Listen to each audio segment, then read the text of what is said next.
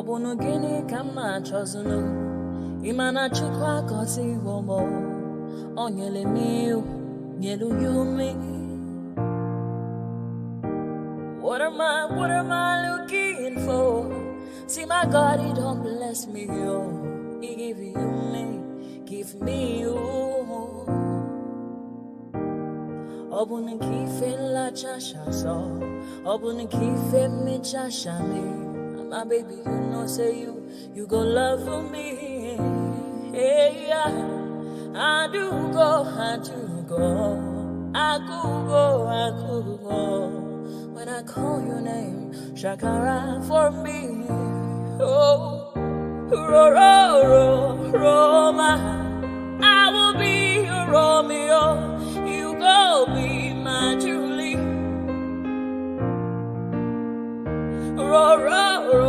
Roma, I will be your Romeo. You go be my Julia. Oh, give me your love and I'll go run away. Show me your love and I'll go use you play. Carry me, go me, I go follow you way. Follow you, they go. Maka Munagi, me and you. Okwa Munagi, my baby, and me and you. Me and you. Okwa Munagi, my baby, oh. Obuzi kife la chasha so. Obuni kife la chasha me oh. My baby, you know say you go love me. I do go. I could go. When I call your name, Shakara for me. Oh, Roma, I will be your Romeo. You go be my Julie. Yeah. Roma, I will be your Romeo. You will be my Julia. Oh, Roma, I will be your Romeo. You will be my Julia.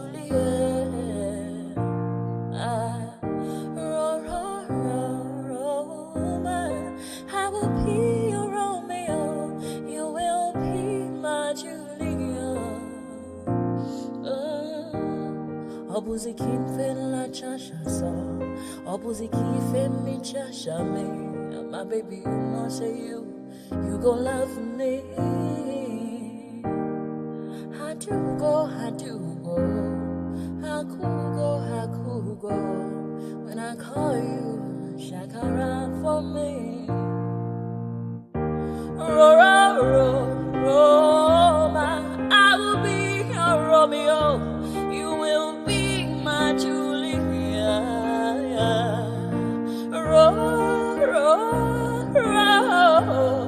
I will be your Romeo. You will be my Julia. Oh, yeah.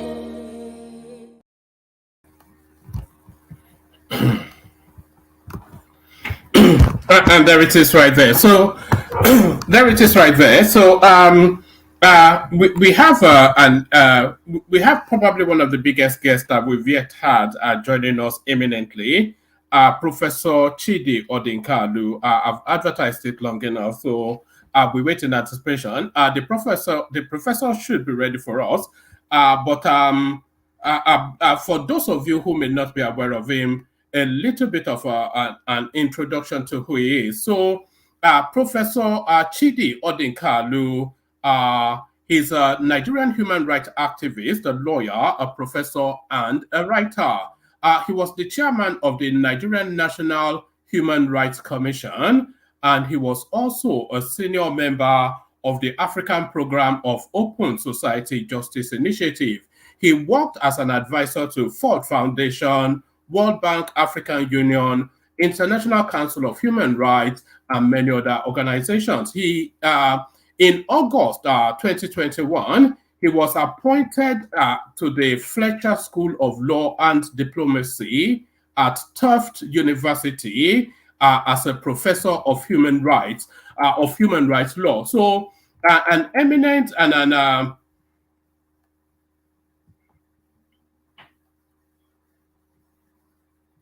an eminent and imminent guest. So let me play you a little bit more music as I resolve the entry of our guest in the background. But let me play you. Let me play you a bit of music as our guest waits to join us. Let me play you. Actually, let me play you a clip of our guest in an appearance he recently had as we tried to resolve getting our guest to come into the studio. Let me put this up and resolve things in the background. So let me put this up. You know, Baja is my friend. But excuse me, when did you see the chief of staff to the president competing with the president for visibility? In every picture you have Baja. When does he have time to run the presidency? Excuse me. Can you please remind me the last time you saw Abba Kyari and President Buhari in one picture? Or when you saw Professor Gambari and President Buhari struggling for who was going to be in what position in one picture? So when did you see Michael Giadome and Jonathan struggling for roles in one picture? When does Baja have time to run the presidency? Because all of these photo ops he's doing is wasting the time that he needs to follow through on the things that will make the presidency work. The position of a chief of staff is not a position for photo ops. It's not a position for taking pictures. When the president has visitors, the chief of staff comes and shoes himself into it. What is he looking for?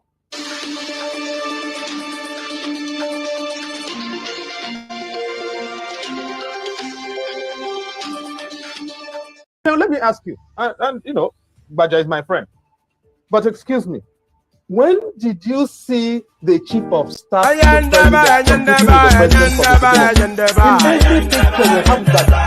have time to run the president?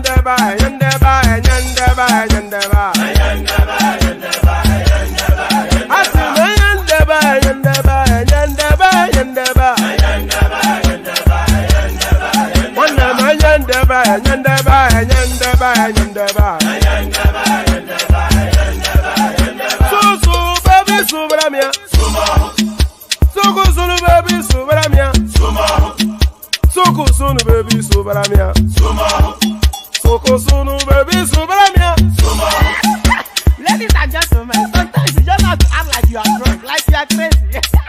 Confuse your enemies, confuse them.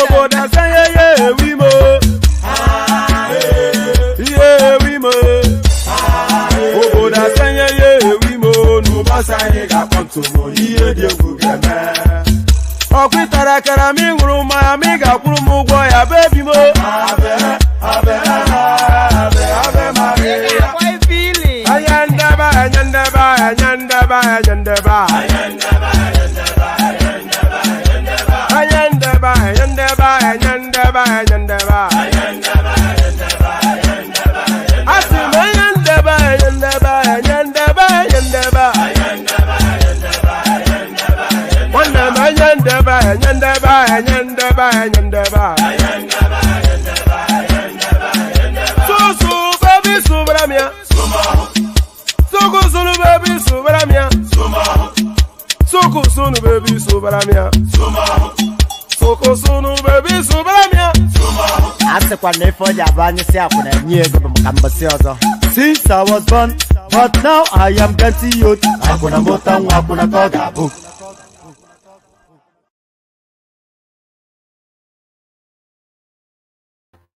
All right, we're experiencing some minor technical issues at the moment, so I'm in touch with our guest. So I'm going to play you this as a just as a space filler whilst we try and resolve the technical issues. Watch this.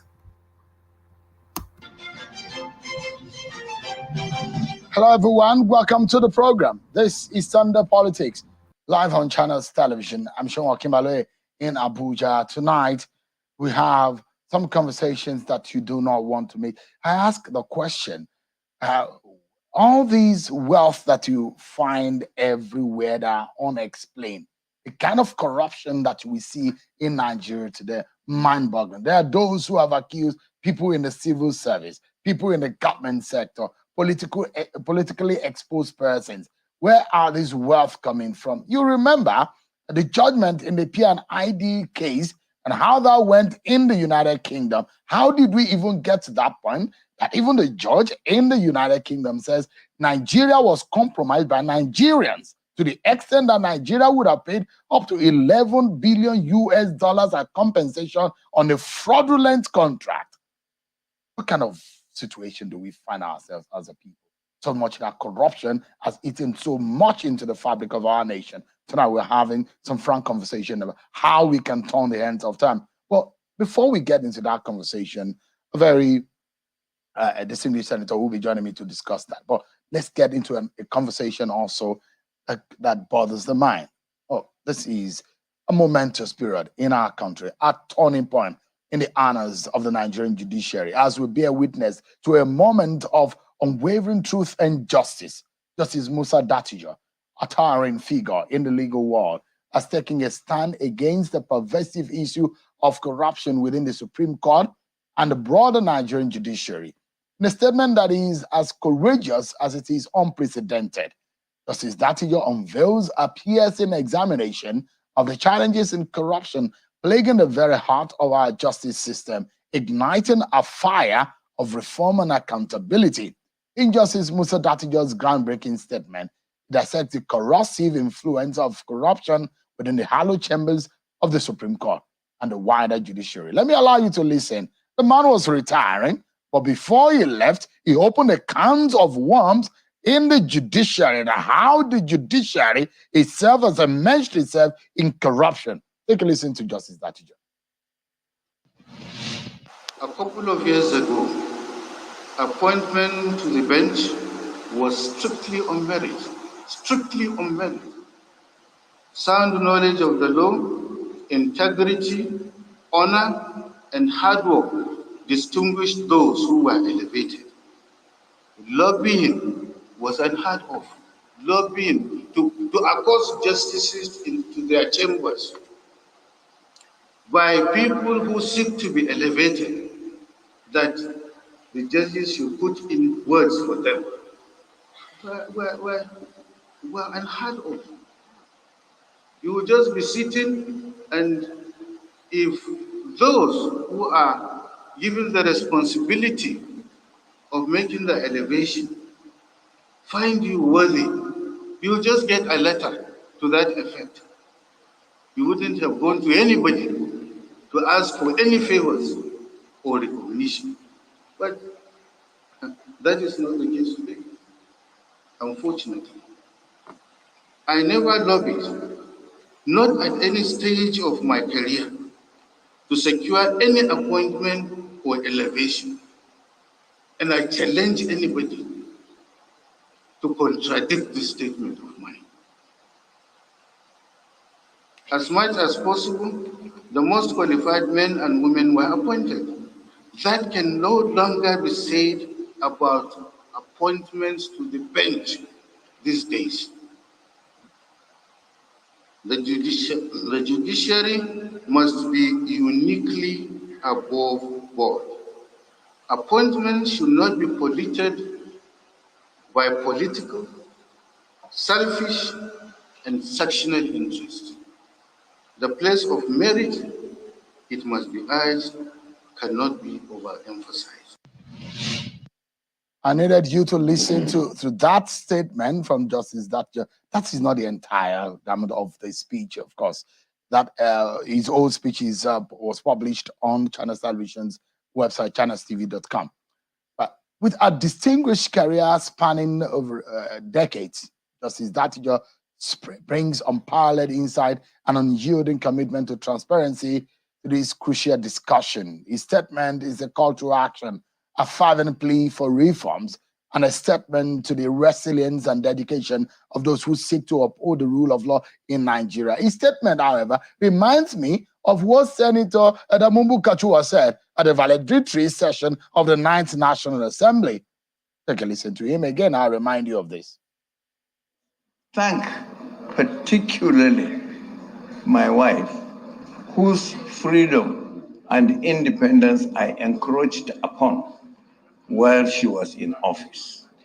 And she has been very tolerant and accepted my encroachment and extended her help to my colleagues. Distinguished, please, I don't think this is a good idea going this direction. It's not a good idea. It's not a good idea, please. Is he a statement of straight from the heart? A statement of a slip of tongue? Because there has been a lot of controversy about what Senator Bukachua said about his wife, who was in the bench before.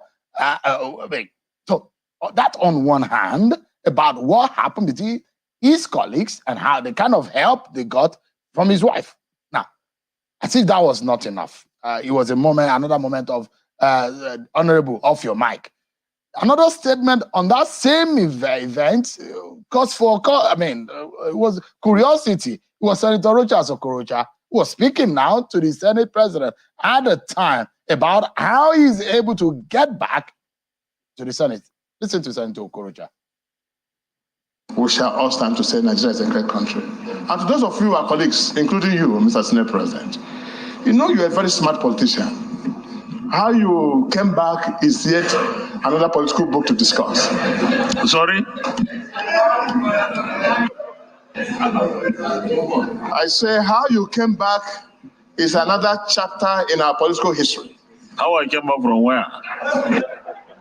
Mr. President, how you return to the Senate as a senator will open another chapter of great discussion in our political book. Because I was there in the field with you running for president. I never knew how you were able to meander and return and leaving some of us. Next time, you must teach me how to do that. It was easy. It was easy. I was there with you in the field, but after our defeat, my constituents thought they needed me again. Justice Dattijo did not go out of service without mentioning some of those cases he felt were cause for, some scrutiny. But join us tonight, first and foremost. Let's deal with that before we get into our main conversation tonight, as we delve into the profound implications of this statement, one that aims to reshape the future of the judiciary, ensuring that it stands as a beacon of impartiality and integrity for all Nigerians. I have tonight joining me a former chairman of the National Human Rights Commission, Professor Chidi Odinkalu, joins us virtually. Thank you so much, Prof, for joining us tonight. I don't want to be told that. Thank you for having me. I don't want to be told. The other day that I was cautioning you about the way you spoke and on the issue of corruption in the judiciary, and I have a feeling that when I speak it tonight, you will be laughing at me. You were grinning when I called you earlier to invite you on this program about what you said, and I was cautioning you. But because you're a member of the bar, you probably understand how far-reaching some of these issues are. Were you shocked by what Justice Dati just said? No, sir. So in all what Justice Dati just said, How bad do you think? Was he able to speak to the extent of the kind of corruption you think exists in the judiciary? I mean, if there is corruption in the judiciary, thinking that it's even at the highest level of the holiest of the holies of Nigerian judiciary, the apex court, the Supreme Court, where we all bow to as the last hope of the masses.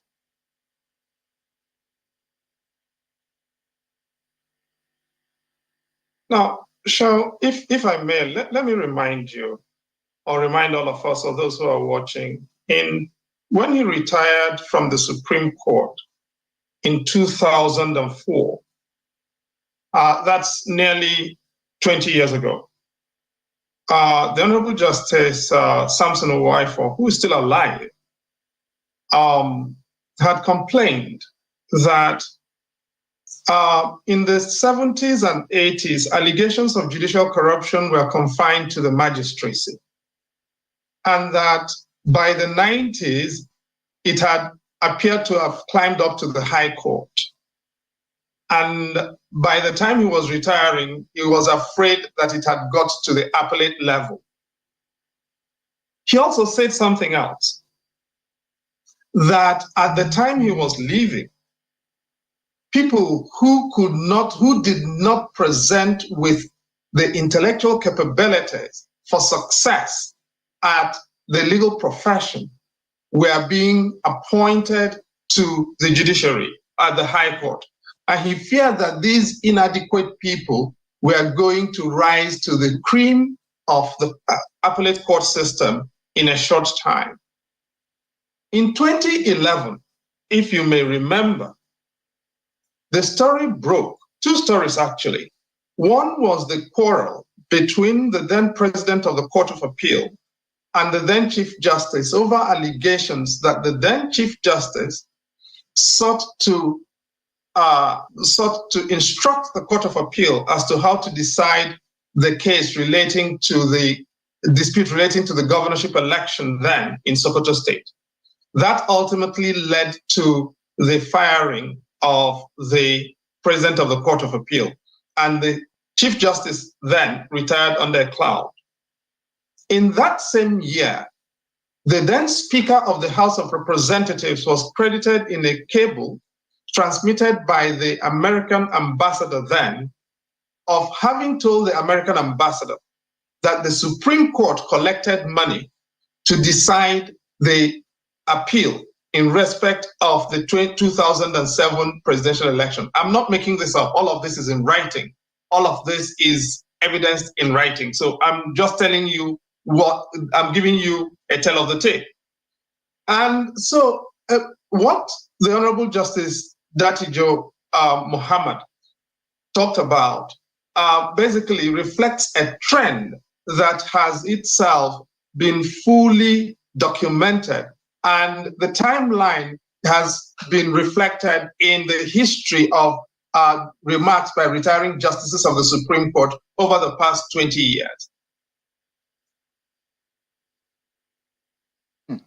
Now, I like to say this with all sense of modesty and all sense of loyalty and also sense of patriotism, that the courts are hallowed in every sense of the word, and the courts are indeed the last hope of the common man. That's where you can run for cover if you have any issue. In fact, any arms of God, the arms of government, they have issues, they go to the court for settlement. Without a court, our society will be in trouble, in chaos. But then, if this kind of thing is happening, and the kind of expose that we've seen about some corrupt judges, which some of their colleagues or some members of the bar have said, and some kind of insinuation and inference that have come up about corrupt judges, because there are corruption in every aspect of our lives, not only in Nigeria, but everywhere. But where you do not want to hear that the corruption exists is in the courtroom. How do we deal with this? Well, first of all, we deal with it by acknowledging it honestly. And I do not agree with you in the spirit of honesty that Nigerian courts today are the last hope of the common man or woman. If you had said the court should be the last hope of the common person, I would agree. Are things that bad, Prof? Are they today the are last things that hope bad? Is it that our yes, courts sir. not? I mean, we're not able to rely on our courts. Are things so bad within the bench? Yes, they are. I'm not going to come here to lie to you. The courts should be the last hope of the common person. I will agree with you. Are Nigerian courts today the last hope of the common person? No, sir. We cannot be honest with ourselves if we cannot admit that the Chief Justice swearing in his son as High Court, appointing his son and swearing him in is a problem. We cannot be honest if we don't agree that the President of the Court of Appeal, sitting in the NJC, approving appointment for her son-in-law and approving appointment for the daughter is a problem. The least they can do is that when these things come up, they recuse themselves. Okay? That is the least they can do. Because being a judge is not a family inheritance. Being a judge is not a sexually transmitted condition. Husbands don't inseminate their wives with judgeships. Men don't inseminate their mistresses with judgeships in the bedroom. I am sorry. We have to be brutal with ourselves. This has got too far. And every time I say this, I get abused. But I'm going to insist on keep saying it because the stakes are too high. The issues are too important.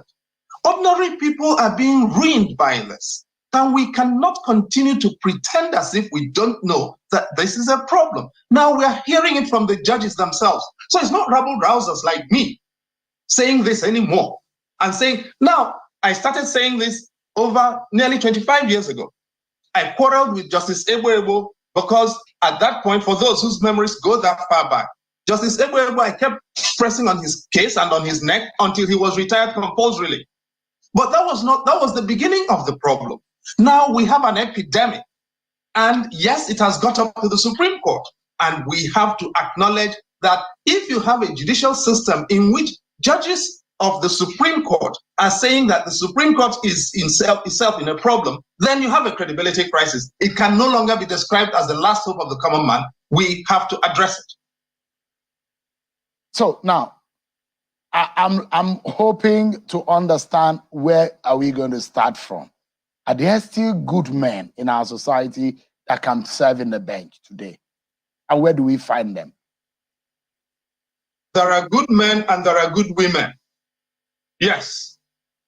Those good men and good women are not confined to the sons and daughters and wives and husbands and mistresses of sitting judges and politicians. That is the problem. Look around and see. The 17 senior advocates in Kogi State today are asking that appointments to the bench be suspended because the state governor, they allege, wants to make his wife a high court judge. Right? That is how bad it has got. Every senior politician wants the person who is in their bedroom or in their family to become a high court judge. How do you run a country like that? So that honest people no longer even get a chance to be considered. And people who are decent and successful and bright and intelligent with integrity no longer have a chance to be considered. If you don't have people from your family.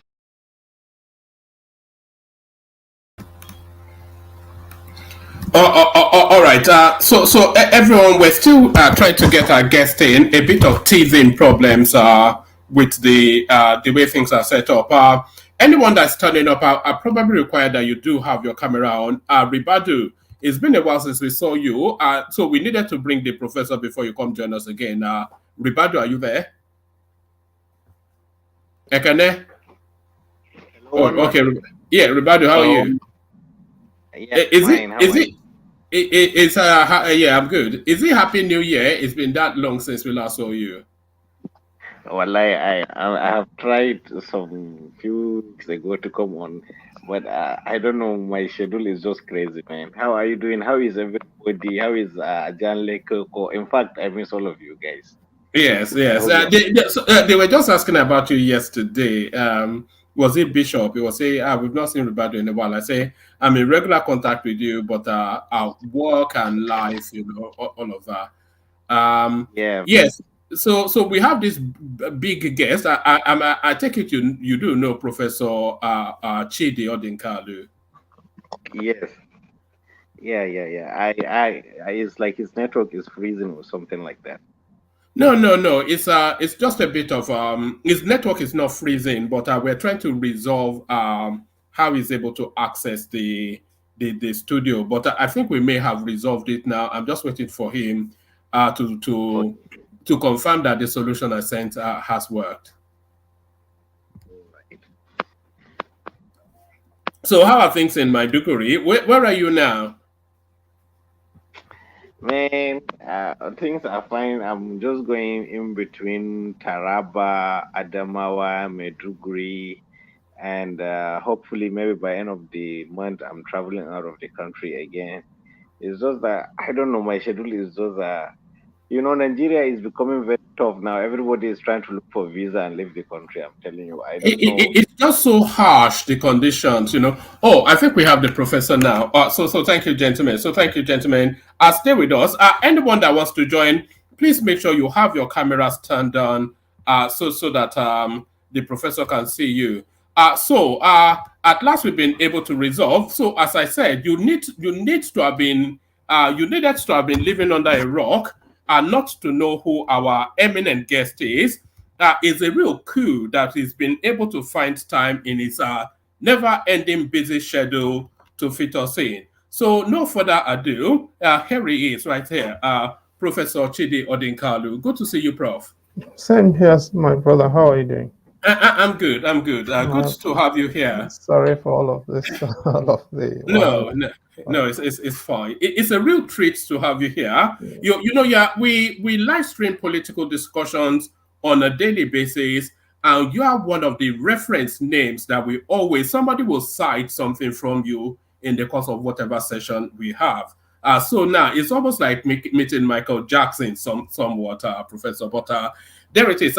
Good to be in your company. So let's kick off the conversation, and we can only really kick off the conversation going to the future tomorrow. So a big game for Nigeria tomorrow, Professor, as I'm sure you're aware. And I think you've written about this actually, the making of a spectacle. So I read that piece that you wrote when you went on a nostalgic journey to Father Tico and the rest of them, and you were speaking commentaries on how the team performed then, because there was a good infusion of homegrown talent. So do you think that is still the way of the future?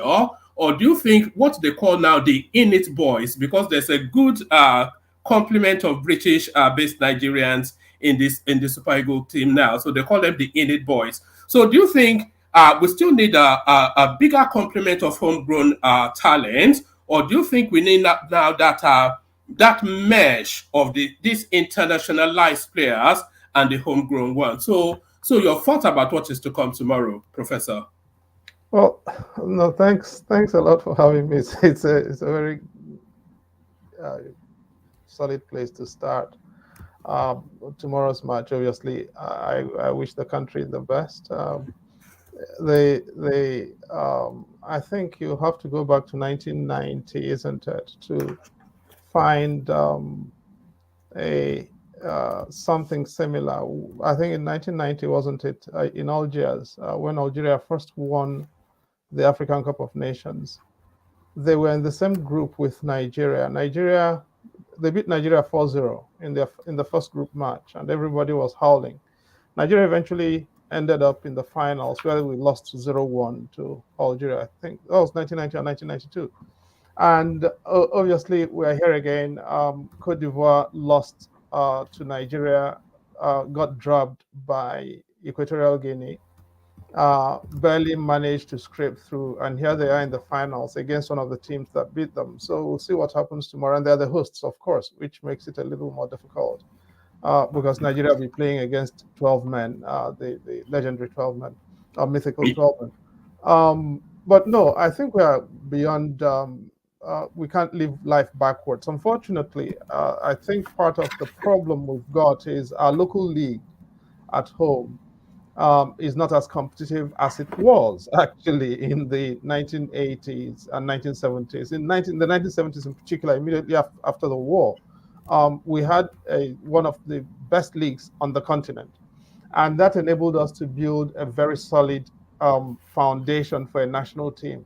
But it also enabled us to negotiate our way through the difficulties of the post-war period. And so, you had Raka Rovers in Kano, Mighty Jets in Jos, Sharks in Port Harcourt, Calabar Rovers, IICC Shooting Stars in Ibadan, stationery stores and ACB in Lagos, Bendel Insurance, New Nigerian Bank in Benin. You had Vasco da Gama and the Enugu Rangers in Enugu, Iwayamu National, or Spartans, as they were called in Owerri. All over the country, Niger Tornadoes, of course. All over the country, you had teams that were very formidable. And even into the 80s, Abiola Babes came into the picture. All of that is a bit of history now. And I do think that there is still a possibility, now that sports football has become big business and not just entertainment. There is, and not just recreation. I think it's possible for us to return and rebuild our national league or leagues. But to do that, we need to have honest refereeing, and that's where we begin. That's the bane of the sport in the country. Refereeing is not as honest as it could be. Yeah, but honesty really is the bane of everything in Nigeria. You probably want to extend to Professor, but so yes. Do you want to give predictions before we go into the meat and drink of politics? Do you want to give predictions for what is to come tomorrow? I wish I could, but I don't come from a lineage of babalawos, so. All right. Hopefully, because we need that victory, don't we?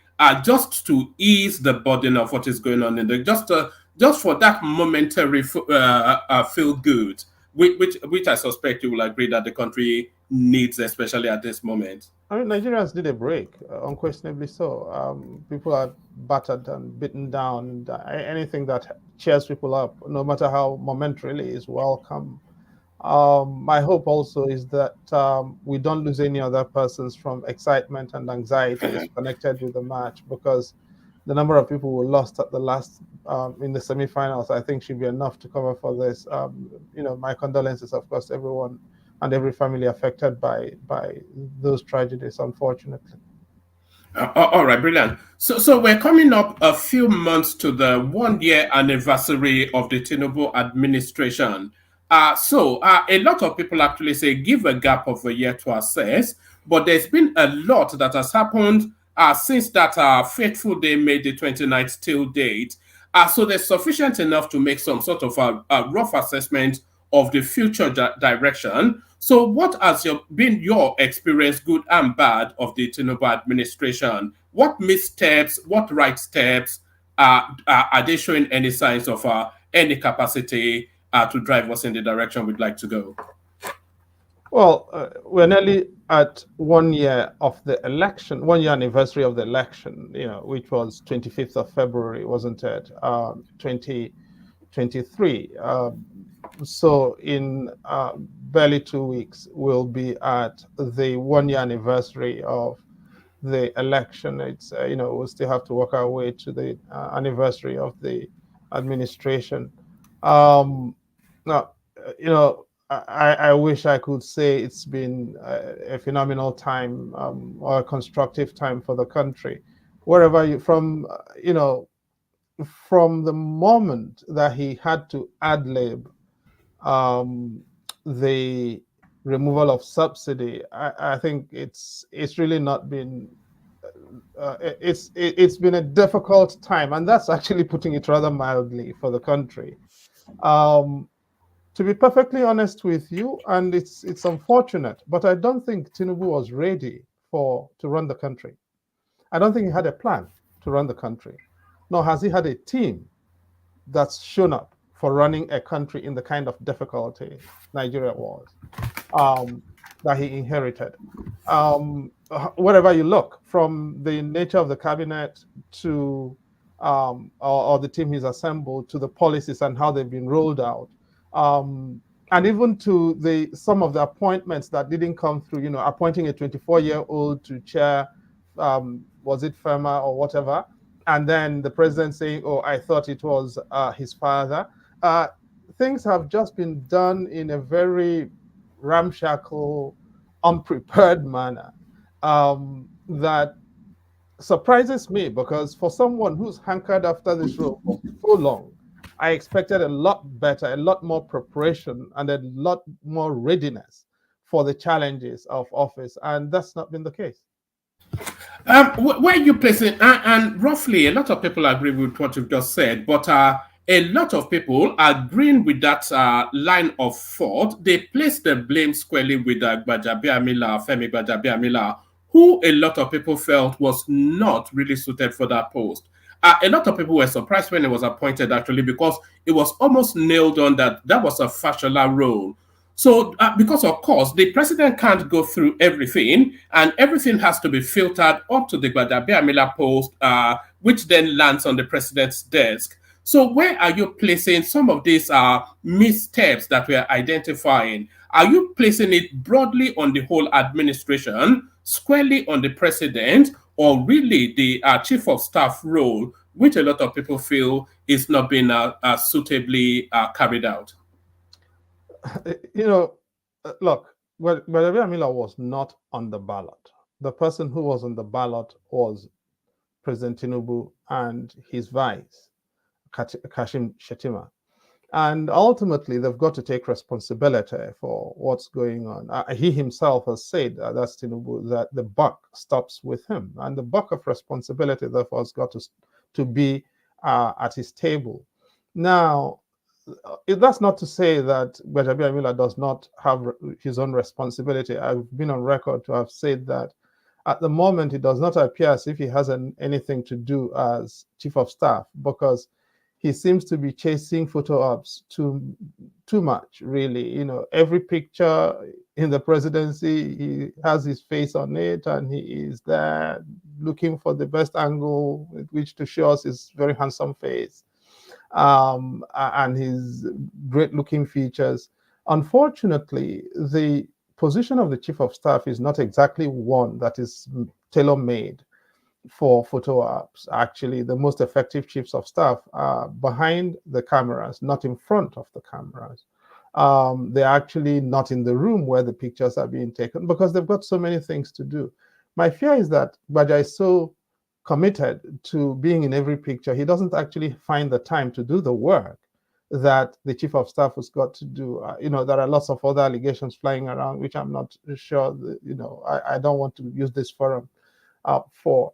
But you know, ultimately, the chief of staff is the president's appointment, and therefore the president has got to take responsibility for even the failings of that position, because at the end of the day, there is only one president, and everybody who works in the presidency is responsible to that one president.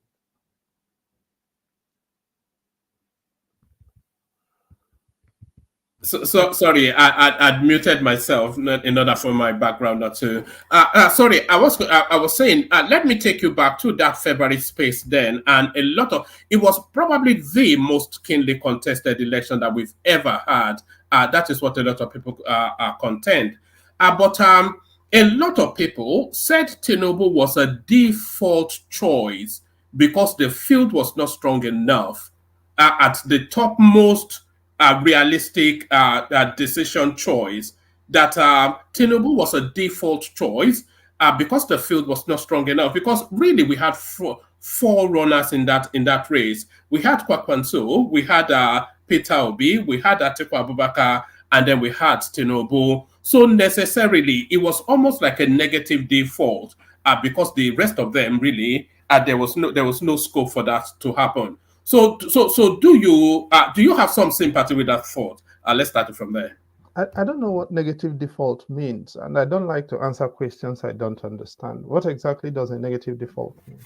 It's a process of elimination. So it's the best of worst choices available. So exactly that. So So the best of a bad bunch, essentially, you know. No, I don't agree So with they that. defaulted to the best of a bad bunch. No, I don't agree with that. Actually, what we have, in my opinion, is a man installed with a tremendous legitimacy deficit because the INEC ran a very crooked election. It's really that simple. You and I know that Tinubu did not win Rivers State. Tinubu knows that he did not win Rivers State. It was credited to him, but he didn't. I can tell you for free, Tinubu did not win Nasarawa State. So let's not go there. But we are where we are. So all of us will have to suffer it, whether the people who are thinking negative default or positive default or constructive default or destructive default, all of us are standing on his mandate now. Abi? All right. Well, all of us have to suffer it, like you said. We are where we are. So he is the president, and the whole process has been gone through. So we are where we are. All of us have to suffer it. But is that suffering? Is it a necessary suffering for reasons of decades of malaise and bad governance? A lot of people argue. There's a contention that what we are going through under this particular administration is all of those bad checks that we have been signing for decades and decades, bad checks in terms of corruption, maladministration, misadministration, brutish administration, administration that did not even administer, all of it cascading over decades. So all of those are chickens come home to roost, and all of those checks now are being cashed. So the first subsidy, the removal of the arbitrage in the foreign currency, essentially to save a financial crisis looming. Is Tinubu is it somewhat a victim of previous malaise that had accumulated up to this point? Now, okay, let's start with fuel subsidy, right? Let's assume for present purposes that the right policy is remove fuel subsidy. I'm not saying I necessarily agree, okay? But let us assume that that is the right policy. How do you roll it out? Now, do you realize that removal of fuel subsidy was not in the president's address, inaugural address? He actually added it on orally. That's what an ad lib means. It was not in the text. Now, you see, when you are rolling out that kind of serious policy, the least you can do is be serious about it. Okay? Now, and that is really what is missing. The idea, the sense that policy making is a serious enterprise, and you come to it with seriousness and preparation. So let's take fuel subsidy. If you were going to remove it, now, for a country that is still importing gasoline, you had to have had a plan for when you're going to begin to substitute importation so that we will not have as much of foreign exchange exposure to that as we're having. You would have had to have a plan for your mitigations and how they were going to work. You would have had to have a plan for your productivity rollout to see that the productivity deficits that have put us in the challenge that we've got with reference to Forex are addressed so that we can then begin to get some imports and therefore we'll begin to earn.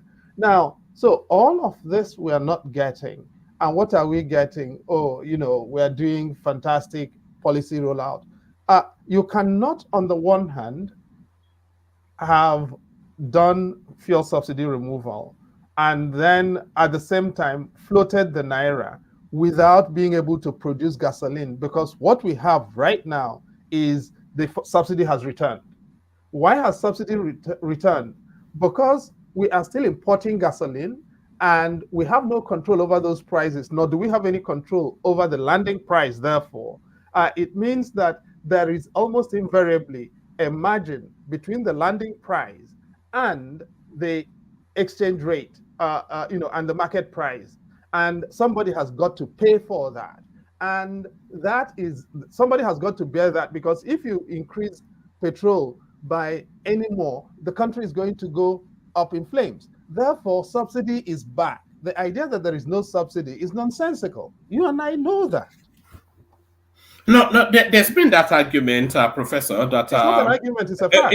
but there's no line for subsidy in the budget, because we went through the budget in details on this platform. There is no line for subsidy in the budget, so it wasn't captured in the budget. So I cannot see how that can. But the argument is that why is there not chasms in the fuel prices? So that I think that is where that argument is.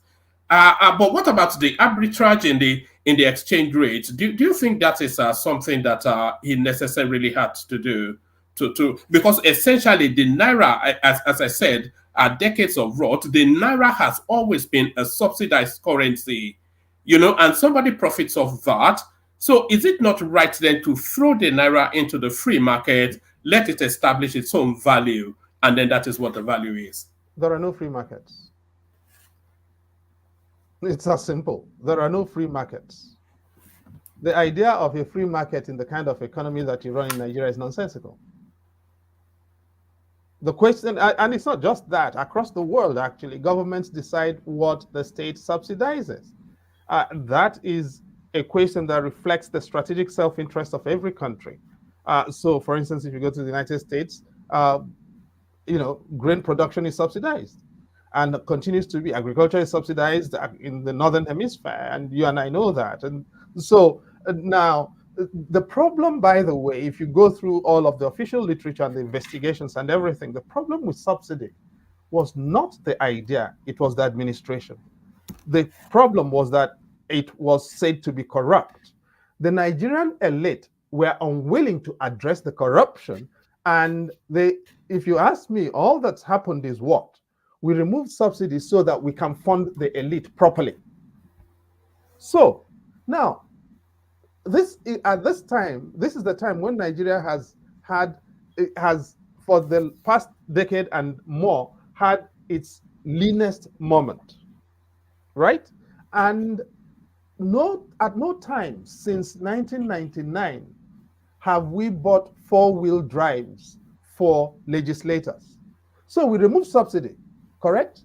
And we go and buy Prados at 160 million, at 160 million, was that correct? Yeah, 160 million naira, yes. Each for each of them, yeah. For each of them. Now, at the time they bought those things, those Prados were going for $45,000. And how much did they buy them for? Close to $160,000. That was the cost of each of those Prados. And you're telling me that this is a serious proposition. There is a serious policy proposition with subsidy. It doesn't make sense. What is happening is that we have said, sod the poor people, okay? And instead, let us just focus on helping ourselves and know that that is what government is about. And so dudes are helping themselves, and poor people are trekking to work. All right. So talking about poor people, so there seems to be, as a result of policy positioning by this particular administration, the catchment area of that description seems to have widened somewhat. So the people that now constitute poor people are almost double in size as what previously obtained. That, of course, as a result of the removal of that subsidy, especially those two subsidies, we should say. So what should the government be doing to ameliorate that sort of where the Nigerians are actually starving?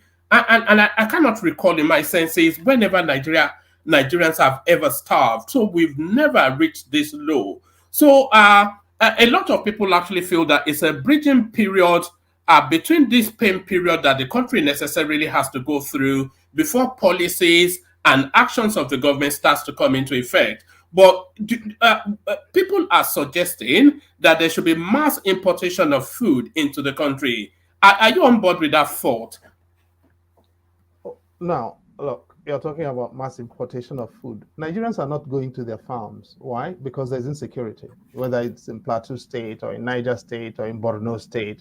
And now, the three biggest states in Nigeria are Niger State, Borno State, and Taraba State, in that order, right?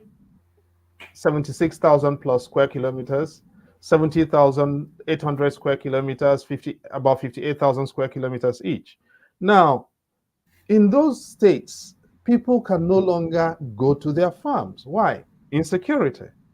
Even in small states, people are, whether you're talking about Lagos State, which is 3,777 square kilometers, Anambra State, 4,880 square kilometers, or something like that. Now, people are struggling with insecurity. So, okay, so let's take it that the fuel subsidy is rocket science, and so is exchange monetary policy management. What about what about insecurity? Now, instead of telling people, you do massive importation, and by the way, in all of this stuff with deepening problems of survival and immiseration, the incidence of taxation, the tax burdens on people are rising exponentially, across all heads: electricity, personal income tax, public utilities, you name it. Everything is rising. Now, amidst all of that, people cannot find food to eat. And I'm talking about local food.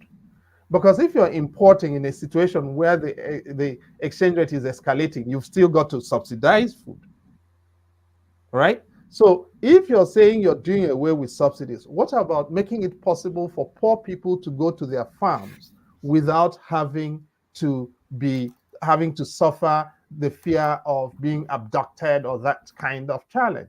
That, I think, is the real problem. That the government, as I said at the beginning, when we started this conversation, there is no plan.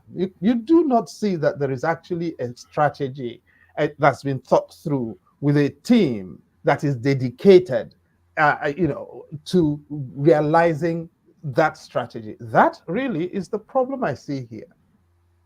All right, brilliant. Okay, actually, let me take you to another space. I was going to ask a follow-on question there, but there are people waiting to come and speak with you as well. So let me take you to another space. Let me take you to the Nnamdi Kanu narrative. So Nnamdi Kanu, well, of course, rendition from Kenya to Nigeria, still going through the judicial process. A lot of people feel that Nnamdi Kanu's solution essentially has to be political. So it has to be some sort of political pardon or political bargaining. And a lot of people feel that Nnamdi Kanu should be held in situation till he can be politicked into the Eastern politics. And a lot of people feel that a lot of that is going on. So what is your reading of the Nnamdi Kanu narrative? And you might want to add a little bit of a soupçon of Simon Ekpa to that as well. Prof. I don't know about. I don't know what Nnamdi Kanu narrative has got to do with what we're talking about. Look, no person should be above the law, but nobody should also be beneath the law. As you know, no Nigerian citizen should be above the law. I hold that view very strongly. No Nigerian citizen should be beneath the law. I also hold that view very strongly. My problem is not whether or not you want to solve a Nnamdi Kanu problem, whatever that is supposed to mean, politically or judicially or chemically or catastrophically. No. Now, my problem is quite simple. If you say you want to try a man, don't put them in limbo. Nnamdi Kanu has been in the criminal justice system for since 2017 with the interregnum of when he was out of the country and then the rendition, which clearly was unlawful, just as a straightforward matter of law. And I don't think that the Supreme Court did not dispute that at all. But having then brought him back, now, in all of this period, there has been no evidence led against him. The charges have not stood up. The charges have been struck down left, right, center. The government has amended those charges 5 or 6 times.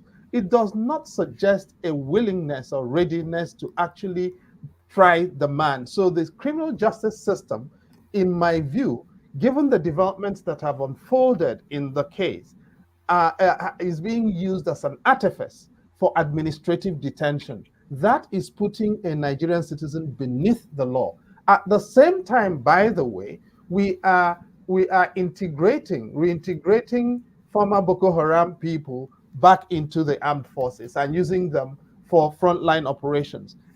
You see, so that really what we are doing, if we are trying to suggest pathways to integration of the country and to coexistence, what we are doing is creating narratives of differentiation based on origin.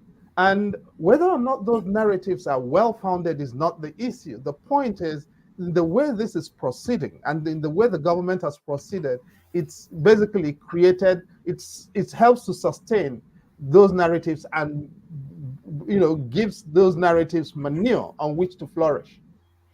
All right, brilliant. Professor, I'll ask you one more question, then I'll bring the panel, Neil, because I'm sure they're keen to put questions to you as well. I was reading your piece because, of course, you have your strongest opinions often wrap around the Nigerian judicial system and how it's been structured and how it's been run. So I was reading, and apologies, I've been trying to practice this gentleman's name for a good while, but you'll probably correct me. But I was reading your piece on Nganjiwa, a George from Borno, who finds himself in Abakaliki. But from what I gleaned from your piece, it should not really be on a bench in Abakaliki. It should be in a space in a Kuje prison. So use that then as the tool to just give us just your feel of the Nigerian judicial system, the rot, and what needs to be improved. Well, anyone who's been to court or who has had transactions in court would know in Nigeria, first of all, I think there are quite a good number of honest judges who try to do their best in a difficult situation. And we need to encourage them, and because they do exist. Just as there are also, even in the Nigeria police force, we find a lot of decent people trying to do good things, or in the public service still. But then you've got a heck of a lot of dreadful people who have gone into the judiciary for all the wrong reasons. And those people the problem we now have is that the good people tend not to get to the top. And the place is dominated by the dreadful people who really are giving the judiciary a dreadful, dreadful name. And Haidla Nganjiwa is really one of them. And you see, if a judge who cannot even defend themselves against the kinds of allegations that I wrote about is not fit to be on the bench. Look, in Nigeria, in my own lifetime, Justice Anyebe in Benue State was tried for murder, right? And ultimately acquitted. In Old Bendel State in 1986, Justice Ikomi was tried for the murder of his ADC. He was acquitted.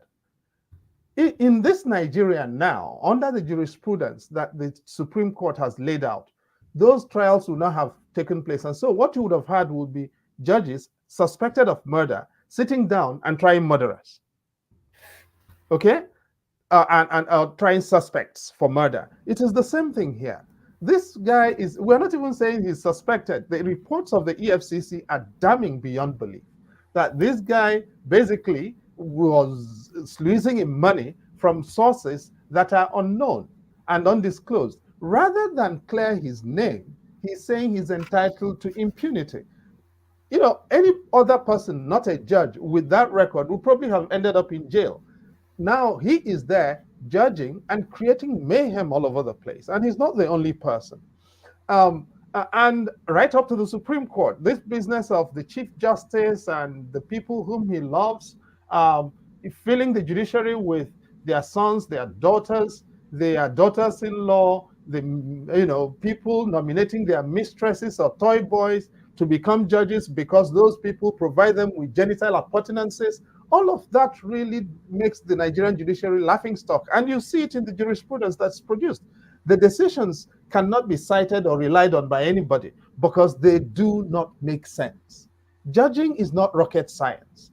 When a decision comes, even when you are on the losing side, when you have lost, you will respect the outcome because you know that the judges actually behaved fairly. That no longer happens in the country, and that has to be cause for concern for everybody. Yes, I read your piece as well on the Chief Justice of the country, Olukayode Ariola, who recently made his son, a judge, I think, Abuja, within Federal High Court. Yes, and your contention in that piece was that his son did not have sufficient enough grounding within the legal profession to even be a magistrate judge, never mind a high court judge. I saw that piece, Professor. But Professor, as you speak to that, let me start to bring on the panel, who I think are keen to speak with you now. And everyone can, as many of you have your cameras on as possible, so that the professor can actually make eye contact with whoever is speaking with. So Baba joins us. So as you come on, you put your question. I'll call you to my turn. Then you introduce yourself to the professor. Tell him where you're joining from, and put a position to him. So Baba joins us. Good to have you, Baba. Prince Daddy joins us. Good to have you, Prince Daddy. Kulata is here. Good to have you, Kulata. Ajanle Koko is here. Good to have you, Ajanle Koko. And Ekene is here as well. So good to have you, Ekene. So let's kick the conversation off, and we kick it off with you. Let's kick it off with Kulata. Let's do it in that order. Kulata. Let me just get my notebook so that just give me a second. But I'll hear you. So please feel free to speak. Or let me get my notebook. All right. All right. Good evening, Prof. My name is Kulata. I'm in the United States. I've read a lot about your work. I've seen you speak on Rudolph's platform. You have a very interesting background, and you're doing a tremendous work for Nigeria.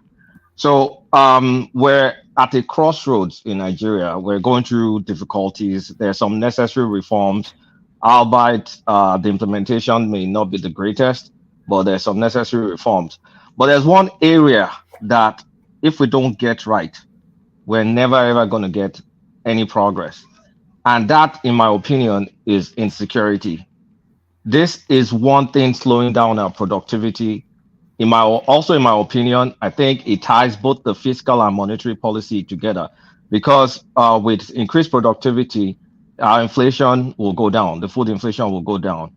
Government will have more people to tax. If they're going to tax more people, at least there'll be funds flowing.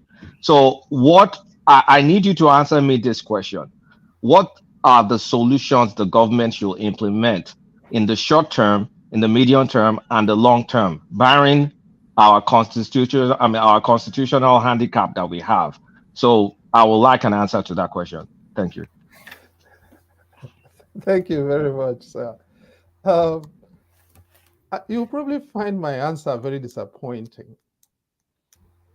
The biggest single, you see, on the insecurity thing, and it's something on which I've spent quite a bit of time, I think our central problem is that we treat insecurity as a tactical issue. And so the response is always deploy army, call on chief of army staff, and all of that. But look, you do not keep the army to fight your people. Your army is actually designed to fight external enemies. And when you find yourself defaulting to the army to fight what should be criminality, you know you are in a serious crisis of identity. Now, the problem, we are at a point where insecurity is actually a reflection of a conjunction of two illegitimacies. State illegitimacy in the popular imagination of a lot of people, and governmental illegitimacy. The biggest single issue we need to address in order to begin to get to the bottom of insecurity is electoral integrity. The people at every level, federal, state, and local, and community more than any other thing, who wield authority have got to do it legitimately. You see, if you have someone at the helm who is seen as legitimate, whether or not you agree with the person, when they convene or look to seek solutions to problems of insecurity, people will attend, even when they do not agree, because all of us have an interest in seeing insecurity reduced. But when people believe that the person at the helm does not have legitimacy, they are fighting the person. They don't listen and they don't agree, they don't believe. That is the very first thing. If I were this president, the first thing I would do in terms of addressing insecurity, I'll fire the INEC chairman and I will address Nigerians and tell them what? We are going to get to the bottom of this insecurity problem, but I need you to come with me on a journey. And this journey is going to be challenging, but we need our communities to work. Look, a lot of people think insecurity is Boko Haram and IPOB, and the biggest sources of insecurity in Nigeria are not those.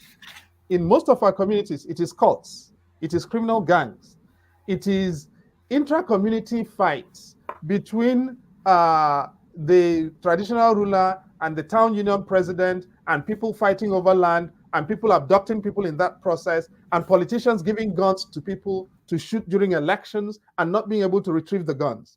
Now, and by the way, if you read the report of the presidential panel that inquired into the origins of Boko Haram in 2011, it will tell you that in 2003, Boko Haram originated in a set of young people whom the governor of Borno State used to win elections in 2003 and then wanted to dump. And those boys formed the core of what effectively became Boko Haram. So that is the first thing we need to address. We need to resuscitate our police and make police to work and fund policing properly and criminal justice properly. So now what have we done? We've accepted that the answer to insecurity is just shoot your people and kill your people. And as we are killing all of these people, we are creating trauma. We are creating young people who want vengeance for what has happened to their parents.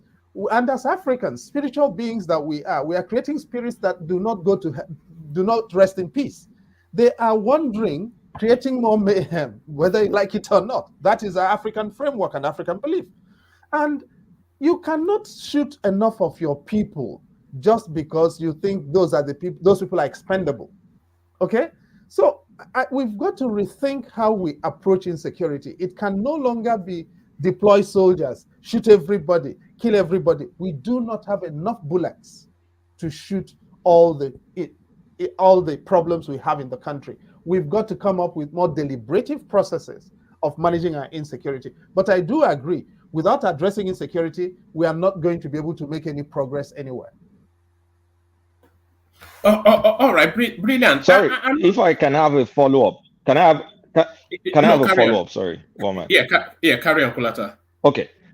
So I don't want to sound cynical, but what your first answer in terms of electoral process kind of like took me to a Michael Jackson bad musical video where he's trying to make peace between gangs. I think in my cynical mind, I think that's kind of like not realistic because except we want to raise our hands and say we will never be secure, because I don't see in Nigeria where the electoral process is always going to be flawless. There's always going to be one thing or the other. And now the situation in a lot of areas is existential. So I don't want to use the normal nonsense language they use, kinetic and non-kinetic, which is like the force versus addressing it from the root source. But when we look at where we are today, we will not make any progress. We will not attract any investment. We will not grow our economy. Our food inflation will not go down. Things will not move until this is solved. So while shooting, I don't use shooting people and all, there's some necessity that has to happen even before we get into areas where our elections become better. So I want those because we cannot wait and fold our hands. My brother, forgive me for interrupting you. You see, this is the problem we have, in my view, in Nigeria. We want to cut corners. Yes. Look, there are no perfect elections anywhere, but there are elections that reflect the will of the people, and there are election outcomes that do not reflect the will of the people. In 2015, you could not say Buhari did not win the elections. Whether or not you like Buhari, I would never vote for Buhari. Okay? Buhari won the elections fair and square in 2015. And if you were going to deny him in 2015, you were going to cause a crisis. In 2019, Hope Uzodinma lost the election in Imo State in 2019. And you cannot understand the problems in Imo State without going back to what happened in the installation of Hope Uzodinma. You cannot understand Boko Haram without going back to what happened in the installation or in 2003 and its aftermath in Borno State.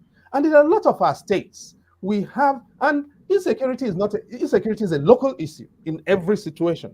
It varies from place to place. The pathologies are different. Now, you cannot solve that problem by saying, oh, you know what, we will never be able to install legitimate government. Then you are not prepared to address it. If you are not prepared to admit that illegitimacy is fundamental to the pathology of insecurity in Nigeria, then I'm sorry. Once we begin to understand where the rain started beating us, you can then begin to calibrate short-term measures that tactically buy you space to negotiate your way to a durable solution. But if we are not even prepared to do that, then there is a problem.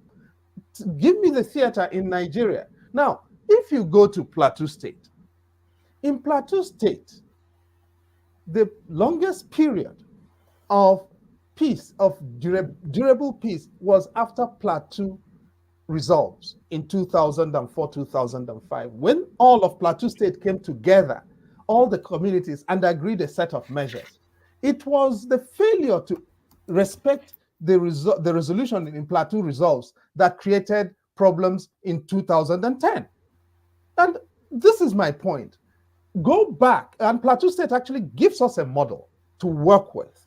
If you look at what happened pre-Plateau resolves and post-Plateau resolves and the collapse in Dogonahawa in 2010, you will understand what I'm saying. But the idea that, oh, you know, we can wish our way out of this and come up with magical solutions, there are none. Not like coming up with... sorry, Kulata. Professor, is it not just a simple matter of being under-personneled in our security apparatus? It might well be just as basic as that. We have a complement of the totality of our less than 500,000-600,000 right across all the security structures to manage 200 million people and the vast expanse of our country. So is that not really where the problem is, that we're just under-personneled? What does under-personneled mean? We don't have sufficient in numbers in armies, police, not even anywhere close. We should have a 1 million-man strong army for the vast terrain that is Nigeria. We should have 2-3 times the number of the police force that we have. So we don't have the personnel numbers is really where a lot of people feel the problem is. Who are you fighting with 1 million soldiers? Well, the insurgencies, as a bold face to external aggression, you don't keep armies to fight your people. This is the problem with that. You see, we are committing strategic blunders in order to imagine answers to satiating people's fantasies. You do not keep armies to fight your people. What you need to address your problem is an internal security infrastructure, right? That is not an army. An army exists for what armies exist to do. Now, what have we done? We have balkanized the police since 1977. The military destroyed the police, starting with the destruction of the police signaling capabilities, because they did not want the police signaling capabilities to be used for coup plotting. And then we created the NSO from the police, which became the SSS, right? NDLEA is police. Name all of the, what do you call it? EFCC is police. NSCDC is doing policing work. Now, we've balkanized police, and we didn't just do that. We robbed the Nigeria police of confidence as an institution and professionalism as an institution. And because of that, we are suffering consequences. And what do we now want to do? Oh, create state police. You want me to agree to give Wike police for himself. I will not. I oppose state police with a very clear eye. In the Nigeria that we are, to talk about state police is madness. In the Nigeria where governors do the kinds of things that they do, to talk about state police is absolute madness. Now, we went through processes of discussing police reform. I was involved in the 3 presidential commissions on police reform, 2006, 2008, 2012. Muhammad Ahmad DIG chaired the 2006 one. MD Yusuf chaired the 2008 one. Pari Asayande chaired the 2012 Presidential Commission on Police Reform. Justice Uwaisi's panel in 2008 had a substantial part on policing. Now, all of those agreed on one thing: we needed to decentralize police. Okay, and don't forget, we came from a place of community policing. By the way, we did have native authority policing. It was abused. Native authority policing was abused completely, which was why policing had to be federalized. Okay, now nobody remembers that because all of us are in the Twitter generation. Okay, and now everybody wants state police, state police. Every governor wants their police to be able to deal with their opponents in their territories. But meanwhile, most states at the turn of the millennium created vigilantes, because the Nigeria police may be a federal institution, but policing and security is actually not on the exclusive legislative list. And what we are trying to do is, every time we are confronted with a problem, we think we can simply wish away a proper diagnosis and come up with solutions that are going to give us more problems. So if people are trying to suggest that the answer to this is state police, I think they are totally misbegotten. And I'm not surprised that everyone who has gone into the presidency has ended up becoming unconvinced about the idea of state police. Sorry, Prof. I'd like to respectfully push back about your diagnosis, because I mean, you picked. It's like you have some cherry-picked examples that kind of like alludes to legitimacy, which you correctly picked examples such as Boko Haram. They were political thugs. I get that. But back when I was in college in the 90s, we had the cult problem. We were under the military then. The other situations, such as the farmer herder crisis, that has been happening since perhaps the 19th century, even no longer than that, and we still have them now. So those don't have anything to do with legitimacy. Some of them are legacy issues. So I do not agree that an issue of legitimacy, because any government in the world, let me put it away, any serious government in the world, whether legitimate or illegitimate, takes security as a priority. The way you breathe oxygen is the way you should secure your country. So I don't think we should say until this is right or that is right before we can actually secure the country. So I'll leave it at that. No, but your examples actually make my point even much more formidably than I could. Now, take farmer. Now, why are we talking about insecurity? Now, every country prohibits murder, but murder still happens, right? And what do you do when it happens? You prosecute it. You hold it accountable. You hold the perpetrator accountable. Okay? So rape is prohibited, but rape still happens. And so what do you do? If you can find the perpetrators and witnesses, you hold the perpetrator to account. Okay? But if you had a situation where you had mass killings on a catastrophic scale, that is no longer murder. You call it something else. You can call it a pogrom. You can call it anything up to genocide. All right? That is the point here. Now, by the way, farmer herder problems may have been happening, but they were not on the scale that they have been happening. We are dealing with a problem of scale here. Now, if you go back, okay, now the response of the Northern Regional Government under the Sardauna of Sokoto was the creation of grazing reserves. And there was a great investment in grazing reserves in the north, and the preservation of mechanisms for making sure that the transhuman pastoralism was managed in a way that was conducive to coexistence, and by and large that worked. So you can date what you're calling the crisis of pastoralism, or what you're calling legacy issues in northern Nigeria, is recent. The first major problem in Jos was 1994. After the crisis, and the problem in just in 1994 was over the siting, over the creation of Just North local government area. It was political. It wasn't. It was after that the instrumentalization of identity began.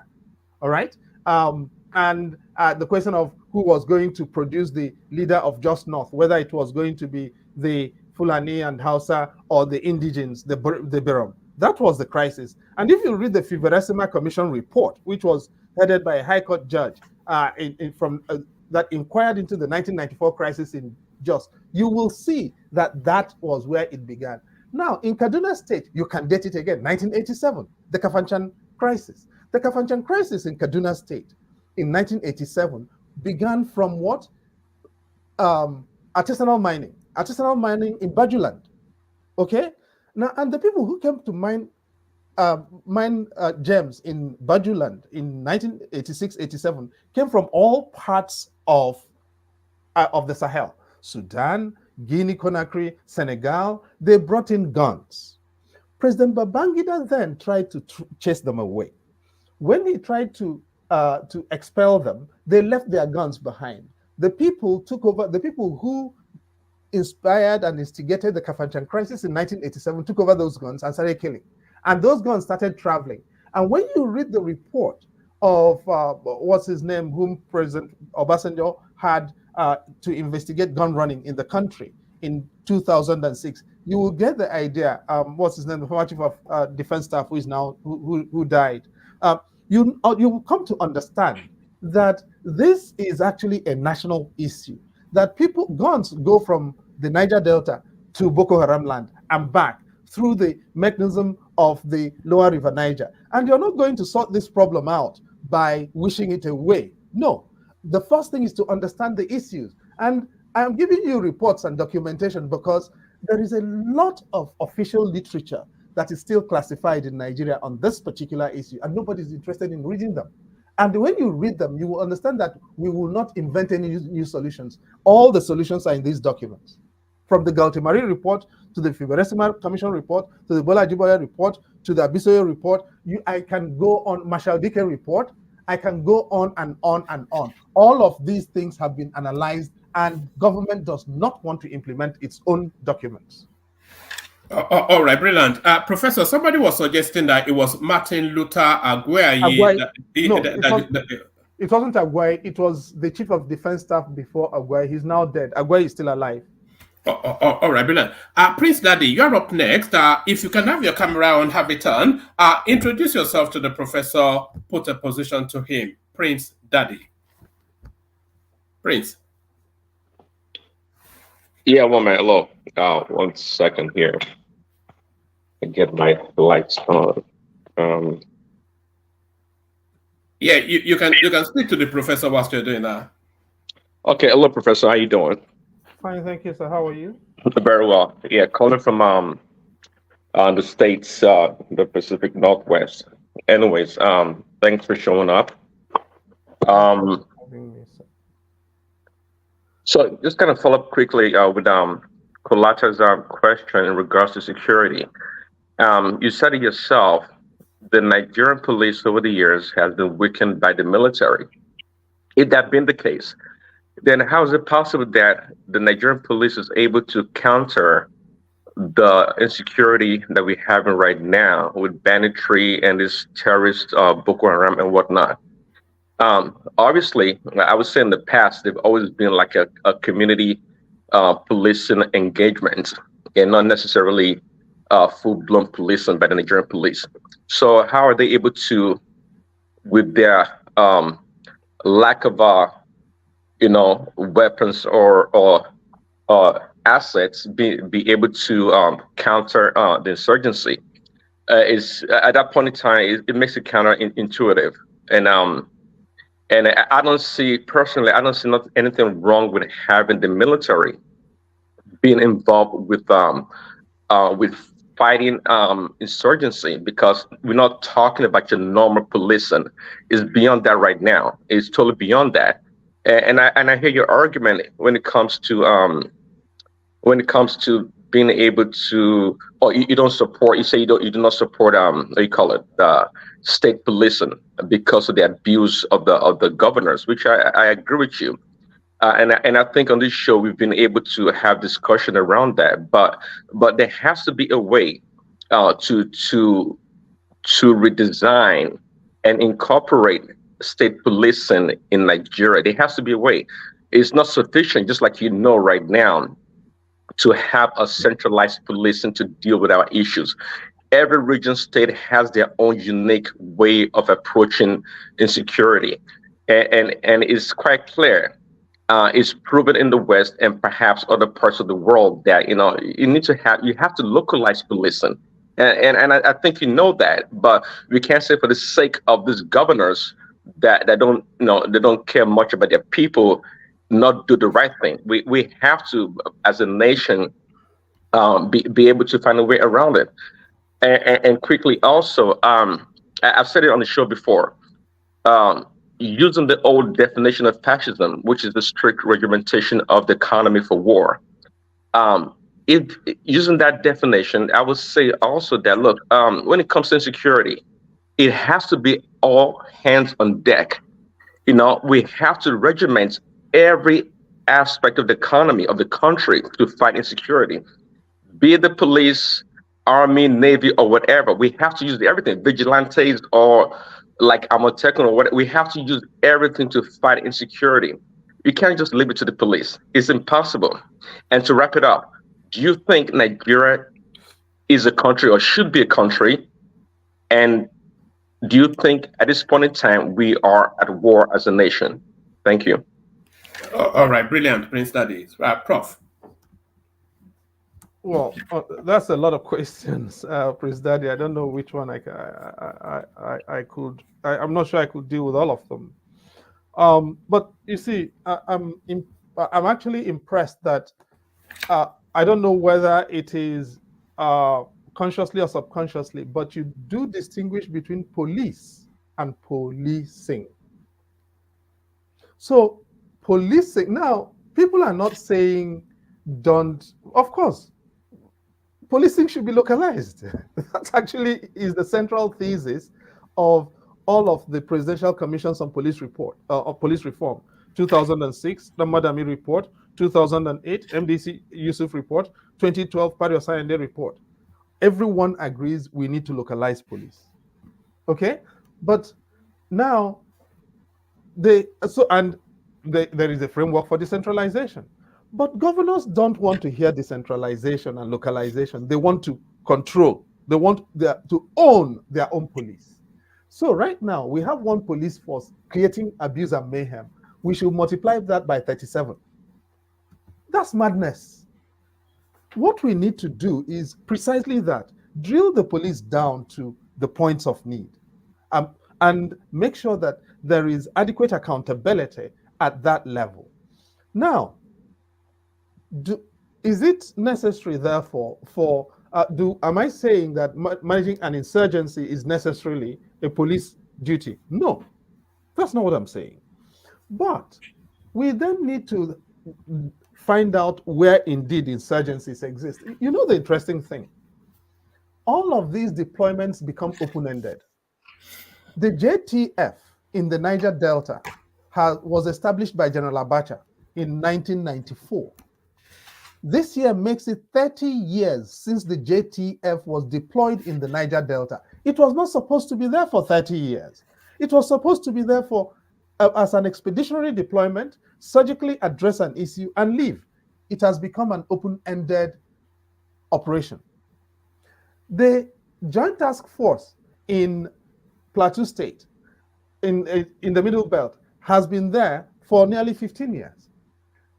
Ditto for the one in the Northeast. So what is it? These things have become economies of their own, fighting so-called insurgency. And look, if I've spent the past 20 months or thereabouts on the situation in the southeast of Nigeria, and for the most part, much of what you have in the southeast, over 75% of what you have in the southeast, has nothing to do with IPOB. In the places where you have the worst killings, IPOB does not exist and cannot survive. If you take Obosi in Idemili North, of Anambra State. Or indeed, if you take the Demilis, north and south, there is no IPOB there. The IPOB people who tried to get in there were liquidated by the business model of crime in those places. All right? But what does that tell you? This is a policing proposition. But if you represented it as a policing proposition, you will not get money. So if I want to get Abuja to release money, I tell Abuja that I'm fighting secession. That escalates the nature of the issue, and I get quick money to go and fight secession when I know it is not secession. Now, if you go to Obaru, next door, Obaru has a bunkering problem. All the states around the Oguta Lake have a common problem. That is Delta, Imo, Anambra, Rivers. Okay? Every one of those states suffers an exposure to the same pathologies. But and none of that has to do with IPOB again. But what do? Once we call it secession, there is money to be made.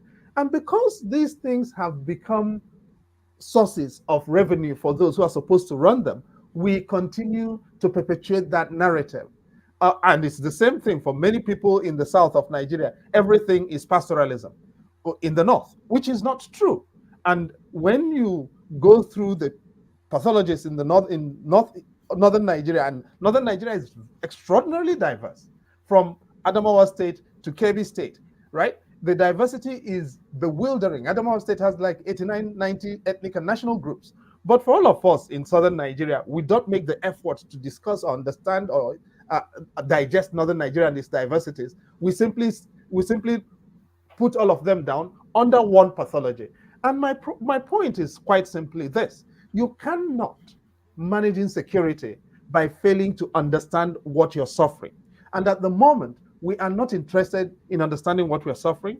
And the people whom we are trusting to do it are invested in making, most of them, not all of them, but most of those people are interested in making money out of it. And that's why these problems are unending. All right, brilliant. You're up next, Baba, and we can vary the topics beyond insecurity. The professor has a vast spectrum of knowledge. He has more than a working knowledge of most topics, so we can vary it if we can. But Baba, you're up next. Introduce yourself to the professor, put a position to him. Baba. Yes, good evening, Prof. My friends call me Baba, and I joined from the USA.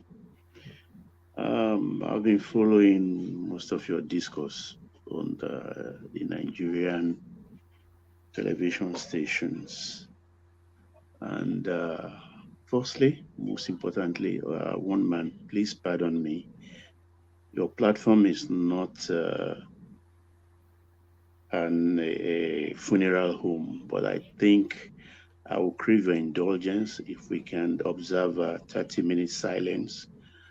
30 minutes? I mean 30 seconds. I'm right. Very sorry. I respect industry, more so great industry. They are talking about the passing of Herbert Wigwe, the wife and the son, and the Ogunbanjo helicopter crash. May God rest their soul. Amen. It's a big Amen. loss to the country. Absolutely. If we can observe just 30 seconds silence, I will appreciate that. All right. With the professor's permission, we can do exactly that. Please, so I'll play this.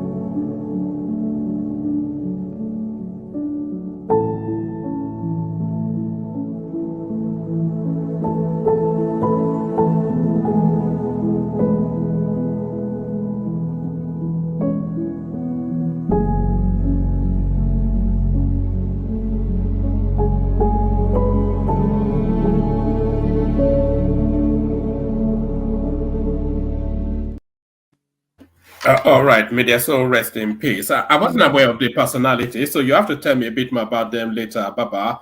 Okay, Baba, Albert back Ingwe, to you. that's the managing director of Access Bank.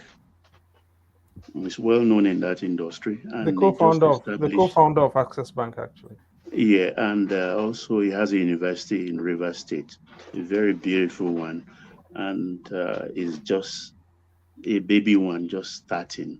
I wish he had lived to nurture that university to the height of his dreams. Yes, Professor, my time is short. I have house guests. I just sneak to make this. Do you think, in your considered opinion, that Nigeria is on the brink?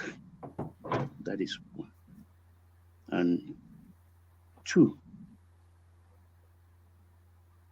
do you think Peter Obi will have been a better president than Asiwaju Bola Ahmed Tinubu? Thank you, Prof. No, thank you, Baba. So sorry, on the brink of what? Expand on that so that the professor has the fullness Collapse, of what you mean. total collapse, going asunder to your tent, O Israel. Okay. No, thank you very much, sir, and thank you also for reminding us of our shared and collective humanities, with the memories of compatriots whom we lost in this crash on the borders of California and Nevada. I actually like to marry up your question, and apologies to Prince Daddy because I missed I didn't respond to his question on whether Nigeria should be one country, because I see a relationship between the two questions. In the wider scheme of things, actually, there is nothing spectacular about Nigeria, right? In terms of just there should be no exceptionalism about Nigeria. Nigeria is 923,000, just under 924,000 square kilometers. In Africa, that's relatively small. It's 32 or so million people. That's less than Pakistan. And now, in terms of land mass, it's relatively small, actually, in the African sweepstakes. It's smaller than Niger, it's smaller than Mali, DRC, Algeria, Tunisia, I could go on, Mauritania, Angola, South Africa. Now, in terms of diversity, I'm not even going to talk about India or China or any of those.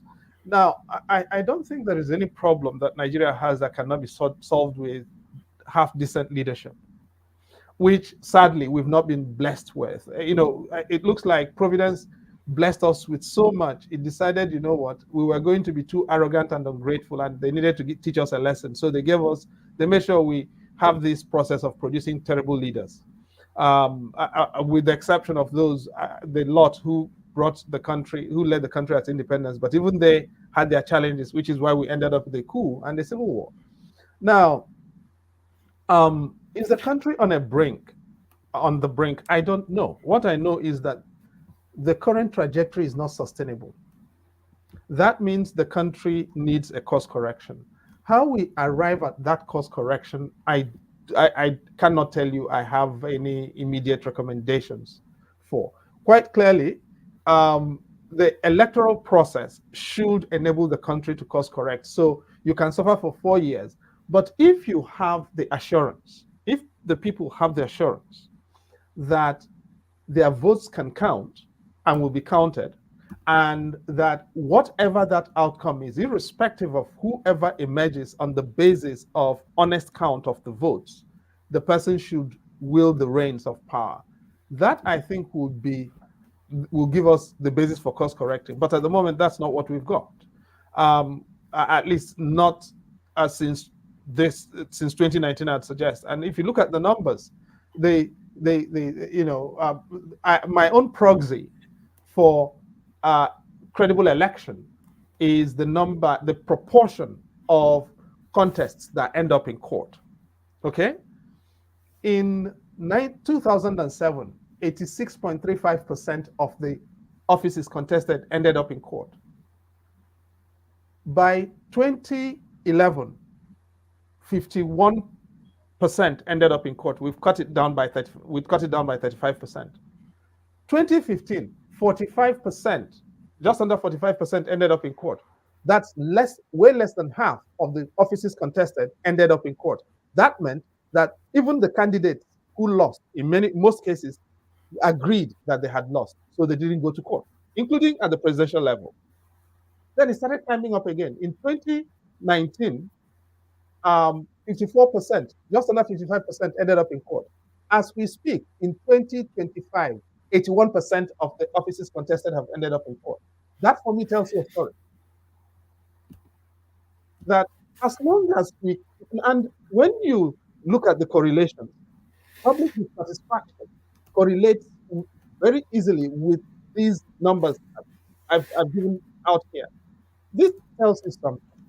When people believe that the government that is instituted represents them, they are willing to forbear. That's not the case. Would Peter Obi have made a better president? I don't know. That's a hypothetical that only God or Babalawos can answer.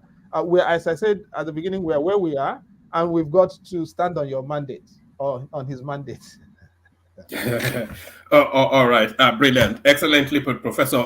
Ekene, you're up next. On mute, introduce yourself to the professor and put a position to him. Ekene, you're up next. Yeah, one man.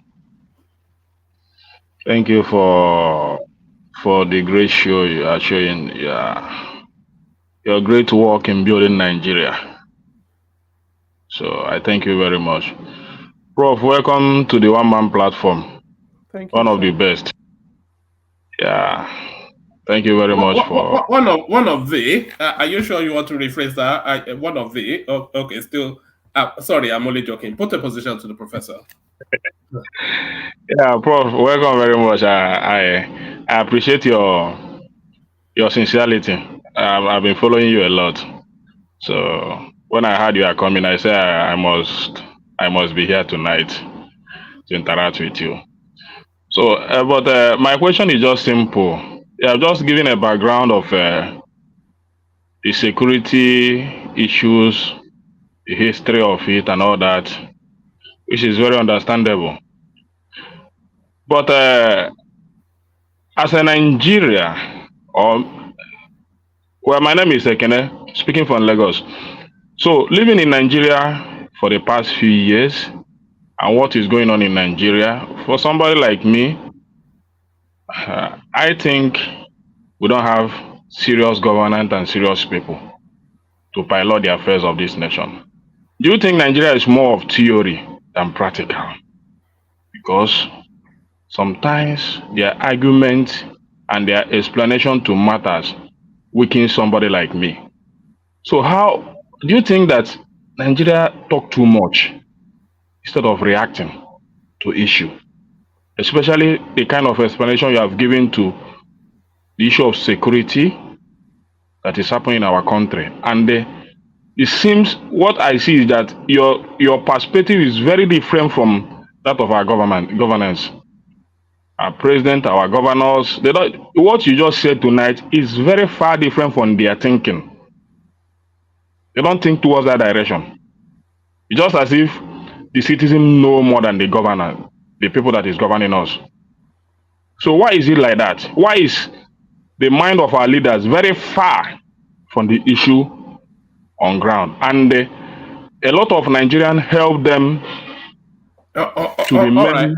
Let me push a bit, to manage the time. Yeah, Professor. Why is it like that? Thank you. I don't know. I'm not in public office at the moment, and I'm obviously not running for office either. But I'll answer your question. I'll try and respond to you denotatively. Let's take Abuja as it is now.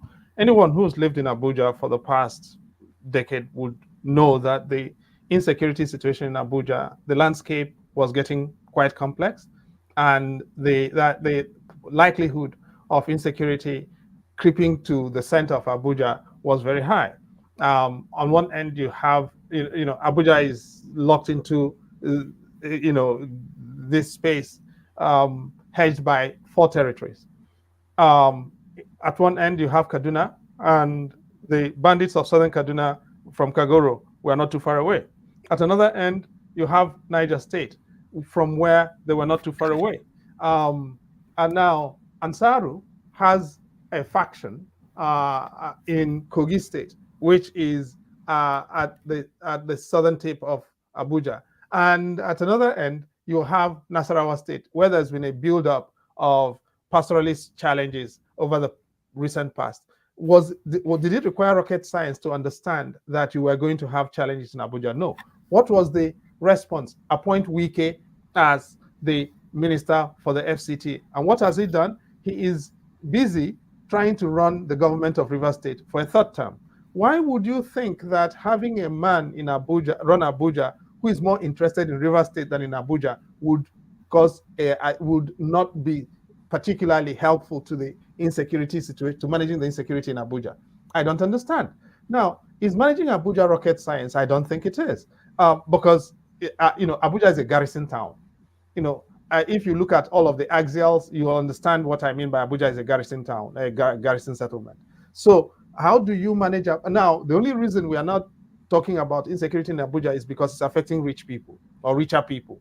Because in the rural communities of Abuja, the insecurity had already got there by a few years back, and people were already disappearing, and banditry was affecting a lot of communities. But people were not listening because this was affecting expendable people. How do we do this? Have responsible public officers in the right places. And I get back to the issue of legitimate governance, because if you are concentrating on how to rig the next election rather than fix the problems that you've met, it's not going to work. And let me repeat myself. You will be amazed at the amount of official literature on the shelves of the Cabinet Office on every aspect of insecurity in Nigeria, bar none. Identifying names, identifying people, identifying causes, giving you recommendations, solutions. But we're not interested because government, for the most part, is transactionalized. And as long as you're transactional, and why do we transactionalize government? Because we need to extract the money to be able to rig the next election.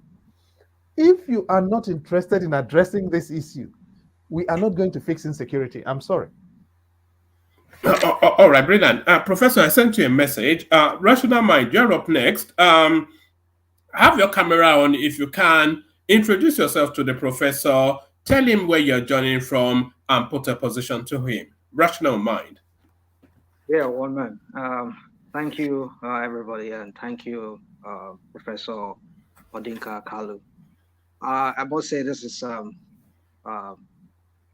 moment in my life, I would say, that I will be talking to you. I remember many years back during the June 12 struggle, I read a lot about you. Wow. In the newspaper, your activism during those era. And I'll be talking to you today. It is a moment, I would say. Thank you once more for being here to address some of the topical matters with regard to our country, Nigeria. I just have I have several questions, but I would try and see if I can condense them into condense it so that we can get as many people in before the professor has to. So, well, I think some of them you touched on some of them, but I think your answers were not too satisfactory to me. They were vague. But first of all, I want to ask you a question about the Nigerian education system.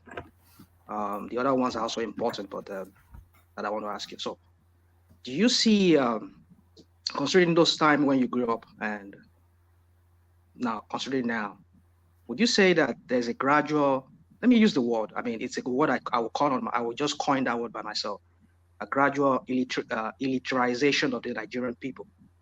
For example, you talk to our security agents, the police. Some of them can't even express themselves. They can't even talk proper English. I mean, when I mean proper, don't get me wrong. I mean, English is official language. They act like they are just not well trained. So you see that also across the society. But then, would you say there's a gradual militarization of the Nigerian people, and which has brought us to this moment in the Nigerian history that on this same platform here, another platform, you see some Nigerians that will come here and they will argue in a way that you just like, where are these people from? So would you say that's the case in Nigeria? And talking about the electoral reform, I want you to touch more on that. Would you say the last electoral reform that was done by the past administration that was enacted, would you say there was any impact into this last election that we had? Was there any impact to it? Was that any result we could hold on to that it really helped? Because in terms of improvement, you mean? Well, improvement, did he, I mean, was it to any benefit to Nigerian people? Because I think one man played earlier the China's news where the Justice of the Supreme Court was talking about how the former Senate president got back, despite there was a section in the electoral law that says you cannot do that if you've. So would you say, just let me, I just want to throw that, I'll ask the other question, we'll have to go around again. So the education part, gradual elitarization of the Nigerian people, and the electoral reform, what would you say on that? Well, the electoral reform question, thanks, is pretty easy to answer. The Electoral Act 2022 was supposed to have solved a lot of our problems. It clearly didn't. And part of the reason why it didn't is judges. Judges simply subverted the law entirely, which is why we have my good friend and classmate Godswill Akpabio as Senate president. He didn't run, but the judges gave him a seat. That's why we have Lawan in the Supreme Court. In the Senate. He could as well have been in the Supreme Court when you think about it. He didn't run. The Supreme Court gave a very disgraceful judgment in his case, returning him to effectively returning him to the Senate. David Umahi in Ebonyi State was running like Akpabio and Lawan for other seats. The judges methodically subverted every piece of reform. And that's why I'm a skeptic about investing in electoral reform. You cannot invest in electoral reform when the system is run by crooks who are entirely unprepared to basically respect the rules. And where we have transferred responsibility for managing the rules for electoral management from the electoral management body, that's INEC, which is established for that purpose, to judges, who then who accept bribes, by the way, to issue decisions that even they cannot defend. So we've transactionalized the judicial process for the purposes of subverting the electoral system, and it is frustrating electoral reform. And that is why systematically and deliberately I am focused on addressing the judiciary, because my view is that is where our problem now is. So what's happening? People are packing the judiciary with their judges and with their children and their mistresses in order to transfer the venue of judicial decision making from court halls to bedrooms. And in bedrooms, people decide what should happen with what you and I are talking about and calling reform. And therefore, we've got to focus on the judges. At least that is my own theory. Others can find what they need to fight, but I've decided this is where I'm going to focus my own little energies, or whatever energies I've got left. And the issue of education, you've talked about the police, you gave the example of the police. So let me work with the police. And why is it that the police or policing assets, personnel don't look very literate? It's because in the past, police training institutions were the places where you went to get the best. In the SSS currently, when they're looking for proper people to lead SSS units, they go to the SSS training institutions because those are the people who help you foster training and doctrine and professionalism. But in the police, if they send you to a training institution now, it's a punishment posting. So all the police training institutions have collapsed. And because training institutions have collapsed in the police, that is why you now have a poverty of training, doctrine, and professionalism. By contrast, when you go to the armed forces, you see that if you're posted as the commandant of the NDA, you are the cream of the cream of the cream. If you're posted as to the National War College, you are the cream of the cream of the cream. But when you're posted to a police training college, for instance, you are actually treated as drag. Okay? So it is a reflection of a society that no longer takes training, doctrine, and professionalism seriously. And it's across the board. In our educational system, we are no longer producing teachers. Teacher training, and that is, which happens at the tertiary level, has collapsed. And if you're not producing and replacing teachers, that means you cannot sustain education, and values and standards necessarily have to fall. We can easily redress that if we wanted to. All right, Brian, does that satisfy your question, Rational Mind? Yeah, Rational Mind. It does. Yeah.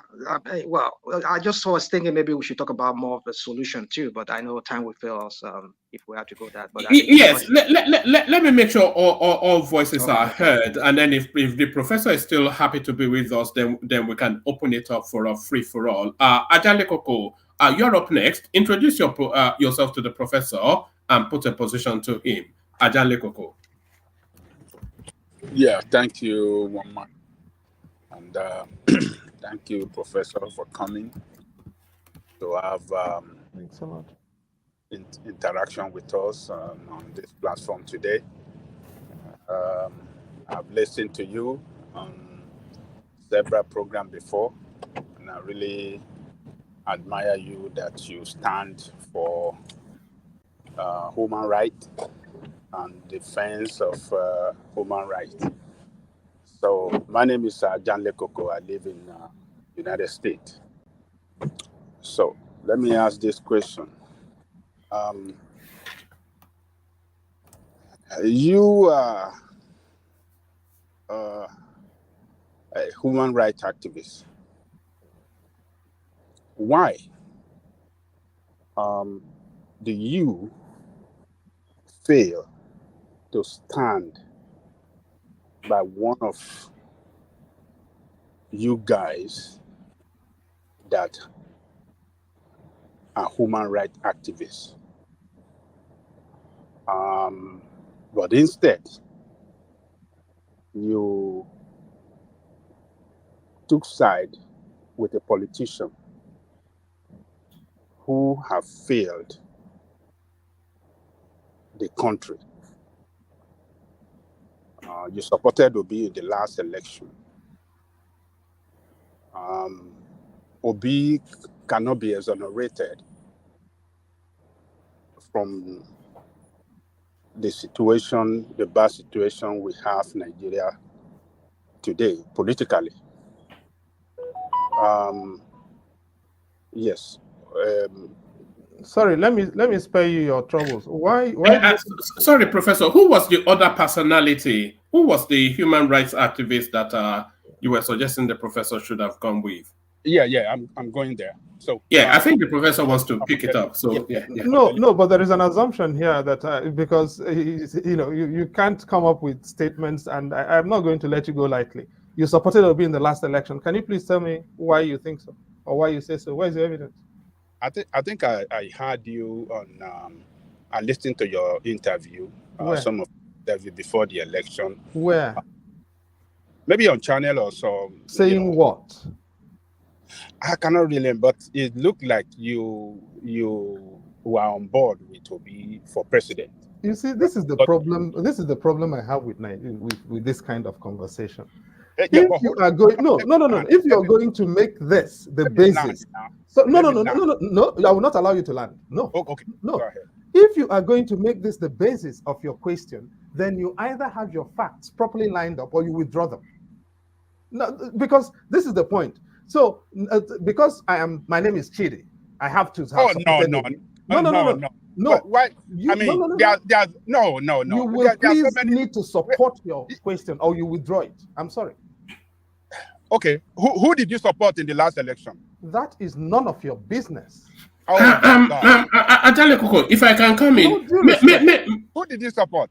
That is absolutely now. If you were interested in that, you should have asked me that question to begin with, and not make assumptions. So I'm not going to dignify you with a response. Okay, fine. Let me ask you the question there. Who did you support in the last election? I will not dignify you with a response on that particular matter, but unless you withdraw your original supposition. And I'm not going to let you go lightly, no, because people feed others with their prejudices and so think that we're all going to have to live with that. No, absolutely no. Okay. Ajande Koko, can I rephrase that question and see if Professor finds it more palatable? I think where Ajande Koko is leading you to is that why did you not lend the weight of your personality to somebody like Omoyele Sowore, whose backdrop in activism and fighting for the human dignity is more aligned to your body of work as well. So I think is that a good summation of where you want the professor to be, Ajale Koko? Ajale Koko.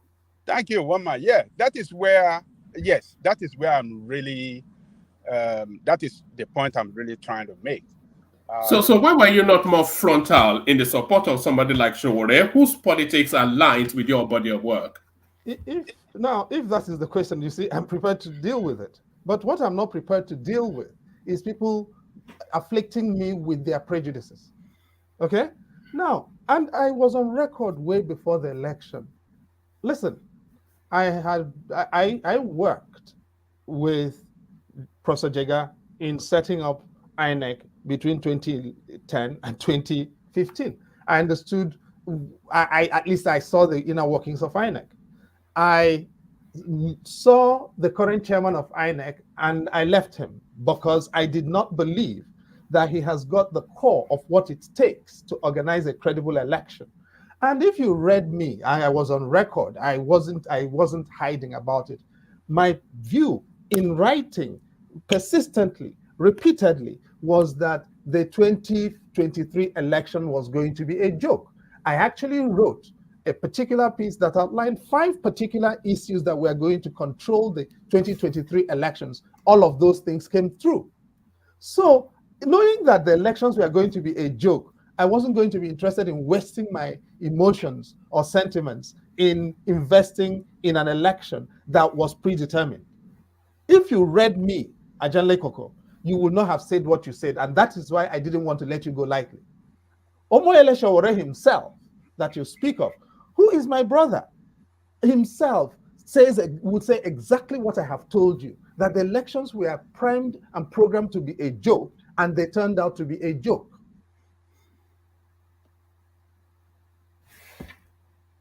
And if you want, give me your email address. I will send you what I wrote. So this is not, I'm not inventing things about the elections.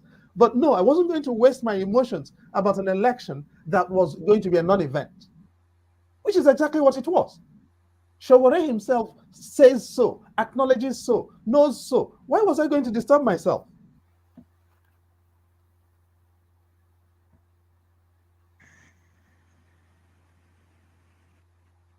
Ajale Koko.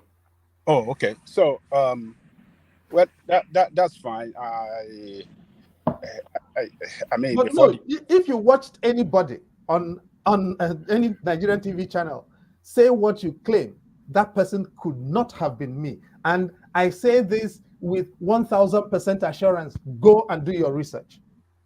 Okay, that's fine. So what you are telling us, or what you are telling me now, is that you did not support any candidate in the last election. You didn't, you didn't. And you can go and do your research, or as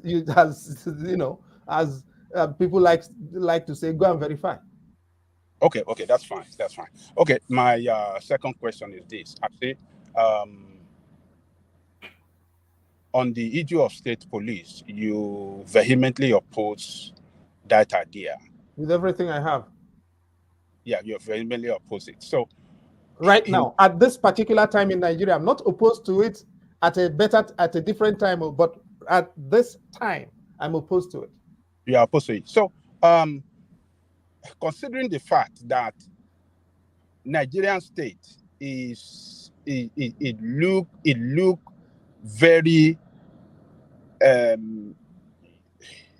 it look like Nigerian state is very, very incapable to secure the country now, considering the level of insecurity we have around the country.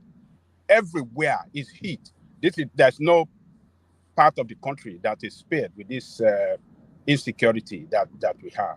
So what is your own solution to this problem? Because Nigerian police look very, very incapable. They lack the capacity now. They cannot do the job. So what is the way out right now?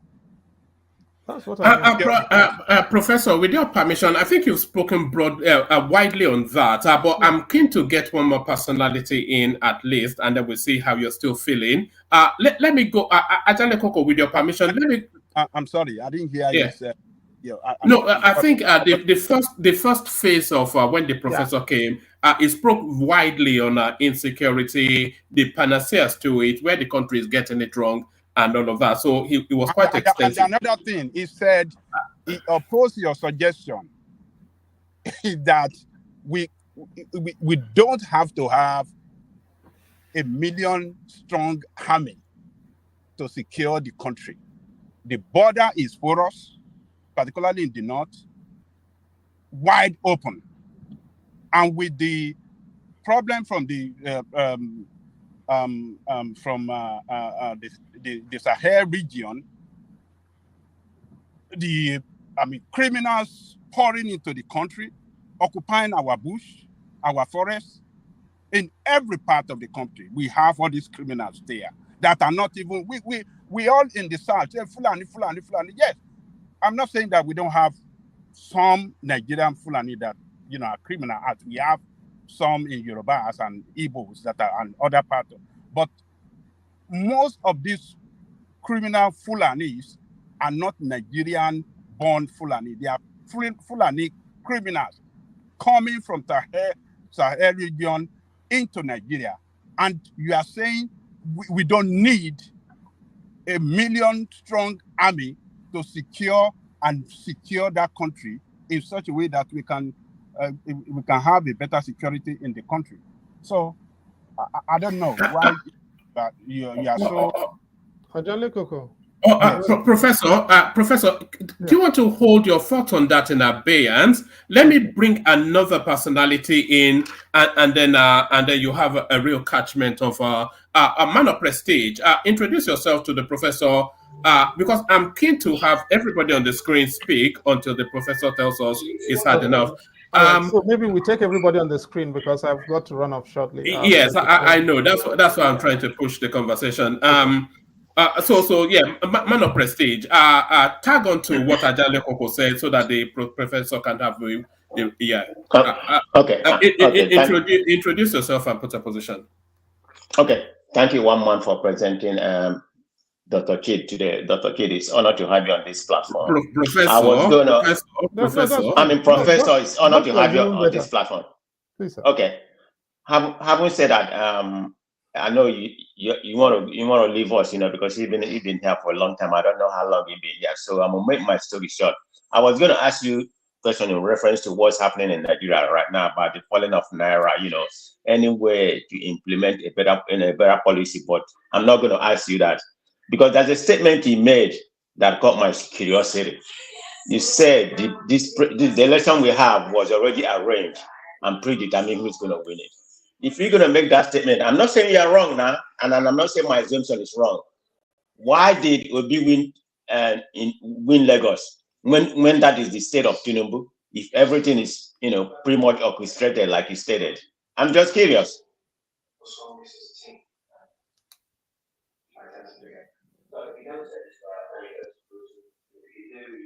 Can you hear me? I hear you very well. Yes. The rules on declaring a winner in presidential elections in Nigeria are very simple. A headline grabbing showing. There's some report coming from somewhere out there. So I'm a little distracted. Yeah, Prestige, mute yourself. We can hear your television in the background. Mute yourself. Sorry, Professor, carry on. But a headline grabbing win does not make a presidential victory or outcome. As I said, I wrote up the scenarios for what was going to happen in the election. That was exactly what happened. So why the fact that Obi, for instance, was allowed to, get ahead in Lagos, did not change the landscape of what was programmed to happen in any way, did it? No. If you were here at the beginning, I did say Obi won in River. Tinubu did not win River State. Obi won in River State. Obi won Nasarawa State, by the way, and Obi won Benue State. If you looked at the returns that were not announced. But this is the point is there was a program that had to unfold. And, we're where we are with the elections. And part of what is happening now, as you can see, is that the illegitimacy wave around the Tinubu presidency is not going to go away. And it is in response to that he has assembled the team he has assembled in the cabinet, which has consequences for all of us. Because a person with legitimacy would have assembled a different kind of team. And that is why legitimacy is such a central thing. Now, if no president would have the defense team that Tinubu has, the defense minister is the immediate past governor of Jigawa State. The junior defense minister is the immediate past governor of Zamfara State. Both of those are in the Northwest. And this ties me into the question by Ajanle Koko on the security situation. Now, both of them are in the Northwest, and the security pathologists in the Northwest are evident. They are very well known, but that they don't provide a monopoly of all the security exposures that we suffer in Nigeria. So, if you have two defense ministers from the Northwest, what do they know about the maritime domain? And Ajanle Koko, if you go to respond to you, you're talking about the porous borders, right? Yes, if you go to Ilela, for instance, or, if you're trying to go from Mayabelwa to Cameroon, it is very clear. But have you ever tried to use Nigeria's maritime territories? Have you tried to go from Ikang in Cross River State or Okanafung, for instance, to Akwa in Cameroon, which used to be Bakassi? Or have you gone to Ekondotiti in Cameroon? Or have you gone to Malabo by the waters? Because if you have, you're not going to be as gung-ho as you are about the situation in the north. Because what is happening in Nigeria's maritime domain is extraordinary. We're in the Gulf of Guinea, and the Gulf of Guinea is the most deadly waters in the world, bar none, for piracy, even including when you count the Gulf of Eden at the moment. Now, so the problem, of course, is that we have people running our defense infrastructure who don't understand the maritime domain and who don't have a care about it. They don't know what's happening in the lower river Niger. They don't have a care about it. And if that is so, how are you going to manage your security exposures? And who tells you that all you need to do that is to assemble 1 million army?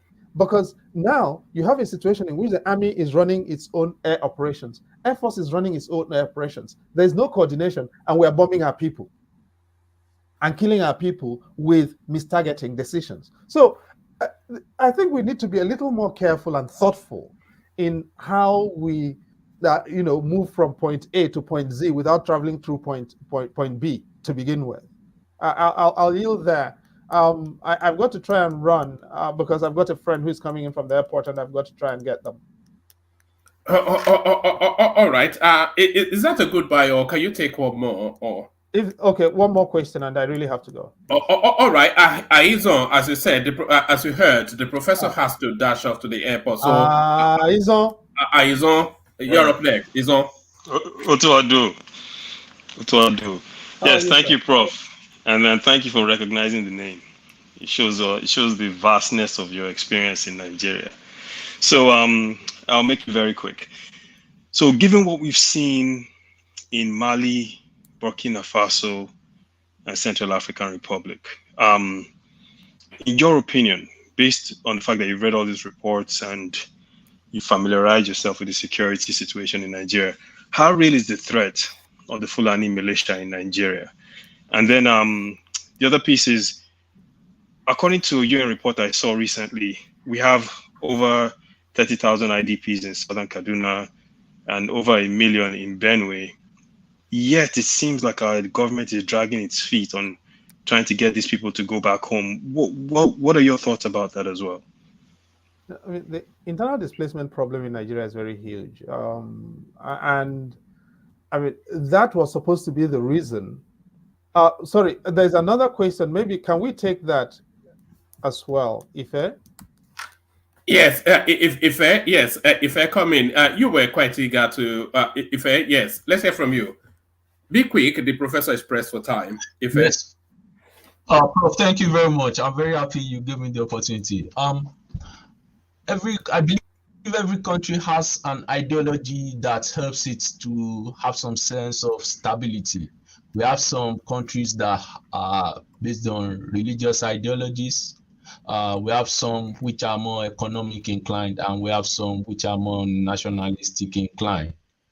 When I say nationalism here now, maybe in terms of ethnic majority or from a monarchical standpoint. Looking at Nigeria, we don't have any of these. And I want to believe these are part of the problems we have. Do you think, since we don't have a fundamental ideology helping us to have a sense of nationhood, do you think any leader or president for any part of the country can really unite us, looking at our economic woes, our security woes, and historically you find out that when we have a southern president, they fix the economy. When it goes to the north, everything go into comatose. So that's just my question for you, Prof. Thank you very much for allowing me again. Thank you. I really appreciate it. No, thanks. And that would probably be a fantastic place actually to adjourn for the day. But let me get back to Aizon and the question about IDPs. The IDP problem in Nigeria is vast, and there are different sources, from conflict in the north to inundation and then ecological situations in the south. Whether you're talking about Bayelsa or Rivers or Delta or parts of Anambra State, it's inundation essentially that causes that. Conflict in Benue State, lots of parts of Benue State, including parts of Greater Makurdi, for instance, have been wiped out, and settlements, people massively displaced as a result of the activities of these armed header militias. Now, the claim is that the header militias are from outside Nigeria, which actually is not fully supported by the evidence. Yes, of course, there is a vast pastoralist community in West Africa, as a matter of fact, stretching from Morocco down to as far as Gabon, as a matter of fact, on the west coast of the Sahel, of the Atlantic and into the Sahel. But the fact of the matter is that a country that is interested in containing transboundary movements of these populations would absolutely do that. The evidence is, in many cases, certainly for electoral advantage, some senior politicians did import militias for political purposes. Those senior politicians are known to the security agencies. They won through and then won immunity, and as a result, we are where we are. I don't want to get into this place and start naming names, but we know who they are. The security agencies know who they are. They know what transpired. And if you read the Vanguard last weekend, you would have seen the story. The front page story of Vanguard last weekend was that a senior politician was being tracked by the security services for being implicated in banditry in the northwest of Nigeria. We know who that person is. Now, the point is, it suits politicians in many cases to be able to, or security agencies in many cases, to be able to protect these people. And sometimes, if you speak to the managers of the defense and security uniformed services, they will tell you that when they want to do things to interdict these people, the politicians themselves stop them. The politicians exercise constitutional authority because they're occupying office to say you cannot do that. And because they've got to obey civil authority, they will call off the operations. And I'm not giving you hearsay. These are things I have heard myself from frontline managers of defense and security institutions in Nigeria. Okay? And so we have forced displacement as a result of a mix of factors that are not being managed by the politicians. The response was supposed to be the creation of the Ministry for Humanitarian Affairs. The ministry was created, however, to, one, provide financing for certain particular things, and two, punish Yemi Osinbajo by removing the NEMA and removing social investment from his portfolio and transferring it somewhere else where it was supposed to make money. That was exactly what transpired in 2019 when that ministry was created. And that's why it has never really functioned. So can we do better? That is one area in which you don't have to reimagine a lot of things. It is easy to do better on the humanitarian front, but we're not doing that. Which takes me to a first question lastly. Nigeria, I think my own view of Nigeria is we have invested in constitution writing, but not in constitution making. Now, and I agree with you, every country has got to be underpinned by a set of agreements. A constitution is not just a legal document. Before being a legal document, a constitution is a political settlement, agreed and binding amongst the populations in an intergenerational format. And I'll give you two examples. The United States became independent in 1776, but the Constitution of the United States was not adopted until 1789, 13 years later. And it was negotiated and agreed, and it has lasted since then. India and Pakistan were partitioned in August 1947. India did not get a constitution until November 1950. It took India 3 years to negotiate through its constitution, and it has lasted. In Nigeria, what did we do? Whenever we have problems, or whenever we need to, we invent lawyers to write a constitution without discussing it with the people. So there is no political bargain that underpins the Nigerian coexistence project. And in the absence of a political bargain, all we do is when we have problems, we call one another names and we try to shoot one another and kill one another. And that, unless and until, in my view, we are able to get a political bargain to underpin our coexistence and spell it out for ourselves, we are going to continue to have these problems. So if this is a summary way of saying, I totally agree with you. And on that note, guys, if you don't mind, I'll have to run along to try and do some family responsibilities. All right, brilliant. All right, brilliant, excellent. Thank you very much for doing this, Professor. A real delight, a brilliant session. Thank you for doing this. Hopefully this is not the last time we'll see you, and I suspect it might not be. So thank you, Professor, for joining us. Have a good rest of the day, and have a good night. So that was Professor Chidi. And beware of spinners. I'm really sorry we couldn't get to you, but I hope. No, you got to him. It was okay. Rational mind. It was the one asking you about education and whatnot. Okay, guys. Thanks so much.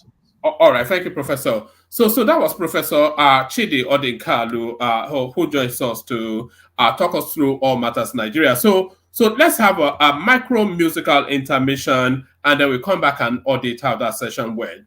But of course, first the K guides. Only water, where they see ma.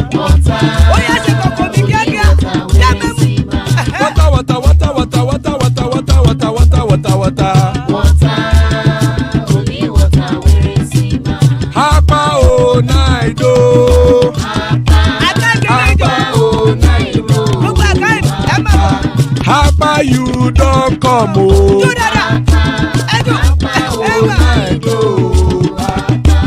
Hapa oh night oh.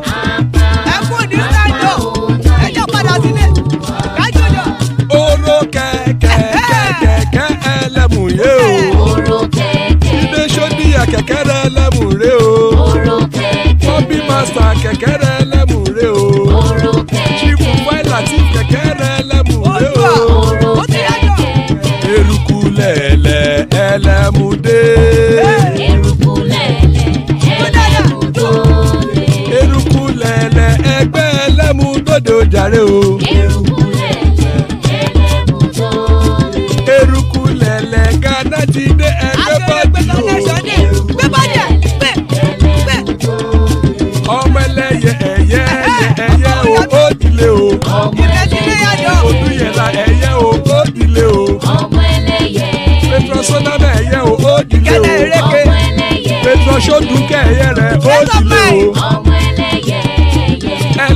ọ̀run mú ìní o. ó lè yò yò yò dáadáa. àkùkọ ọ̀run mẹ́kọ. òkè ya omi ò tí ì lọ bó ta káàdà èmi ayé ìlú. ikú kò ní ríwà gbèsè o.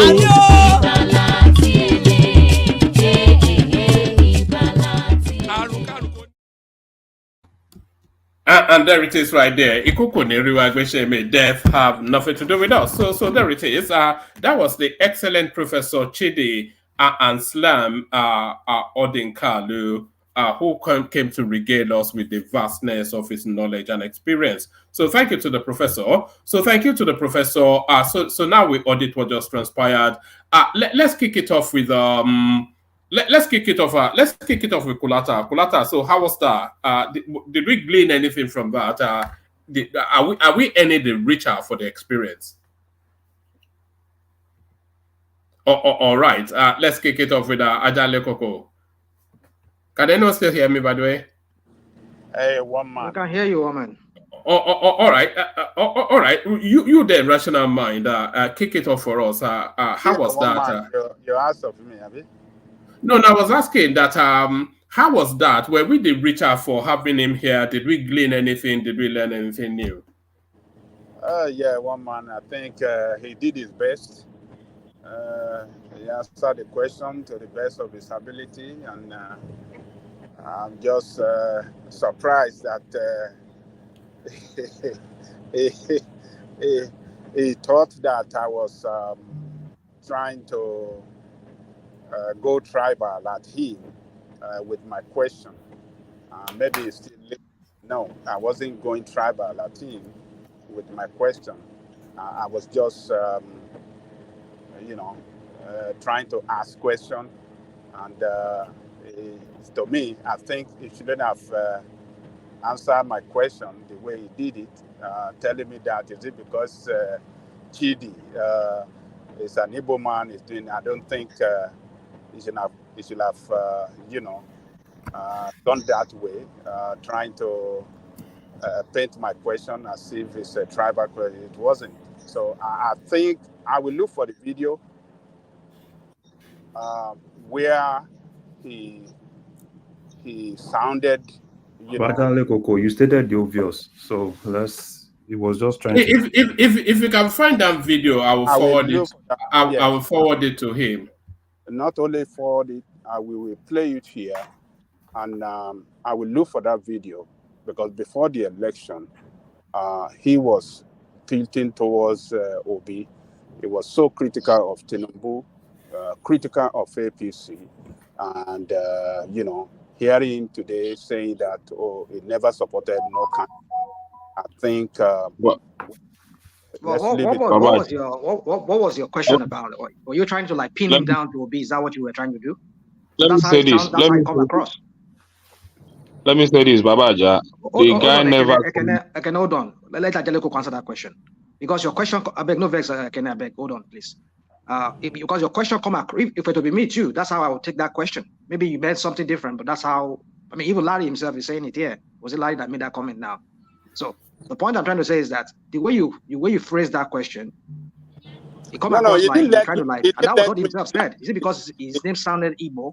Because he said his name is Chidi. Does that mean that is that why you are trying to pin him with so what was that question all about? No, the question was he didn't let me land my question.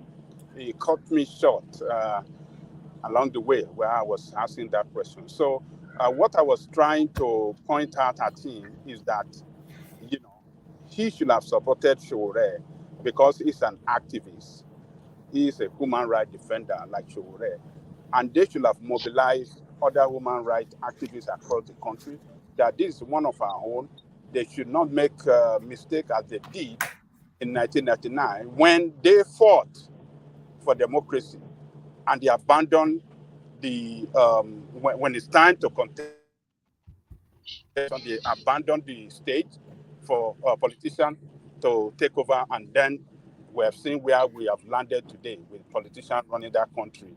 I mean, criminal politicians running that country for 23 years. So I was trying to know from him why he cannot come out strongly, why they cannot, mobilize, their fellow, human rights activists and support that have shown courage, that have shown,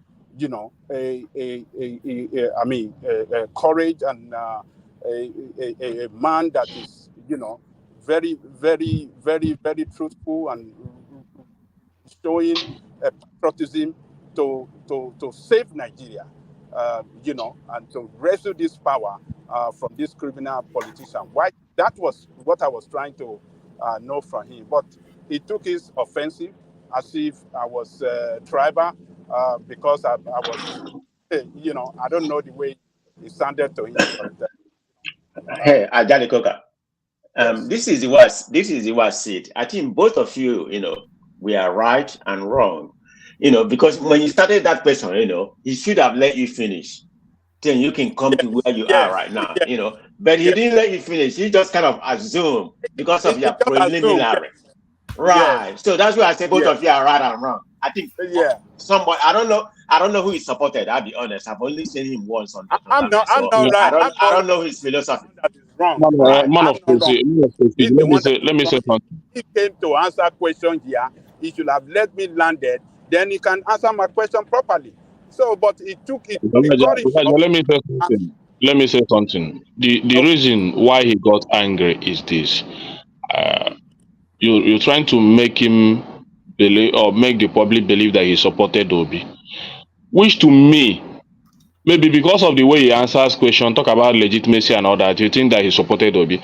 But for me, I know the interviews you are talking about and all that. If you watch his interview, you might think that he's supporting Obi. But one thing I'm sure of the prof is that he never came out publicly to say, this is my candidate. I watched almost all his interview before the election and after the election. This particular interview, if I may remember, I think it was. So I don't think I really saw any of his interviews. So even if he speak in the manner he speak, he said that Tinubu didn't win reverse and all that, then you think that he's supporting Obi. But my point is this: he never. That is why he's told you to go. Not because of that. It was because of the interview. Not even because of that. Not because of that. It was because of the interview I watched him. Maybe on Sheung or on Arise, he was very, very opposition to APC, and he was supporting Obi. I listened to, he was wearing a kind of white t-shirt, round neck t-shirt. I listened to this thing. And I was, anyway, I will try to pull it if I can get it. That would be the best thing to do now. Just look for it then, and then we'll move on from there. I will try to do that if I can get it. I will pull it out and I will send it to one man. But other than that, there are so many things he said that I cannot agree. He doesn't want us to have more military personnel, to defend the territorial integrity of the country. It doesn't want us to have a state. Well, you understand? No. Well, he gave a reason, but he is talking about electoral integrity being the panacea to insecurity. And I wasn't sure that I was 100% with that. But not with him. I will not agree that with him. I won't even agree with that. There are two separate things. Security matter is different from electioneering matter. So we cannot model things up for us and think that we just take it like that and it can go easy away like that. No, they are two different things, and we can't model them together. So that's the way I think I disagree with him totally on that his position, and I believe a lot of people will disagree with him as well. So, but other than that, one man, I think I will commend you for bringing him, and I will thank him as well for coming to spend some few, hours with us here. And I hope he will come back next time to have fun again on this platform. So that's my position. Thank you, woman.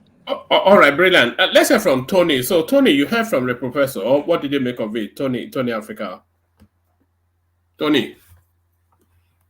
All right. Rational mind. Okay. I think we rational. Okay. There he is. Can I go? Yeah, you can go. I think rational mind. Your device is not connecting properly. Mute and unmute. So I Hughes. Yes, let's hear from you. Feedback. Prestige. Yeah, thank you very much. So I don't have that much feedback because actually, when you first saw me, that's that I just logged in because I've been done. But having said that, I feel that he didn't answer my question because I wanted him to go in deep. I'm not saying he's wrong. I'm right. If you're gonna go in deep that the election was framed, I wanted you to answer me. How come did they just apportion Lagos to make it seem like I'm ring the other side? I don't know. I'm just saying he didn't answer my question. That's the only thing I'm going to say. The question that I asked him. So I'm not privy to some other things you all discussed. So I don't have that much comment. I mean, he's a good, guest to have, but I have an issue because he didn't answer my question properly, in my own opinion. All right, brilliant. How expansive was he in terms of what you wanted him to speak to? Did he satisfy your question? Ife? Yes, he satisfied my question, and another thing for me is, it seems everybody knows the problem of Nigeria having a foundational problem, but we just like to beat around the bush, trying to think that we'll get everything right, not fixing the foundation. If the foundation of Nigeria is not well defined, it will not give us a sense of direction, and that's why what the sense of security is to Mr. A is another thing to Mr. B. How the economy should run in the north is different from how we feel it should be in the south. What's it called? Rational might talk about education. The way we see education in the south will be different from how we see education in the north. I'm telling you, maybe in the south, Ajanle Koko could be right, southwest could be right that we need a state police. That's why we have Amotekun. That could be right in their own sense that they don't need it based on what's happening in their own political climate, because he was using the example of is it Hopus Dima and Hopus Dima on one person based on how they have used the security forces in their domain. Cite example of the state governors. So it's sad that the foundation of that country is not defined. And unfortunately, if we look at all the countries doing well around the world, they have a foundation, that they have an ideological foundation, they base their state or their nationhood on. Nigeria does not have a foundation. We don't have a religious foundation. We don't have a statehood, state or ethnic base or royal monarchical based foundation. Neither do we have even an economic based foundation. We did way back in the 50s. The founding constitution that brought Nigeria about, when we had the regional system, the founding fathers understood those differences. That was why they had it the way they had it. It's just like Yoruba people will say, so Nigeria is going on a decline because of that foundation. So if we are going he was not willing to commit to. I'm not sure that he committed, the professor, that he believes that Nigeria will survive as an ongoing entity. I think a lot of people try to. Yeah. Okay, go on, please. Go on. One man, what I believe is, if he further answer that question, he will more. I don't know his world view of Nigeria itself. Maybe we should remain as one, or we should fix the foundational problem. The problem about fixing the foundational problem is, you raise a question: are we going back to the regional system, or should everybody divide? If you raise a foundational problem, because virtually every region in that country has a divergent ideological worldview, you find that the best answer to that question is everybody go to your tent, O Israel. That's the best answer. But sorry to interrupt you. If you no problems, rational mind. You know, me and you, we are the only Oduduwa Republic on this. Yeah, but my point is that if you listen to what he said, I mean, sometimes, he answers questions, but sometimes if you don't really sit down to listen to him very well, that's why I said sometimes his answer seems like too vague too general. But if you look at what he said, you listen to what he said, what do you think when you have people who draft your constitution are just lawyers who don't even take into cognizance the other ethnic factors that are around it? They just sit down, just cook up a book. They didn't consult with other people, like besides their own professions. You know, I don't know if people catch that when he was saying that. So that's the problem. You just make up constitution that we don't even know. Some people just sit down somewhere, they write it without even consulting with the people who are the owners of that country. I agree that these people too, these lawyers that drafted the constitution or that wrote the constitution that we now have, the 1999 constitution, they are all lawyers. But the thing is, you need to also consulted people that will put their own input into it, like the traditionalists, the people there. I mean, the founding, the monarchs and everything. Just consult them. So exactly. The ideology of what do we want? This is ideology we want to have as a country. But Nigeria does not have any idea. Can anybody tell us on this platform, economically, like somebody, like the first said when he was trying to put the question, economically, nationally, or I mean, even technologically, what ideology do we have? If not just like a criminal enterprise by some few guys, a few people to continue. That's just the ideology of Nigeria. I'm laughing, but it's something that I always, whenever I sleep, it's something that normally rings my like. And that's why I find that irrespective of our talents, we're always scattered about. Everybody's looking for a country or a space that suits where he can work best. If somebody does not go to America, you go to Russia. If you don't go to Russia, some go to Iran, some go to Sudan. Because we don't have an ideology. But you understand that the founding fathers, they understood this and they had an ideology. I don't know if you've listened to Tafawa Balewa when he visited was it during the Tafawa Balewa has an Islamic ideology. When he came to America here, he visited America and he came and then he was speaking. I don't know if anybody, can you dig out that video when he came to America here but rational mind. Even though they had an ideology, it was not so widely accepted. What do you think? Because they did not support us at large. You see, Nigeria was still in its nascent. It was still in it was a fledgling country then. I mean, in the sense that when I'm not talking about the pre-colonial, I'm talking about the post-colonial now. When the Nigerians themselves, they were the one who were the head of their government. So how many years? I mean, it didn't even last up to like 6 or 7, 8 years before they had to scatter the whole thing. You know, if they allow it to flesh out, to evolve on its own. But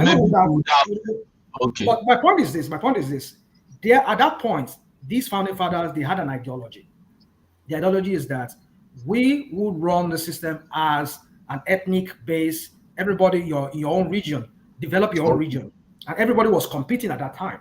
A lot of the people today, all these people that talk crappy, that comes and support some criminals on TV, a lot of them, they got education back then. I was also myself, towards the latter part of it, I was educated through the, Awolowo kind of education. I got it too. So my point is this, is that is it, because the whole thing was that people-centric. We want to develop our own people.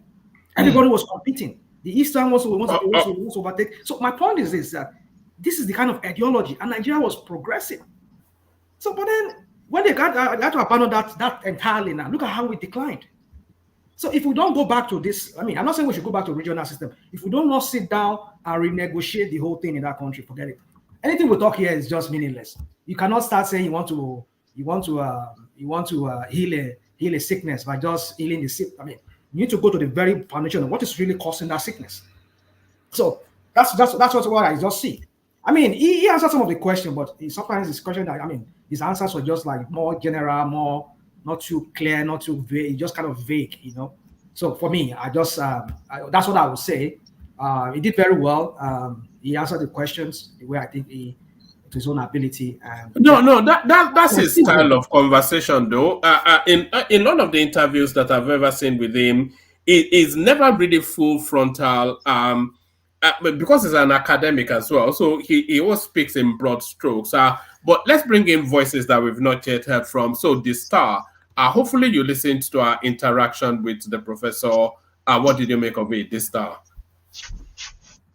The star. Oh, all right, let's go to Mike if the star is not ready. Mike, are you there? Yeah. Hold on. How much of it did you catch our interaction with Professor Odinkalu? I missed most part of it. When I came in was towards the end. I think when Charlie Gogo was asking a question. That's the part I woke up, man. Ajale Koko, he always wrestles them to the ground. Look at my guy. Yeah, when Ajale Gogo went to stereotype him.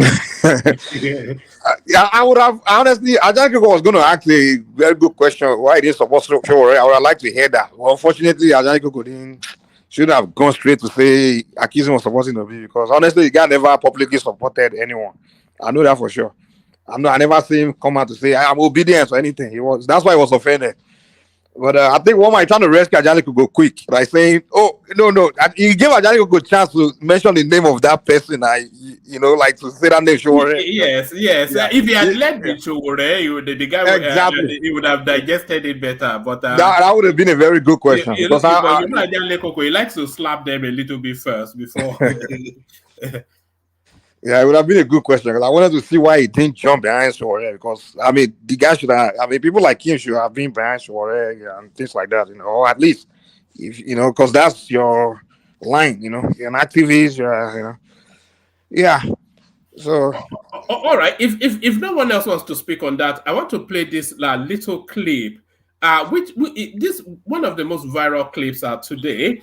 I want to play this little clip, and then maybe Prince Daddy can lead on it if it's there. If it's not, then anybody that wants to can lead on it. Does anyone still want to comment on our interaction with Professor Chidi?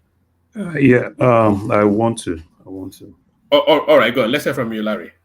So yeah, I think he actually tried, but there are some things he said that I do not agree with. Number one, when he was talking about the issue of illegitimacy as the reason why we have security issue, I do not agree with that, because the security issue we have is not politically motivated, and it's not one of the backdrop of the election. So I do not agree with that. Number one.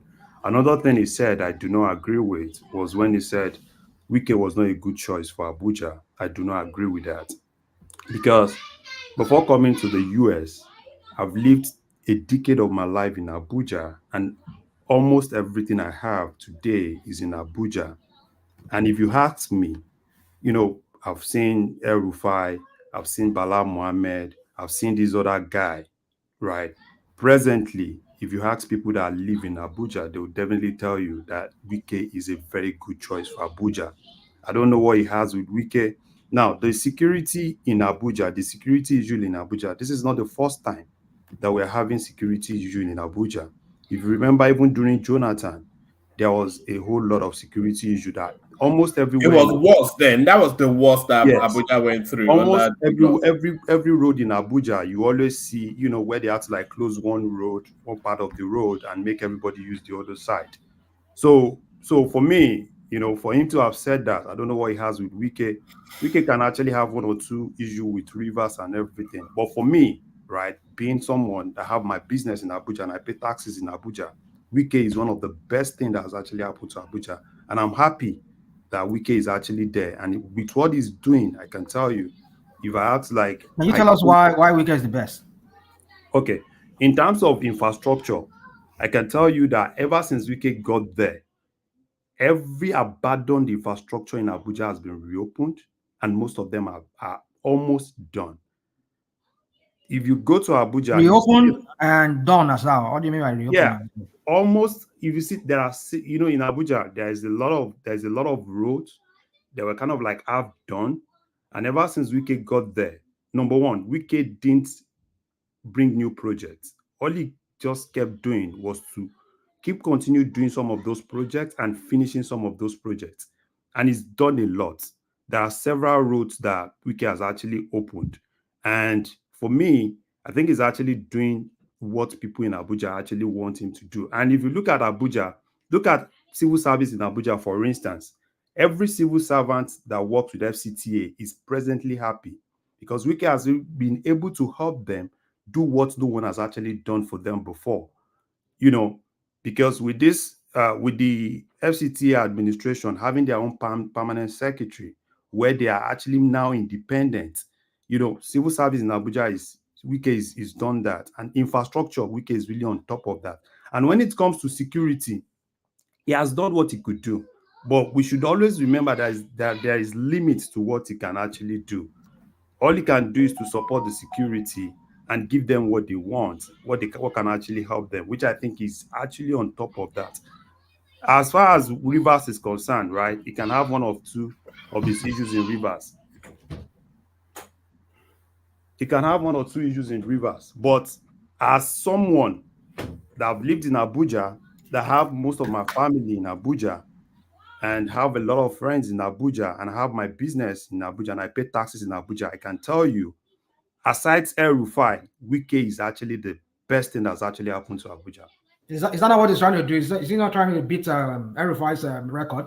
Yeah, it's just 8 months there, so I don't know. He might actually still beat that at the end of this thing. But then this one you're saying, because I have people also in Abuja, from the report I'm getting from over there, it's not like what you are even telling us here. I don't know. Okay, hold on, Larry Johnson. Maybe you live in my Governor's Hill. I mean, is it Governor's Hill? What do you call it? Is it Governor's Hill? Asoko area, those areas. You live in those high posh areas, Gariki and all of those areas. Okay. So, but then if you're talking about Kubwa, talking about Pape, Nyanya, all those Tunga, Maji, Tunga, whatever, all those areas there, going to like you're going exiting towards where they have JAMB, is it JAMB office? Okay. I mean those areas. Some of my people I have there, they're all telling me that no, nothing is going on. So it's whatever you maybe those areas, those Gariki and those. No, it's not like that. So what are you talking about? Give me an example. It's not like that. Of these areas, all those places you are talking about, right? In every area council. So what you've always seen in Abuja is just that there's a lot of the abandoned things in the area council. FCT just focused on AMAC. But what Wike has actually done is each of those area council, at least 2 projects are presently going on in each of the area council. Go to Buhari area council, there are projects ongoing there. Go to Gwagwalada, there are projects going on there. Go to Kuje area council, there are projects going on there. Go to which other area council? So almost all the area councils now have FCTA presence. And don't forget, each of the area council, Abuja is just like each of the area council also have their chairman. And it's not everything that FCTA is going to do. Each of the chairman also have to do 1 or 2 things. But ever since Wike has actually gone there, was it not last week? Wike was in Kuje last week to flag off projects in Kuje. He's done the same thing in Gwagwalada. He's done the same thing in Buhari area council. So when people say Wike has not, because that's why I said, as far as infrastructure is concerned, he has done what El-Rufai was the last person that actually did that. The other guys, from Bala Mohammed to this other guy, the only thing they were interested in was land. They were not really interested in infrastructure. They were just interested in land racketeering. So, and ever since Wike has actually gone there, I can tell you that Wike has done a lot. Wike, and if you look at financing of projects, IGR in FCT, everybody is willing, right, to even pay taxes in FCT.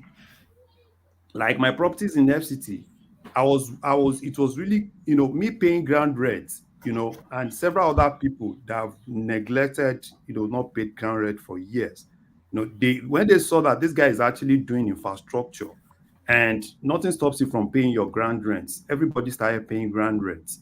So I don't know, when people say probably he has not done, because all those places you're actually calling are basically places that fall within the area councils, and each of those area councils also have their chairman. So there you go. So hold on. Larry. Yeah. I'm speaking like somebody who lived in Abuja. Yeah. Who used to live in Abuja. Yeah. You see, in Kubwa there. Yeah. Across from Kubwa there, is it Hold on now. I have that conversation and then we move on because a lot of us don't actually live in Abuja. So yeah, I know we don't live in Abuja, right? So my point is this: you see, when El-Rufai was there, Yeah. El-Rufai was making a huge stride in Kubwa there, in Kubwa. He was, there's a pipeline there. I mean, this guy was, he was bringing sanity to that area. But now you're telling me that because he was developing Gariki, what is it called? Asokoro, those areas. Then it means that he's walking. No, that's not what I said. Everybody was walking everywhere. That's not what I said. If you go to Kubwa, even that. That's what you said. They're under. You said they're under councils. No, that's not what I said. You were talking about. You're not even talking about just Kubwa. That Kubwa that you said. If you go to Kubwa today, there are several projects going on from FHA coming down to this new place that is close to Duse Alaji. There are several infrastructure going there. That is why you see that land in that place now. A lot of people are buying land in that place because there are a lot of infrastructure going on there now. Even if you go to that area where this military housing, you see a lot of infrastructure presently going on there. I can tell you that, like, presently for you to get the land, 600 square meter in that place now, it's nothing less than 19 million, 20 million. And why are people really rushing to those places? Is because of the infrastructure that is currently going on there. So that's just it. All right. Let me play this clip. This was one of the most viral clips coming out today. So watch this, and then if Prince Dad is there, I want him to lead on it. If it's not, then whoever wants to pick it up, pick it up. But guys, watch this. Then it's time for us to just put the imperial hat back on to say, we're going to govern those countries if you're incapable of governing yourselves, because enough is enough. We're done being invaded. Because our own national security risk is at stake. Exactly. National security interests are at stake. You can say that about pretty much all of Africa. They're incapable of governing themselves and benefiting their citizens because the governments there are all about looting and pillaging and lining their pockets and going shopping in Paris instead of actually making their country better. People on the left, they're going to watch this. They're going to say, wait a minute, Eric Prince is talking about being a colonialist again. Absolutely. Yes.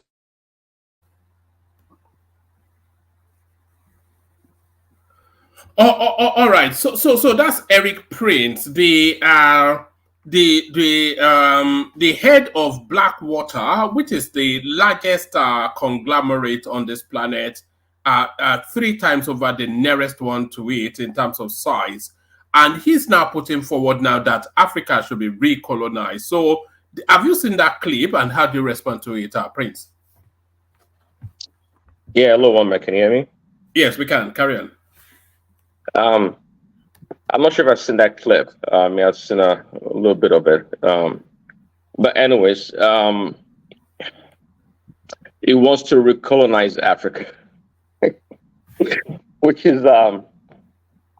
may not be a bad idea, actually. It may not be a bad idea, really.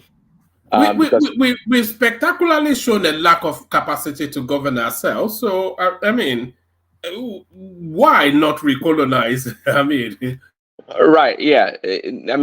I see what the guy is saying, but since he wants to put Africa out there, let's put him also on a scale. So I completely disagree with that, by the way. Well, continue, sir.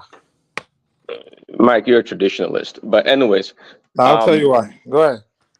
But see, the guy, to the reason why he said that, is it because BlackRock or the companies that he runs, they have good intention for Africa?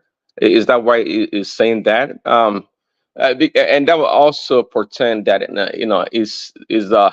is a moral agent in the sense that he wants to do that for the benefit of African people. The question is, are they giving money to African nations out of the free will from all the profits that they make? This man himself is involved. If he is the head of just like you said, BlackRock, they are involved in a high degree of monopolistic activities across the world. Is it Blackwater? Blackwater. Blackwater Defense. Blackwater. Okay. Well, okay. Well, still, given what he does or the company that he leads, they're not moral agents. But at the same time, it's always good. See, sometimes personally, I like to. It doesn't matter what the messenger is. Actually, it doesn't matter if the person is saying the truth. I like to go with the truth, though the person may mean harm, as long as the person's truth is the whole truth.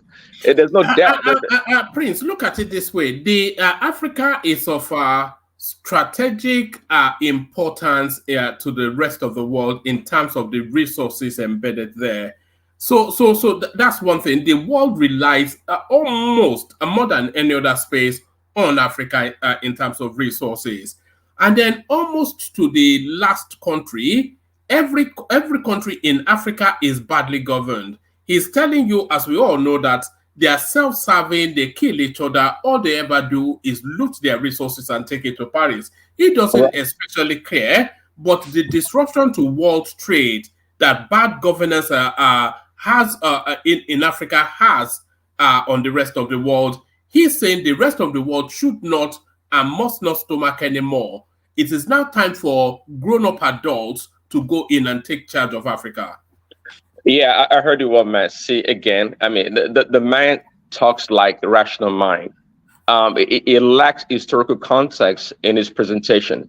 Well, I mean, if you follow the history of Africa right after the colonialists, right, you can see the handwriting of the West in mostly on the entire continent. Okay. Now you're making sense. Now you're making sense. Go ahead. The destabilization of Africa is not by itself a void. It is the machination of the West in all degree. Now you have to defer to such books as Failed State by Noam Chomsky, and he talked about how Africa has become a source of raw material for the West. It's not in the intention of the Western powers to allow Africa to grow by any chance. But guess what? Now they have the right partners, like the mafia, our African leaders. They are their strong partners. They, because of that greed, which is natural to most human beings, or all human beings to be greedy and selfish, they have assumed the power, doing the work of the colonialists or the Western world. This guy, you can tell from his, people talk sometimes, you can look, this guy is lightweight. He doesn't have a clue what he's talking about. He hasn't read much. He's not well read. But again, it doesn't dismiss that his point is valid. And my position is, look, it doesn't matter what somebody does to you. Okay, at the end of the day, you have the responsibility to lift yourself up. You're not going to expect your victimizer or the person that victimized you to be the one to help you up.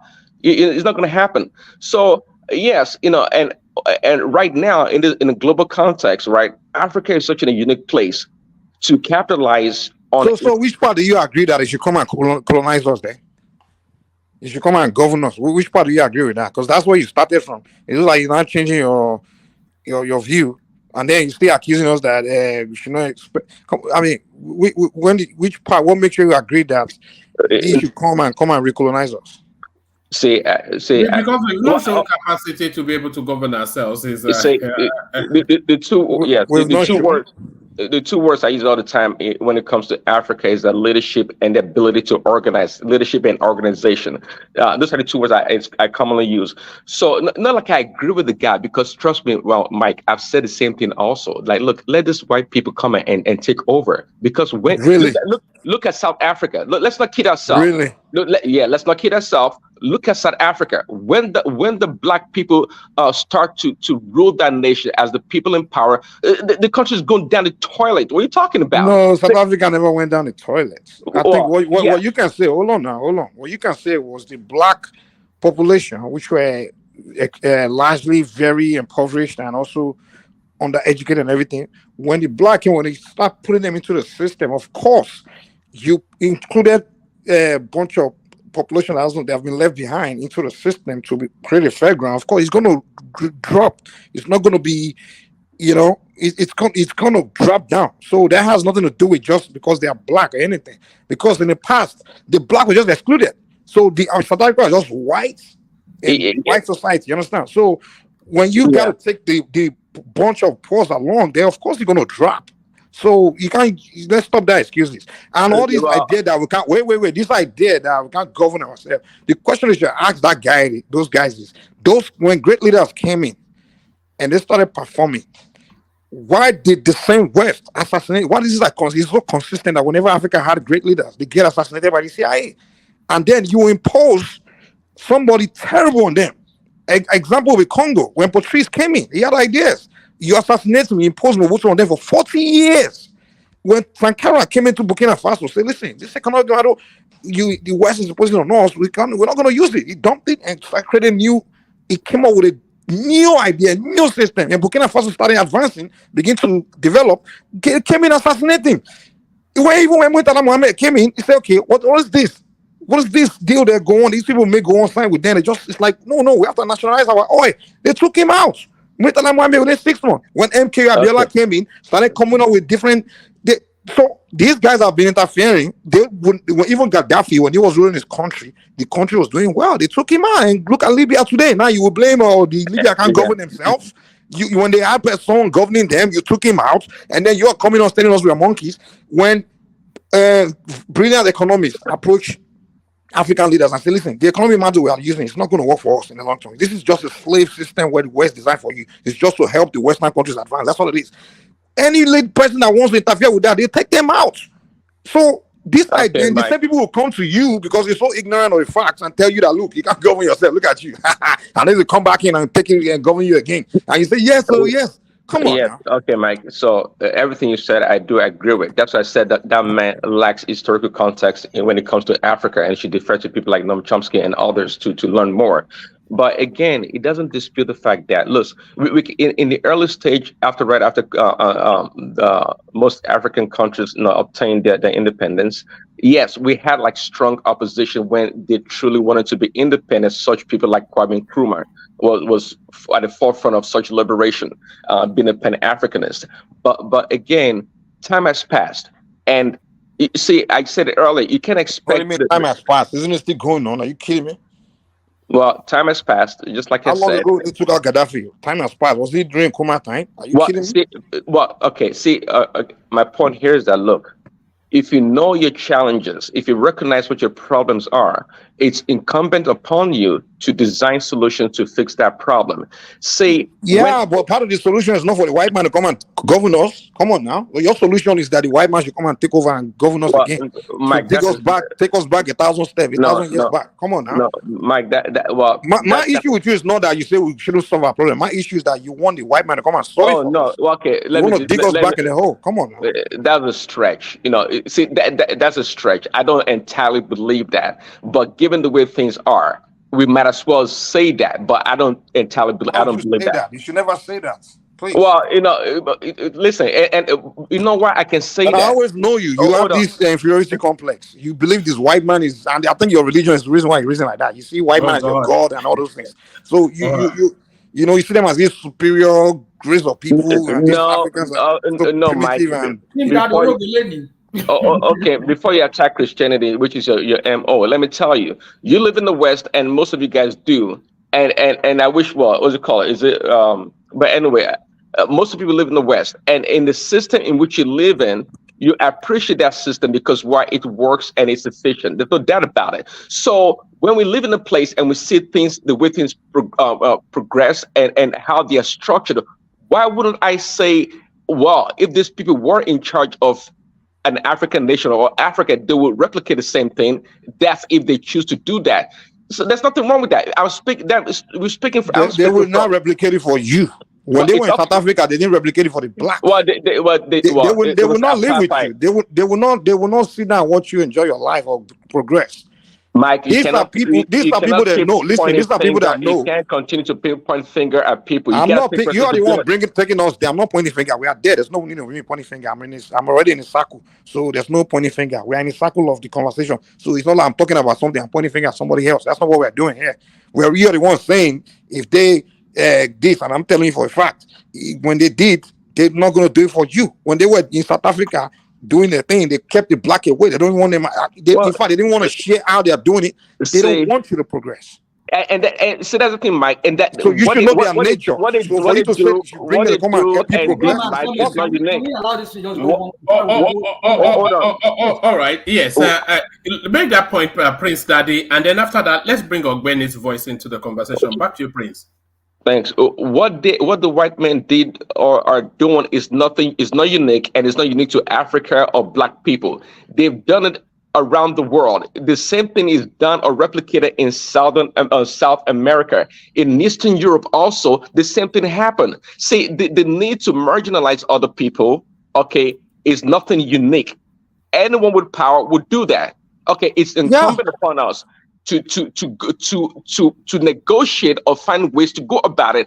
And I'm saying that, for example, when the rise of China, the rise of China should have been a golden opportunity for African nations to have partnered with Chinese, okay, the Chinese people, and leverage their strength for China's appetite for natural resources to elevate themselves. But guess what? Our leaders are not doing it.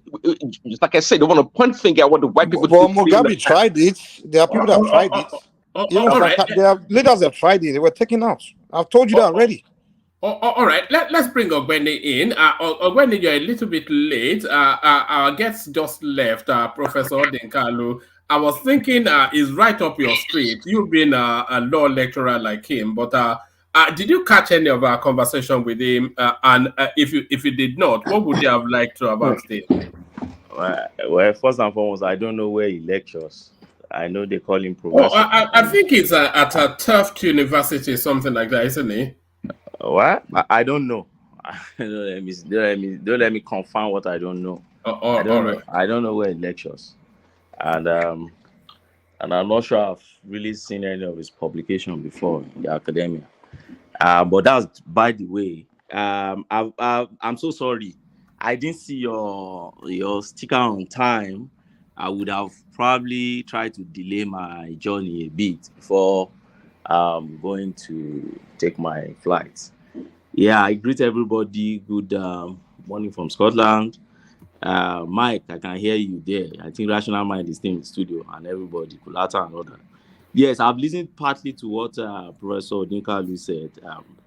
I'm fine, but by the I recently, don't let me say recently, I think for a while now, I've seen Professor Odinkalu as I put him in the same bracket now with people like Aisha Yesufu, Dele Farotimi, and others. They lament about Nigerian problem. They are part of the Nigerian problem. Let me start with that. They are part of the Nigerian problem. They lament with the Nigerian problem. They were part and parcel of past government in Nigeria. It was part of Jonathan government. It was heading I think Public Complaint Commission or something like that back then. And then, so they were defender of government back then, and then they would criticize government a little bit and defend government a little bit. And then they were hedged out of government, and then they move on the side of the critic, on opposition to government, and now they lament about the governance. The question I like asking people like that, if I've been in the studio, is when you were there, just give me one landmark achievement that you made that today people can point to and say, oh, when Professor Odinkalu was here, he did this. You see, I seen a Nigerian problem recently now as problem complaining about problem. I was in Nigeria, was in November. I was in the okay, I won't mention the person's name, but a public office and the top public officer in Nigeria. And so one of my friends, a senior advocate, who just became a senior advocate, took me there and we're gisting. We're talking about Nigeria. And the public officer, he was also lamenting about Nigeria and lamenting about, and I reminded him that, but you're a public officer, you are there. If you are lamenting about Nigeria, then you should resign and leave this place now. Because I won't expect you to be lamenting about Nigeria. You already have the machinery of governance. So what are you complaining about? And for me, if you've been part of government before, or you public officer at a point in time, and you had every opportunity also to make your own little impact in the society, and I can't see any, then you just keep quiet and stop lamenting. That's the way I see it for my own angle. He mentioned one or two things which I would have asked him. One of it is this: he believed, which I saw Kulata trying to, take me into that angle, but he believed that until we get our electoral system and electoral system in Nigeria right perfectly, without any question of legitimacy, therefore, nothing will really run in Nigeria. Particularly, it narrows it on insecurity. that the insecurity in Nigeria will continue. And that takes me back to his brief history and the report of 2011. I'm not sure I has really deeply read that the report of 2011. I don't know. And reports that have come before 2011. Boko Haram report didn't start with 2011. Boko Haram was not 2011 thing. It started long before then. You should recall those sect of guys from the Sahel coming down and later form an alliance to become Boko Haram along that Borno side. I think you need to go and read a bit further about origins of Boko Haram. It didn't just start in Nigeria. They migrated down, but they found during our not First Republic, now the Third Republic, they found a fertile situation on ground to veg on, and that was what allowed them to be able to settle down. And because of the complacence of our government back there, they were able to fester on. And today, and then the politicians was able also to use them to achieve their own purpose or goal. And ever since then, we've been battling with that trouble today. And it baffles me also how he felt Boko Haram and this kidnapping and others are not the major problem we have in Nigeria. And his reference to the major problem we have in Nigeria is the court clash, the ritualist outside there, the community clash that happened. That has always been a problem in Nigeria, even from before independence. That is not the insecurity we're talking about here. We're talking about insecurity that has element of terrorism in it. You can't be comparing it to court that is doing court clash and all these things. We're talking about crime at the level of terrorism, comparing it to. So for me, I think it's comparing what is not comparable at all. And but it was cherry picking. Yes, and to now say illegitimacy. Is there any election in the world? And I keep asking, I don't know. Even in the UK where I am, you see those MPs that lost the last time in the SNP guys, few of them that lost in Scotland, to date, when they do what they call monthly surgery, you see them still coming out to tell you they lost that election because someone cheated them, and human beings would naturally complain. So out of 200 million plus Nigeria, until the entire 200 million plus say, oh yes, this man they voted for. And he made reference to 2015 and said, Buhari actually won scarcely in 2015. And I just laughed because I knew what was his reaction to 2015 election. So now you woke up how many years after to say, oh, Buhari actually won. See how our leaders could be. And then I wanted to ask him, okay, if Buhari actually won in 2015, then what about 2011? Did Jonathan win? Okay, Jonathan won in 2011. Then why was insecurity after 2011? Till that 2015 was the height of insecurity in Nigeria. Boko Haram was bombing them. Abuja was completely ungovernable or unhabitable for us. I was in Abuja. You go to church, you go to mosque, you go to police station, you go to mall, you go to everywhere. You see they will barricade everywhere because bomb can blow anywhere. They went to Inspector General office, blew bomb there. They went to UN house, blew bomb there. They went to Yanya bomb blast, blew, and so. But Jonathan won 2011 because nobody can challenge that 2011. Jonathan actually won scarcely. There was no issue of legitimacy. But Buhari was everywhere around, crying around that he lost because they rigged him out. Yet, so what's the connection between that legitimate government that Jonathan had in 2011 and the insecurity? So for me, I see it as a reductionist approach. When you are too simplistic. Do you? Ajale Kuko somewhat accused him of being an obedient, and it looks as though, from the thrust of your submission so far, it looks as though you lean in sympathy towards Ajale Kuko. When I started, I said I put him in the bracket of the likes of Aisha Yesufu, Dele Faro, Timi, all those gangs that lament only about Nigerian trouble. If you ask them to provide solution, they won't tell you about solution. They will still go back to that problem and be talking about our problem. Recently, I've removed Patutomi from that gang. But when you look at what Patagonia have been doing recently, it will criticize government and profile his solution. It will tell you, this is what I think should be the solution. This is what I think they should be doing now. And he will even tell you the little gains they've been making. But these are a set of guys that will never come, in their sadistic approach, they will never tell you, oh, these are the gains they've made so far. Because I remember you were asking him that, were these things not accumulated issues of misgovernance over past that now cascaded into, oh, they will just find a way to just, they will explain it away as if, oh, the problem started yesterday, we were in heaven before. The government of the day just brought hellfire upon us. Hold on. You said you knew his reaction in 2015. What was his reaction in 2015 when Jonathan lost? His reaction in 2015 was against Buhari's government. So what was the evidence for that? Okay, I will go online and pick one and send to you. Okay, send to us and let's see. Okay, so maybe you'll be okay with that. Throughout, let's see it. Let me give you another example. Throughout El-Rufai time in Kaduna, Professor Odinkalu was one of the ones that fought El-Rufai to a standstill. And then I asked a question. There was insecurity in Kaduna. El-Rufai won clearly in Kaduna. There was no doubt he won that election. 2015 election I'm talking about, he won that election. Now, my question now is that, so what's the connection between the Kaduna insecurity and the legitimacy of El-Rufai? It has no connection. The insecurity in Kaduna predated El-Rufai's regime, but El-Rufai did not undo it well because El-Rufai started playing extreme religion politics and everything with the thing, and then the Fulani thing with the thing, and that escalated. Benny, you are saying something that we did not hear here. I mean, where are you getting all this thing? We are all here. We heard what this guy said. Why are you bringing all this? Because the only time you used the word illegitimacy was with regard to Tinubu's presidency, and he proposed solution as to how he could have even gone about it.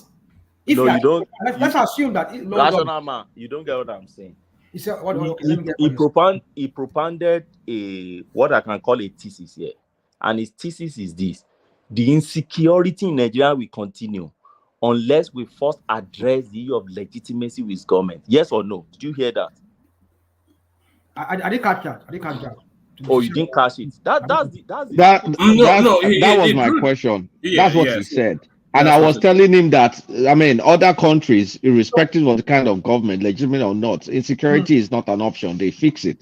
So I did not buy into that argument. But Nigeria is a different. You see, this is what we do. Sometimes we just, I don't know, some of us, and you say you're a static, I mean, if you got something to say. Don't just be saying, this is what we do, this is what we do, this is what we do. Land a point now. Don't just be interrupting that guy since and we're here to know what you're interrupting about. I'm not addressing you. I'm addressing somebody here. So please. Then keep quiet, man. When I was addressing Prince Daddy, was that not landing points? And you're telling me to stop interrupting. But you are interrupting. I'm not even landing any points. Yeah, Baba boy. Hypocrites, I beg. All right, back to you. Olatidaya will Mike.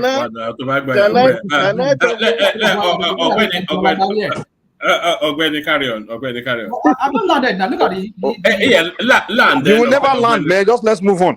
No. Let rational mind land. Then Ogweni can. Oh, good luck. Let's see him land. Ogweni, we had him here when he was talking here. Yeah. That part where you're talking about, where he said he was talking about insecurity and how he legitimized. Sometimes we do something here a lot. We like to do some kind of comparison that does not really fit in what we're even trying to compare it with.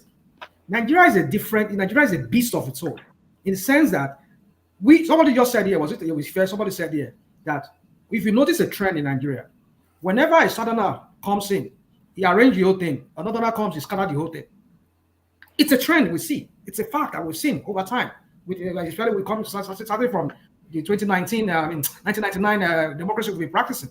We're not talking about even the military from the military guys that were from the northern part. When they came in, they just ruined the whole thing in that country. So my point is this: is that you really, it can also invalidate whatever election. Normally, it should not be. I agree that it should not be. It should not be a yardstick in legitimizing or illegitimizing an administration that comes in. But in the Nigerian kind of context, that is how it has been.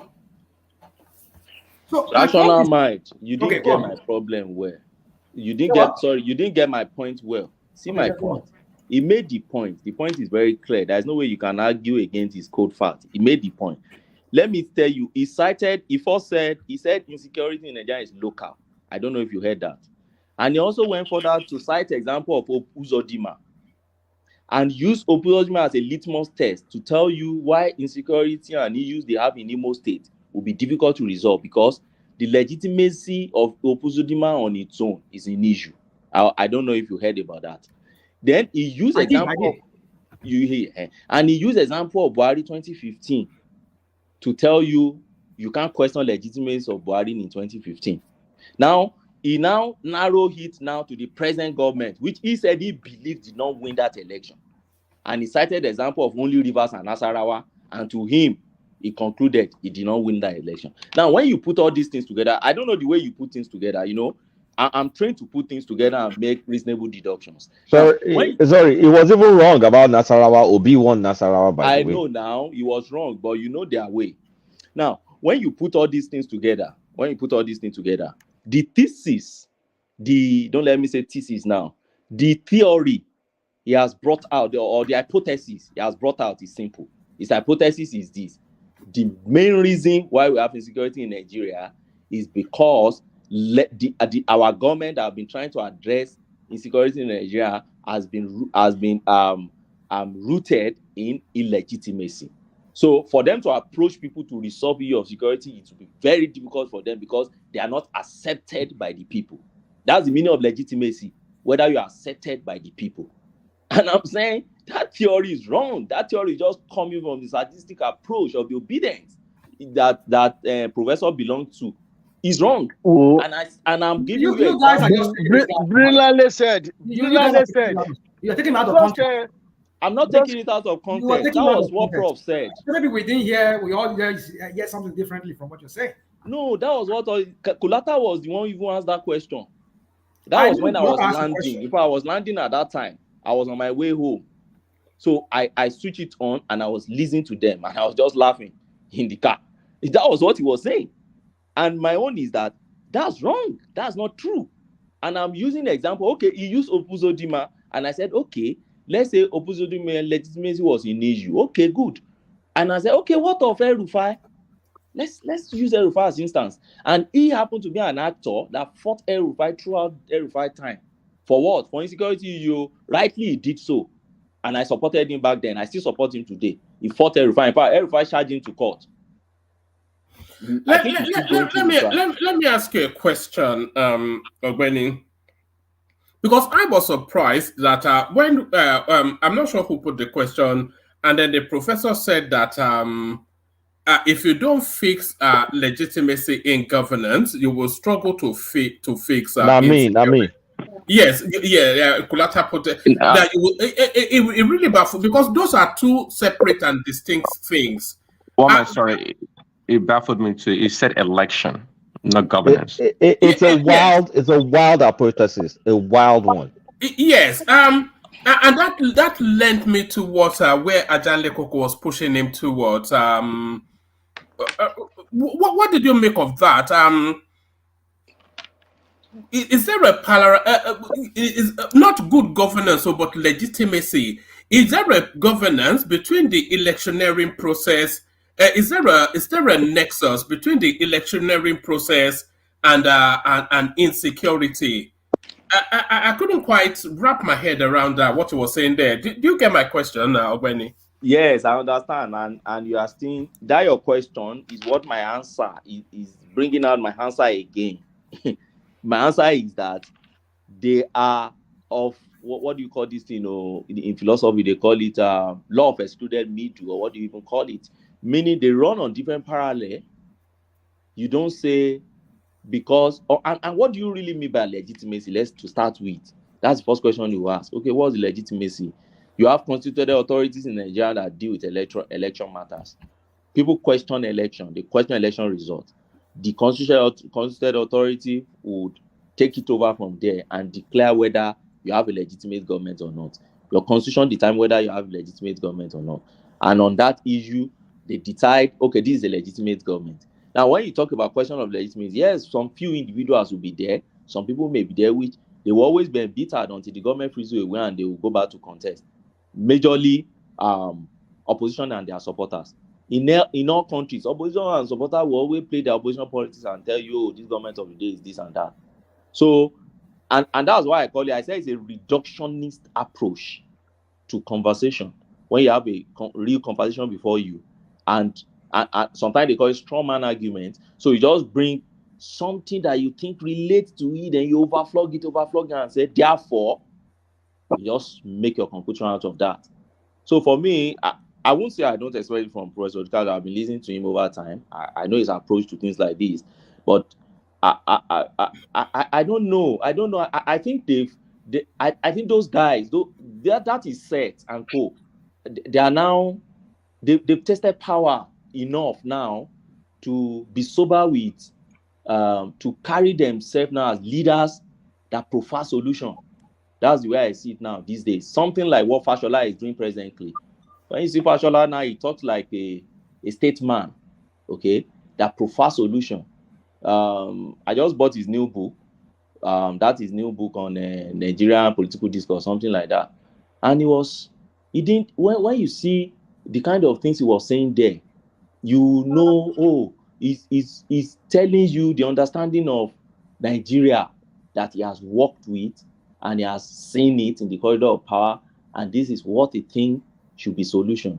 You won't see him, it's not, maybe he will tell you he's supporting a government, he won't tell you he's against. You'll be referring to Jonathan's days, Buhari days, different days, and then putting things together to say this is the way forward, this is where we should be heading to. But not at this their age, which they've tasted power, they've had enough in their life, they have a lot of things, they are and they should be more matured and more sober in providing solutions to the When the professor said Tinubu did not win that election, where did you think he was headed to? Is the obedient approach now. Yeah, I even thought he would tell us who won the election, and I thought you were asking. In fact, I thought that should be a follow-up question to say who won the election. I think we are all taking this guy out of context. I don't know if what I heard was different from what you guys said. Let me say what I heard. Talking about Uzodinma and the legitimacy issue, is that he said the way Uzodinma became governor was a problem in the first instance, in the first place, which in a sense we hear people call him Supreme Court judge.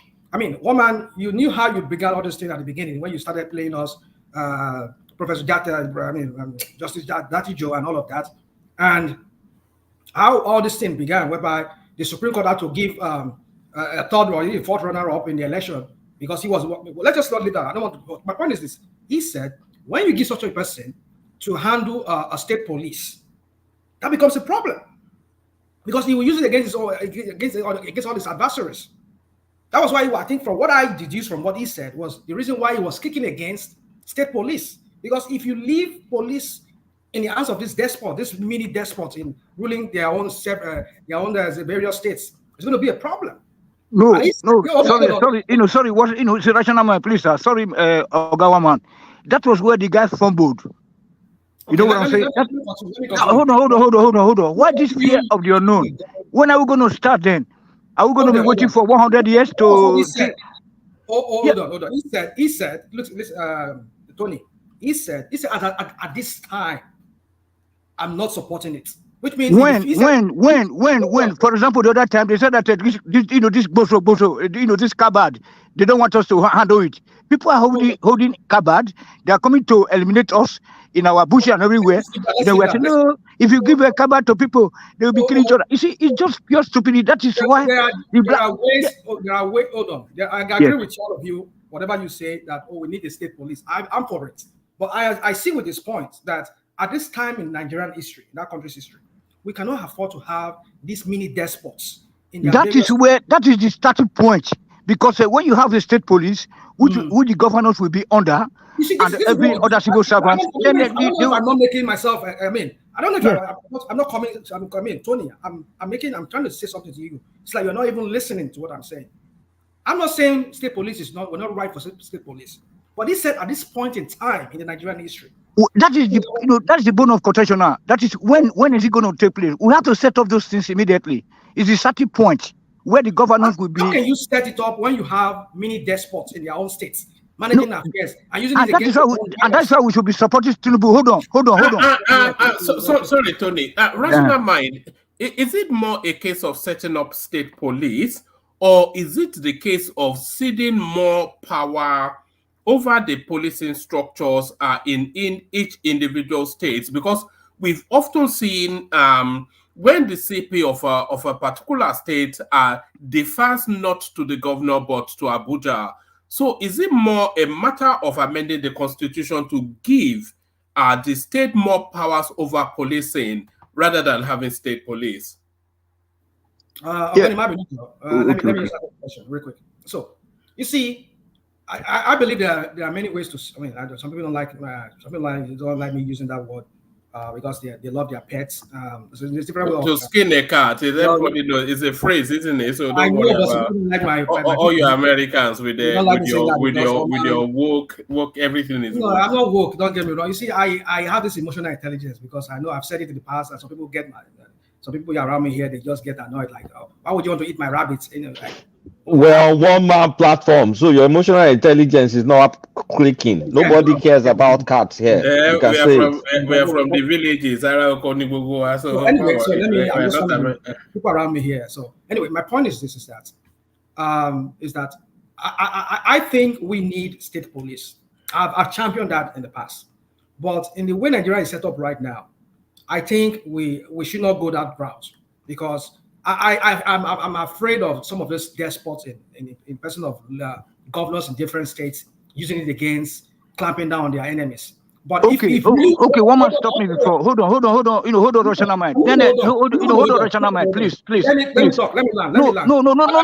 See, let me help you out. No. Yes. I think he's capable of helping himself. Let me land. Come in after him, Tony. Yeah. Yes, I beg you, Tony. So, if we really want to go to state police, then we should now let local government to have their own police. You get it? So my solution to this is this: if we're going to create state police, also create local government police. Let each cities run their own police. It should be local government police, not state police. Well, the state has police. Here in America. Barely. Is that what? I said barely. It's mostly municipal level. It is mostly municipal level, but continue. Dude, I don't know why we always like to argue all these kind of things. I don't know where you live here in America. Every state here has their own. In fact, they have their own national. Most of the states is at the municipal level. Go and check. I agree with you, but I'm saying state has their police. Each state has their own police. The municipals, the cities, the counties, they have their own police. The campuses have their own, the colleges have their own police. So what are we talking about? Why are we arguing about this? So my point is this: is that if that's the route we want to go, I'm okay with that. So that way, if I commit a crime in a particular city, it is the city police that will arrest me, not the states. So my point is this: is that we need to just sit down and see how we can fashion this out. But for me, that we only create only state police and then forget the municipal police and forget the local government police, then that is where we're setting ourselves for another failure with these despots in personal government. Can I interject, please? Can I interject? Hello? Can you hear me? Go on. Yeah. You see, the truth is, no matter how we want to go back to all this state police, it will still leak back to this constitutional review or how we really want to govern ourselves in that I always talk about. I'm telling you, if we raise the issue of state police in Nigeria now, the northern approach to it will be different from the southwest approach. Remember when Amotekun was created, the primary objective of our KETI was to give them access to AK-47, which the Buhari government kicked against. So part of the things they said it was what's going to happen to the northerners in the south.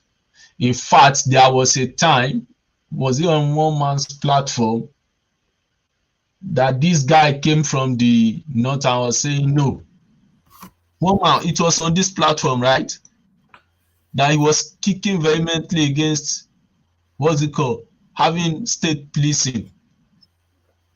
So yeah, I think that was a guy called Q. That used to exactly, and something just starts striking my head with that. What's it called?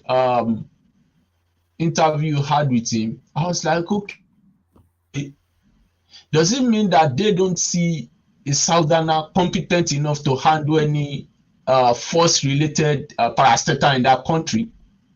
Is that their what's it called mentality in the north, that as long as the military, the air force, the navy, the police system is, they should always be at the helm of affairs? And that is one thing that we are running away from that state policing thing. For it to work, the northerners some of the northern states have to key into it. Unfortunately, they won't key into it because they will see it from a vindictive approach, vindictive approach. And we in the South will be the ones suffering from all this, their insecurity. Okay, let's say, for example, look at all the killings that have been happening due to kidnapping, and we know most of the people, or majority of the people in those areas. Assuming we have state police, do you think any kidnapper will still be in the Southwest? Let's be frank with ourselves. Do you think we have kidnappers in the Southwest? Even as maybe legitimate, begin whatever we may have, do you think we have kidnapping in the Southwest? Why do you think we won't have? I don't. Yes, thank you. Sorry, Mr. Ife, my brother, me. So how far? Can I come in now? Because one man said that I should come in after Rational Mind. Okay, let me quickly why I believe that we not have kidnapping in the Southwest is, or at least in Lagos State, and by extension in my own part of the local government, Badagry, is they will be handled in the way we think it should be done. Not a situation whereby somebody kills or eliminates a person's life, then you are now taking them to one stupid prison to be later released back into the when you cannot ask you a question. Then how many kidnappers have seen the route of the law according to the Constitution of Nigeria? So none at all. It's catch and release. Catch and release. When you cannot ask Obeni a question, please. Go ahead, sir. Yeah, Obeni, nice to hear from you. I always listen to you. But my question to you, I'm deviate a little bit from what you're narrating right now. When you came here a few weeks ago, a month ago, you stated that the APC came to clean Nigerian mess. So my question to you, I don't know if you're APC stood, so I don't really want to accuse you if you're APC member, but you're based by your own narrative, you support the party. Look at that comment. I don't know if you're an APC stood. Hold on. You've already accused him by putting it out there now. Responsibility. And take a responsibility and say, okay, the buck stop here. This is our, whatever mess is ours. What's instead the question, of just deviating and propaganding. So can you answer that? Simple. What's your question? Sorry. I just asked you, when is APC gonna take responsibility and say the buck stop here, instead of saying we are coming here to clean up your mess? How long have you been in power? It's about time APC take responsibility. Whatever is happening right now. Okay, let me quickly answer that. First and foremost, I'm not an APC person. I'm Tinubu person. I'm pro Tinubu. Okay, it's all good. There's nothing wrong with that. No, I've never told you there's anything wrong in him. Even if people say there's something wrong, it is my conviction. So I'm pro Tinubu. My first day on this platform, I declared it, and I've never changed that. It's refreshing actually that somebody will actually own up to their political alignment. But I mean, I love it. Okay, yes. Just let me pose it. Go ahead. Political alignment. Somebody said You you said? are APC. Said it's not APC. Said this. Look I at said you. I'm pro Tinubu. I've always been saying that. Just I'm say a you are Tinubu APC. person. You cannot separate I was APC just and going by a Tinubu. narrative Why that you can't support the you? party. But anyway, Why? Ratnaman, let him answer my question, please. Why can't you separate it? Let me give you an example of somebody like Femi Adesina. Femi Adesina is never an APC person. Femi Adesina has never been pro Buhari from the 80s till date. He will tell you he's not an APC person, but he's been following Buhari from the 80s till date. So I'm a kind of person that have been following Tinubu since before 1999, in the days of CDC, my university days. I've been following Tinubu's politics, and I've been following him keenly.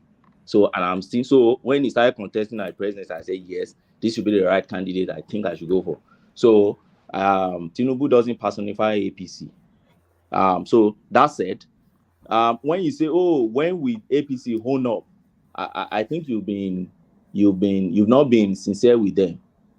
If there's any of these guys that have honed up, any government we've had in Nigeria that have honed up to the fact that they are trying their best, but their best is not the best, I think it's this present government. Let me start with Tinubu himself. In all the speech Tinubu has delivered, Tinubu has always been saying it. I knew the enormity of what I've come to do. We are not achieving it now. We are on the track. It is the job I've taken to do, and nobody should pity me. He kept saying it. And I've not seen any of the president, even including the almighty Buhari, said that before. Including Jonathan, said that before. You can prove me wrong. I don't know if you listened to Cardozo recently. If you listen to Cardozo, I listened to him. The totality of what Cardozo I've come to tell them in the Senate and every fora that has been appearing is that, see, yes, we met a system that has been rotting. No doubt about that. Except if you think we're in heaven before and we are now in hellfire. But it's our responsibility to do our job. And he cascaded, he told them what he has been doing. This is what we have tried. This is what we are doing. This is the little gain we've been able to achieve for now. This is how people have misrepresented my statements, but this is what I meant, and we'll be forging ahead.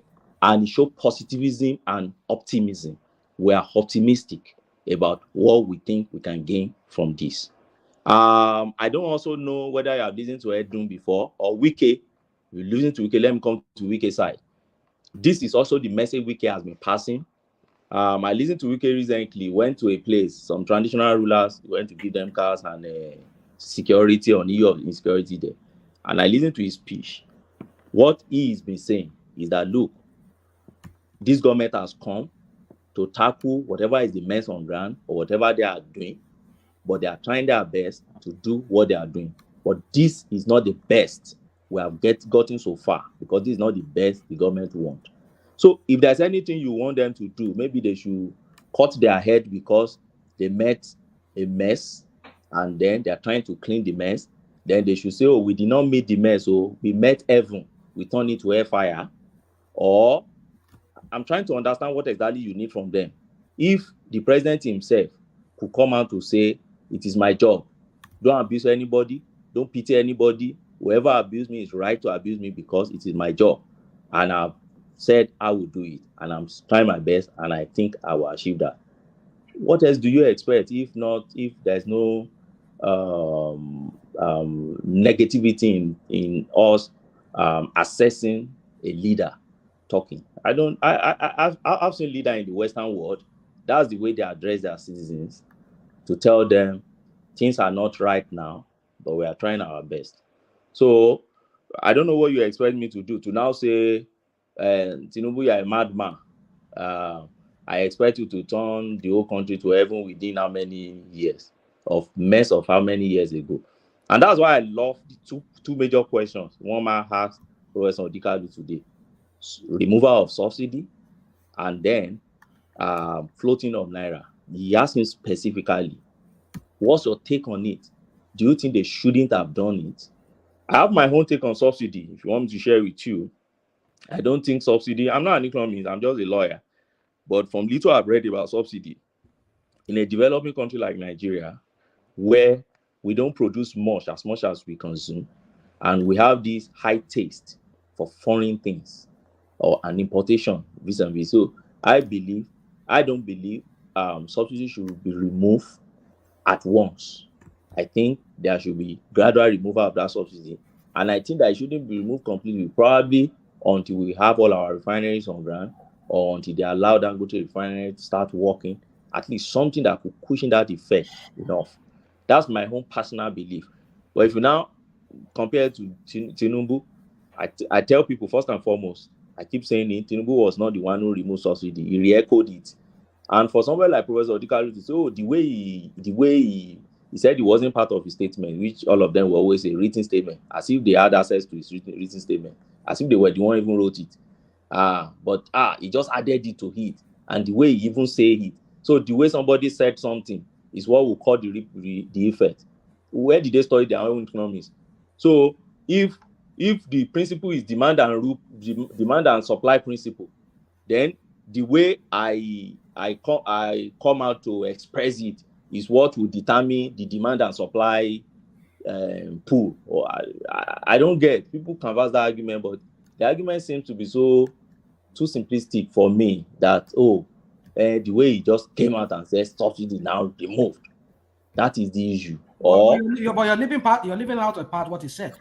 So again, this is context again in what he said. You only just want to pick one part of what he said. I can't see all what he said now. Okay, what he said was that Tinubu, you assume that Tinubu was prepared. This is a guy who said he has been prepared. He has been prepared for this. That he has all the economic team and everything. In fact, he was even talking about, okay, let's assume that this illegitimacy issue is a problem for you. Look at the kind of people that he brought to work with it. Like who and who? Well, you left that part. He said what? Mention some that you think is not fit. Ogbeni, I'm not in the Tinubu camp. I won't tell him how to rule. Shebi they say he's a master strategist. He knows what he's doing. They need his brain. And then keep quiet and let him do it. Look at, you said what? You don't think you should keep quiet? If you know you can contribute to assess his government, then it's time for you to just keep quiet and let him do it. I won't give him the answer to his because he said he's ready. He's ready. That's what when he said, you don't have answers, rational mind. Just want to complain. You don't have. I'll never give you answers. Even if I have but a simple sadistic approach. You see, do you know the way sadists think? Let me tell you the way sadists think. You see, sadists think they know all, but they must not say it so that you don't steal their idea. What is the idea? Can we? Sorry. Can we clarify something with? Please, can I clarify something? Can I clarify something with rational mind, please? So you're saying that for the love of country, even if you have the answer to the question, I know this love of country. Hold on, please. Can you hold on, please? Can you hold on, please? You were saying now that if, from your own mouth, even if you know the answer to the question, you will not tell Tinubu because it claims to be his president. That's what you say. Like you will not help your own country because you don't have your own president power. Just to clarify, you won't box me into one corner with this. I'm just clarifying. I'm not boxing you. You are boxing me into kind of questions. Listen, this is how I'm going to answer that question. Let me just quickly address Ogbeni on what you can say. You were saying that he just went on talking about subsidy removal. He says, it was not part of, he said all of this. But what he was saying was that he said that you assume this guy was ready because he came in. We know what, let me just leave all those parts. Let me not bore us with that. But you assume he is ready, that he has all the things figured out because he said he's the most prepared among all the candidates. Then he came in and look at the kind of people that he's giving us to work with him. And now you're asking me to give you to provide your solution. How he's going to do it? Even if I have it, am I going to give it to him so that he can go and work it and then start claiming to be his idea? What have we not said on this platform before? What have some few days ago we were talking about patriotism. The next day, what am I hearing from your president? He was reading your national anthem to the whole public, which means they come here, they listen to us. We don't just only come here and criticize. You won't say because I'm answering your question, Obati. You will not tell me when to provide a solution. You won't tell me because I will have to. If I want to do that, I will do that. So many things we've said on this platform. These people, they come. I know they have their moles they send here. Maybe some of us here on the screen, some of us their moles who work. Maybe someone like Kolata, I'm sure, because he went to Nigeria recently. Rational man is a mole now.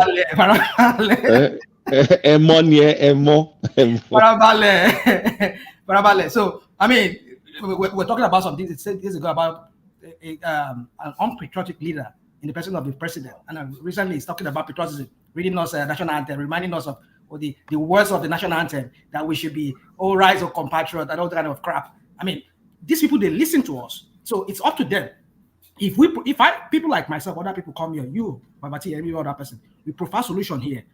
I will, you not tell me when to provide solution to them. I would do that when I deem it fit. So my point is this: is that you won't box me into one corner with that. I would provide solution when I deem it fit, and I know they listen to us because some of the things we say here, we'll hear them the next day in their in their whatever from Aso Rock. So, Benny, let's also put context to everything we say here. Don't just rational mind. And if you trace it back to where I was before, I did not ask you to provide solution. Why? Because no, I'm not saying you, Baba Team. Okay. So then what I was saying is this. I won't repeat all what Professor Odinkalu said now. That would be too I don't even think I have that intellectual capacity to pick all what he said and be regurgitating it word for word. I can't do that. I don't have the capacity. But I'm just picking the major ones I listen to, and I'm trying to let us understand what I find faulty. There were points he also made which I agree with too now. So it's not all the points. And that's why, if you observe me, my approach to assessing things is nothing is totally bad, nothing is totally good. You pick the one that is good, you leave the one that is not good. And that's why when you see them coming out and say, but Tinubu said he's prepared. And then I ask the question, what's your definition of being prepared? So your definition of being prepared is less than a year, you should turn the giant to heaven? Or your definition of being prepared is that less than a year, then we should price of petrol should be £50, $50, 50 naira, or what's your? I like asking that question. I would have asked him today. So, what's your understanding of him being prepared? What do you think he would have done differently? He assuming he's prepared. So then tell me any president in Nigeria that you can say he was prepared. Or say Obasanjo who that can you really say is prepared? So for me, when you look at policy in no sense, if there's anywhere I find serious fault in this government, and I keep saying it, is that they are extravagant spending on things I think don't matter now at this stage, which I think they should cut cost completely. For me, and there are some fundamental restructuring I'm still expecting. I don't know when they will start doing that. If after 1 year plus I see them not doing it, then I see the direction this government is going. Then for me, I start saying that I don't think they will do it. Restructuring. For me, let me tell you, and I think I've expressed that here. Sorry, before I go further, if you don't mind. Just to ask, so do you think these people, which I think they probably disingenuous for the most part, by the way, do you not think that they're expecting Tinubu to hit the ground running is enshrined in his 30 years in governance or in power or in politics? And he's been campaigning to be the president for such a long time that I think it's incumbent upon him to hit the ground running. Let him do in 6 months. But I thought I asked that. But that's naturally impossible. I agree. That it's naturally impossible. I've never. I like using where Fashola said something in that his book, Nigerian Public Discourse. He said there's something he called the challenge of unfair comparison. There's a chapter he titled "Challenge of Unfair Comparison," and I think my reasoning resonates with him too. That okay, we should stop comparing ourselves with some areas of space that are very incomparable. We should look back in our history and see what exactly is wrong with us. What can we find in our system that is not in another system before we start comparing our system with another system? So these days, I don't like really comparing directly. But when you look at it objectively, you realize that I don't see any government that would, with the level at which, with the kind of rot we have in our government, as at the time Tinubu took over this government, I don't expect any government within 6 months. And I remember when one man asked us after the election that what's your expectation, what's your time? I don't know the way he put it, like the time you start seeing whether this government is really doing what they are doing or not. And I said, for me, it's 1 year plus, and there are some areas I am looking at. One of the areas I'm looking at is this restructuring thing. Now, my own definition of restructuring may not be the same with others, because I know everybody has his own definition to some, they believe restructuring is to dismantle the whole country and let everybody go home. Well, do you know that the National Assembly has started sorry, rational mind. Let me bail out, hand over to Mike so I can shuffle Babati in, who dipped and came back. Crown, Ayo, and Prince. So thank you to all those. So thank you to all those. Thank you everyone, and especially Professor Chidi Odinkalu. So thank you everyone. See you tomorrow. Mike, over to you. Sorry, carry on. Yeah. You guys continue now, right? I think I was trying to put a position. Yes. I forgot what I was. Rational man, let me tell you what has always been in my mind about restructuring. One of the major things. I just remember now talking about restructuring. Are you aware that they said the National Assembly has started constitutional reform, right? Yeah. Yes, but you know now, rational mind, many Nigerians, or don't let me say many, and there are so many Nigerians that believe that it's not to reform the constitution, it's not to amend it, it's to dismantle it and start a new constitution all over. I don't believe in that. I believe we should be working more on what we have. And I believe that electoral act, they should put that electronic transmission. It is time now they should be thinking of it and ingrain it in the electoral act very early enough, so that by 2027 we won't stick to, people will not be crying about it again, and they will tell you technical glitch and there is nothing the world. Actually, Ogbeni, I disagree. It's not electronic transmission that is the cocoa. That is the it problem, is the collation that is the cocoa. But that collation, do you think there will be a system that will be collating that thing? Because what you have as your form BCA8 is still a manual paper. We need to get rid of it. I also think so. Immediately you are pressing that thing and you are thumb printing, then you should be converting it to data directly. Exactly, converting data and collating automatically. That's what I also think. So that's the only way, because if you have that thing, there's no way you will snap that thing and then to convert it to data immediately. I don't know, the IT guys will know that, but is it not prone to hacking? They can hack it. Everything has risk and pros and cons. Have its own risk. But let me tell you what I think about our system. See, but then with a ballot paper, my idea may sound very radical. First and foremost, I don't think we need that National Assembly building in Abuja. I keep saying it in every program I find myself. I don't think we need it. For me, I think every senators and representative must be mandatorily live in your constituency. It must be mandatorily. You must have office in your constituency and you must be living among your people. That's the first way I think insecurity will be reduced in Nigeria. So how do they tie in? How would they appear for So for me, their voting should be done electronically. Everything about them should be done electronically. And now, if you have to now move, you shift base. You move from base to base. That is when you are debating probably some constitutional and major issues. Why am I saying this? Now, they come home during election. They distribute rice and blah, blah, blah, and everything. Then the moment the election results is being announced, they are back in Abuja for the next 4 years. You don't smell them around. You don't see them around. They take governance completely away from people. People don't see them. They don't relate with their people at the constituency level. And so they don't feel the insecurity. The few ones that you see going to National Assembly and be like almost crying, I'm talking about this insecurity thing, we have to do something about it, we have to da. Many of those guys, you see them crying about these insecurity things, are guys that were actually going home to relate to their people. Majority of them don't do. And that's why for me, I propose it is a mandate. Let me give you an instance. For instance, in the UK, for instance, now, every MP has mandatorily what they call surgery. So their surgery is the more like town hall meeting. So they will send notice to every home to tell you. Sorry, Ogbeni, just a quick question. I thought they get allowance to have offices in their constituency, I believe.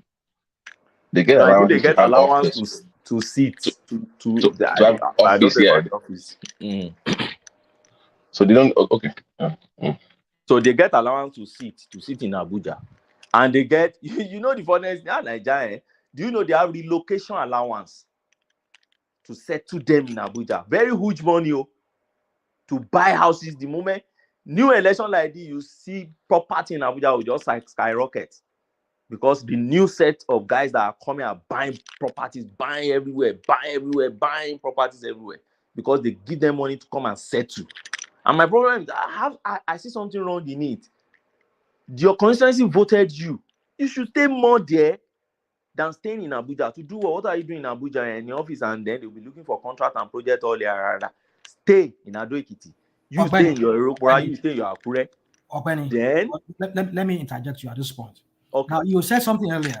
You said, "Oh, we should not change this constitution. We should just try to fix it in piecemeal." We should amend it. Yes. Hold on. Now you just said something. Now you just said so many things. Yeah. Which, if we were to put those things into constitution, like okay, sit down in your constituency.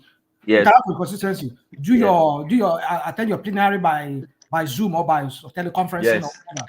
Or remove the national. Do you think these guys, knowing how they make money or how being in Abuja, physically present in Abuja, how it makes them, whatever gains they accrue to them, do you think these guys will work that into this constitution? Don't you think that we need, hold on, I'll end it with this. Don't you think we need to just write a new constitution and make these people pass that constitution? These people will not be involved. I don't expect these guys, this set of people in National Assembly, to do anything to the benefit of the Nigerian people. Let's bring in people, external people that are part of this present National Assembly. Let them write a new constitution. So you're proposing a sovereign. So you're proposing a sovereign national conference. Sovereign national conference, yeah. Okay. I'm sorry, but that's a waste of time. You know it's a waste of time, but then in piecemeal that he's talking about, this piecemeal, change this today. 2 years after that, we need intentionality. We need piecemeal to allow us to think through what we're doing. It will not work. We'll continue in this spiral. It will work. That's how other people. Hold on, guys. I think the point. No. I think the point that they're making is that even in America, you always propose amendments down the road. So if you need to keep amending and keep improving whatever you have. These guys amended. You are expected to amend something. Well, if you can that's the one. That's a different. Rational mind. Yeah. We have been amending over time. If you follow Nigerian constitutional, if you follow Nigeria, our journey from 1999. I understand. But I think we are on the 7th alteration now. We are altering our constitution, I think, for the 7th or 8th. And how has that impacted the country? That's the question. Yes, it has impacted. You see, in a good way. Let me tell you. In many ways. In many ways, it has impacted. You see, and that's why you see, we have to be very more clinical in our assessment of Nigeria. Yeah, we are Nigerians. We may not, but let's stay back a bit. Look at 99 and then look at now. And look at our constitutional journey and say, have we really, yes, we are not where we are. There's no country in the world that will tell you this is where we want to be. Everybody still wants to project further. But have we taken a step out? Yeah, the answer will tell you yes. There are a lot of steps so it now takes you back to what have we amended? Do you understand now? So when we go more specific on what have we amended, then what are the impact that they have made? There are so many that we have amended that have made an impact. Do you get what I'm saying? So, but what's the issue here, and what am I canvassing? Don't forget, the Constitution is a big document. It's not a document that contains just one thing. It's a lot of things that are in the Constitution. So if you say we dismantle the entire Constitution, we start writing it again. For me, I keep saying it's a call for anarchy. Because if you destroy that Constitution and you say you want to write again, even within the time you want to write the new one and the time you destroy the Constitution, what should guide your conduct will be another issue again. So you throw yourself into a state of anarchy, or it's very simple. It's very simple. Let's not convolute this whole thing. Okay. So how do you do it? Hold on. Okay. Now, so if the new constitution, there's a time frame for it, 2 years, sovereign national conference. Because if you guys say we were going to go the route of this piecemeal, so if you are to go the route of this piecemeal, for like 20 years, we're still on this amendment, whatever crap they're doing in national assembly. So my point is, let us use. I'm still talking now, please. So if we use the let them use the current one for now, pending when they will finish that sovereign national conference, they write the new constitution, and then after that we enact it into law, and that one, the former one, the next become obsolete. So in the tandem, they should be using the one for now, doing whatever they have to do, administration, governance, law, until that one is finished, and then they enact it into law. That's it. It's as simple as that. It's a waste of time. Here. So, Omar, before you answer, can I put in a question? Okay, yeah. It's good evening, everybody. It's I don't know. We are really more confused now. How do we? I want to direct this question to Rashana Mike, sincerely. How do we select? Let's assume that you are right. We want to dismantle this constitution, which I don't think is practicable. How do we select those that are going to represent us? Is somebody just going to handpick them? Are we going to vote them in? What constitution will be enabling that action itself? Because if there is not backed by a constitution, everything, whatever they do, somebody can take it to somewhere and it should be nullified. It should be a nullity. So how do we handpick those people? Is it going to be at the whim and caprice of an individual like Jonathan selected people that went to the confab? How do we start it? And you say sovereign national conference. What is sovereign within a sovereignty? How can we get sovereign with it? So who is going to be the member of this sovereign national conference? Who is going to constitute it? On what basis? Where will they derive their powers from? The power to do that. Who is going to give it to them? I really want to be educated. It's an act of parliament, sir. So there will be a motion in the House. Somebody has to move that motion for that.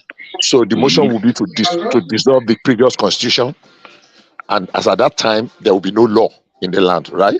No, there will still be the act of parliament can be charged to court to test its constitutionality, because the real answer is they have to amend this current constitution to say that you can do a national sovereign conference. We are still going back to amendment. We are still going back to the amendment we are talking about. That's why I said it's a waste of time.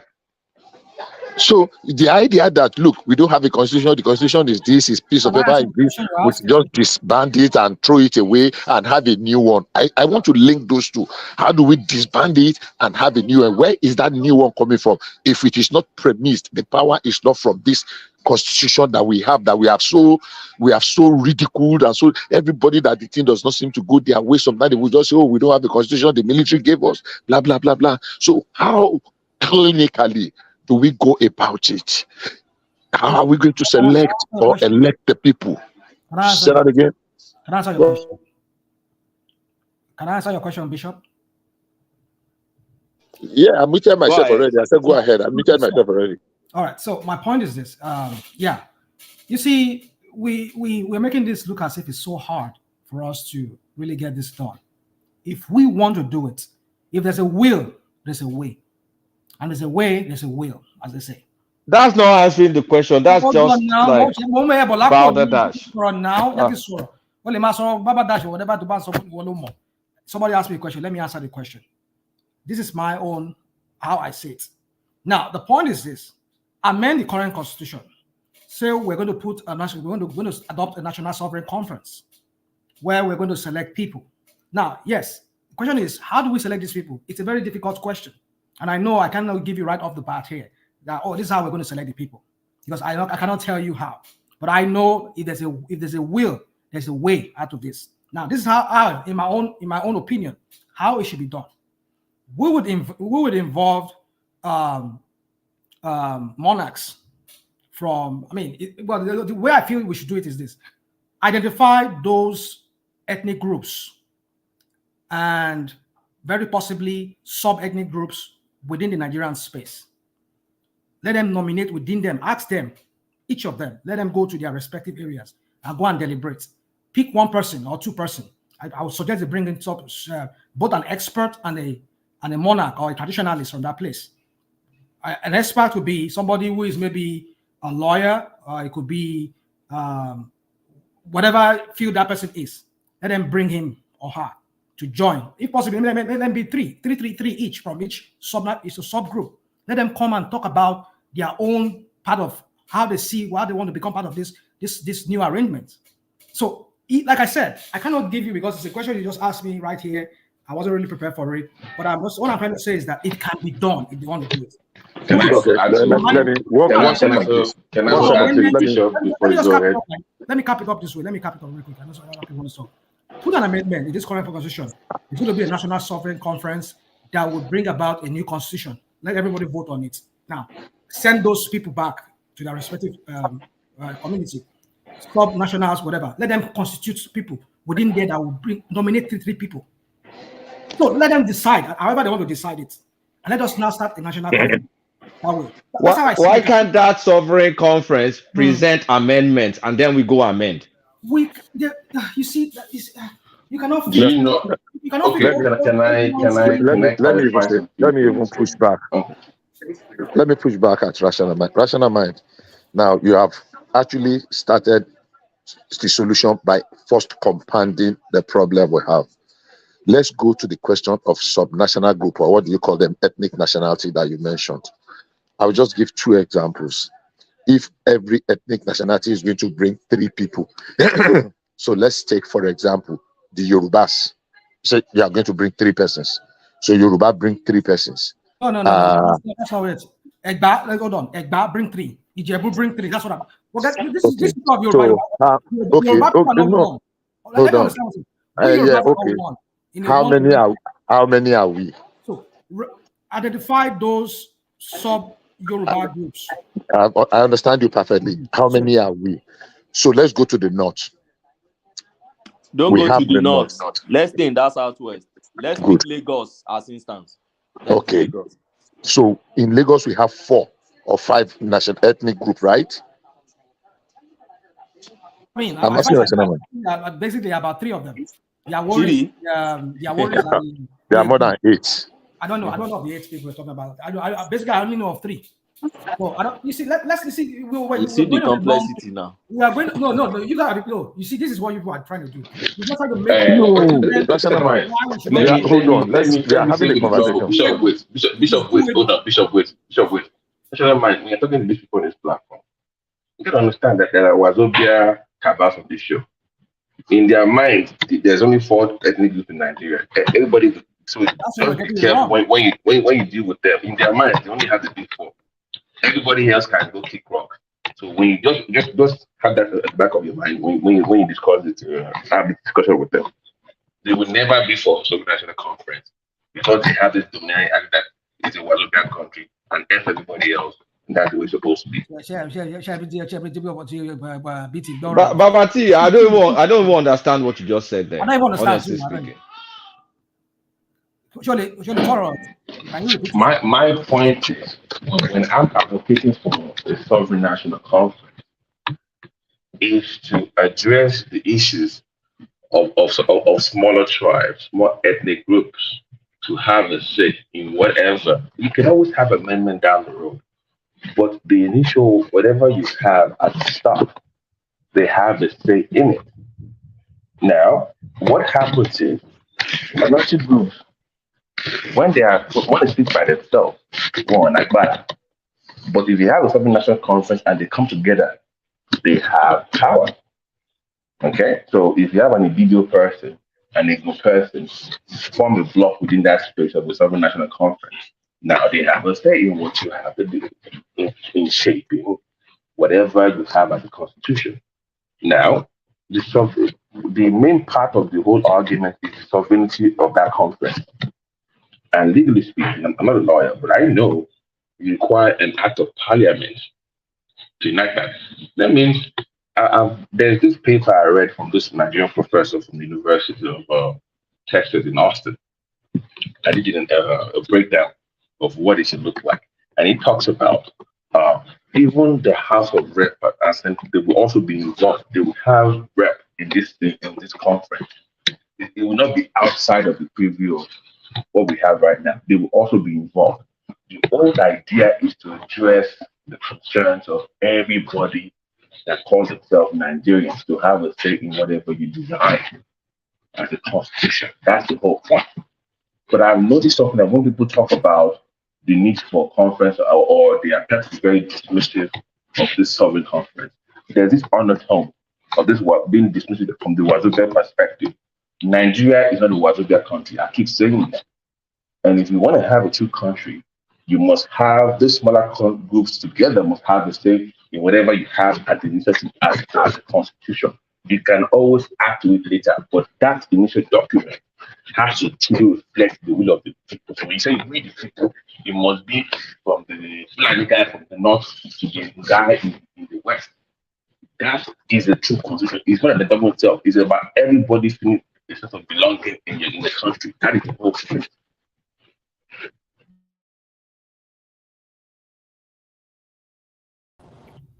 Hey, Zawati, he's even muted. Maybe he doesn't know he's muted. Can you hear me now? Okay. Did you hear? So I was. So the whole time I heard you though. Okay, but that's my point. It's a sense of belonging in the country. Okay. But that's not how we feel here. How I personally feel is there was a conference in 2014. Can't we use that? No, Kulata, it was once again. Hold on. The sovereignty part is what was missing. It wasn't legally banned. There was no act of parliament. That is what you need to make it legally binding. Somebody has to move a motion in the house to say this is legally binding. So whatever you discuss there will be upheld by the court because it was moved by motion. So if you want a true sovereign national conference, it has to be through the act of parliament. That's how it works. For a true sovereign. So I'm discussing the sovereignty of that constitution. Okay? Not forget the last thing, there was no sovereignty, it was just a political jamboree. But if you want a true sovereign conference, it has to be through act of parliament. That way, everybody that comes in Nigeria will know. Okay, when we formed this document, even my uncle or my rep in my own area had a say. Now, down the road, you might change whatever they said, but initial document, everybody has to have an input. And what happens is this? Those smaller groups come together. When they come together, they form a block, a powerful block during that constitutional debate, right? So they are able to challenge your big words, the bars of Fulani outside, because the smaller groups have the number to at least influence what you're discussing. Okay, we want local government in our area, we want more states, we want this and this. And you start deliberating, you start having that conversation. Can I ask Ogbeni a question? Does the Constitution permit whatever Babati is saying? No, and it doesn't right now. The Constitution doesn't permit anything sovereignty outside the National Assembly. So can they walk it into it? Can they amend it? Amend the section? You have to amend the Constitution. Okay, so okay, that's please, what I'm saying. Please. I was off. So now, not that. Look, these people that are you guys are saying that they always come during the election exercise and then they go back only to see them again once in a blue moon. It's just same people that these legislators that are looking the money that you expect them to do the right thing for us to be talking about conference, whatever. The best look, we haven't got time for this kind of rational mind suggestion that we should start to talk together again. No more to talk. The time is over. The game is over. Let us go our separate ways, and then the portions that will come out of all those this nigger area should be governed by our respective local people. The way we know each other. I disagree with Ogbeni. So Ogbeni, put your email. So let me put some. I'm going to put some papers to you. No, that's Tony that just finished talking, not me. No. But the argument that you cannot have a sovereign that making a case for sovereign national conference. So I have a couple of research from University of Texas by Nigerian professors. There's no way Party would have thought that was you talking. No. And also from Howard University, I've read various research. So what did they say? What did they say? The old argument is that if you go the amendment route, the voice of the smaller groups will never be heard. They would never have a true say in whatever you amend because it will never truly reflect the will of the people. It will reflect the will of the majority, but the minority will always be in the shadow. That is the whole point. So if you do, the whole point is the sense of belonging from the start, from the get-go. then we can add the initial down later the road. But the initial document has to reflect. So when you say we the people, we truly know yes, documents. Because in America, when they did the we the people, they've had they've had over 18 right? Okay. They've had many amendments. So that initial document is what still keeps them together. That is what you need for it to have a true country. So I will just leave your email down the road. I will send it to you because they are lawyers like you, they are professors as well. So you can see the argument where they're coming from, and they're making the case for a sovereign conference. Babati. So to have a true country, yeah. Babati, when anytime we talk about redoing this constitution, people always throw in spanner in the wheel they just bring this. What about this? What about this? You see, I believe if there's a will, there's a way. If we do really have that will to want to effect a change in that country, we will Rational mind. The reason you get those kind of reaction is because within the confines of the constitution, what you're saying is simply not possible. I understand. No, okay, no. Okay, listen to I beg of you. Okay, you don't listen to what he's saying. Within the confines of what you are complaining about, it's like somebody defending the Bible with the Bible. Like if you already had an issue with the document, you can't defend that document with that same document. If I had an issue with it, you can't defend that book with the same Hold on, Babati. Babati. That's the point. Babati, you have to agree to jettison that document. And the fastest way to do that is to call the military to cancel the whole thing. No. So you can do this stuff. No. I'm not doing that route. No, don't that. Come on. Yeah, just don't. No, come on now. Don't go. Nobody's going to military. Let me flesh out this thing. I don't know if maybe I like Mike will say, I don't ever learn, but let me just say something. I know I learned, but yeah. You see, but what I'm trying to say is this: is that okay, fine. If you people want to put that spanner in the wheel that you cannot jettison this constitution, it's still there, it's still a sovereign one on its own. It was I agree. Okay, why don't you amend a portion of that or put something work something into that current constitution that say by the act of the parliament or this so date, we are constituting a sovereign national conference, and let Tinubu or whoever is the president at that time, let him be on board with it and sign it into law. When they amend that part, hold on. They sign it into law that the National Sovereign Conference will be through the act of this parliament or this day, we are setting up a National Sovereign Conference that will bring about a new constitution. Hold on, just let me. I want to just do something. I'm sure you will not mind. Look, that word itself is defective from the beginning. You cannot have. Let me finish. You cannot have sovereignty within sovereignty.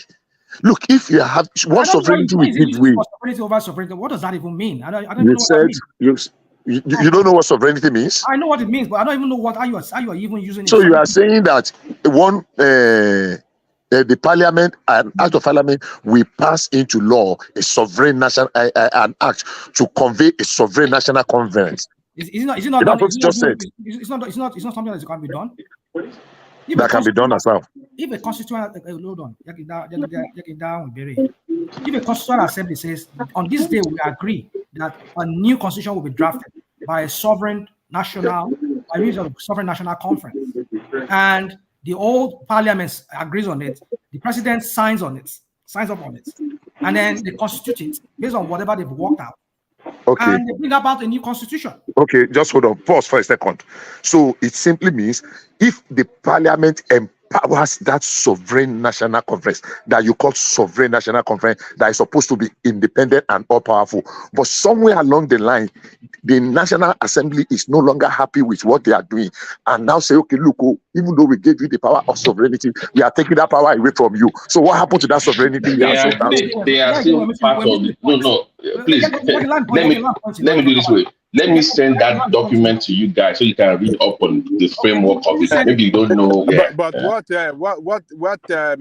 Bishop is describing is never done anywhere. You can't sign something in the law and you say, we are not agreeing again. So what is the hold on. What is the Ajale Koko? Stop now.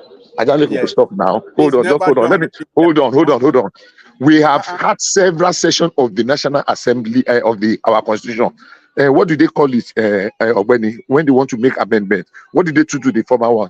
That's the defunct. This 1999 alteration, alteration. So you can't say, oh, we are not doing again. If they want to amend, it's a different ball game. I don't understand. Can I ask Ogbeni a Say, question? Can I we ask signed Ogbeni a something question? into law. Oh, we don't want that law again. It's not done. Amendment is different. Amendment go Can't we? through some kind of process. But Question okay, go ahead. Yeah. Can't we? Can't we have an amendment that is a major rewrite? Does the amendment have to be okay? Just this section? Because I can say, okay, I want to amend multiple pages in the Constitution. Am I not allowed to do that? You're allowed to do that now. So why are we wasting time? So the issue is this. So what are the areas you think should be amended major? Exactly. And and who will be writing? No. Just guys, stay with me. And also speak to okay, who are the people that will sit down to write? Because don't forget would they be part of whatever you want to alter? Don't forget that you take it around all the House of Assembly, all the states and for ratification. I get that. I'm with you on that. That's you're missing the whole point. Now you can write. What I'm saying is that the people that will be involved in writing that will be people that are in all parts of Nigeria, as opposed to just having some people sit down to even talk about. Who are the people that write the current amendments today?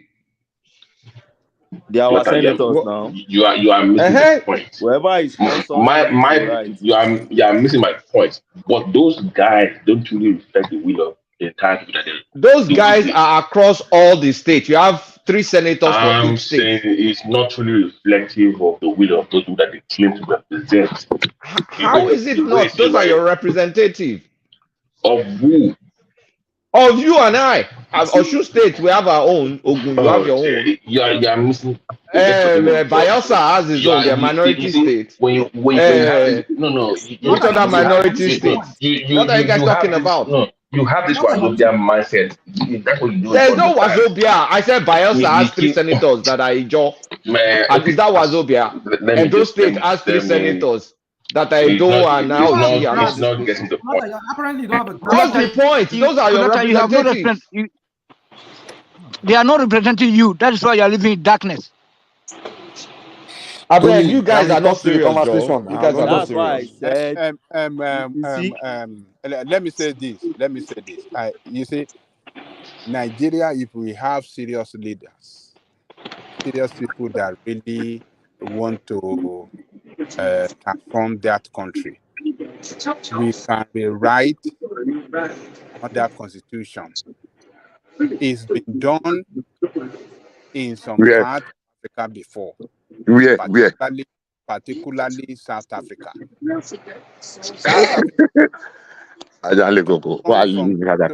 Hold on now, let me land. They transform from Pretorial way of governance into constitutional, constitutional authority that we have today, and which brought about regional government in that country today, the same that we used to have in the First Republic. So South Africa have done it. Pretoria had a constitution. They were running that country then. They transformed into that to what they have today. They broke up the region into, I don't know, maybe they had like 6 regions, or maybe 3 or 4. I can't remember, maybe 6.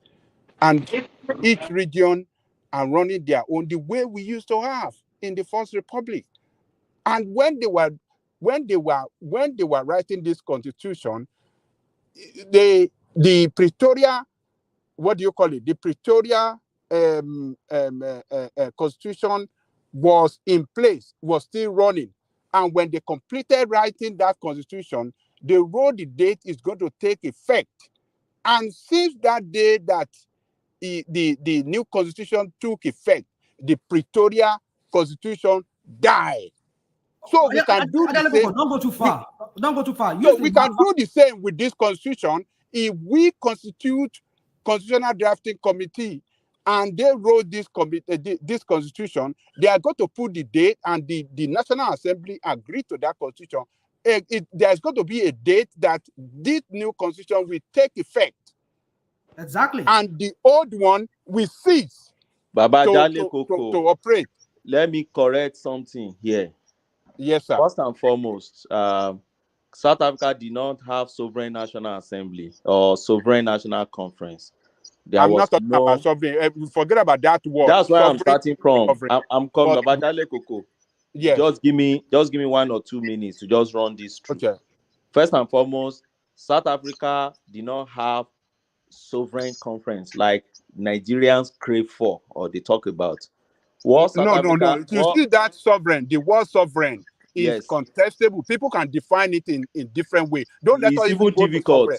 It's a call. Ogbeni, what is more important is to write a new. Don't let us go about I'm coming, suffering Baba or Jale no Koko. suffering. I The think suffering I get Adale Koko's point. What he's trying to say is they wrote a constitution that carried everybody along. everybody along. That is what So I don't care no, about let me suffering. explain how What is it suffering happened got to now. do in this?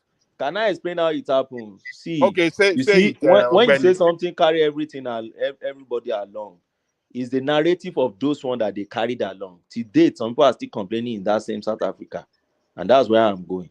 What South Africa simply did was that they had what they call constitutional assembly.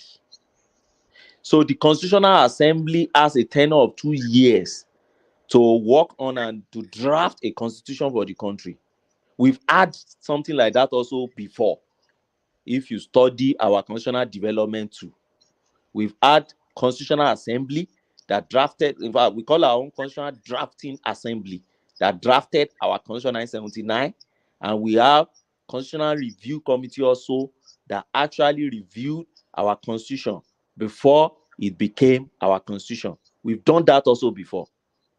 Don't forget, South Africa coming from the apartheid regime, which was a foreign regime on them. So they were able to change their constitution. And what did they do?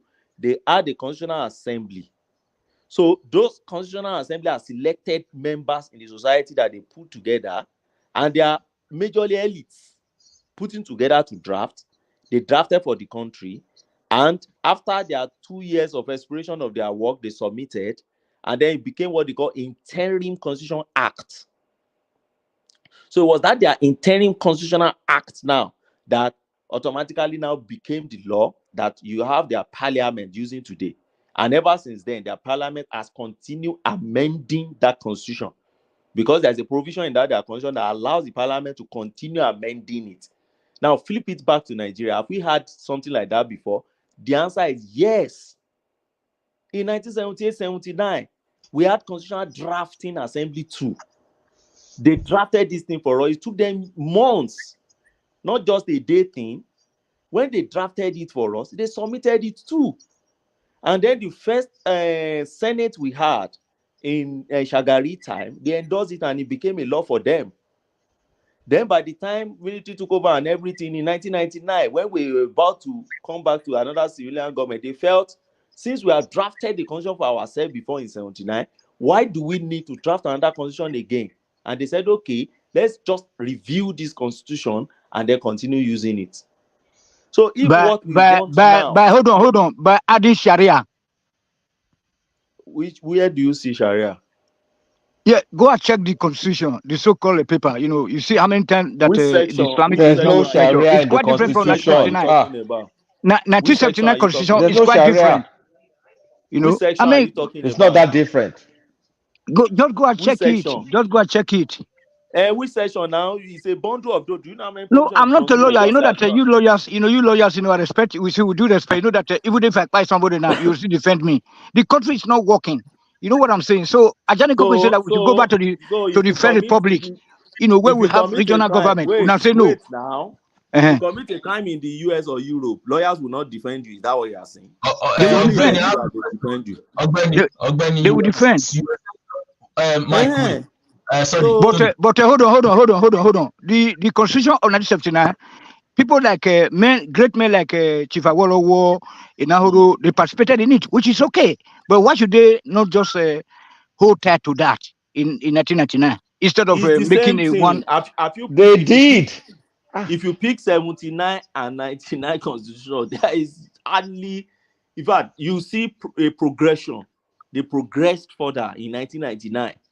having looked at the weaknesses of 79 and their experience in 1983, they improve on it to Yeah. have So, a better constitution. And ever since Yeah, then, but we've I been get you, amending. sir. I used to enjoy your submissions here. I respect you, and hold on, hold on, sir. Can't we see that things are not working since 1999? That No, that is I things are won't say so. things Are are you not expecting these working. people to come and adjust the constitution to suit the Mr. common Tony, masses? That's what we're talking see, about. Let us just go back to that regional system. Yes, Tony, please. yes, Were things working before 1999?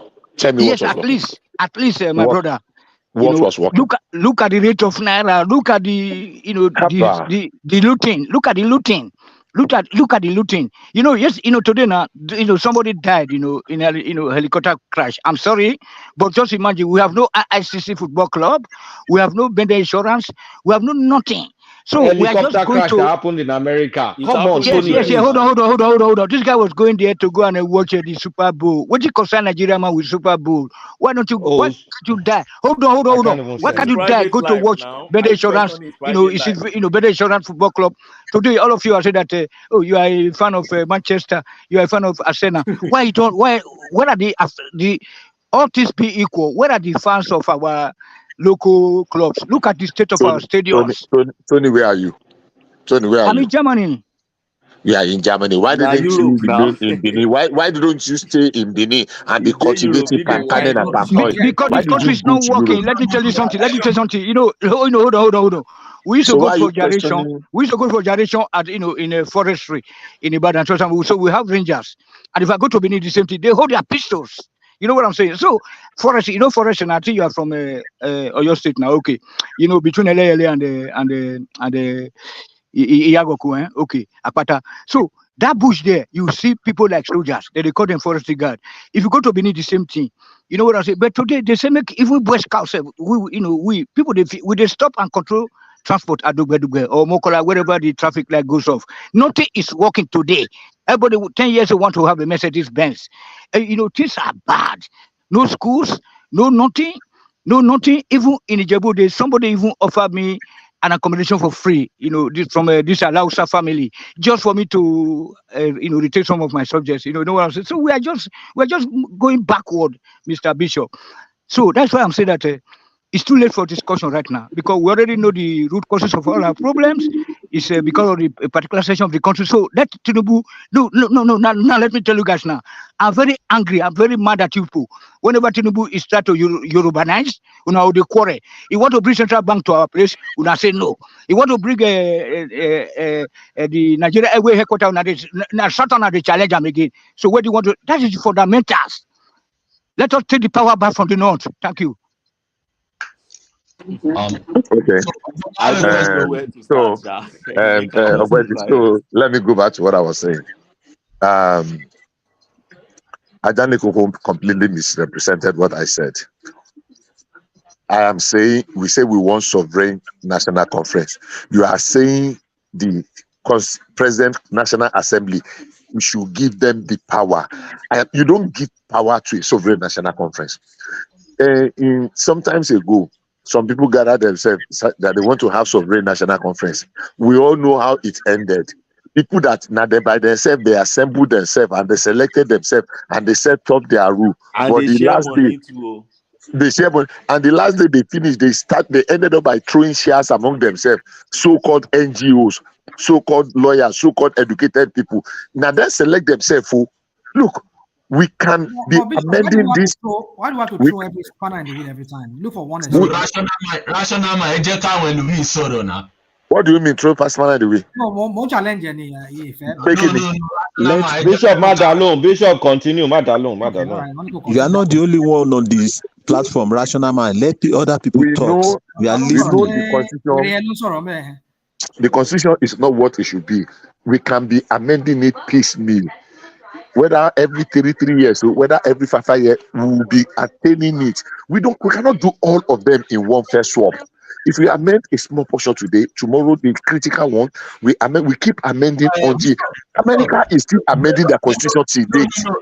Bishop, I have a question for you. You are an Ogbeni, and I just want to know your view of how Nigeria. I just want to know how do you think it will be progressive for Nigeria to be ruled? Is it this form of governance system that we have, or a more of an regional system, a more of an ethnic identity based system? I just want to know your view about how governance can be in Nigeria so that we can move forward or better than what we have.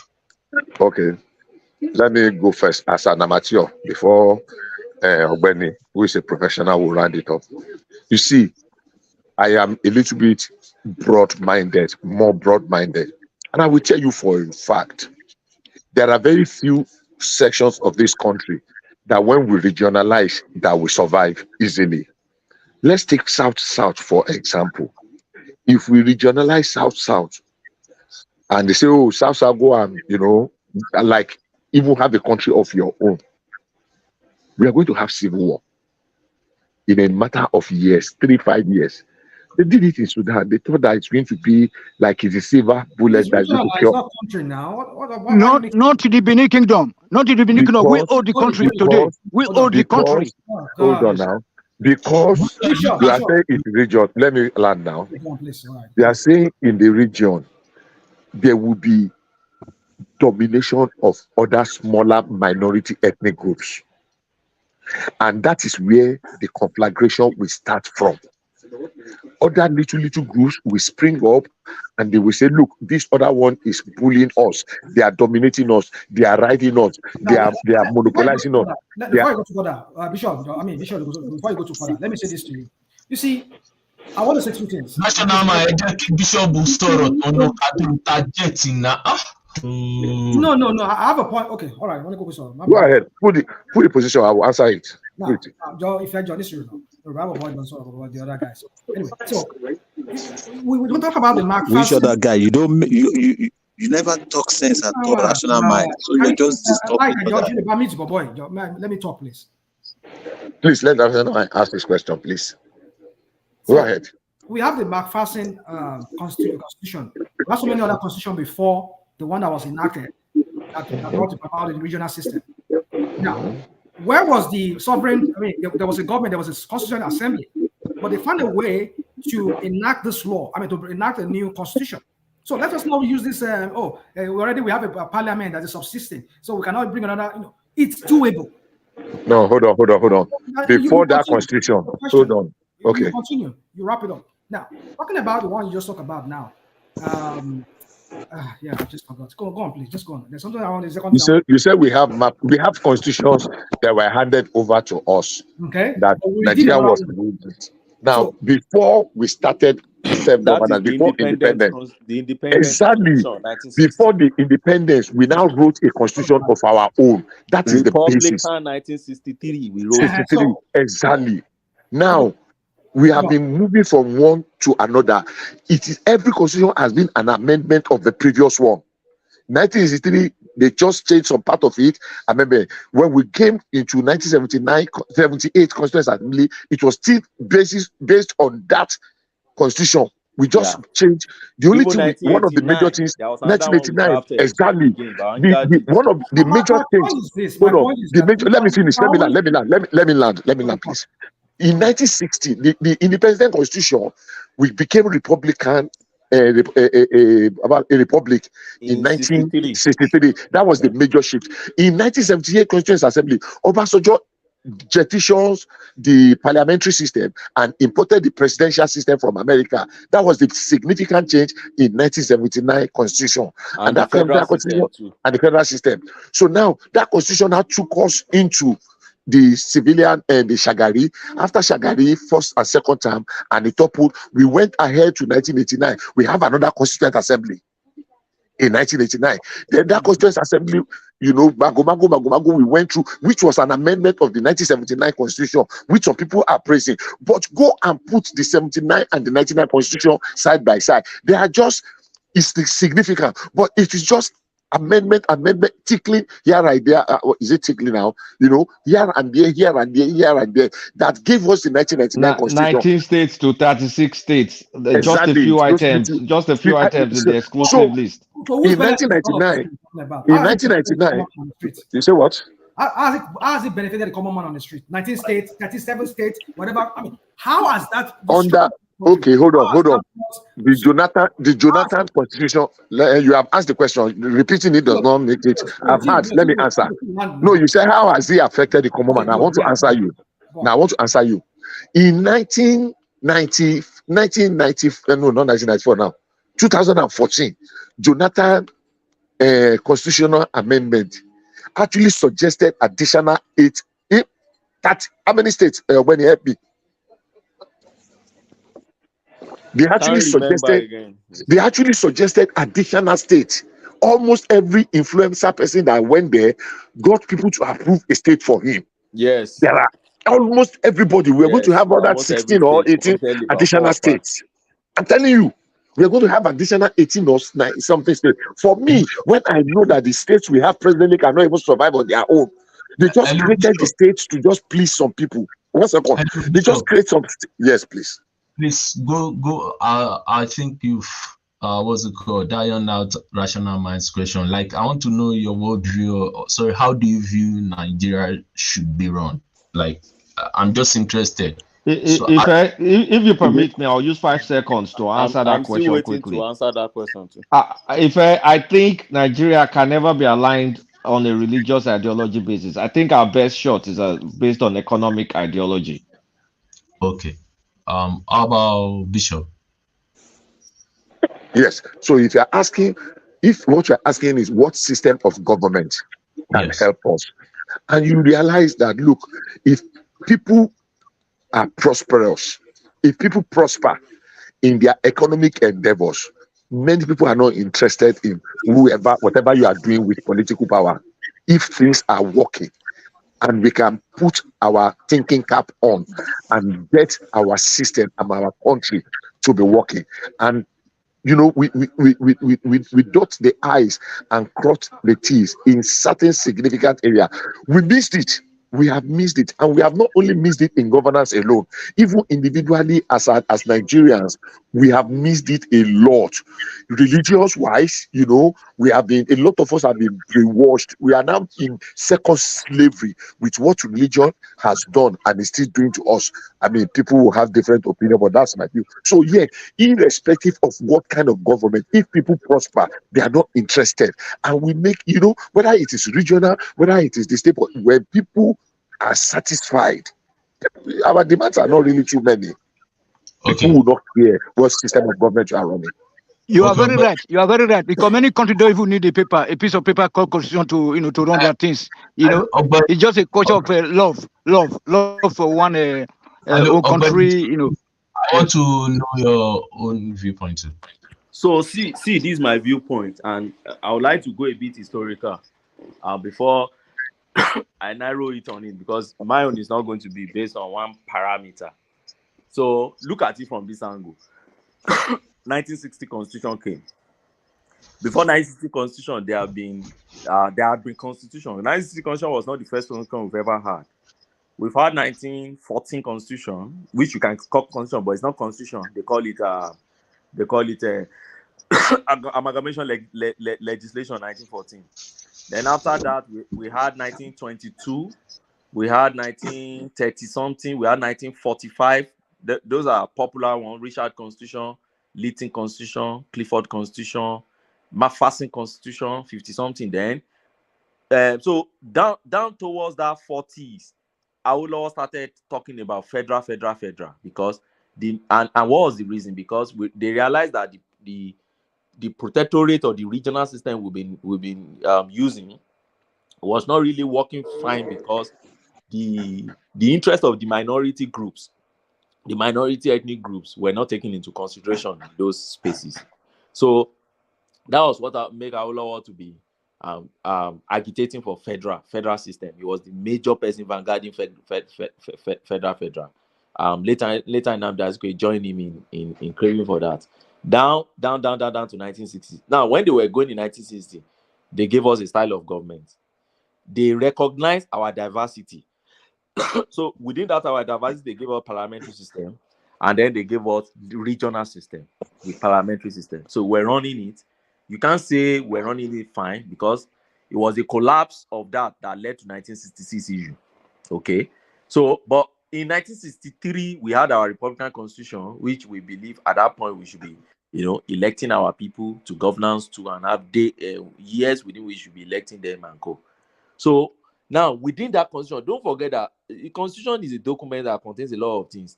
There will be political structure, there will be geographical structure, there will be economic structure, fiscal policy, judiciary, tiers of government, organs of government. How do you arrange local government area? How do you do local governance? A lot of things are contained in the constitution. It's not something that you just destroy and then you're having a new one. You can call for anarchy if you are not careful. It could lead to a war that will scatter the entire space. So it's not something you can toy with. Something you have to be very careful with. So now in 1979, now winding it down now to 1979. So okay, something happened after that 1966. Now they suspended that 63 constitution, and then for the next 20-something years that we have around that time, no constitution at all was really guiding us in the real sense. That 1960 constitution we're still using it, but the military were just not there. Now, within that time, the military had battered our political structure. They had battered our demography. And what do I mean by that? They started creating states, right? Without considering what the your constitution talked about. So they've used that state, the creation of states, to dismantle a lot of things within the space that you can't reverse. Now, winding down to 1999, that's what we're using now. What 79 and 99 simply did was to try to manage what the military had actually dismantled that really don't favor us, that we can reverse again. For instance, you say they should collapse, they should cancel Ekiti State, cancel Ondo State, then collapse them back to Southwest. There will be war now. My people will not. Ekiti people will tell you that why do you want to take us back to Oyo and Ibadan? Are we in Ekiti Parapor time? Why do you always go against the military? That you enjoyed you went to secondary school under me myself or primary school or whatever you had freedom of movement, freedom of movement. You have education, you have protection, you have boarding schools all over. You know what I'm saying? So you have to be telling the government why you are not allowing your child to be in the boarding school. Now. Yeah, but what are you telling me? The industries were functioning. You hold on. You can refine your oil. What the hell are you guys talking about? You talking about talking down on the military? That's exactly what we need anytime, any day. Wait now. Let me land now. You have never allowed me to. I will let you land before you land. Before you land in Germany, hold on. Germany, France, England were developed by military. I've not demonized military. I simply told you their weaknesses, and it's the facts. You can't run away from it. For instance, how do you explain the numbers of local government you have in Kano and compared to the numbers of local government you have in Lagos State? Is it reasonable to you? No. That one is coming from this sessional domination. That we already know, and that is coming out of the 1999 constitution.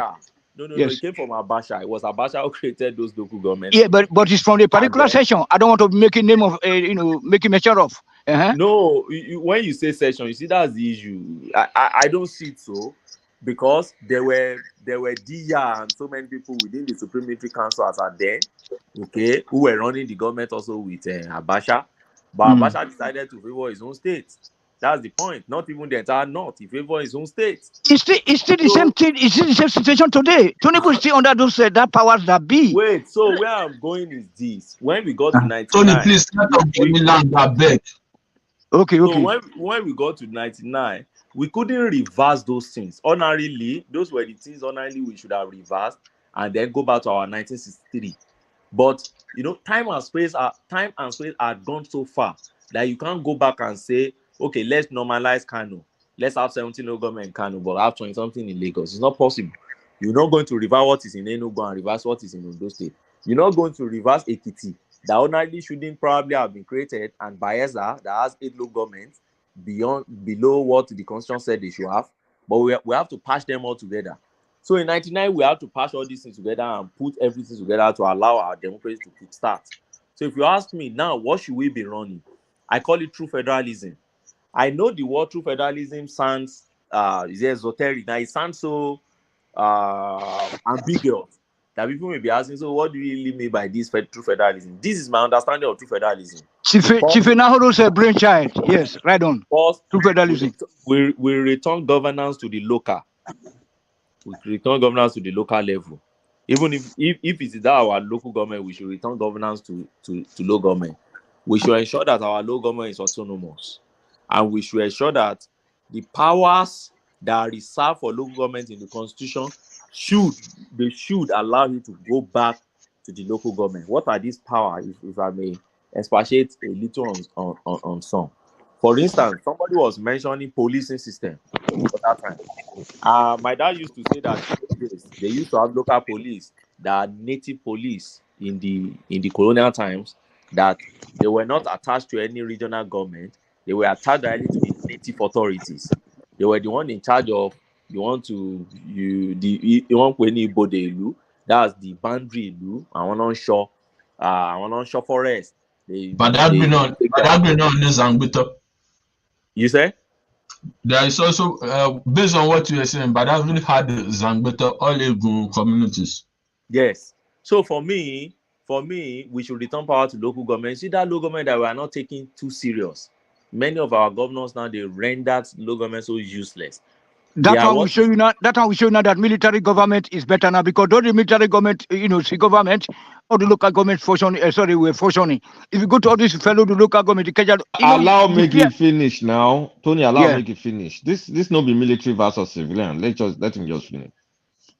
Oh, so my point is that we should take governance back to local government and ensure that everybody maintain his own lane, and ensure that as you are maintaining your lane, then you are performing your own function. At the federal level, we should reduce power to the barest minimum. That's what I think personally.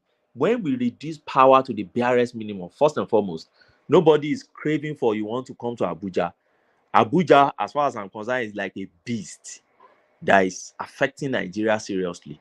And that's why I believe every senator and every rep, you must sit in your constituency. It should be a must. It should be a prerequisite for you. Sit in your constituency, have office in your constituency. There must be regular surgery, or what do you call it now? Town hall meeting that should be done on a regular basis with your constituency. If there is a very thorny issue that is going on, they should be able to assess you and say, this is what I want you to vote for when you go to that place.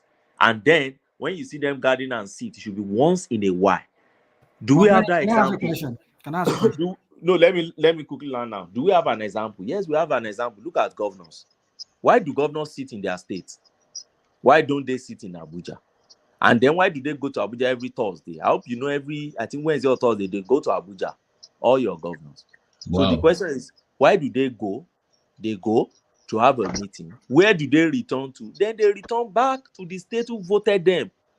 So that if you want to see your governor, you can see your governor. We know, yes, it's hard to even see a governor. But if it's House of Rep, they should be in their state. If it's Senate, they should be in their state. So when there is insecurity, let it meet them also in their home. Let me give another example. Look at those traditional rulers that were killed in Ekiti. If not because tradition mandate traditional rulers to stay in their palace and stay within their domain, many traditional rulers in Nigeria now must have been sitting in Abuja also and be hobnobbing with politicians. But because their tradition says stay in your place, they are feeling the insecurity now. Traditional rulers are really feeling the insecurity. If you see them now talking, they are feeling it. That's the same way I think our politicians also should be feeling the insecurity at their own local level, so that will ginger them up. I think you said this before. I think most of us will have this thing. But let me ask you this question. Okay. Yeah, my question to you is this: do you think the average Nigerian politician, or the so-called elites, do you think they have a good grasp of what governance is all about? Why am I saying this? Is that look at we talk about different constitutions that were made, the federal system that was enacted in 1979, and how we run a unitary system in a federal system. Because you cannot run a federal, because the whole idea of a federal is the devolving of power to the local. Yeah. That's what federal is all about. And most local in the federal system, the local is more powerful. So that is where the people get the benefits of the system, which is the democratic system that they practice. But in the Nigerian context, we have a facade of, in theory, a name of federal system, but with the garment of a unitary system whereby everything is centered around the federal government. So, with this, does that tell you that our and we're talking about constitutional amendment? I mean, like, how many years are we going to be amending this crap of a constitution? And then you're telling me that these people don't understand what governance is all about, because you cannot run a unitary system. And you're saying you are running the federal system. So how long are we going to continue like this? So that's why I said, do you think these leaders, these so-called, maybe they know, maybe they're just trying to, because they are, I don't know. Just tell me, what's your take on that? Let me just leave it at that. So this is my take on that. If you see the amendment we have been doing in Nigeria over time, you realize that we've been devolving power to the kind of unitary in quotes now, because we don't run unitary system in Nigeria really, but unitary system in quotes now that we had in 1999 is not the same style, the same type we have now. We have moved a bit from it by amendment that we have done. But I agree with you that our parliamentarians are not moving at the pace that they should be moving. If they really understand what they are doing, we should by now have moved further. And what are the areas I'm talking about? First and foremost, local government governance. By now, instead of, if you remember Buhari struggled seriously to get autonomy for local government.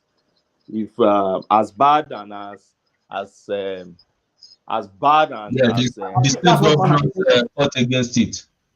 That's what Malami told us now. We don't know how true that is. Malami said it. I know Malami said it, but we don't know how true that is. Can you tell us how true is that? No, there was they were expecting them to do that through constitutional amendment. They didn't do it. They didn't include it in the amendment they did under his governance. And then he made an executive order. You forgot? I can't remember exactly. What Buhari wanted to do was he wanted to give the local government autonomy such that when there's general election, will hold local government elections simultaneously, and they will start collecting their own allocation directly. And that would have made them independent of those governors. Yes, so there will not be what's it called? APC will win Lagos State, the APC will win the whole of the local government in Lagos State. So there will be diversity in the political. Exactly. That's not even the main reason. The main reason is that they want to control the state. They want to control every resources. For example, look at Lagos State. Everything is Sanwo-Olu's. The tenement rate, everything is Sanwo-Olu that's collecting everything. The advertisement is why would Sanwo-Olu not give it to? Look at Anambra State. From 2006 to 2014, no single local government election. Rational mind. If there is a state, Tony, I beg, Mike. Rational mind. If there is a state that local government is functioning in Nigeria today, one, two, it is Lagos State. Which Lagos? Let's talk facts. You just make everything. If there is a state. During that time, I did not live during when the military era, when what his name was there. We are not talking of military era. We are talking of where they function under military era. I know what the local government looks like. Even under a military administration of what's his name? Go on. I knew how it is. Telling me how it looks like, how it feels like to live under. Hello, Koshofe local government. Hello, hold on.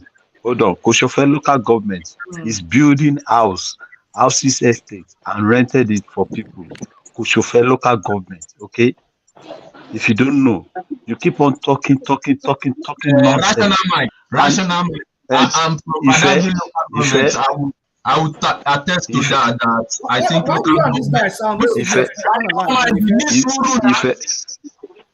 it called? In Lagos State, the local government, I believe, is the most functional in the whole of the country. No, for that, Ife, I don't believe Gani, that. I want them to. If I hold on. Gani, you might be rational mind. We just keep it on no, the comment. Ife, hold on, please. Me, boo, Mukonsoni, Ketu, Koshofe local government is building house. Ife, not everybody that speaks Yoruba is a Yoruba man, okay, Ife? That's it. This guy, you see, okay, just say whatever I want to say. When you're done, let me continue. Rational mind. Can I continue? So look at it, eh? You see our governors, they are our problem. And that's why sometimes when people say unitary government, I said, where do you even see this unitary? Your governors are gallivanting around. If we are really running unitary, Tinubu should be arresting governors now. Why do we have section 308 that talks about immunity? So when people talk about military, that we don't have any unitary government anywhere. In the military era, when we had unitary government, no military administrator can do any outing. The head of state will sack him and recall him. Go to Ghana. Ogbeni, here you go again with this unitary something, not unitary. You see, it's not unitary now. I understand it's not unitary. We're not practicing unitary, but the structure on ground, the structure that we inherited from the military, is a unitary system. No, we agree on that. We agree on that. No, I don't agree on that. Oh, it's not unitary. Rational mind. It's not. See what let me quickly explain. Rational mind. Hold on, John, let me quickly explain now, so that we don't start on a 40 grand.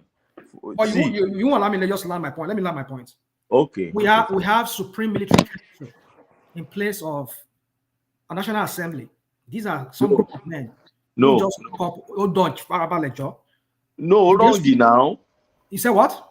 Not national assembly. Call replace supreme military council now. It's like you don't understand what I'm trying to say. I don't know. Let me land. That's why you need to let me land. Okay. During the military era, we have supreme military council. Yes. This group of men who just sit down and just formulate whatever decree, pass it, and whatever. Yes. And we have their stooges in the place of military governors in states that serve as their high balls in different states. Hold on. Now, after we left we left the military era, they brought about what they call the federal system. Yes. Now, just even get both the 1979 Constitution, it was the same process that we had in 1989, from military to civilian. So there were relics of the administrative system of the military that each of these new civilian dispensation that came after them, they inherited. Nothing was done about it. Now they inherited a system whereby the president has absolute power. He controls energy, he controls military, he controls everything that normally should go to states and local government. So my point is this, that these guys who came after them, the civilians, they never did anything about it, like you yourself you said. So how do you expect us to have a system that really works for people when they do nothing about this administrative style that they inherited from the military, which is the unitary system with the facade of a federal system under the civilian rule? So you get my drift now. Do you understand what I'm trying to say? Yes, but let me answer that. You are not completely right. You missed some points along the line. So now this is the way I see it. Okay, the power given to the federal government, yes, I believe it is enormous, but I believe over time it's been welding. It's been how do I put it now? There are some powers that have been actually shared with the state government. Now, when you look at those three tiers, the one that suffers most is local government. The state government still reserve so many powers, Tony, but they've been so very useless and docile over the years. And because of the kind of citizens standing up, they don't put them on their toes. And that's why I agree with somebody who said that Lagos is still the only state that is really, really working in Nigeria. And when we are citing bad examples, we shouldn't be citing Lagos. We should look elsewhere. I agree with those guys, because when you go back to that same constitution, you see the powers. Hello, Bishop. Mike, can you? Okay, let me see if I can. Okay. So when you go back to our constitution, you see exclusive power, you see concurrent power, and you see residual power. The exclusive power is the one, legislative power is the one exclusively for federal government. And when you say federal government, sometimes I also look at it. What do you mean by federal? Those powers are reserved for the National Assembly. Who are the people in the National Assembly? They are still the people that came from the state and local government and all these areas to come and make laws. Okay? Now, they reserve some powers as concurrent. Concurrent simply means that state can do it, federal can do it. Part of it is education. And that's why you have state government running their own secondary school, federal runs his own. State government runs their own university, federal runs their own. Health is also part of it. You can have your own hospital as a state government. You can decide to have a cancer center and have a tertiary health, whatever you want to do with your money. Federal also can do their own. But over-reliance on the federal is one of our first problems. And as citizens, we don't even focus on our state government.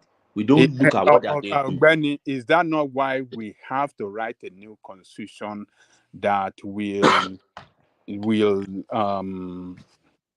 define the way we have to govern that country, particularly in the areas of resource control and other things that can really make that country work? And that over-reliance on federal government, we have to take it away. We will have to stop it. And the state will have to function efficiently and develop at their own pace. Development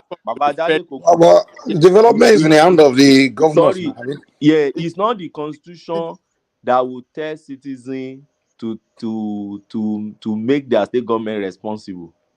It's not the constitution. Hold on now. Already. Hold on. Okay.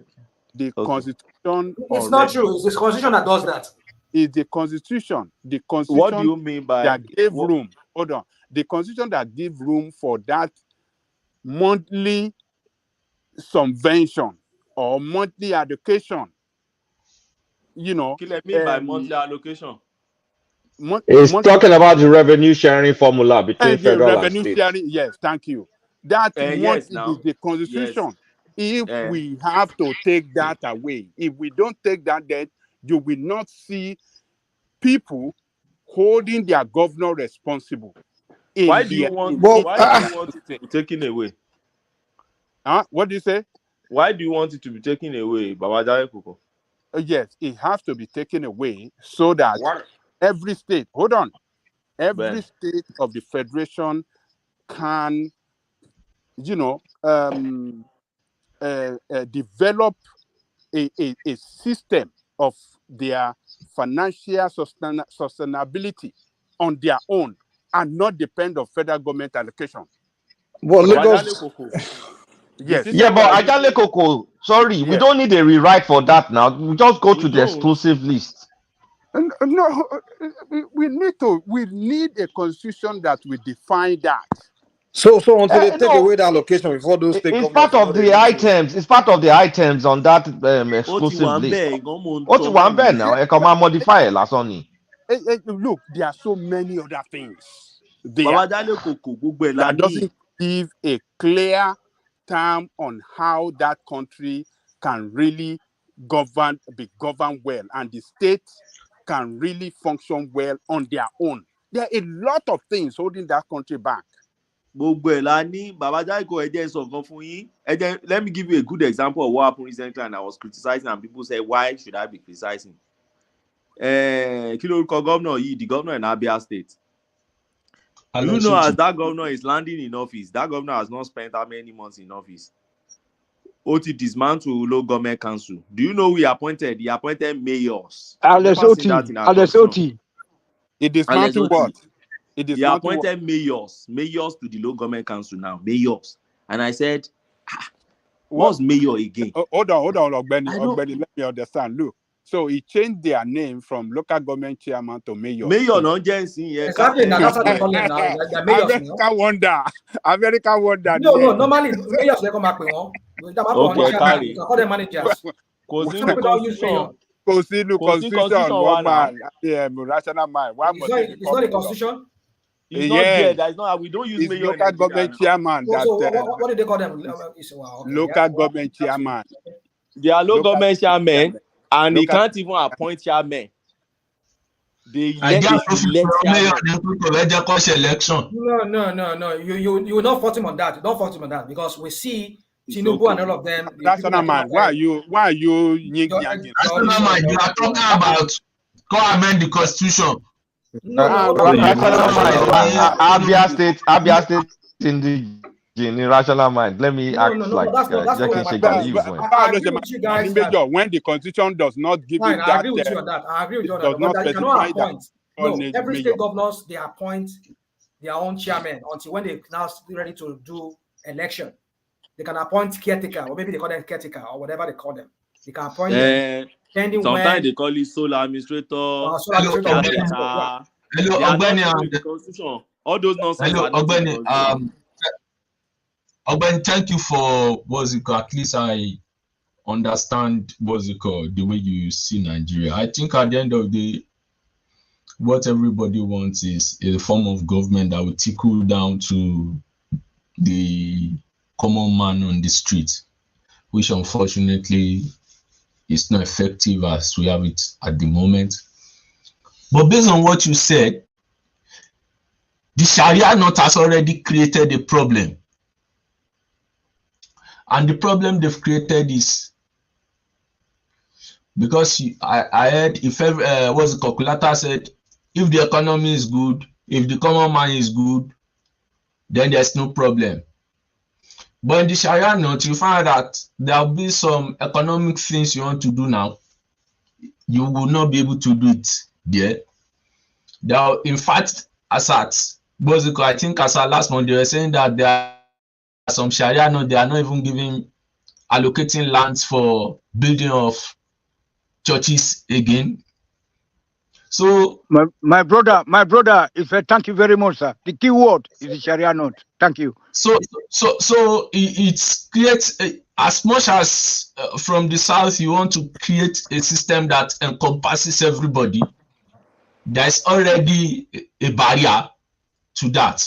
So what is that barrier, please? That barrier is putting a form of theocracy in the state governance system where you have some Sharia police, the normal police. So and let her land. All these traitors. Okay, land now.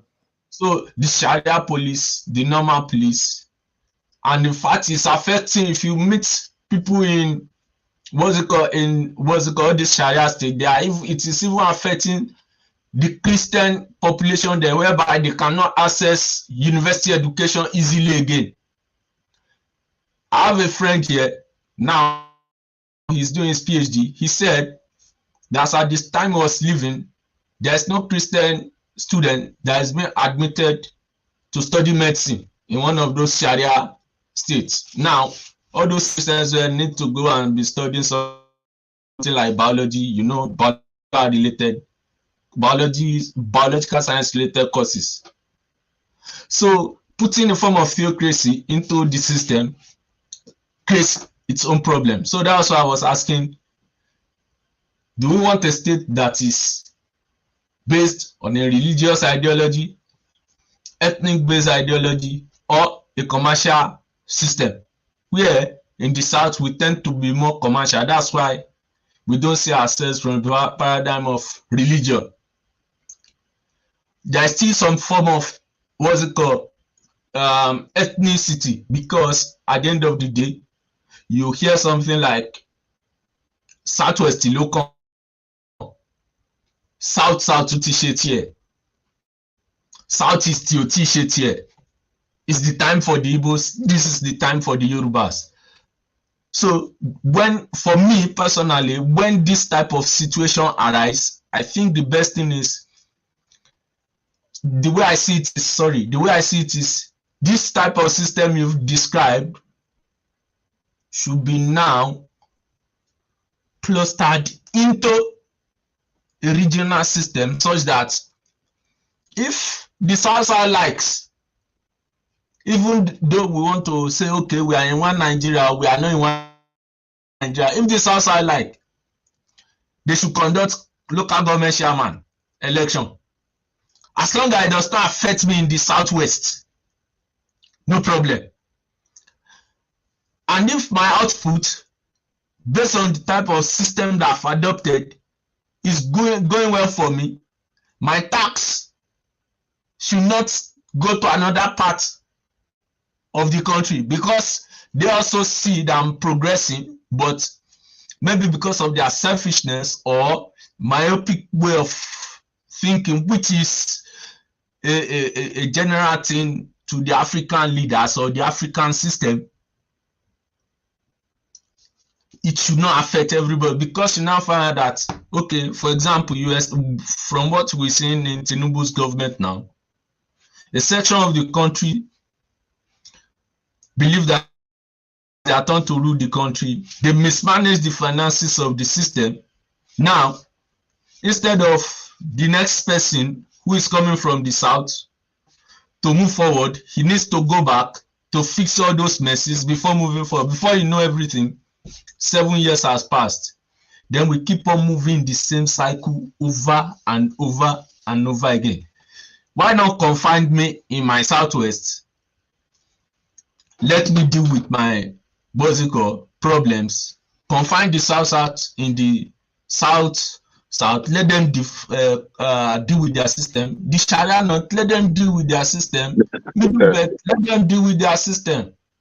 Please, let me interject you very briefly, please. You see, it's sometimes it is easier said. When you take a step, you discover some other challenges and progress. I'll give you a good example. Awolowo started free education in 1957. Bishop, sorry, before you continue, I want to give you a system that is running that type of system. Russia Federation is bigger than Nigeria. They have the Dagestan province that runs a Sharia system, and it's still under the same Russian Federation. So Nigeria Russia is not a democracy. Russia is not. So let's just move. Let me give this. Yeah, in Chechnya,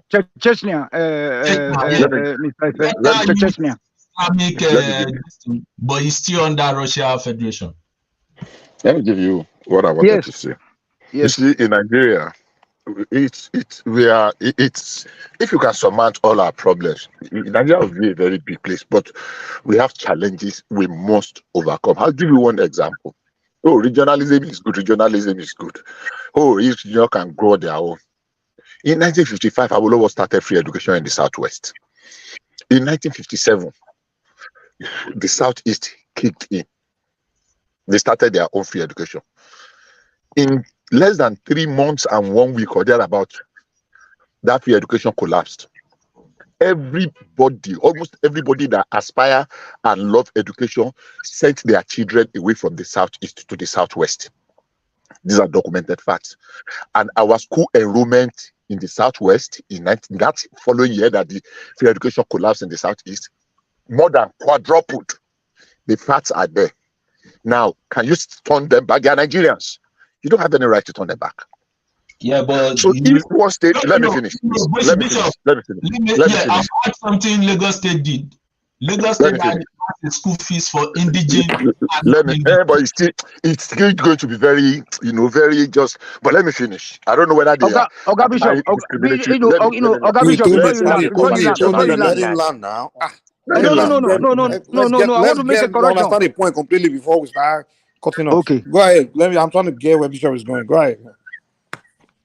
So the idea of each one help one. We are not saying we must tie down one region for the other. But when we have, if we are not careful, that we have an extremely very prosperous one section and the other, because we are still in the same federation, even though practicing regionalism, people will find their way to the ones that are prospering. And the weight we transfer in development. And at the end of the day, it's almost going to be the same thing. Because where you have a section that is doing very well, and has the power, the ability to lend a helping hand to other people, so that we can go not necessarily at the same pace, but nobody is left behind. Well, Bishop, you find a way of bringing everything. You have to bring something that is just to show that this thing will That's not. just I'll continue. Rational mind. Shomalo komo she man sọ̀rọ̀ sha. What do you mean? Everybody is sharing their idea. Do you listen to yourself when you make your own idea sometimes? I try to bring, what am I bringing in? What did I bring in? What exactly did I bring in? I'm sharing my view, my perception. You were asking some question that I could have regarded as being dumb. I never said so. I allow you to have your say. Bishop, why don't you let me have my say? Bishop can continue, sir. Continue. No, you don't sound condescending when other people are making their point. Bishop Madalone, continue. So, as far as I'm concerned, federalism is beautiful if all of us, but every step in development come with its unique challenges. The problem, you are not seeing it now. I mean, the really reason why you are not seeing it now, because you have not started implementing that solution you think is going to be like, pro everything. Immediately you put that solution in place, that system. When we were doing regional, what do you call it, parliamentary something, people thought that the presidential system will cure all the problem. We do this, we do that, and they brought it. And we are seeing the problem. No matter the system you bring, in as much it is being run and managed and midwifed by human beings, that selfish needs and the rest comes in. Problems will come. We don't run away from them. We confront them and tackle them and solve them. Otherwise, trying another one will still bring another kind of problem. Trying another one will still bring another problem. That's what we have experienced over the years. I'm not running away from it. Okay, I understand you. You mean that the operators, the operator of the system is the problem, Oga Bishop, eh? The operators. Let me answer that. No. I want to interject earlier on that the people of Southeast did not come to the Western side to go to to get their free education. It was the people that speak their language, because in the Western region we have also Igbos in all this Asaba. It is not even true. Hold on, Tony. It's not even true that it collapsed. I don't know where Bishop is getting those facts from. Yes, indeed, people move southwest, and like you said, Tony, we in the time past, in the 60s and early 70s, after the Civil War, Yoruba people have a way of roping people, even people from Calabar, they will look at them as Yoruba and as Igbo. Even people from Ikwere or from, they look at them as Igbo. During the time we're talking about in question, the Western region was doing well when it comes to education.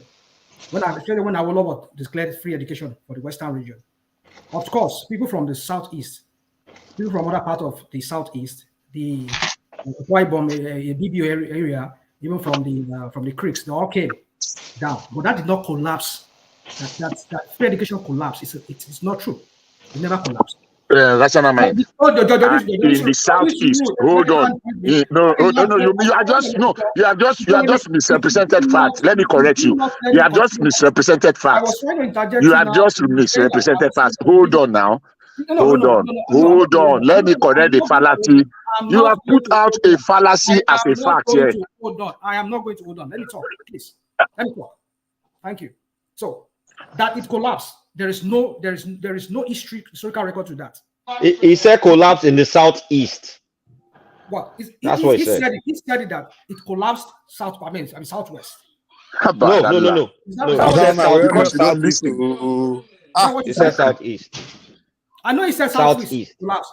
Southeast. He said no. This is what he said. He said Southwest started free education. Southeast too started free education, but theirs collapsed in 3 months. That's what he said. That was where I came in to say that. Hold on, National Mind, please. Mr. Kulata. Hold on, Mr. Kulata. The people of Southeast, they did not come over to our place because we have the Igbo-speaking part of our Western region.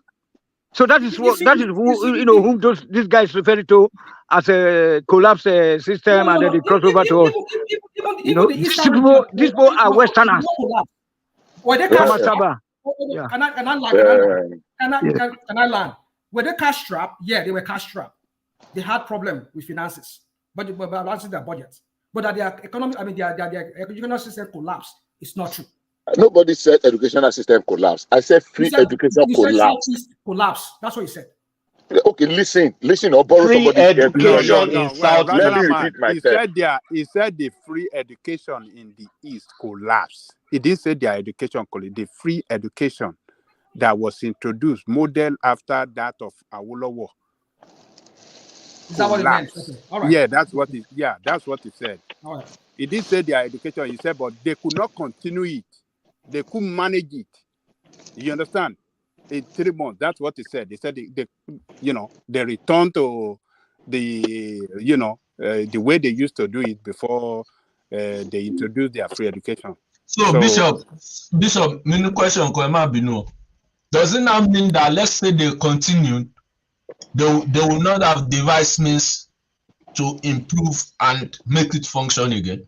I've not answered your former question. Yes, Ogbeni. Yeah. Ogbeni, okay. Okay, see my take.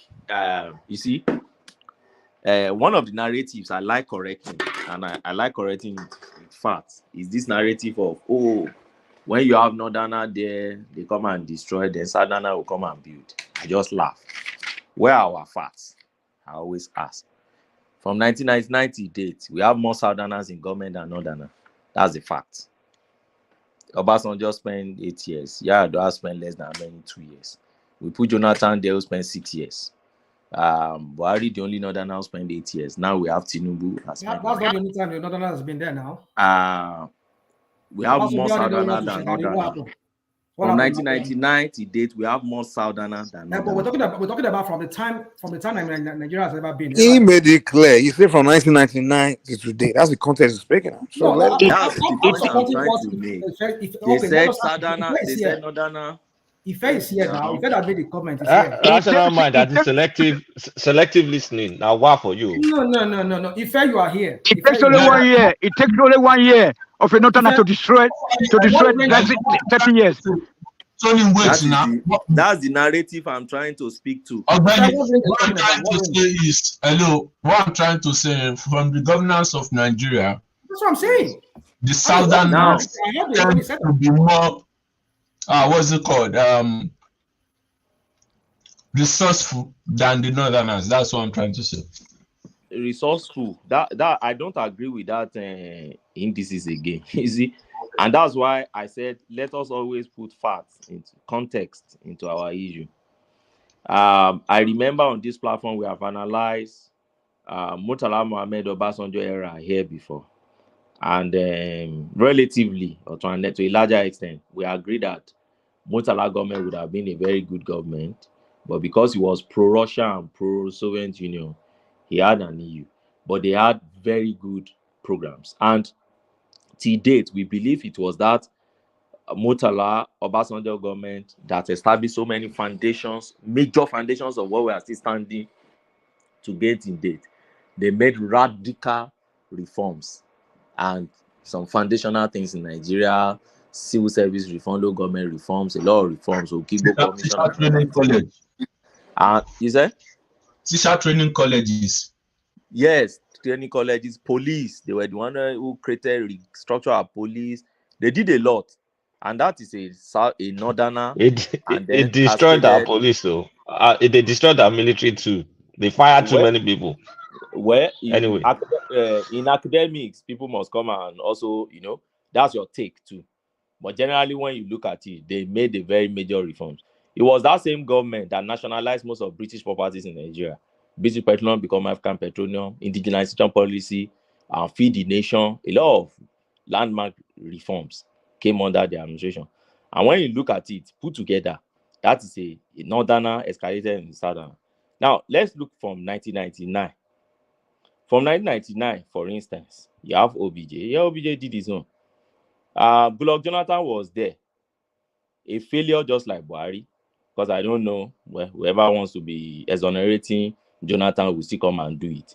But Jonathan was a southern man like us, like me and you. Jonathan, as far as I'm concerned, was just a failure in that government, just like Buhari. So what did he do that Buhari didn't do? So, but we have this general narrative of, oh, Northern, as if they are dumb. There are people that don't think at all. They just come and plunder and get all the money away.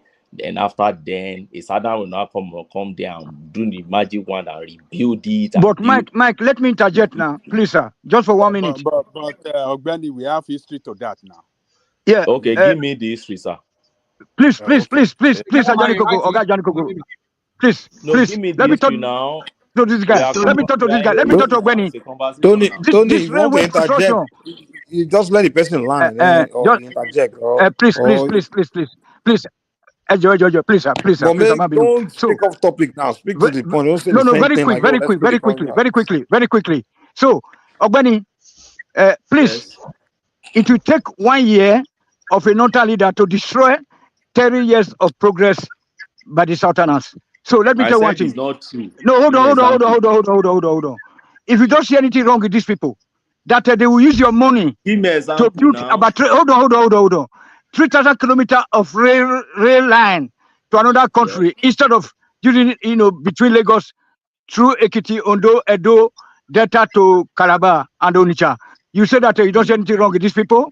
That do you know how much it? Hold on. Do you know how much it costs? Hold on. You get your point. Do you know how much it will cost? Do you know how much it will cost? Do you know? No, hold on, Mike. Do you know how much it will cost to construct a meter by meter of a rail line? Do you know how much it will cost? I know you are a lawyer. Go and check how much. The 3,000 kilometers. So, Mr. Tony, I'll repeat again. Yes. It has nothing to do with tribe. Under your that is mismanagement. Mismanagement. Tony, let him respond now. He accused you own for action of one man. Come on, relax. Let him respond. Okay. The irony was Jonathan was the one that commissioned that rail line, but that's where I'm going now, Kulata. In fact, God bless you. That's where I'm going. See, I said it has nothing to do with tribe. That project you are talking about, Jonathan commenced that project. That is your southern brother. Apart from that, it's not my brother. It's not my brother. Jonathan is a Mr. Badlock. Okay. Let Tony calm down. Okay, sorry. A southerner. But let me put history to what we are talking about. No, Baba, under that same our southern brother, because he said it's not his brother, it's my brother now. Under that, the same my southern brother. NNPC refused to remit $20 billion into the coffers of CBN or Nigerian Treasury. And the man who whistleblow it, a northerner, because you said that the one that like destroying things, he whistleblow it, and he caused the man his office, and he was disgraced out of office. That is under my southern brother. So my point is, it knows no tribe. If you relate with all these politicians, you understand, they don't know religion, they don't know tribe. It's just between me and you, we are talking about tribe. Forget all those tribes. It knows no tribe. It knows. Let's hear Ajani Koko now. Let's hear Ajani Koko, please. Okay, so people that are saying it, that when the northerner is in position of president or head of state, they will run it. And when southerner come, the southerner will, repair it. And when northerner come, just vice versa like that. We have history to that narrative.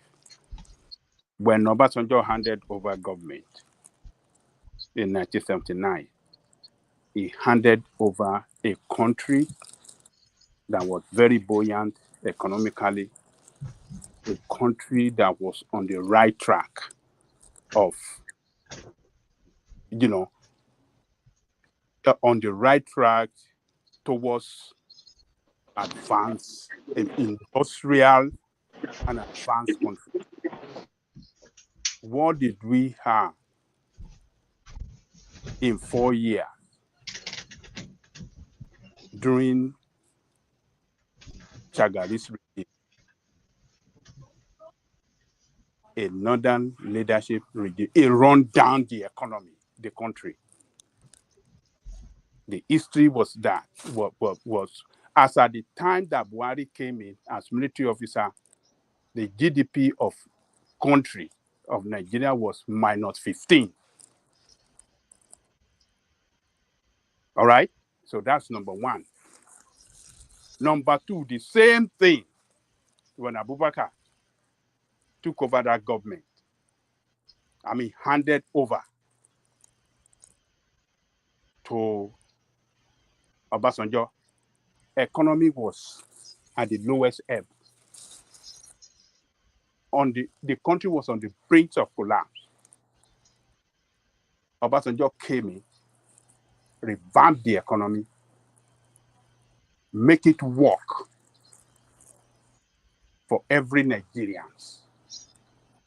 Teachers were well paid, civil servants were well paid, teachers were building houses, they were buying cars. The middle class re-emerged. All right? So, and when he handed over to, what is the name of that man? That man that died? Mario Yadwa. Yeah. Within the short time that Umari run the country, if Umari had run the country for 4 or 8 years, it would have destroyed the economy of that country. Well, Johnny Toko, don't forget that it's Obasanjo that's handpicking the people, his successors, right? Oh, no, so, it doesn't whether I'm pick on the Nigeria. Make una let her land now. Make una let her land now. They go somewhere. Yes. So when he handed over, when Yaradua governed the country, some basic things that Obasanjo left, like the issue of, what do you call it? Our refinery. Privatization. He has already sold this refinery to Dangote, to Odetola, and all these things to make it work in the best way that, just private hand. What did Yaradua do? He destroyed those agreements, and that was what landed us in so many economic crises that a lot of people did not even know, because if he didn't revoke that license to Dangote, Dangote would not have the one that he went to build in Lagos now. The one for Port Harcourt, they will have, re-engineered it in such a way that will have worked better. You understand what I'm saying? So, and the issue of electricity that we are still battling with will have been solved today as well. There are so many things that Yaradua man did. There are so many things that he did that the council he revoked that affected the economy.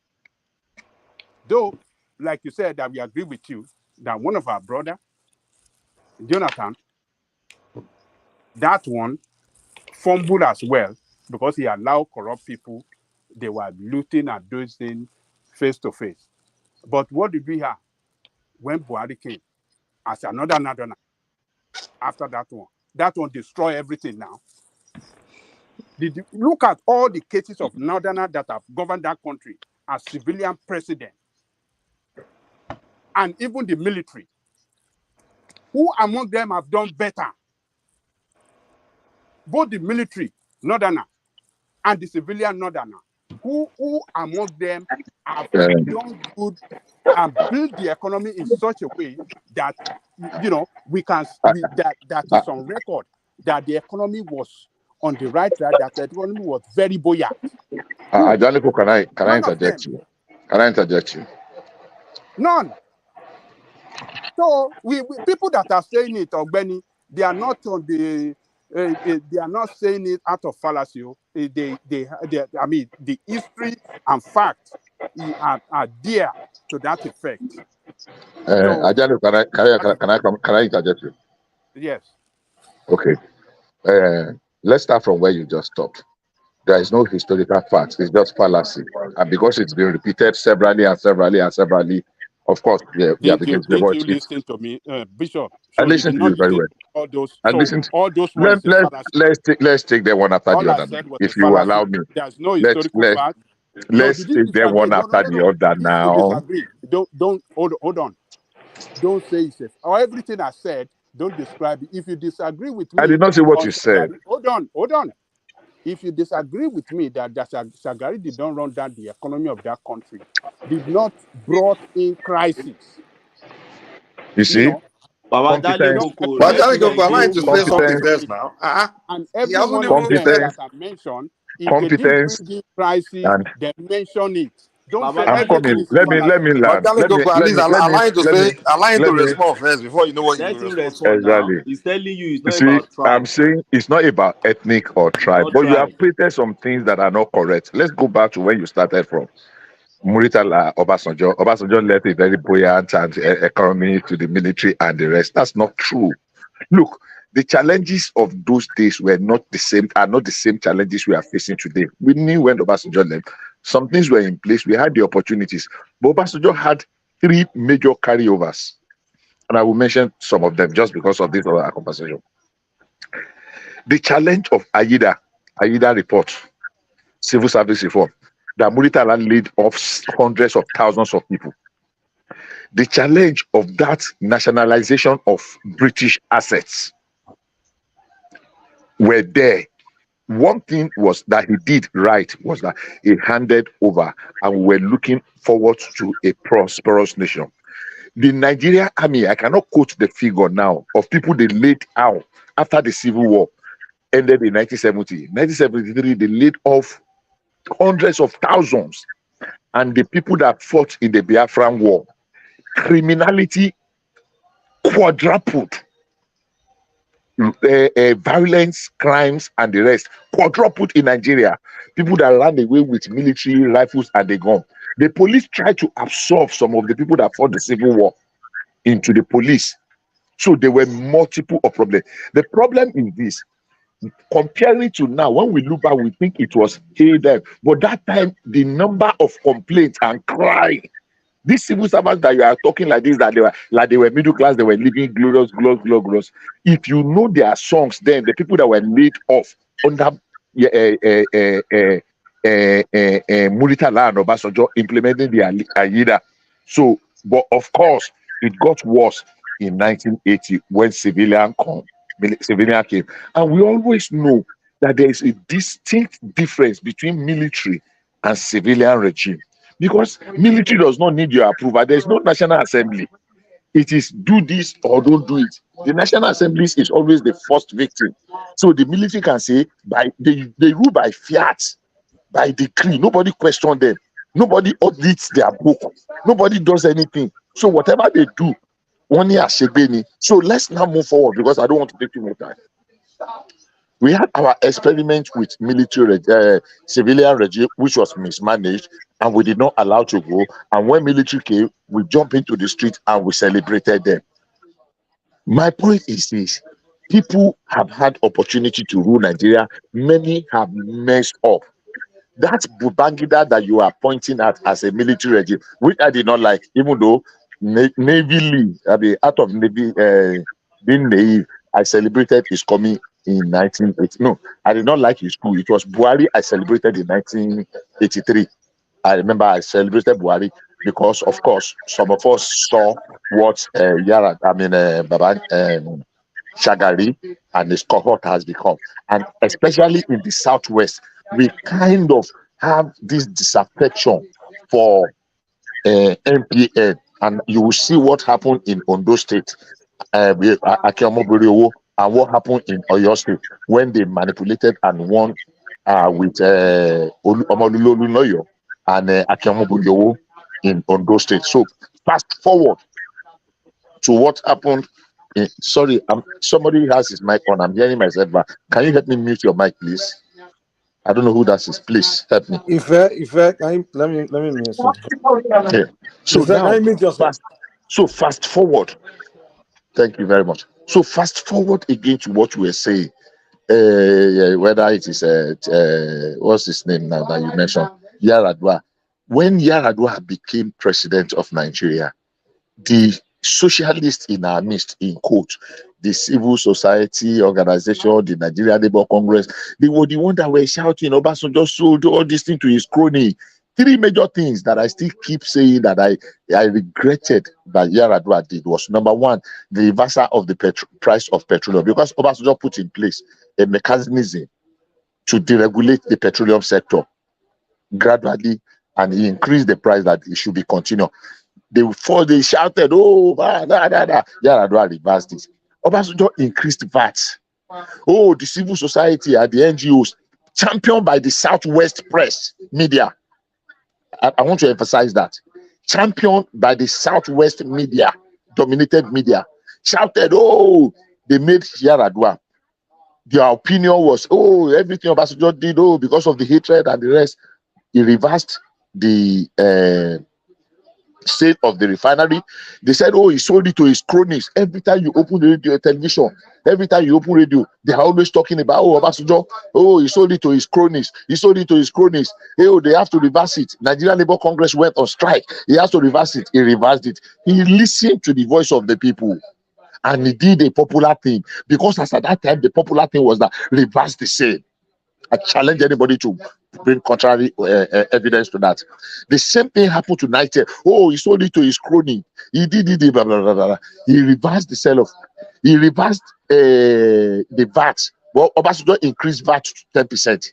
This one that we are now trying to increase to 7.5, that is causing so much boah.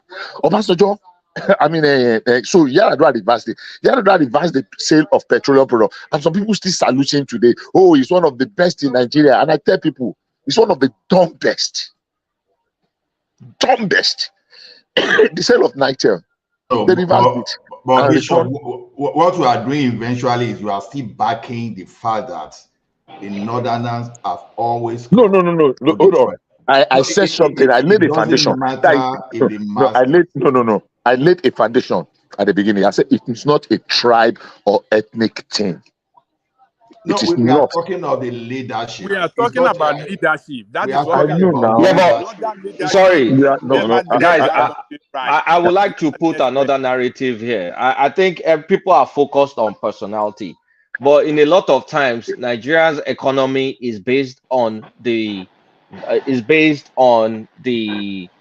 price of oil. For example, during Shagari's government, remember we had someone needs to mute. Remember, we had an energy crisis in the 70s. So in the early 80s, we had an oil glut problem where there was so much oil outside, but the demand for oil was low. And I'm reading Washington Post back in the early 80s, our revenue dropped by more than 50%. And then we had no reserves. So we have this issue of we'll get a buoyant economy when oil prices are high. When oil prices are low, it goes down. So to a large extent, it's not even the president that controls our fate from an economic perspective. Yes, better management is always good, but a lot of our fate is tied down to the price of crude oil, because that's 80% of our foreign revenue source. So Shagari had bad timing. You are very correct. Coming from an oil boom. We came from an oil boom, so our budget was messed up in the early 80s. Was completely messed up. Was completely messed up. The treasury. Because during that, hold on. When the Middle East had the war, where they refused to sell oil to America. Hold on. Let me finish my statement. So the two people I can genuinely blame for mismanagement is one, Babangida during the Gulf War oil boom. Where did that money go? Next one is Jonathan and Yaradua, because they mismanaged oil boom too. So Buhari came in an unfortunate time, but it's still messed up. No, Kulata. Wait, let me finish first. Let me finish first. You have to let me finish. Let him land, man. So a lot of times when you look at how our economy performs, like 2015, that was the shale oil crisis. when Saudi Arabia was trying to drive American shale oil production to the ground, which they successfully did. They drove the price of oil. It reached like $30. And it created a lot of budget issues for us. So our economic fate is tied down to crude oil. But I will blame leaders that mismanaged crude oil boom. Buhari mismanaged the boom during the what's it called? This war. Babangida mismanaged his own. Jonathan too mismanaged his own. So that's how I look at it. Not my personal. Okay, Kulata, let me quickly say something. No, Bishop, just a minute. I will leave the stage for you. Sorry. Kulata, see, you oversimplify it as if the oil is the only thing that controls the economy. You look at it from the fiscal side, revenue side. What about the monetary side? It affects it now because it affects it. You have, I mean, inflation and all that stuff will happen when hold on. You want me to answer your question? You are talking like if I'm only taking one side from the other.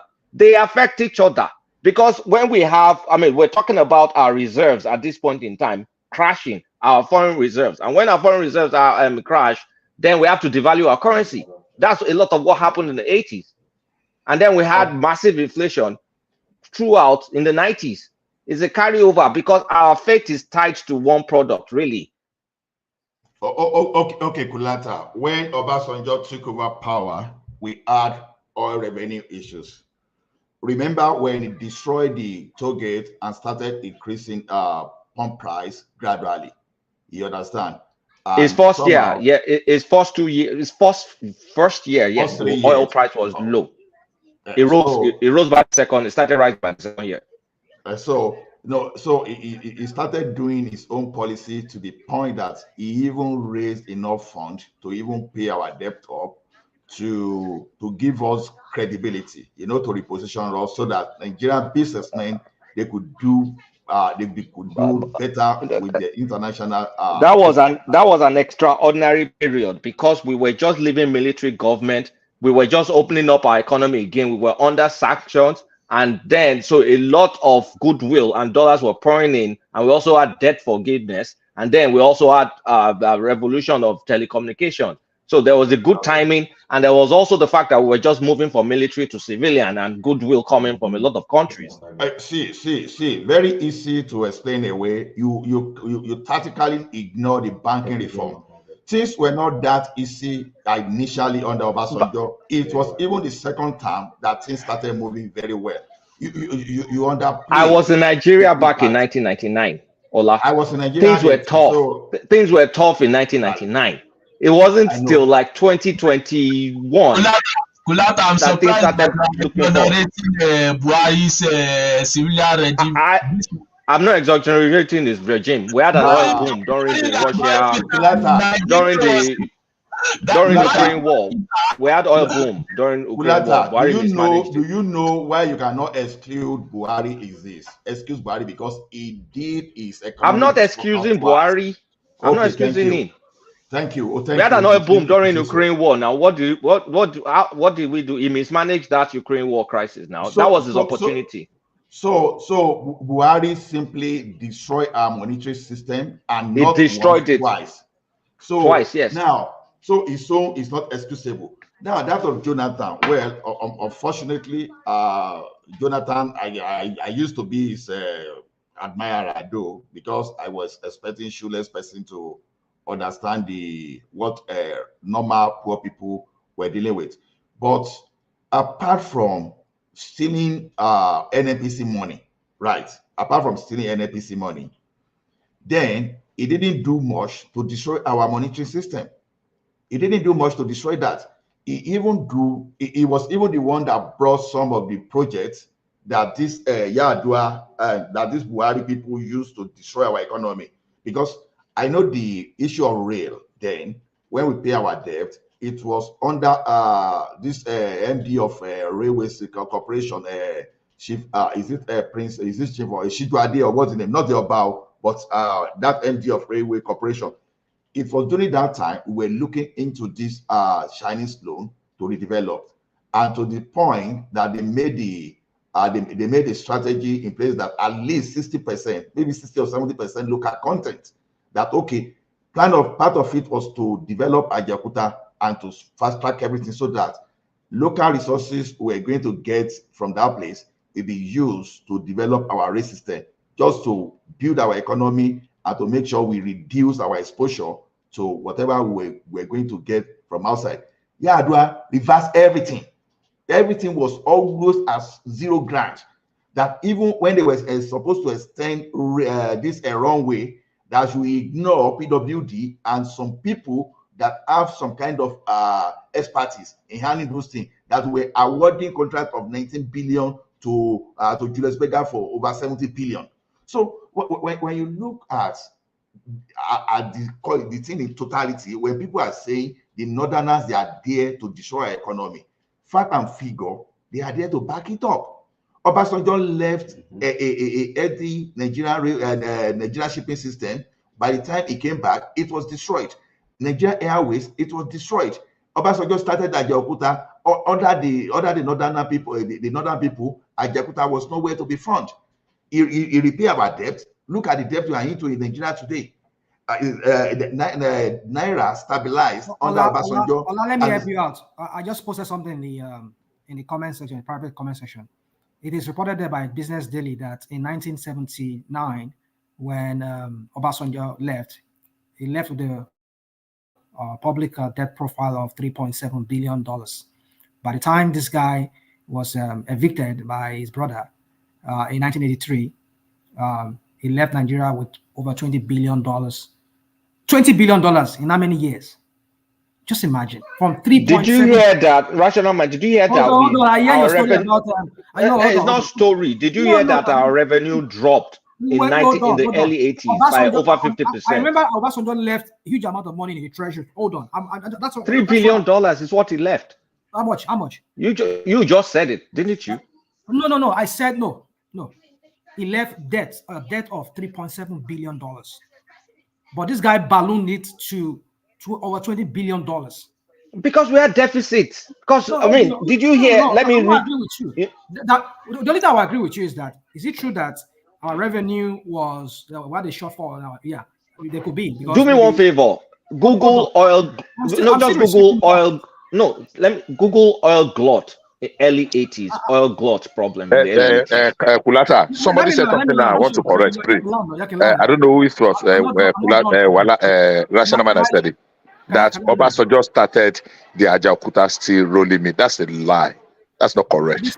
I didn't say that. No, somebody. I don't know who said it. Baba is not a lie. Even though he kickstarted fully under Shagari, it was initiative for Obasanjo. No. It was where. Now the question is this. No, hold on. I started it. Obasanjo No. Who started it? I'm not saying who initiated. Maybe they were talking about it, but Shagari started the Ajaokuta steel, laid the foundation. It was proposal that was finalized and initiated by Obasanjo, and I stand by it. I know it was not initiated. No, maybe it was not finalized. Maybe it was initiated. We're talking about it, but Shagari started it. Shagari laid the foundation. I still saw the picture, the picture of the days of when they launched it.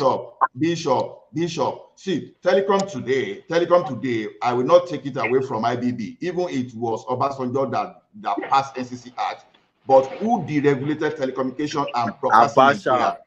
Not Abacha. It was IBB. It was IBB. It was 1992. It was IBB. Abacha started. No. There was no GSM. There was no GSM technology on that. That's not what I'm saying. Who deregulated telecommunication sector in 1992? So let's see. We have this simplistic way of looking at this. Who started this? Who started that? This Ajaokuta feasibility study started in 1967. We should stop doing this nonsense stuff. That who did this? Who did that? Telecommunications, the technology itself started way in the 80s. And Abacha already had some GSM companies. Obasanjo continued and did the deregulation. So let's stop doing this kind of simplistic argument. I know. I said IBB deregulated. I know that I will post the Ola, But Ola, you always give all the credit to Obasanjo. Ola, both of us are old enough to remember that back in the 90s, there was a competition between CDMA technology, which is the American-based one, and the GSM 2.0. That was a competition. Then you had the likes of Motophone. We also had Turaya. So we had the likes of Motophone, Mobitel, and all those things competing. They were giving license. Was after 92 now, Kulata. I say IBB deregulated telecommunication and broadcasting in Nigeria. Abacha did the same too, but it wasn't successful. No, because there's a difference between the policy that initiated the Abacha gave people licenses. A lot of people bought the CDMA one. It was during Obasanjo's time that we saw that they did a bigger deregulation during Obasanjo, but during Abacha something else happened. What I was saying here, why didn't his brother from the north? I mean, don't get me wrong. When I said, you see, when I said you guys stop saying this nonsense. Doesn't make any sense. I said that, but let me make myself so clear. When I say the north, I'm not by the it's north. It's not about tribe. Can I hold on? Just let me say something. When I say the north, I'm not talking about people from the north. I'm talking about those elites that are criminals among them. They're not good managers of a country. They are very good in their whatever shenanigan politics they play. So the criminal elite from the south, are they good managers? Yeah, we do have criminals too. They too. Yeah, so why are you making it about north or south? We just have criminal elites in Nigeria. That's it. Mike. I'm talking the about two most reckless presidents we've had in this country is Jonathan and Buhari. Both of them are north and south. Hold on. The pattern we're talking about here, we've seen a pattern over the years, over the time that country has existed, that most of those northerners, when they come into power, like we started examples of them. That Ajani gave us a history. God bless you. We've seen just made my point. There's a pattern here that they always run down the economy. So if they are not good at that, so they should not be there. That's what we're saying. They set us back 30 years back. Let's stop all this emotional arguments and look at things rationally. Come on, dude, don't do this for me. Southerners run down the economy. Northerners run down the economy. That's our record. We're talking about facts here. Fact that is there in the public domain that we saw. So when those that did wrong is because they are from the north. How many Southerners have come out openly to tell that they owe the country, that they were born to rule? Hold on. Stop all this pedestrian nonsense, Joe. No. These both, they cannot run the things, but they claim to owe the country. They tell that the oil in Edo State belongs to them. They tell that they have got the population to decide to do and not do. They come out to tell that every Fulani from anywhere in the world are Nigerians. And today now they say that now foreigner they can't take over. I beg you. So Kulata, my point is that how can you substantiate the reason behind $3.7 billion in 1979 within a period of about 4 or 5 years? You ballooned it to like 20 billion. And now this one I just left too. Because we could not sell oil in the early 80s. Nobody was buying oil. You see, we can make this argument. If nobody buys our oil, where are we going to get money from? You could manage the economy. You could manage the economy whereby you will not incur more debt. Oh, the way we're managing it now with small oil that we're getting, look at how effed up we are.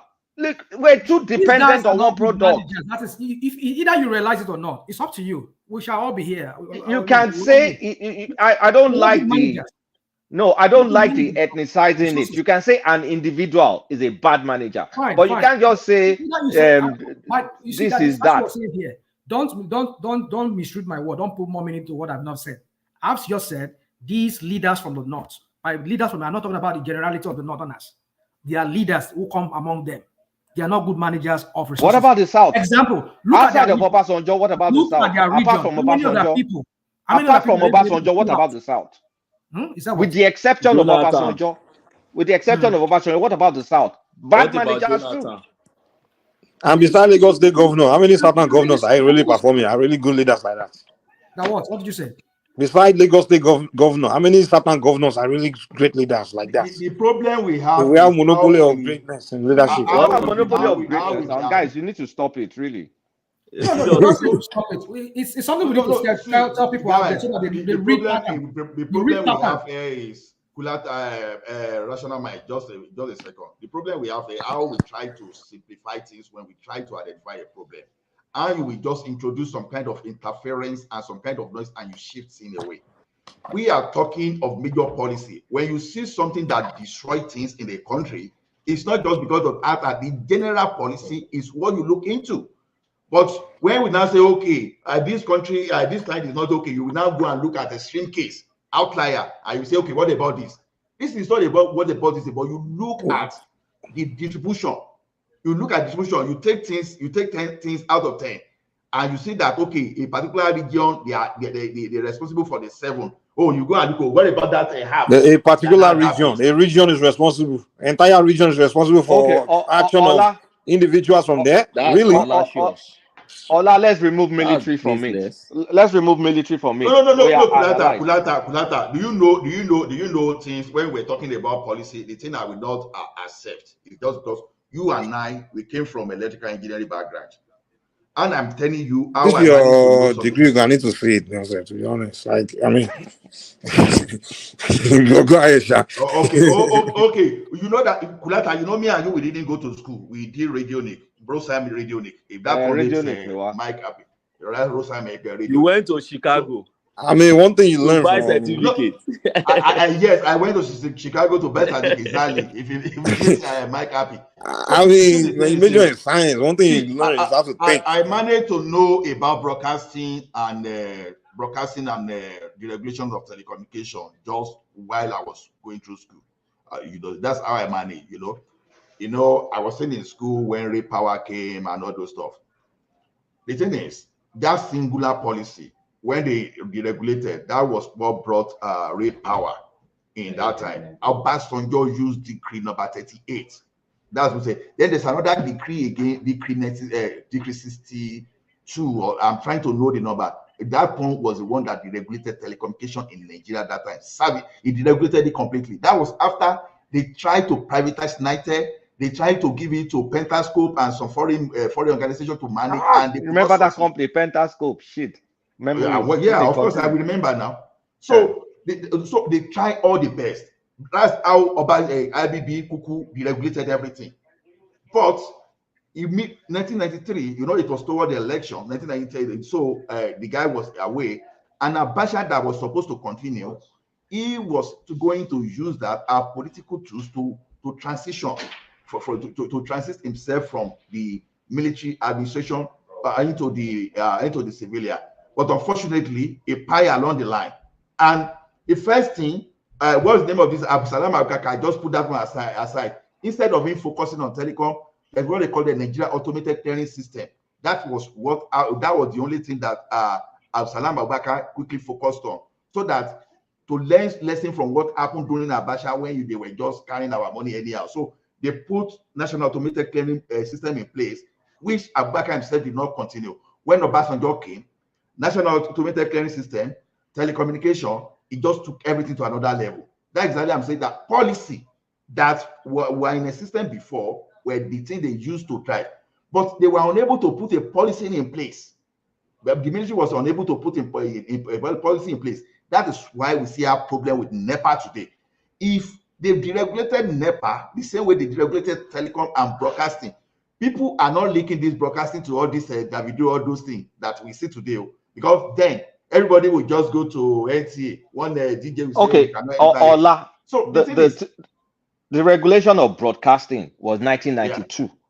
The regulation of telecommunications was 1993-94. That's the CDMA GSM. Furtherance Let me continue.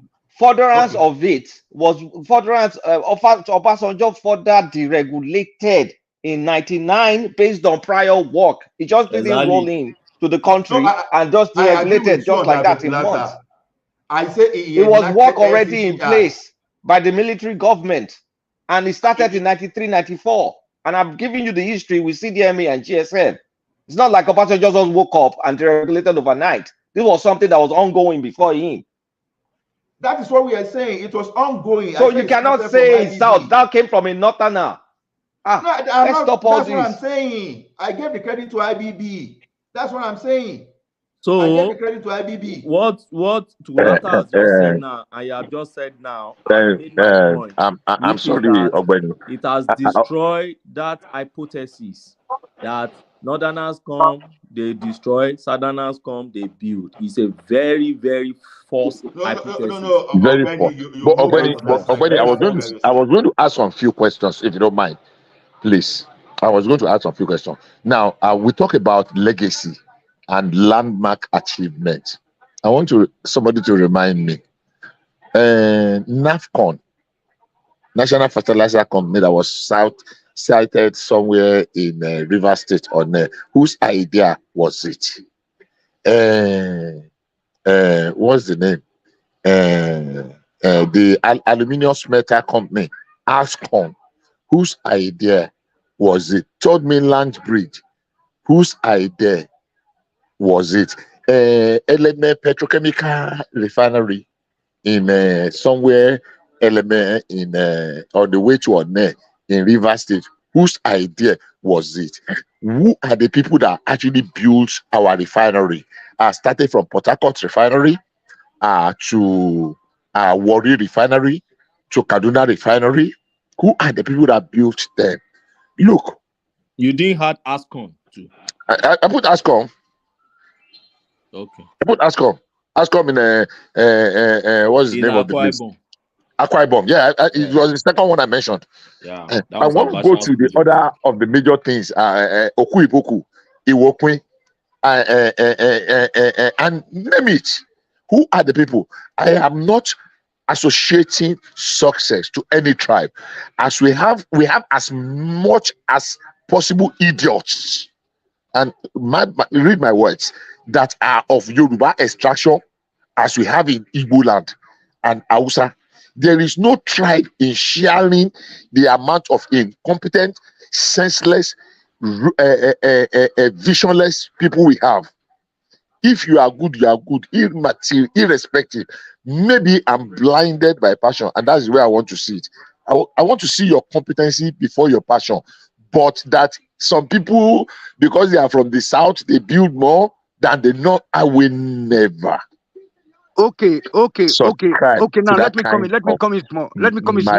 You guys don't see anything wrong in the northern house, but what about the quota system, the federal character, the educational disadvantaged stage, that are the main foundation laying for development? That's a different topic. Let me answer that you have before I to go. score 50. Hold on. You Bishop and the Kulata, you are partly northern house, you have to score 50, and I will score 200. You will get a place before Tony, me. that's a different topic. It's not that's not even true. That's another okay, just try to be politically correct. Now it's okay. Do you know? No, hold on. Can I Stop. address that? Hold on. No. Before you cran it up, I know you have enough information, but let me just add something. Look, we put this thing out. Yeah, it is there, but we make it look like as if it is only the North that are beneficiaries of this thing. Yeah. I mean, it's so sickening. Look, go and check your record. Except they remove the River State. It's among educationally disadvantaged states in Nigeria. Go and check your fact. Akwa Ibom State. Bayelsa was part of them, and they give them preference in this thing. Every time you talk of Sokoto, you talk of Kebbi. The same advantage that Kebbi is enjoying, River State was enjoying it. And I'll give you one story. I don't like saying bringing my family here. My daughter was going to get admission into University of Port Harcourt, North State University, years ago. She sat for JAMB and she passed. I had the privilege of knowing the Deputy Vice Chancellor, University of Port Harcourt. I won't mention anybody's name. And they said, look, my state is not a catchment area. I was mad. I said, what do you mean? I've lived here for how many years? I've lived there since 1994, 1993. And I'm here. My daughter, he said, well, let's see how it goes. My daughter studied very well, even in the post-UME. They did not give her because they said from Oyo State, Oyo State is not a catchment area, but University of Ibadan is a catchment area for every state in Nigeria. University of Ife. So the federal universities in my own state is catchment area for every state across Nigeria, both in the north and the south east and the south. But my own children cannot go to federal universities in those states because it's not catchment area. I'm not telling you story of another person. I'm telling you of my own daughter. What are we talking about? So yeah, they put those things in place so that we will have a kind of a balance. I wanted to go to the academy. I know what I scored. I'm not going to share it here many years ago. But at the end of the day, if we calm down and we listen why those things were in place, we will appreciate that people that actually brought up the thought of those things, they were visionaries. So that we will not have a completely, because look, if you say, oh, we want 100 best candidates to be the one that will go into the army today, you just wake up one day and you discover that the first 100 best, whether they get there by merit or by mago, are from Delta State. Do you want a situation where you have a generation of army generals that are just from Delta State? When I say army generals, I mean the armed forces generals, army, air force, navy, police, everybody just from one state or one region. Are you asking me? Are you asking me?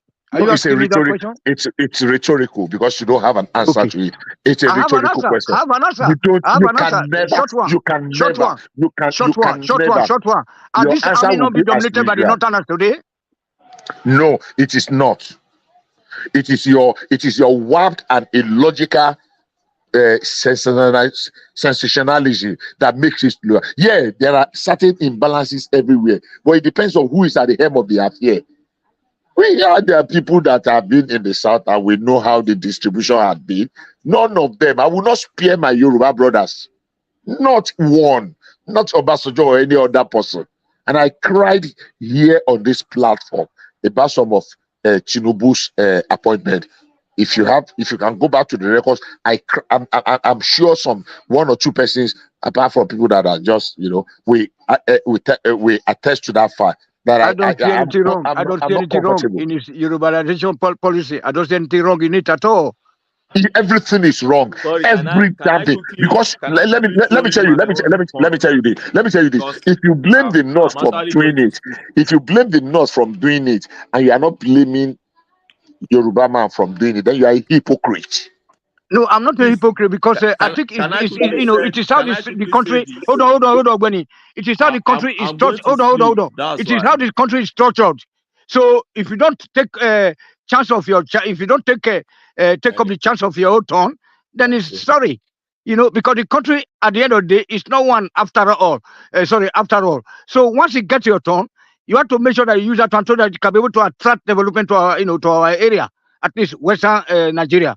So because if you look at the Northern today, they have European standard roads and then a rail connection, rail connections. You can travel just like you are in Germany. You can move from Hamburg to Berlin to all this. So the same thing, you can move from Sokoto to Abuja to Jos to all those places. But look at the Southern Nigeria. It's a public toilet. Now, can I quickly address that? You see, sometimes there are some popular narratives in Nigeria that are not that are outright falsehood. If you are critical in your mind and you pick facts and try to do little search, okay, it's enough even for you to neutralize so many of popular narrative we throw around in Nigeria. And that's why we always recommend this Raji Fashola's that new book, that Nigerian Public Discourse. He tried to address some of these issues that popular thing we just throw around. Oh, the roads in the southern part is not good. The roads in the northern part, that's not true. That's not true. Roads in Nigeria general are not good places where they are not good, and they are good in places where they are good. But I just want to address this. Quota system. There are reasons why they put all this quota system there. 1999 Constitution, we have to go and put it there because it affected us in the 1979 Constitution. And by the way, That 79 KB cabinet, I still keep telling people, go back to that cabinet and see the people. No, but that Benny, occupy- quota system was there before 1999 because it affected me No, while applying to Obafemi Awolowo University. So sorry, federal character is what I want to put. Federal character. okay. Now, and we complained about it. Oh, why this? And I said, look, there are many ways in which this thing manifests.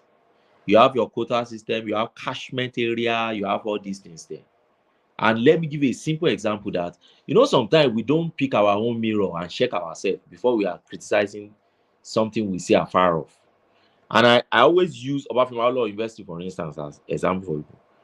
When you get to Obafemi Awolowo University today, the majority of workers you see in that school, they are Yorubas. Majority you see in that school are Yorubas. And when it comes to admission of students too, there are states they call catchment areas. And those states, those catchment area is different from educational less privileged states. The catchment area are states that are neighboring states to Osun State. My home state falls within catchment area. And one of the reasons why I was able to get admission was because of Ekiti and my catchment area. Now, somebody from Enugu may come and say, why catchment? When that guy from Ekiti had 200, they picked me. Me, I have 220, they didn't pick me. But when you now cross again, you go to UNN, majority of those you find there are Igbos. And majority of workers you find there are also Igbos. I'm not saying there are no other tribes there, but that's the majority and that's the fact. And the same goes with students. And why? Because you structure it in such a way that every region or every sub-region you see, you find federal universities there. And they have catchment area for their own university within their system. So don't complain about my own when I'm using my own catchment area. Why you should also use your own catchment area to your own university?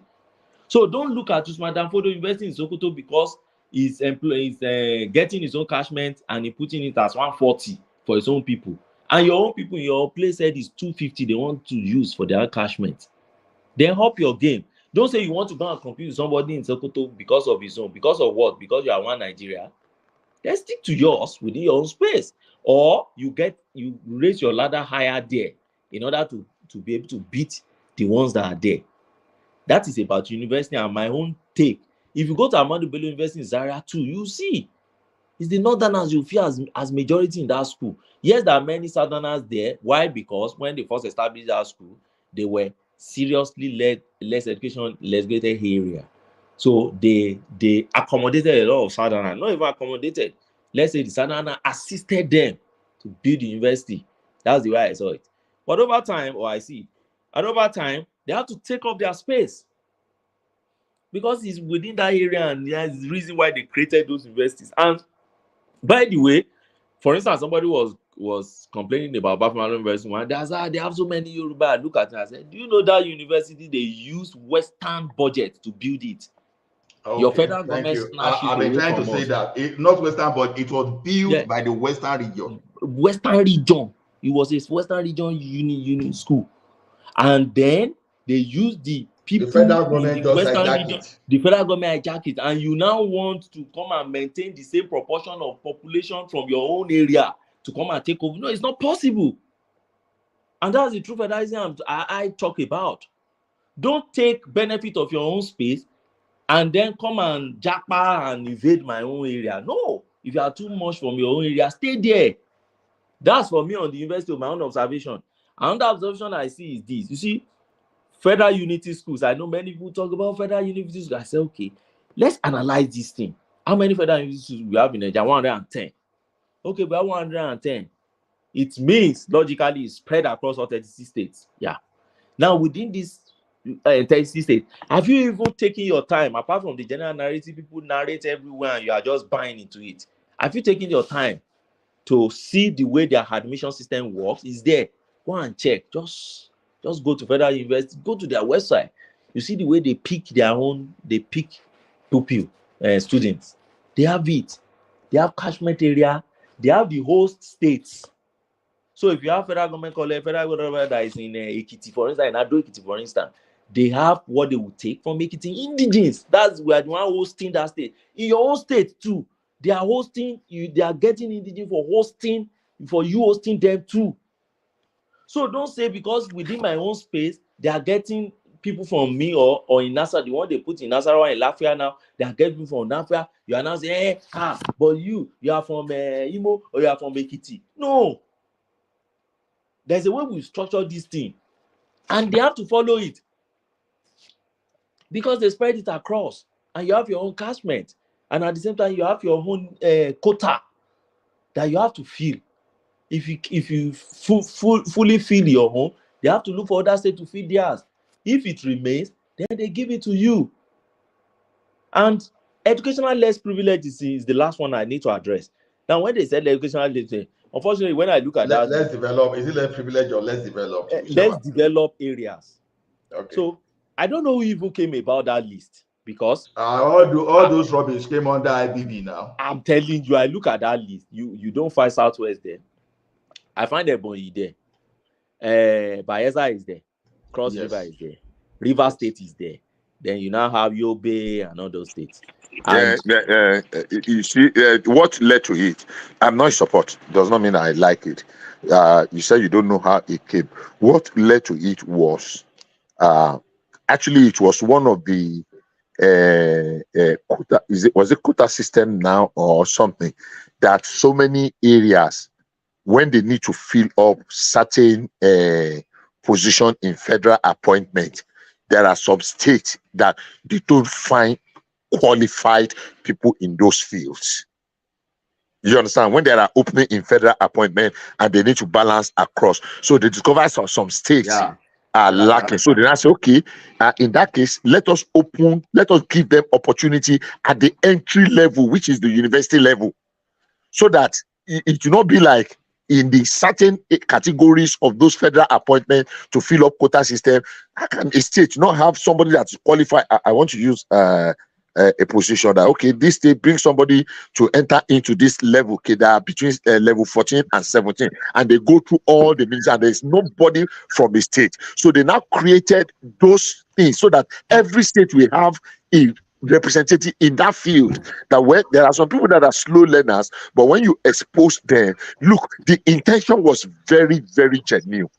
That some people have abused it and mismanaged it is unfortunate, but the original intention, because I had the real pleasure of engaging. Why should my daughter not get admission? Why should I not get admission when I'm eminently qualified? And they gave me some illustration that made me say, okay, I think it makes sense if we want to continue. So it's not like somebody just woke up on the wrong side of the bed and decided that, oh, listen, no. There was a need for it. So in curing that malady. My understanding of that space was in the 90s, especially under IBB. That thing was being abused and erratic appointment, and people were just using nepotism to do things. So there was an outcry, outburst, even prior to June 12th, So under that IBB, a lot of irregularities. So catchment area, a lot of these things just started springing up. So to the point that it forced Abacha to even promulgate a decree in 1996 to establish FCC, Federal Character Commission. So the thing is, it was to me, there was no intention. It was an abuse of those people in power, that they think because you're in power you can allocate as you like. When I say this thing, because a person like me, I feel like I was abused as a Nigerian. When I wanted to work with NEPA, that I needed to know someone in Abuja before I could even work in NEPA in Lagos State. So to me, see, those things, it was an abuse. They didn't sit down to the best of my knowledge. I don't know, I could be wrong. They didn't sit down to address all this. No, but you're addressing a completely different thing. No, Bishop. Hello, Bishop. Okay. I got the cutoff. I got the I got the jump score correctly. Post-UME passed everything. So it led to catchment area, all these things. They said that they cannot give me the course I was looking for. You are looking what? Okay. The course I applied for, I was not admitted. Okay. But do you know that they factored me? I'm an indigenous of Lagos State, but the person that I beat, that we went to the same school, same secondary school. He's from Ogun State. He got the admission in Unilag. Now they said I'm a Lagosian, agreed 100%. But they even forgot that I'm even from a minor ethnic group in Lagos State. So can you see that this catchment area helping some No. people? No. Let's get something straight, and this is without prejudice. Number one, that was what they told you. It might just be they sold you a dummy. Maybe somebody have sold your own admission to somebody else. You don't know. You understand what I'm saying? That was what they told you, because number one, being a minority and being from that state, if they are going to eliminate you at all, maybe on the merit list, it has nothing to do with catchment. So maybe somebody just look for what is the easiest way to put this individual off and to just let him just, because they have sold. Corruption plays a big major. Bishop, you were using your own time. Yes. You were using your own time comparing. See, some of us that got into institutions in the early 90s. What's the difference between our time? Now, Mama submitted your Buruku money. You probably used school in the 80s, so you are maybe late 70s or 80s. So totally different situation. To be honest, totally different situation. So we that face it, I can connect with what Ife is talking about. You see, well, I jokingly said something here the other time that I don't like. Understand? Bishop, just because someone came from Ondo State, there was not a say that time, for example, just because you came from Ondo State, that was your offense, that you cannot get to Obafemi Awolowo University because you are from Ondo State. So by default, you are seeing your name on the first page, not the second page. If you want to cross it by default, it's supposed to be. You were supposed to be in there, but just because you are from Ondo State, that became your offense. I'm still keeping the grudges as I'm speaking to you today. That's why I say, how do you explain to someone from Ondo State? Under regional government system, Bola, there are many Ondo people that were in my class now. No, Kulata. Many of those people. Kulata, you live in Atlanta. My cousin. Kulata, I live in Atlanta. Can we talk after outside of the platform? Can you ask one man to share my number with you? Okay. Thank you. Kulata, my cousin through Professor Ashubi Ojo got. You know Professor Ashubi Ojo. My people. I too know people for Is there anybody here that went to Oscars? Please, just asking. Which school be that? I know Oscars. someone that went to Oscars. Which school be Oscar? Which school be Oscar? A-level school in Ife. They turned it to school of science. Modakeke, not Ife. Oyo State College of Art and Science. It's the same now, Ife. Modakeke the same. Baba Bishop ma logun lọ́wọ́ gan. Of course, I know people that went to Oscars. Hey, you know somebody that went to Oscars? I'm trying to link up with one or two. At least I went to Oscars. I know people that went to Oscars. So I was in Oscars. Yes, 80s. Yes, it is. Yeah. I know people that went to Oscars. 83, so, Baba, you are comparing 80s and 90s. Totally. I live in Kalakuta Republic. Ask anybody, where is Kalakuta Republic in Oscars? Professor, Dr. Ogumodede. I know the Ogumodede. You know Ogumodede? I know the family. So that Professor that I mentioned was able to help my cousin, but I was unlucky. You understand? So did you pass the cutoff mark, Ola? But that thing has nothing to do with Cashmere now. It's man no man now. It's man no man a lot That's of what I'm times. saying. That's what I was saying. Because to me, I do mean by well, No, Kulata, to your question, I didn't pass the cutoff because it depends on how you define the cutoff, right? Because Now, if you're applying for a course like elect, you know that at that point in time, it's not that I elect was my course. you know that at that point in time, OAU was the number one elect school. In fact, one of the UI had not even started elect. They only had electrical, and it was maybe OAU or Foot Mina. And that beauty of OAU, that beauty of OAU make me like OAU, not because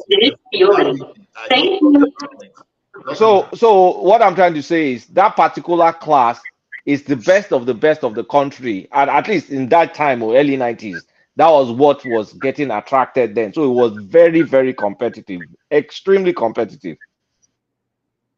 Elect. Now, mistake I made. I should have stayed with Osu. I can get that time instead of because Futa 2 was good. Futa Lautech, Futa Lautech. I'm not sure if Ilorin had it. For Futo had it. I mean, Futmina had it. Foot Oweri, I think, had it. Those were your choices. I know you was number one then. Later, I was obsessed. With OAU. That's the problem. You understand? Don't be obsessed. They will have frustrated your life. Maybe we'll have been in the same class, Seth. I would have known the physical. Maybe you would have ended up with physics. Physics? No. You know the way my mind works is this: if I don't get something that I need, sometimes you will need a psychologist to sit me down because I'll be troubled because I will say why, but Albany, I have a question. Do you think physics is physics or elect? Which one is tougher? In Ife? No. In any White House. Kulata. I went to White House like 3 weeks ago now. I was there. My friend is the HOD now. Follow White House, Nife.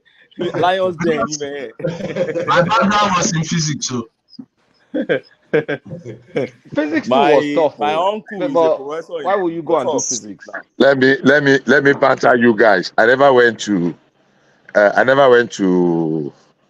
Ifeo, but being in Oscars, I can tell you very confidently. I even know Ife more than some Ife students. I would drop a hint here. Anybody that can get the hint. Moza, Nachineke bring us here. Namoza bring us here. Omi Tuntun. Oscars no longer exists. It's a school now. They changed it to science school. They changed it to School of Science now. School of Science, yes.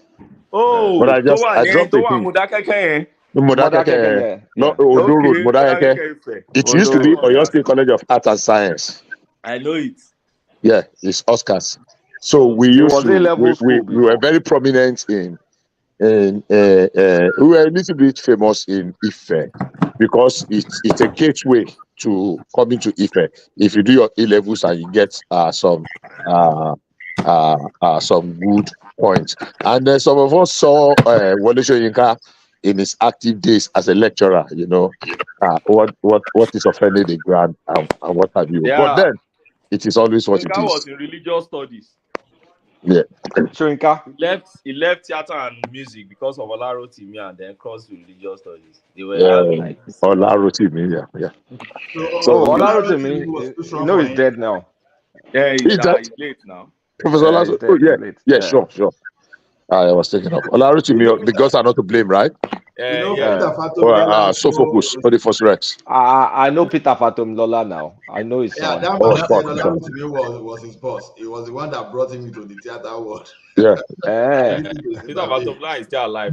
Still alive. Yes, sir. That one is not. Peter Fatom Lola is not professor by letters. No, it's not. It's not even a doctor. He's not even a doctor. I don't think he had a PhD or anything. No, he doesn't. No, he doesn't. He was a museum curator or something like that, and then find himself in the theater. Yeah, he has his origin. You know, more. It's Just just like was. It's just like Baba, this one is late now. Lamidi Fakeye too, professor. Professor Yeah. Fade, Lamidi Fakeye. Professor Fade. Fade is a Hello, professor now. No, He's a he wasn't professor. a He had Ogbeni. some. by letter. He had some interesting Hello, Ogbeni. carvings. Yeah. Ogbeni, have you seen the Yeah. reason why I would have preferred your own form of what's it called governance system, whereby somebody is not using because they are educationally less privileged in another area to To affect become a the professor. progression of people who their own government is moving forward in their own region, you know. So, well, as long as you are still running this type of one Nigeria system, this type of situation will normally happen. And is that the way? Who is speaking, please? Ife.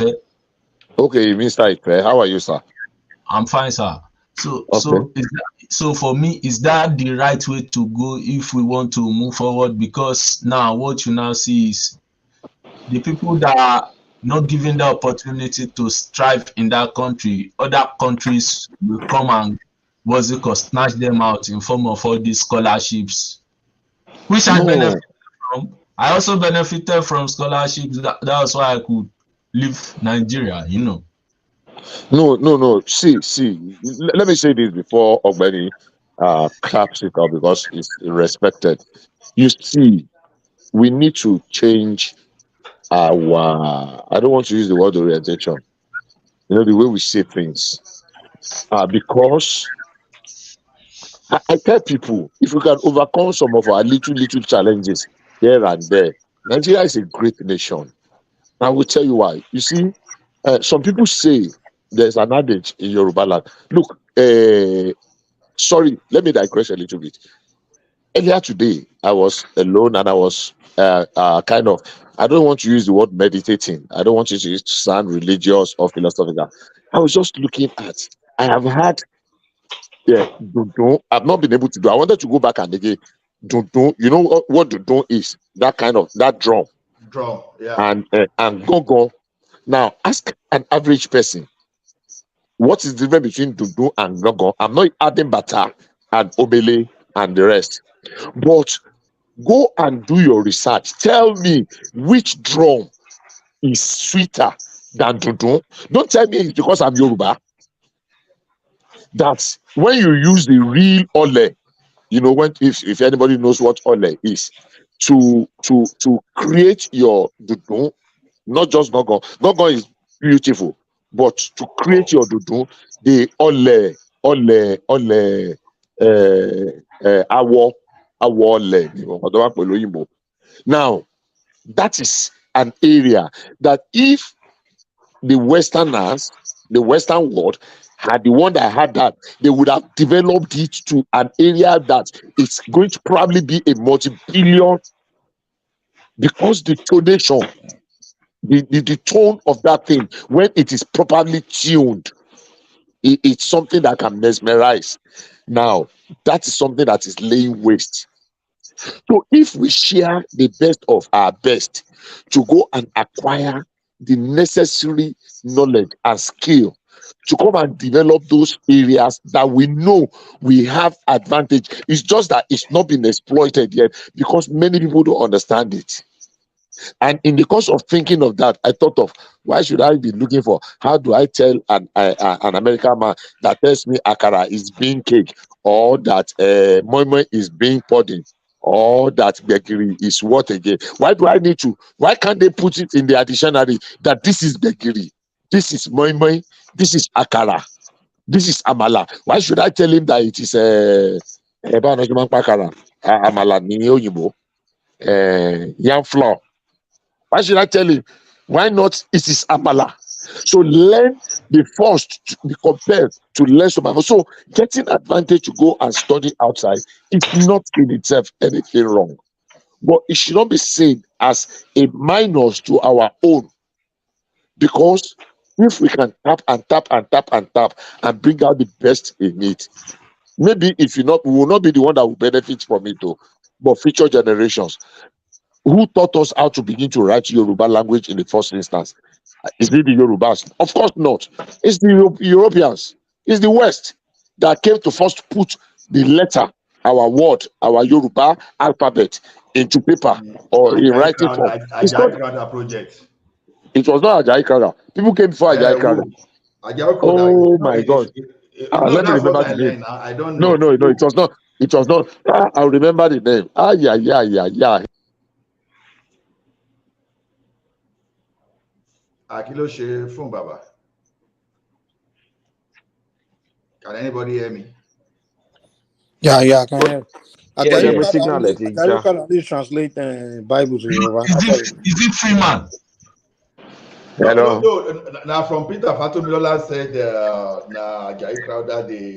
I don't. No, it was not Ajayi Ajayi Crowther Crowther. People that they started writing Yoruba before Ajayi Crowther. Òun ló ṣe dictionary àti Bible translation both for Igbo and Yoruba. But it was not one that started it. Ṣé Freeman school are Methodist?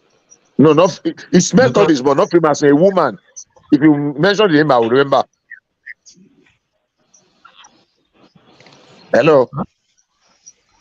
We can hear you. We can hear you. Okay. My favorite school in Badagry, Our Lady of Apostle. There's a woman that started writing, and she spent a lot of time, and a few other persons. But they're actually European that started writing in Yoruba, and they started from numericals. Okan, Eji, Eta, Eri, Arun. It was not the Yoruba that started. Of course, we have our own Onka. We have our own calendar using the moon and the rest. But to put it into paper, to start writing it down, it was not. All those our syllables. There's a rule that guided it. I did not study it, but I read it. Because it's still saying a Crowther, the first native African Anglican bishop, published a Yoruba grammar and started translation of Bible. So yeah, he published. Giving the credit to Ajayi Crowther. So well, maybe for Crowther did a lot of work. He did a lot of work. I'm not taking anything away from him, but he did not start it. Bishop, yes, is it Rosely Kata? Is it Kata? Is it Kata? No. Okay. There's somebody before her. She's a Methodist. No. Oh my God! Why did I? Oh my God! I'll try and notice. If I remember, I will put it down. And I'll put it there. No. They did a lot of work.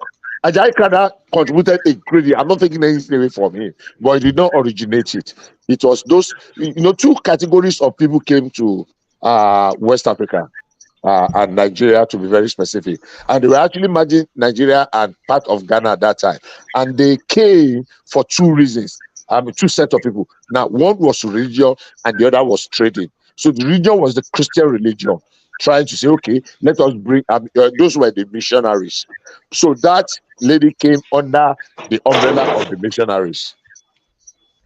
The people that came with the whatever of trading came with whatever. But I want to remember. But yeah, all this said, all of them contributed, and Ajayi Crowther contributed immensely.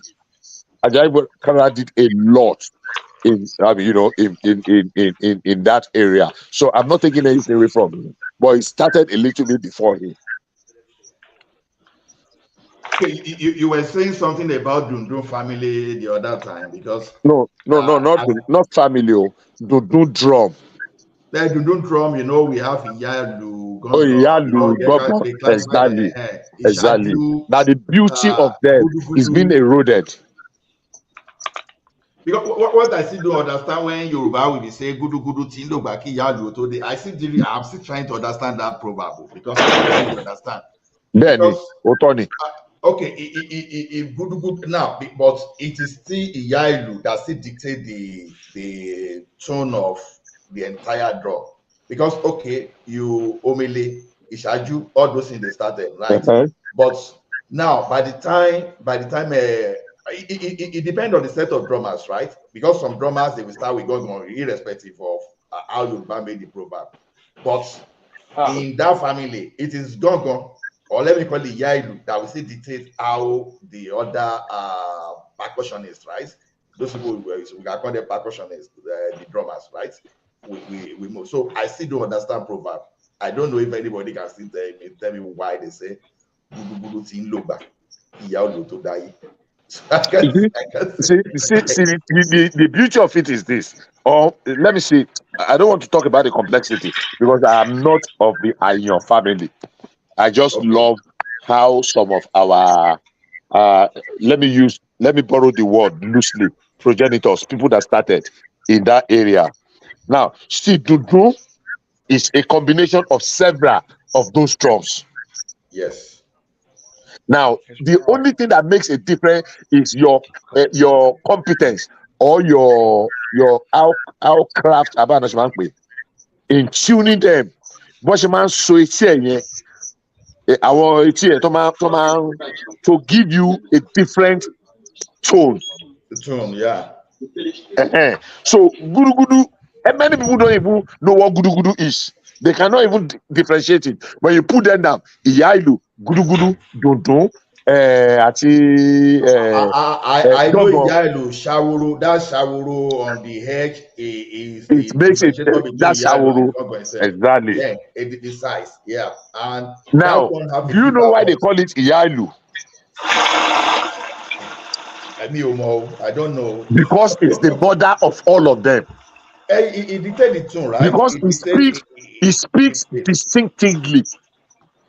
Mm-hmm.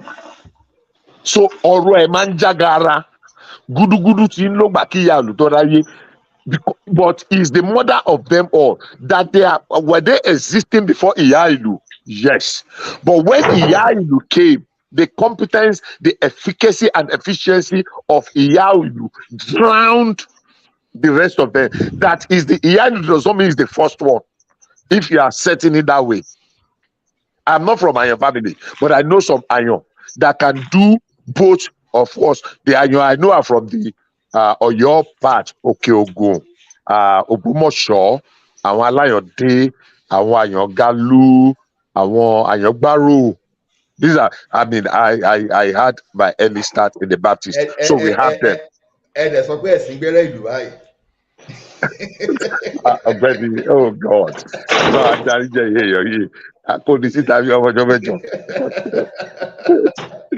We have people that Bishop, please. Yes, sir. Excuse me. Yeah, Mr. Ife. Mr. Ife, is Mr. Ife still there? I think he's still in the background. Maybe he's still there. Okay. No, I'm here. Okay, I'm here. Okay, Mr. Ife. Yeah, let me tell you something. Not everybody that speaks Yoruba is a Yoruba man, okay? Not everybody that speaks Yoruba that is a Yoruba, because I heard you earlier on that you were saying somebody is a Yoruba beat. Yeah. No, not everybody that speaks Yoruba is a Yoruba. You need to be careful of that. Is it because of I don't know, but because of some people. Because of some people, they are not Yoruba there, but they come to platforms like this. Ola, they come to this platform to deceive a lot of people. You understand? So just be careful of them. Thank you. Ola, did you work in Access Bank? Yeah, when I was in Intercontinental Bank, then Access Bank. You heard about Albert Wigwe. Yeah. Very unfortunate, man. Very unfortunate. Very unfortunate. Yes, in fact, I didn't get myself when I heard about Nigeria just lost one of the best so far in that country. He is on this university, Wigwe University. If you see the infrastructure grant, oh my goodness. Nigeria really lost it. Hello, Bishop.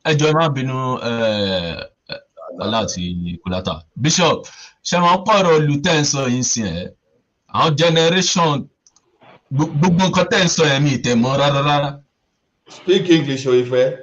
Okay. Now, what I'm trying to say is this, you are now describing the types of percussion instruments in the Southwest, Yoruba Axis precisely. How many Yoruba children now can even the depth at which you are explaining these things can talk about it? I was lost in the conversation, even though it was interesting to me. You know, Okay. Let me say this for many Yorubas who cannot even speak the language and they are living in that same southwest as we are speaking now. okay. Let me start by saying, number one, those a good number of those drums. Some other countries have lost them, but when they were traced, we discovered that those drums, Dudu, Iyailu, Shawuru, and Shawarede, and a number of them cut across a major of the West African sub-region. In fact, it gets as far as the Ashanti.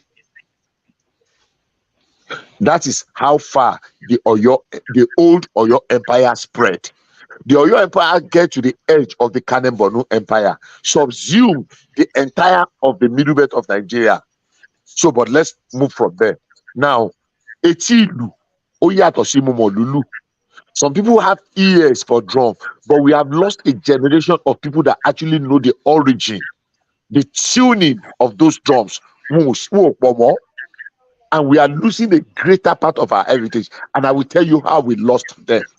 Okay, You want to how? hear me? Yes, We I'm with lost you. them. We lost them due to religious idiosyncrasies. I understand me. Because some people came to brainwash us that our practice is demonic. They told us that Bata is for demons to worship Shango and Oya and the rest, and we neglected and abandoned them. So all the people that were drumming those drums in those days left them, go to Igbojaye, go to Komu, go to Okeogo. When I say Okeogo, I'm talking of places like Shaki, Shepeteri, Agwamodu, Tegde, Agurege, Okeho. Name them. There are brilliant people that were originally they inherited drums, and anywhere they will always they will always, but they abandoned them and entered the Baptist of this world. And when they told them that no, stop, drop that your drum, come and learn how to play accordion, and come and learn how to play keyboard, come and learn how to play jazz. That is the demise of a lot and great deal of our traditional inheritance. We have lost more than 50-60% of them, and we can never recover them. But the remaining one, can we salvage them? It depends on you and I, if you are a true born Yoruba man.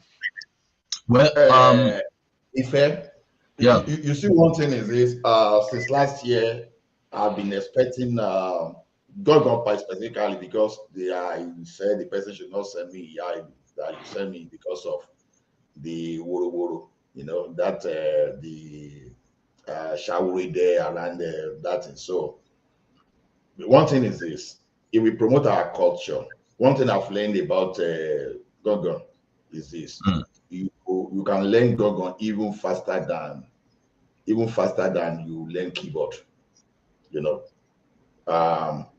One good thing is if you listen to, I'm an analog music person in the sense that I listen to more analog than digital.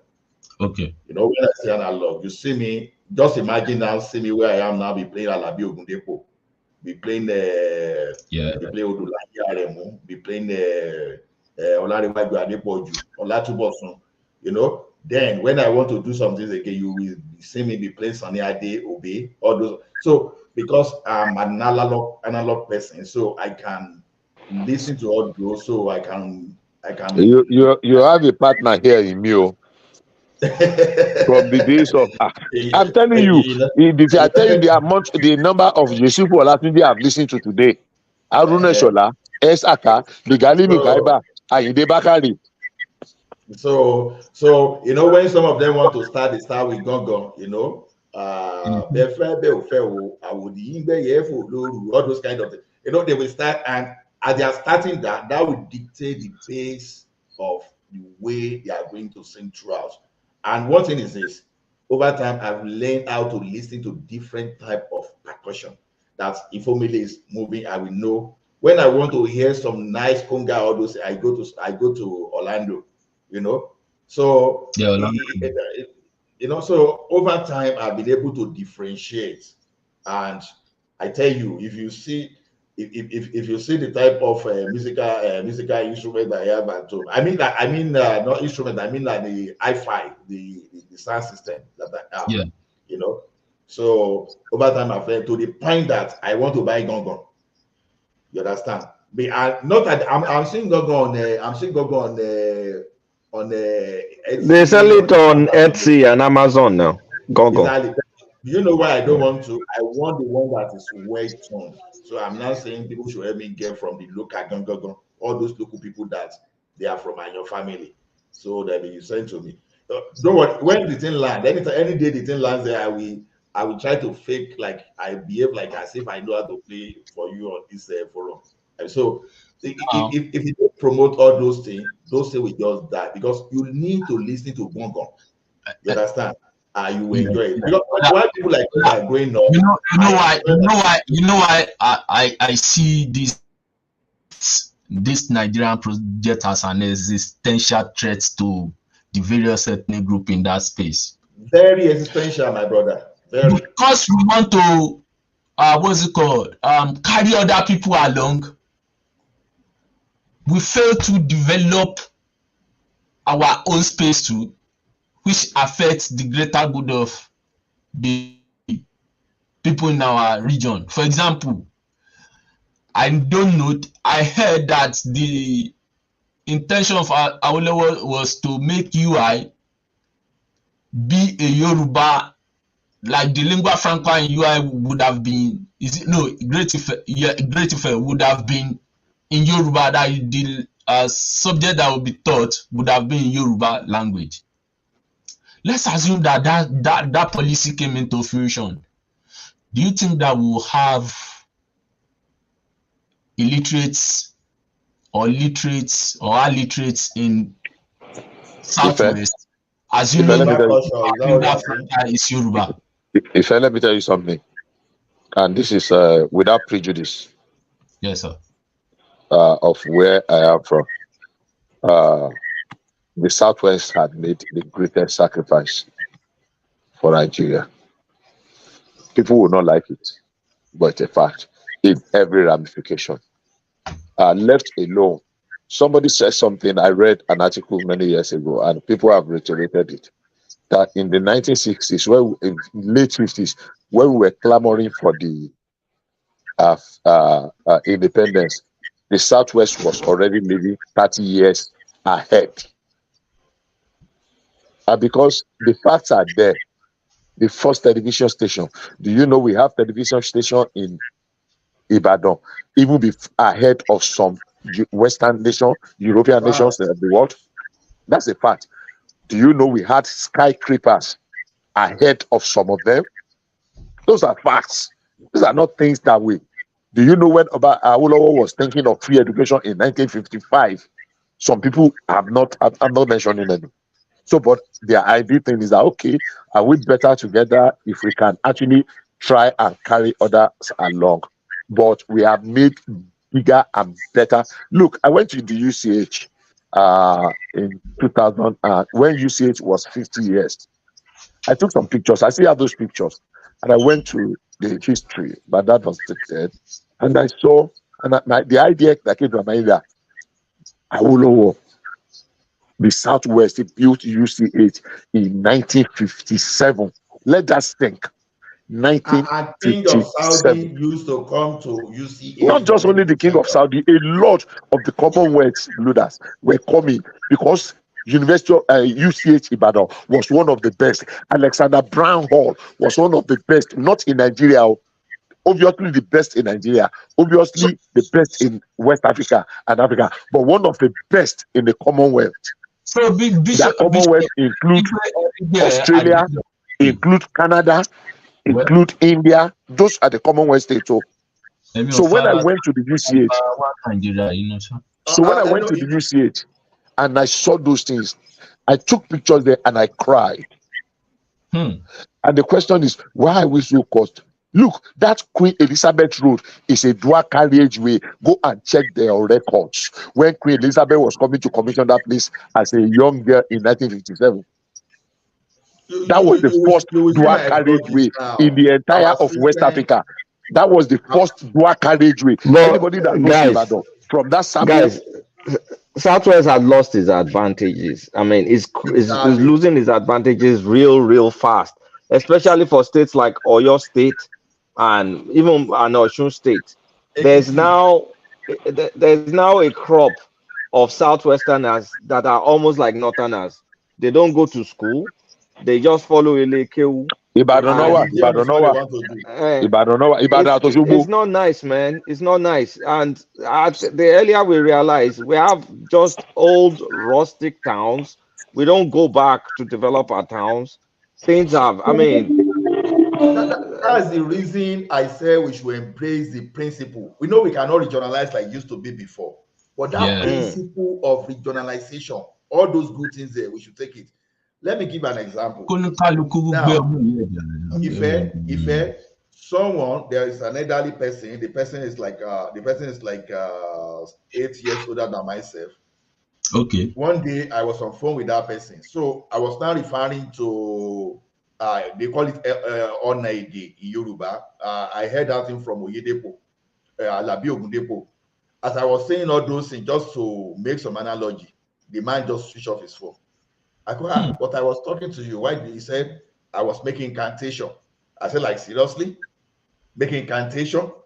I say, okay, sorry. I say, I'm from Ekiti. I know the difference between incantation and when you are just making Yoruba, when you are just making Yoruba. Now, what am I saying is this. How did I learn all those stuff?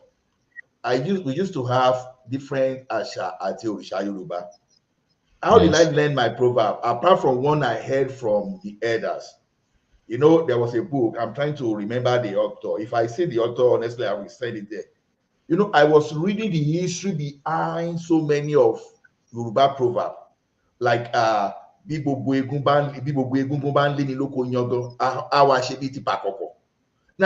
the reason is this, pakoko, that we are talking about now, is a type of masquerade. But what does it feed on? Just corn, you call maize, agbado, right? But now, when they were now saying, okay, there was an issue now that, okay, people should not go to the farm, and who did they ask to enforce that declaration, you know, promulgation? It's Opakoko. Okay, they are not saying, okay, even if they made this proverb, even if they made this law that they should not share, the people should not be going to the farm again. When we say now, corn you they eat.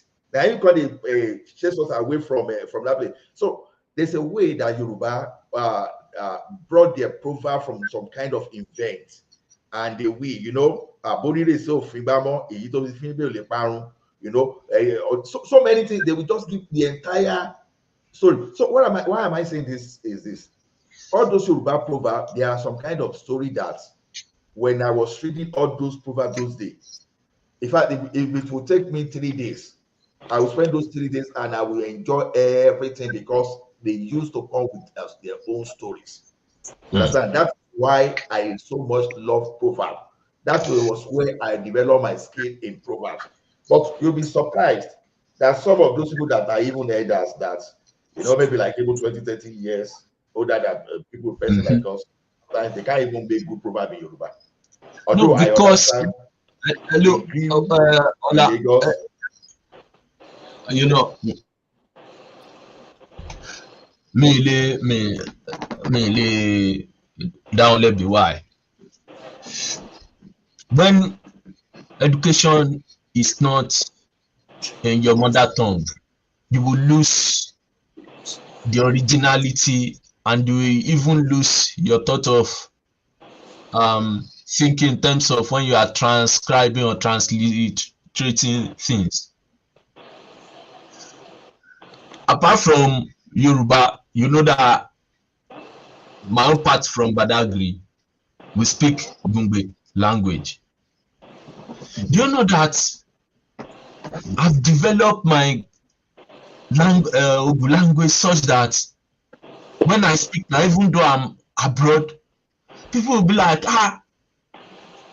you have somebody you are speaking with over there. I'll be like, no, that I listen to some old music, then I try as much as possible develop myself.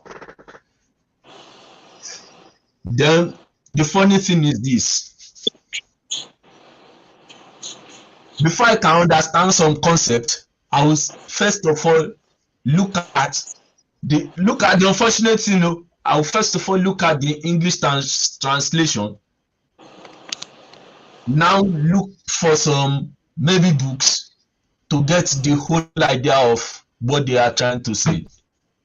And unfortunately, because the language is not developed in Republic of Benin, I will need to go and listen to the French version again. But where are you from, please? I know you're from Lagos. Yeah, I'm from Lagos, but No, not you. Badagry. You're from Badagry. What's your tribe? Because one of my friends here is from Badagry. Ogu. Ogu. Yeah. Egun. Okay. Yeah. So the problem, you see this type of problems, but imagine even during that Lagos, everybody was speaking that Yoruba, that we fuse Yoruba from a lower stage to develop ourselves. Gbogbo ètò à ń ṣẹlẹ̀ ń sìn tó wá jẹ́ pé tó bá lọ bèrè lọ́wọ́ àwọn àgbàlagbà pé kí ni mí lè lè. I think I agree with you. Okay. Go ahead. If I was the big difference between Ogun and language from Anago? Yeah, Anago. Okay, this is it. You see, in because Ogun before Oyo Empire used to control everybody down to Ghana area, but later Ogun through the Fon people fought that way when Oyo Empire started fragmenting. Then when the Europeans came. So the major fundamental between Ego and Nago is actually what we call Yoruba is alien to us. Yoruba is Nagogbe to us. Like Nago is Yoruba now. Yes, you know, like difference between the two languages. You understand? Yeah. Actually, there should be comparison between Fon language and Ife's language. That should be similar. Yeah, it's similar. We are in the same language. Like Nagogbe for us is like Yoruba. Yours have more Yorubas mixed into it. Let me help you. I'm not very vast in that area, but you see, Egu, Ogu, very well related.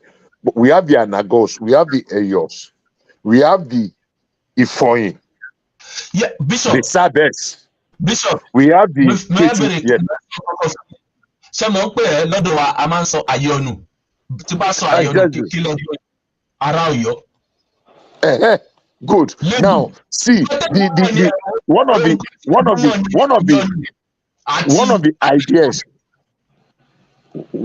the sorry, are you still hearing me? Yes. Well, we can hear you. So all those little sub that I just mentioned, I can remember a few of them. At least I know they are yours. The Ogu, the Egun, Ifonyi, Ije, Shabe, Ketu, and I want to New Ogun State, the other side of Yewa, Totisumo, Awara, Benin. There's a language to speak there. So another one you see now. No, let me just land. Let me just land this thought. Sorry, just 1 second before I forget. Now, one thing that our education did after some study was to unite us and make us all to speak one unified Yoruba. Exactly. It has advantage and disadvantage. The advantage is this: everybody was now studying ABD,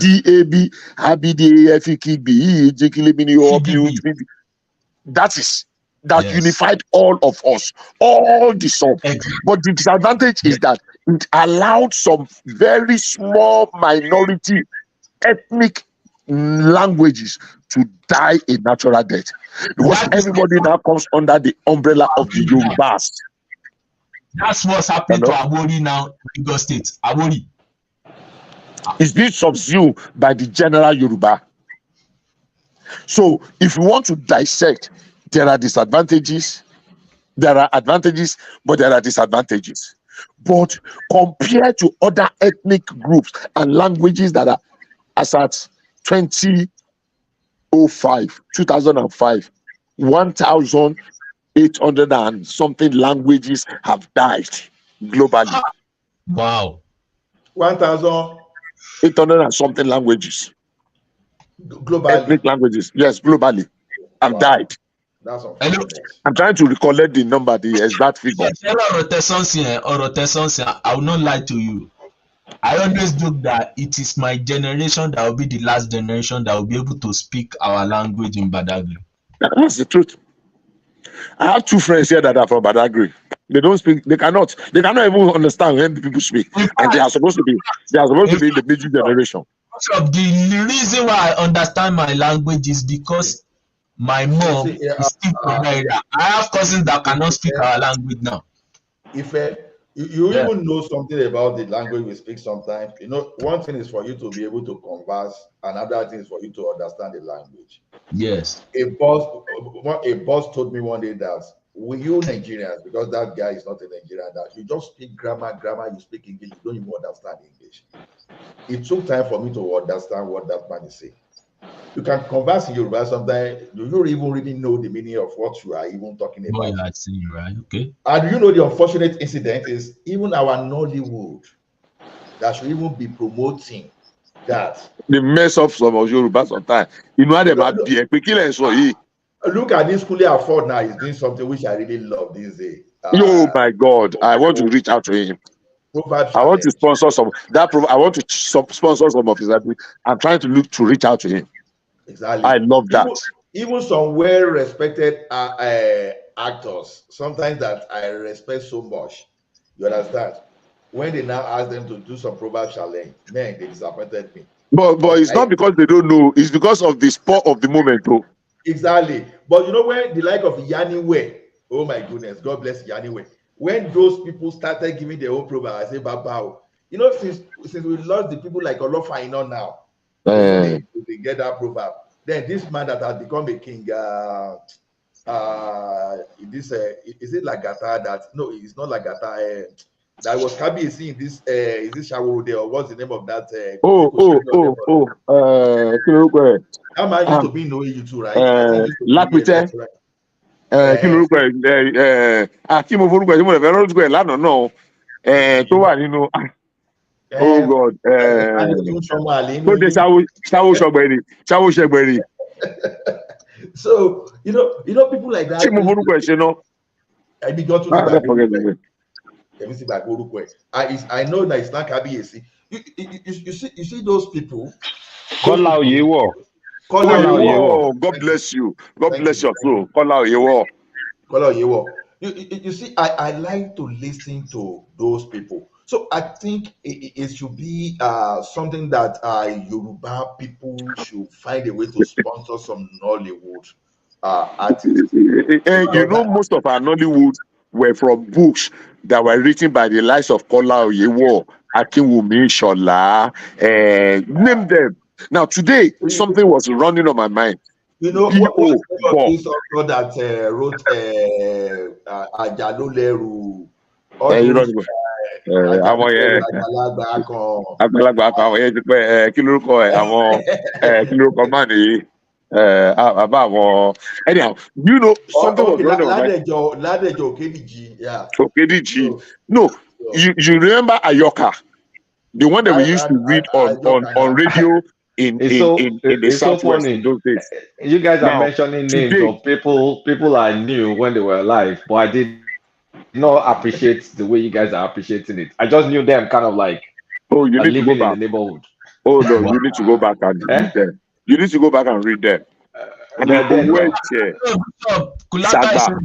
Ṣáwó Ṣọgbẹ̀rì. Ṣáwó Ṣọgbẹ̀rì. I grew up with all this and I didn't know anything about it. Oh my God, you missed.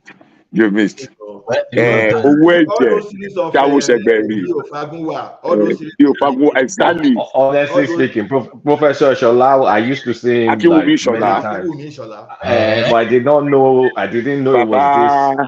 What's this Baba in Radio YO? Baba Adebayo Faleti. Wọ́n rò pé wèrè ni. Olarotimi himself in his book, when he's making proverbs, sometimes in his book, gods are not to blame. You just Gods start are not to to blame. laugh with this. And Gods are not to blame was an adaptation from a Greek literature book, Sophocles, Oedipus Oh, I Rex. never knew. No, it was. It was an adaptation. It was not his original work. It was an adaptation from Sophocles, Oedipus. Bishop, most senior man. You say what? As the most senior man here. There is a way. But meanwhile, something crossed my mind today. Please let me say this. Something crossed my mind. Something crossed my mind. You know, when Olarotimi was trying to say Arigi Sheki Toba he used one kind of English to translate. Yeah. When Wole Soyinka said, "What exactly is offending the ground?" And people thought it was crazy, but hey, he did send some message. That was back in his days in Ife. Who can tell us Kilo Shele? How does it relate to what is offending the ground? Because we want to speak. Okay, now I was thinking in my head today, and I swear to Almighty God, this is genuine. I was thinking in Yoruba, and I said, "Bo to feed, bo ewure, to worship ewure, to bo at least to boy." Yes. So, what's that one? I got 5. Bo to feed, bo to boy, bo to worship. What again? There are 2 other words, and there is a way. You know the accent. The accent is the way we know. All those are do re mi, right? Do re mi. That's the only reason. That's how we can separate all those things. Bo, all those stuff, right? Bo.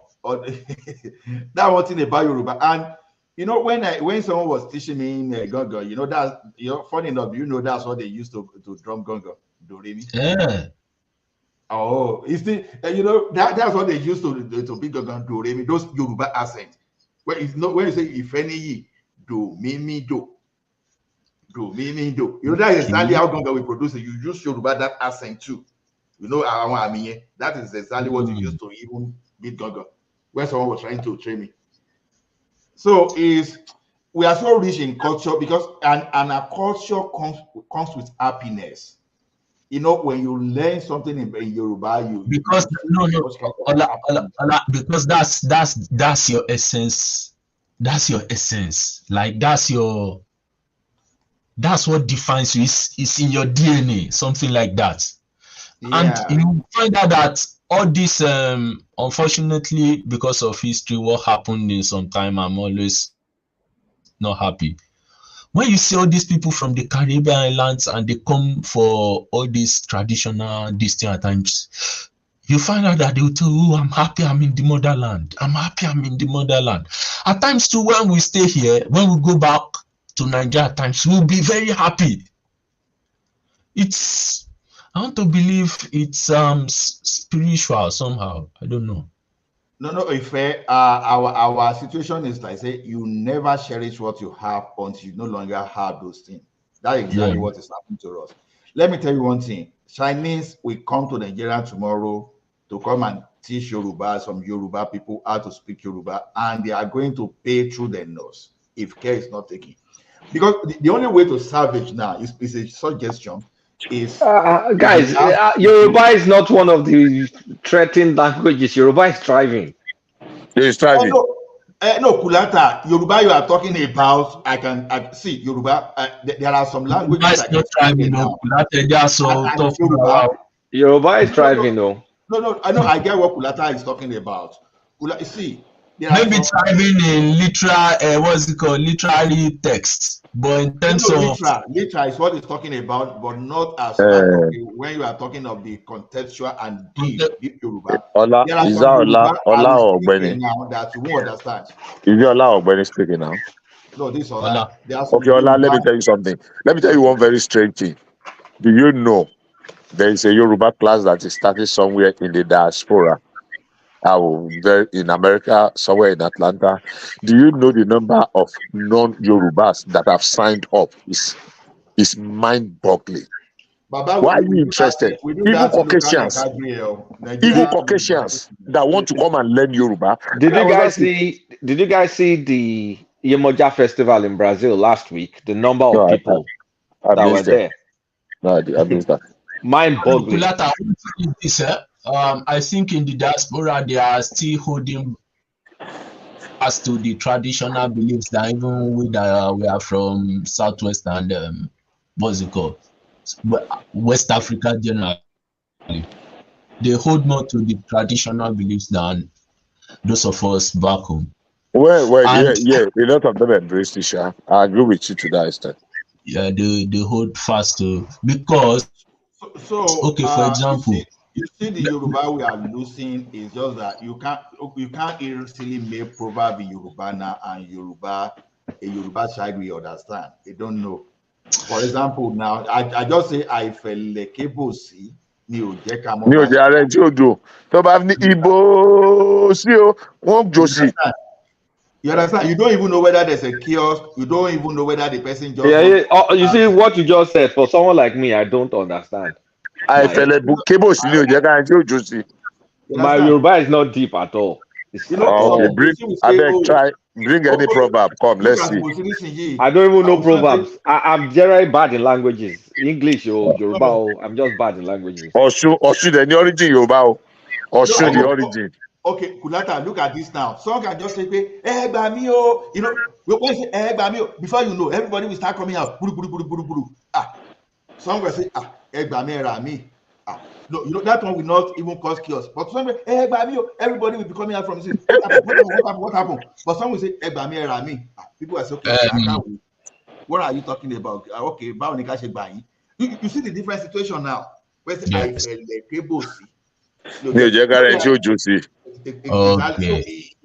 If you can make hysterical cry to become lyrical, and you know, you can dance to it. You put some tonation into it, and before you know it, you have changed the concept, the idea, and people are actually, you know, even so. Yes, sir. I don't know question come. I mean, the man like K and Tola explain it. Yes, sir.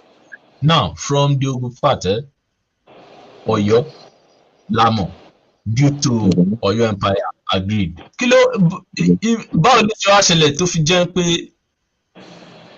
wọ́n máa ń sọ pé Ifẹ̀ ni what's it called?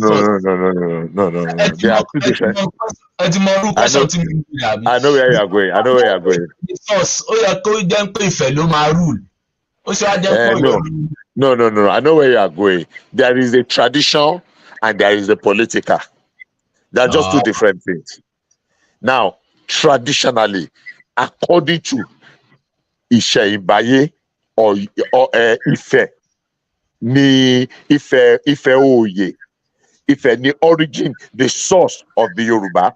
Because some believe pé àwọn Ife gan believe pé àwọn ni origin gbogbo ayé. Because tó bá gbọ́ ní story pé wọ́n tẹ̀ wọ́n that was not given birth to. This woman that what's her name? Professor that is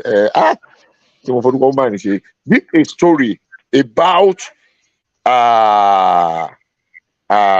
what's this, or one of not Orumila. So politically and military might or your empire dominated, but historically the origin Orumila, even the father, everybody till today, nobody has been able to dispute the father of the fact that the Benin kingdom, the first king of the Benin Empire, was a direct son of the Ooni of Ife, Orunmila. So Benin is linked historically to Ife and consequently Yoruba land. And the Alaafin of Oyo is one of the sons also. So originally historical fact, but Oyo became an empire. Whether the France or so Oyo dominated because of the military might. Of course, nobody has ever conquered Ibadan, but Ibadan does not compete. Do you know why? Because Ibadan does not have a crown. I keep telling people. Yeah, but Ibadan is a war camp now. Ibadan That's what came I'm out saying. of Oyo It's a after the war camp. displacement of It's a war Oyo. camp. It's a war camp. You get it right. It's a war camp. But Ibadan now has a king. Can the Olubadan of Ibadan go and It's a ballet well? now. It used to be a ballet until 1976 when John B. gave us a crown. So, but can the Olubadan of Ibadan now go and contest or compete with the Alaafin of Oyo? Haba. Ododi. I don't know if you understand me. Yeah, But if it's kind of like the spiritual capital. If is the spiritual, that's what I'm saying. If is the origin, is the source. See, If is the way the I source. see it like this now, if I look at it this way, we were born, assuming we were born in the same family, we have the same father, we have the family house. Okay. You can go outside and build your mansion, and people know your mansion somewhere.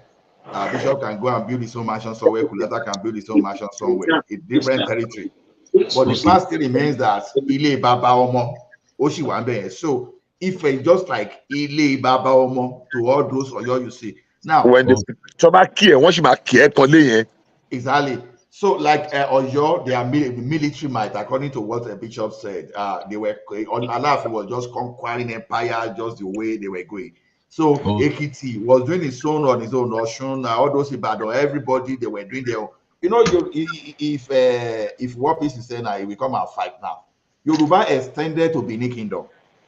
And some people like Ishekiri, all those, they are still a part of our family. Some people in Nupe, they are still part of Yoruba family. Even see that Benin one, we have to be careful. Benin, the Edo people they're not related. They're kind of on their own, but their palace, their Oba, their royalty is Yoruba. You know, in Yoruba they will call it Ibini. That's what Yoruba we call it. So I don't know how they manage Ibini. But the people themselves, the Edo people, are on their. I mean, they're now, how do you divorce the Benin kingship from the Benin people? How do you do that? Bishop, let me quickly say something. No, if I am Bishop, let me quickly say something. One Yoruba narrator said, anywhere you see when they call their traditional ruler Oba, it's Yoruba. They have anything. They have something to do with Yoruba. Absolutely. They have something to do, but the people themselves gone their own tribe is different from like Ishekiri. That Ishekiri are a mixture of Yoruba and Igala people that settled Ijebu, Ilaje. I mean, Ishekiri is side by side with Ondo State anyway, so that one is kind of like common sense. But we all know that Ishekiri is Yoruba now. It's Yoruba now. I mean, look at the names, look at everything. So our problem is this: we lost our history because we didn't document. We didn't document. We didn't preserve them. And we should try as much as possible now to start doing all those. This is where research money should be, research grant should be going to, so that because sometimes when you lose your identity. The only way tell if you borrow research grant yẹn tó wáyé pé nìkan lè decide nǹkan tó ń ṣẹlẹ̀ ní ọ̀dọ̀ yìí náà. No, I'm just saying I'm motivating the private people. See, if you want a research grant. Research grant for what? No, Ola, because show a mistake. There is no single African studies department in the entire world that doesn't have Yoruba text and deep Yoruba text. Not a single university. Not a single one. Not a single one. Still need Yoruba. Not a single one. There's not. We don't lack. Germany, we don't lack in those Harvard, kind of things at all. In Oxford, in Princeton, all of them have Yoruba. In fact, let me tell you. Do you know a couple of years ago? Sorry, Kulata, you can verify this. In Georgia Tech, you know Georgia Tech. I know Georgia Tech now. There is a department of Faculty of Yoruba Studies. Kulata, where do you stay in Georgia? Please tell me. I want your name, Kaki Bishop. Okay. I better get back to me. One man, please. I want to talk with Kulata I'm in Nebraska as I speak, but I should be in Georgia in another 1 week or two. Yeah, I'm in Omaha now. Oh, yeah, in Omaha, Nebraska. Okay. Yeah. Nebraska, I mean, Nebraska. Ah, kò I've síbi tí been mi ti dé around, but l'Amẹ́ríkà o. me did man. Bọ́lọ̀ fún mi ìsinmi ni mo fẹ́ báyìí, mo fẹ́ About retire lọ Nàìjíríà. Yoruba is not suffering from or text or research or runkobe. We have a plenty. Opo gan. Ó If tẹ̀yẹ́ ká tiẹ̀ tún gbé láṣà dáadáa ní go back to Yorùbá ètò Yorùbá land we should Emi go ò there. rí feeling of despair in you because I'm looking at Ó wà I'm o, looking at despair wà o, Grammy. I'm looking despair at wà o. Grammy. Ẹ jẹ́ kí n sọ nǹkan tí mi rí. Kulata, I can speak for the next 5 minutes and you will not understand what I'm saying, and I will be speaking plain Yoruba like this. But the difference now is Me, I will be oh my making. God, you see me, my own language is generally is not that good. So You know you are good enough. You are you good. can, no, But let me tell you are you for a okay. fact. Literally, you are okay. To be honest, I'm just talking of going deeper and using some kind of Yoruba analogy. That's what I'm saying. Now you'll lose me. because you know we people like us that agree with Alawiye and that's Odunjo, right? Odunjo. Then some other people like that. We had Alawiye too now. I never developed You know one of my biggest undoing, one of my biggest disadvantages is this. When I was born as a young person, I lived in Kaduna. My first language was Hausa. Okay. That was my first language. So when I left Kaduna post Civil War, we were in Kaduna for the Civil War.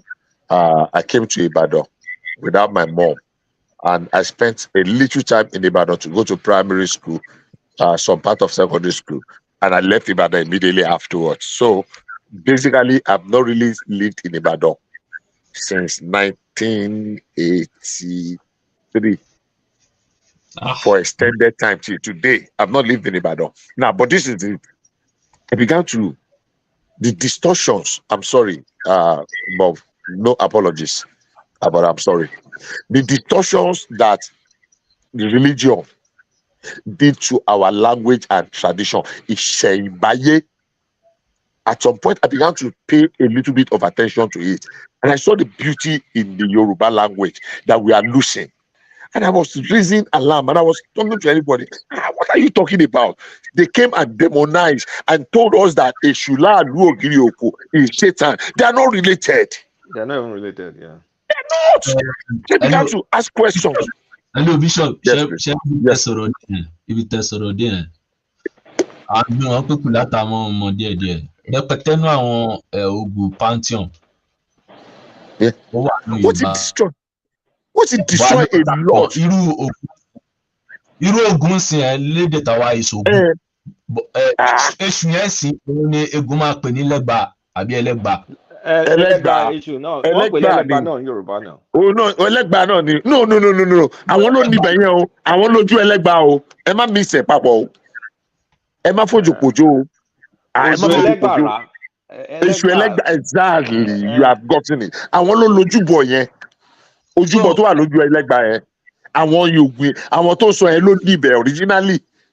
So irú bí tẹ́mi ń gbé sí ẹ̀ alẹ́ tó máa ti fẹ́ bọ èṣù lọ́dọ̀ àwọn wọ́n máa gbé bọ́ta wọ́n àtẹ̀lé ẹni tó máa ń gbé gan mi. Ẹ máa lose audience yín o. Ẹ jẹ́ káwọn audience yín benefit o. Okay. I thought of it. Speak English. So what I'm saying is most of the Ogun Pantheon are also from Yoruba Pantheon. Mm-hmm. Like what Yorubas will call Ogun now, the Ogun people will call it Ogu. What Yoruba will call Elegba, what Yoruba will call Eshu is what Ogun people will call Elegba or Legba. Or Legba, yeah. What Yoruba will call Orishapata is what Ogun people will call Sapata. That is Orishale. So the problem I see is more of, it seems the first people that accepted Christianity, they did not separate the religion from the custom, such that it was easy to demonize the custom away from, okay, they did not separate the Yoruba spirituality from the Yoruba customs, even though most of them may be intertwined. But in the adoption of Christianity, by not separating both, it was able to demonize everything such that it was easy to lose many customs which were even devoid of what's it called, the No, no, spirituality. no, no, no, no, no, no. Sorry. Ajayi Clouder is Sorry, to blame. sorry. No, no, no, no, no. Let me. I'm trying to remember something now. What you said is partially correct, but I will tell you why. Political restructuring contributed a great deal to that. Now I'm looking at it from your own, both Ogu and Egun, which are part of this the Awori and Ago. You know, Egu or Ogu is the dominant group of the Aworis and the Anagos. Is it? I think Egun is kind of like it's independent on his own. Different. It's different. Do you know It came from Fon. Yeah, Egun is similar. It's from Fon. Fon and Ewe. Because Ewe is from Ewe is actually from Yoruba though. Ewe and let me tell you something, Ife. Fon started from ancient Yoruba mixture mixed with, is it the Ga people in Ghana? They created their own ethnic group. I've forgotten the group in Ghana. That's what became Fon and became its own ethnic group. And then out of the Fon, people migrated to that Badagry area, or maybe they're even indigenous. I think they're indigenous to that area, but they have the link. They link to Fon. Yeah. So because we are more of the, what's it called, in that Badagry, because we are more of the majority there, it was easy to accommodate the Awori and the Nago. But you know, there is a type of Yoruba Egun that when they speak, you'll be hearing Yoruba and what's it called, Egun simultaneously. For example, let's say they can say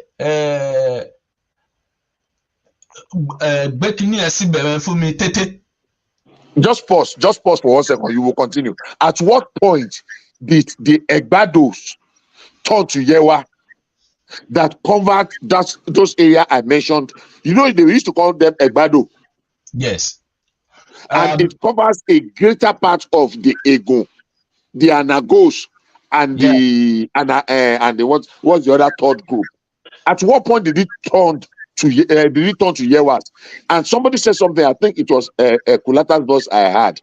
When that woman I was mentioning wrote a book, she actually called them the Ashanti, the readings of the Ashantis, but everything in it was Yoruba, Oko, Eji, Eta, Eri, Aru, Efa, exactly as we have it in Yoruba, but it was Ashanti. So what was the link that is missing today? Because we embraced. Say that again. Now, I think the link, but I think the problem was when the Portuguese came, because you know when that is down. Can you listen? Can you hear me? I'm hearing you. I said that's a new dimension. Yeah, when Fon Daume started around the 14th century, they were trying to liberate themselves from from the Oyo Empire, and because of that, because of the fragmentation, Oyo Empire started losing its grip on its region. And unfortunately, when the English came, everything just scattered. I think I've always thought about it, but I want to think that the problem started in the 14th century. Because the only pantheon that we have that I know that Yorubas don't have is Zangbeto. The Zangbeto called. That's the only one I know that Yorubas don't have.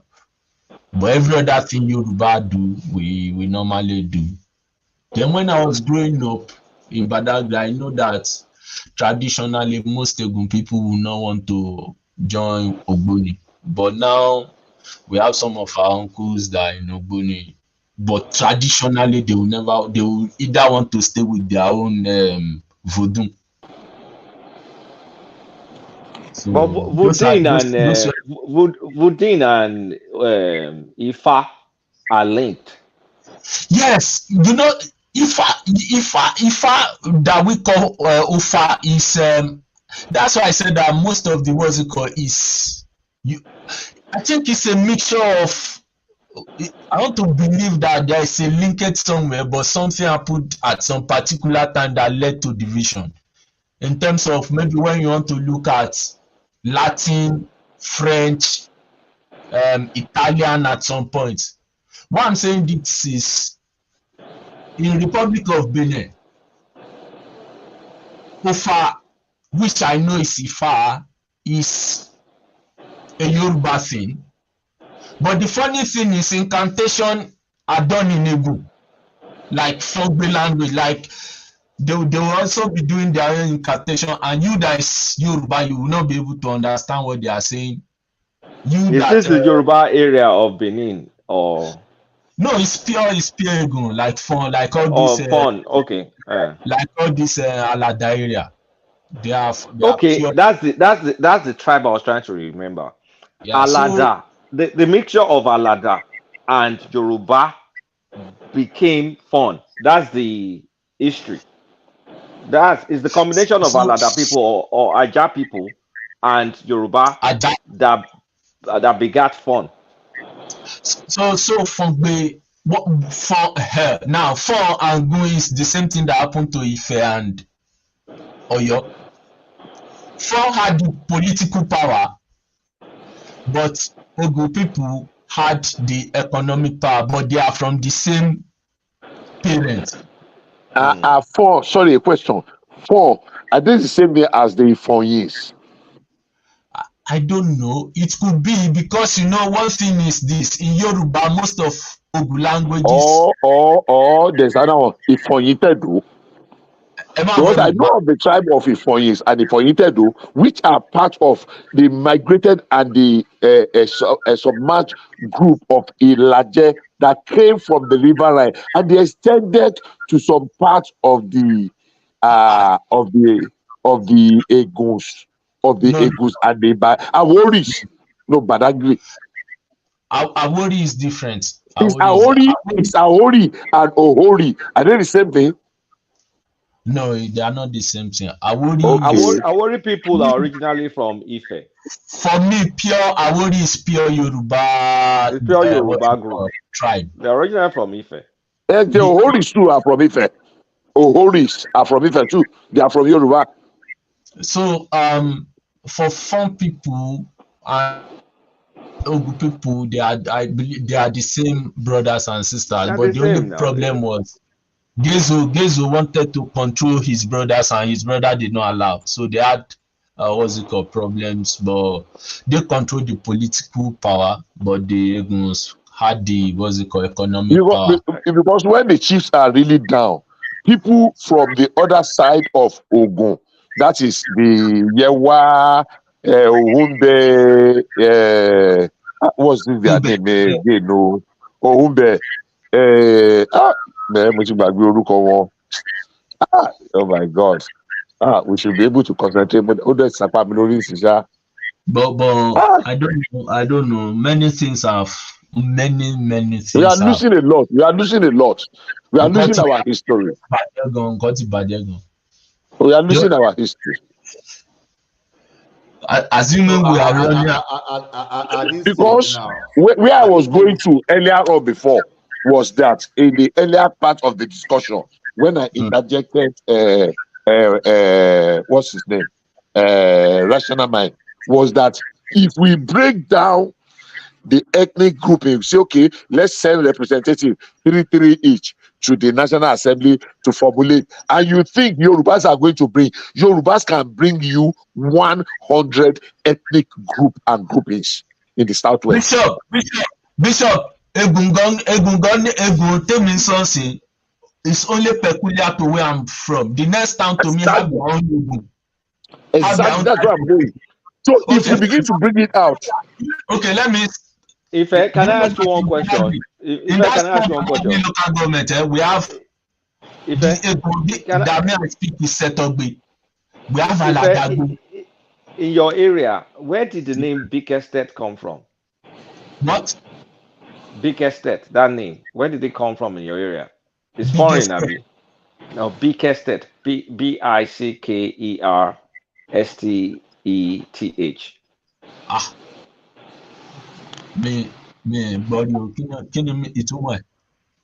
Me kò ní kí n ṣe òun náà mọ̀ pé orúkọ yẹn is foreign but mo mọ̀ pé Badagry area ni because we have some family friends but it took me till my adulthood before I realized pé àwọn people kì í ṣe Yorùbá now so they're from Badagry but I'm still trying to figure out like okay where exactly did that come from? Is it like the way Yorubas have all these colonial yes colonial names? It could be because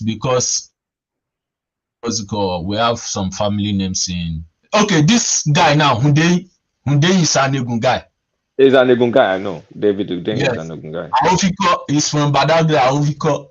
So, and Aoviko is more like compounds of twins, something like Ahovi. Sewanu too is an Egun name, right? Yes, all those names are Egun names. Sewanu. It's Sewanu. We call it. Well, it's late now, but it took me a while to discover all these things. Because all of us just like spoke Yoruba and moved on. Yeah, because everybody will speak Yoruba now. When we were in secondary school, everybody learns Yoruba language. So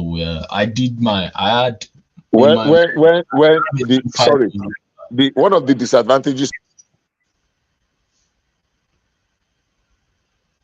Hello. We can hear you. I had a C5 in Yoruba. I think so. I did. Can you hear me? Can you hear me? Yeah. Can you hear me? Now, what I was saying is this: when Awolowo, one of the things that Awolowo did in 1955, the D.O. Fagua, uniting the learning of Yoruba under one umbrella. There are advantages, but there are serious disadvantages. He brought everybody together under the nominal Yoruba we are learning today. They developed a curriculum that teaches everybody Yoruba and made them to neglect their because we are learning now that there are more than 10, 12, even up to 15 ethnic languages in Lagos, between Lagos and Ogun and Benin Republic. Toko, Yewa. Look at Bishop. Exactly. Yes, sir. Bishop. Sherry from Badagry, that Badagry local government, that Egun, the one Toko speaks is different from the one Idale speaks. It's different from the Badagry people, Badagry town speak. It's different from around my area. We have at least 5 types. It's different from the one people in the beach area speak. The people in the beach area speak Defi. That Defi now is like Ilaje language to to normal Yoruba people. You know that when Ilaje people start speaking now, or Ekiti people, an average Yoruba person will not understand what they are saying again. But me, I understand the Giti because it's Eastern Yoruba language, like my own Ijesha. It's mutually intelligible. So if you are close now. It's close. So I understand the Giti. Like which part of Ijesha are you from? Ilesha. I'm from Ilesha. Oh, Ilesha. Oh, Ilesha. Yeah. I'm Ijesha. Pure. 100%. But for me now, if an Ilaje man starts speaking now, I will need to concentrate properly to even understand what they are saying properly. You understand? The same way, if a person is speaking, I know they are Egun people, but forget my son. So even Egun language too is that fragmented. Fogbe. Okay, Fogbe now. Fogbe is now different. Fogbe is another type of Egun. My own is if let me ask you a question. Do you understand this lady song Zainab that says Bolojo? Zainab is Yoruba now. Yeah, now Zainab from Benin Republic of Republic. Benin, right? She's Yoruba, that pretty woman. Yeah. I understand. Now, Zainab type of Yoruba in that language is Nagogbe. That's Nagu. Okay. Yeah, that's how Nagu will sound. They are the ones that normally sound that way. You know, whenever if I play that song, people go they think, say, which song this guy they play? I say you can't understand. I just love that lady song. The Yorubas that are difficult for me to pick up is Ondo dialect. Man. It's difficult. Ekiti and Ondo used to be together, but the only reason I understand some of those languages just because I love Orlando very well. So because of Orlando, I made But Orlando does not speak Ondo now. I don't know what is. In his song. Orlando speaks Ikale and what's his other language? No, Ikale. No. Now dialect. You see, one thing from Ikale to all those Akoko, all those areas, they understand Idori, they understand one another's language. They understand. But the problem I have with it that is, see where politics can push us to. Akure will be telling you that they are not Ekiti. Iju Itaobolu, they will be telling you they are not from Ekiti. But when you look at Ekiti language and all those areas, even Jesha, all those environment, they are like similar. They are very similar. Very similar. So it's politics they use to separate them. But Ondo, if Ondo is speaking here, I can still understand Ondo. But when you now go to call Ikale, when all those Oketupa they speak, I try. I will understand to some extent, but when they now change it finally, I can even. But Dola, when Ikale is speaking, a worried person will understand what they're saying. Sorry, Ikale. Sorry, when Ikale is speaking, a worried person understands everything they're saying. When worried person is speaking, Ikale is crazy. Just imagine. Kulata, because I think at the fringes of every border, those type of things you have to accept that it must happen. What's that woman from? Is it Comfort Omoge, right? Comfort Omoge, yeah. Where's she from? She's from Italy. I remember that name now, Comfort Omoge. Comfort Omoge, yeah. Oh no. So I think that's the same thing. That's the same thing that happened with the Anago people. Like for the Anago people, around the border area, you find them that their Yoruba has a mixture of both Egun and Boziko and Yoruba together, and they use it. Their language has developed such that they use it simultaneously. Ẹ jọ̀ọ́ torí Ọlọ́run, àwọn tó pa Orlando ọ̀wọ̀ wọn ní nísìnyí. Ṣé wọ́n pa ni? Èyí sì mo fi mu ganja. That was the only artist that my popsy used to play apart from his Beatles and co. They play you get as it be. I know all that. I still listen to it on YouTube. I love Now, new one you can't listen to. The one way we they listen to now the old one. The one I like. The one I like is and the one I got Lori comment. Only Benin Republic is from Benin. These people don't even know anything. They'll think Ghana is the old Ghana. They'll think it's in Ghana country right now. The old Ghana Empire. No, you say the same thing with Hawaii. Up till now, till tomorrow, I don't know what that Baba talk for that place. So, for which one? Which of this song? Which one? The one for Alagbon now. Oh, voila! That one was clear. I think my best one is Lugba Lugba. That Lugba Lugba.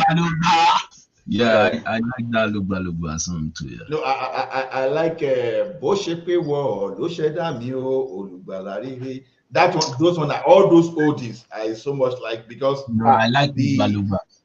My popsy did not listen to Sonny Ade or Obi. He had the tape, so it was just Orlando, Boney M, and ABBA and Beatles. So Abba, the Nigerian songs me I Abba. knew Yeah, was you just did there. Orlando.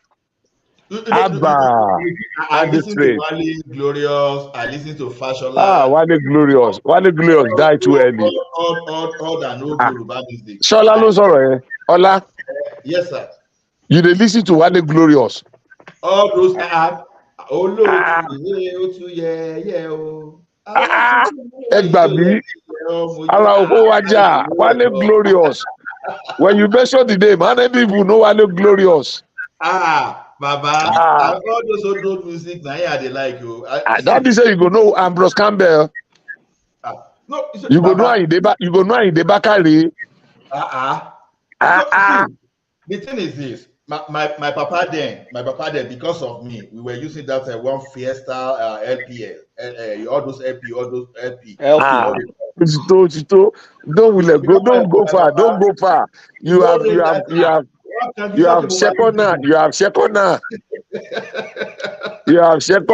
I don't listen to modern music, but I don't quarrel people that listen to them. It's just that there's nothing in it for me. Somebody mentioned ABBA now, the Dancing Queen, Chiquitita. Those were my early days song. I was completely in love with country classics. The first country music that Nyoju Adebide played on Radio OYO 1982 was Kenny Rogers, Radio OYO on Wednesday. Nyoju Adebide and was Deola Alagbe was Kenny Rogers, no, Don Williams. Listen to the radio, and I listened to that thing, and I fell in love. Listen to the radio. So when I went to buy record, my brother then gave back. So we wanted to do Ikomo. So I went to Ogunpa to go and buy Sunny Okosun's. That was the same year Sunny Okosun's released Togetherness. Together we shall live for African Unite. I don't know if anybody remember that song. Yeah. I know it now. So that was the same day I bought that record of Don Williams. Listen to the radio, and that was my beginning of the beginning of my journey into country music. So I fell on ABBA and after that Dancing Queen. Dancing Queen was in 1976. You know when they were breaking, that thing was so sad. Anyway, And when they broke up. When they broke up. Yeah. Well, it's one of those things. Yeah. I thought I was going to meet either Kenny Rogers or Don Williams. Unfortunately, both of them have passed. But those were the great. And because their songs has lyrics. But back to Yoruba music. What about Yellow Man? Oh, Yellow Man. I listen to Yellow Man. Disco. No, I listen. Now disco we take Yellow Man down. I like Bonnie M. Dozio. I will be trying to mimic. Girl, you don't do Enula command jet the Yellow Man. Enula Solaman jet the Yellow Man. Smart, but they will mass smarter. I wanna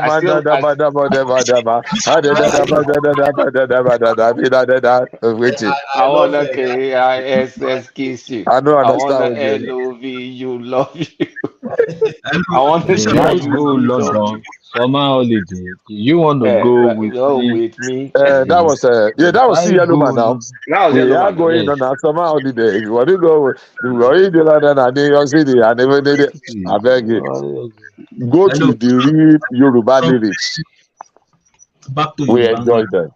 I used to like this guy very well then. What's the name of Dele Abiodun too? I like Dele Abiodun. No, Dele Abiodun tried. Sunny Ojeki Dele Abiodun Gberi. Dele Abiodun, Michael Ade, Segun Adewale. Oh, I know Michael Ade and Segun Adewale. I know Michael Ade. Awuja Bello. Awuja Bello, yeah. Yeah, those ones sang, they really sang. I mean, then Uncle Toye Ajagun and this man, Prince General Adekunle.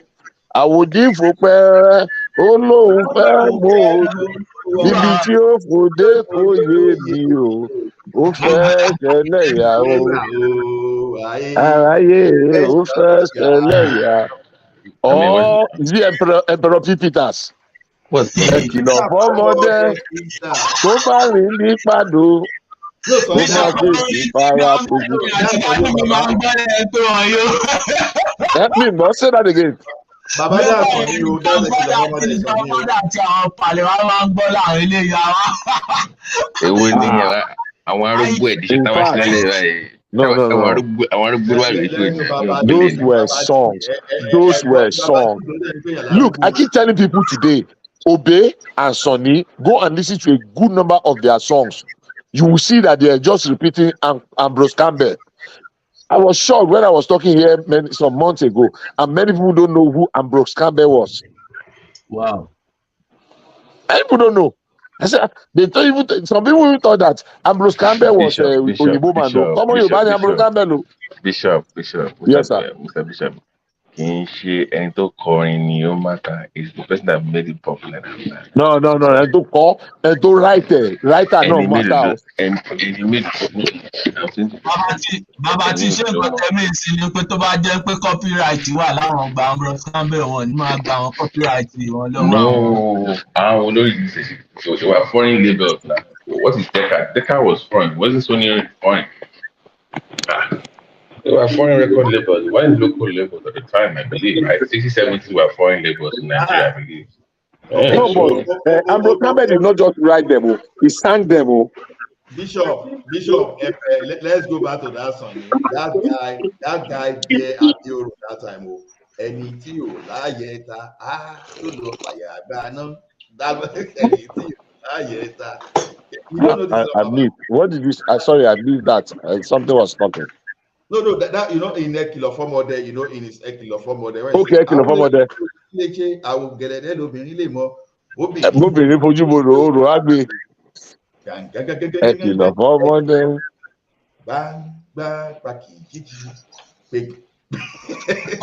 You know one thing is this.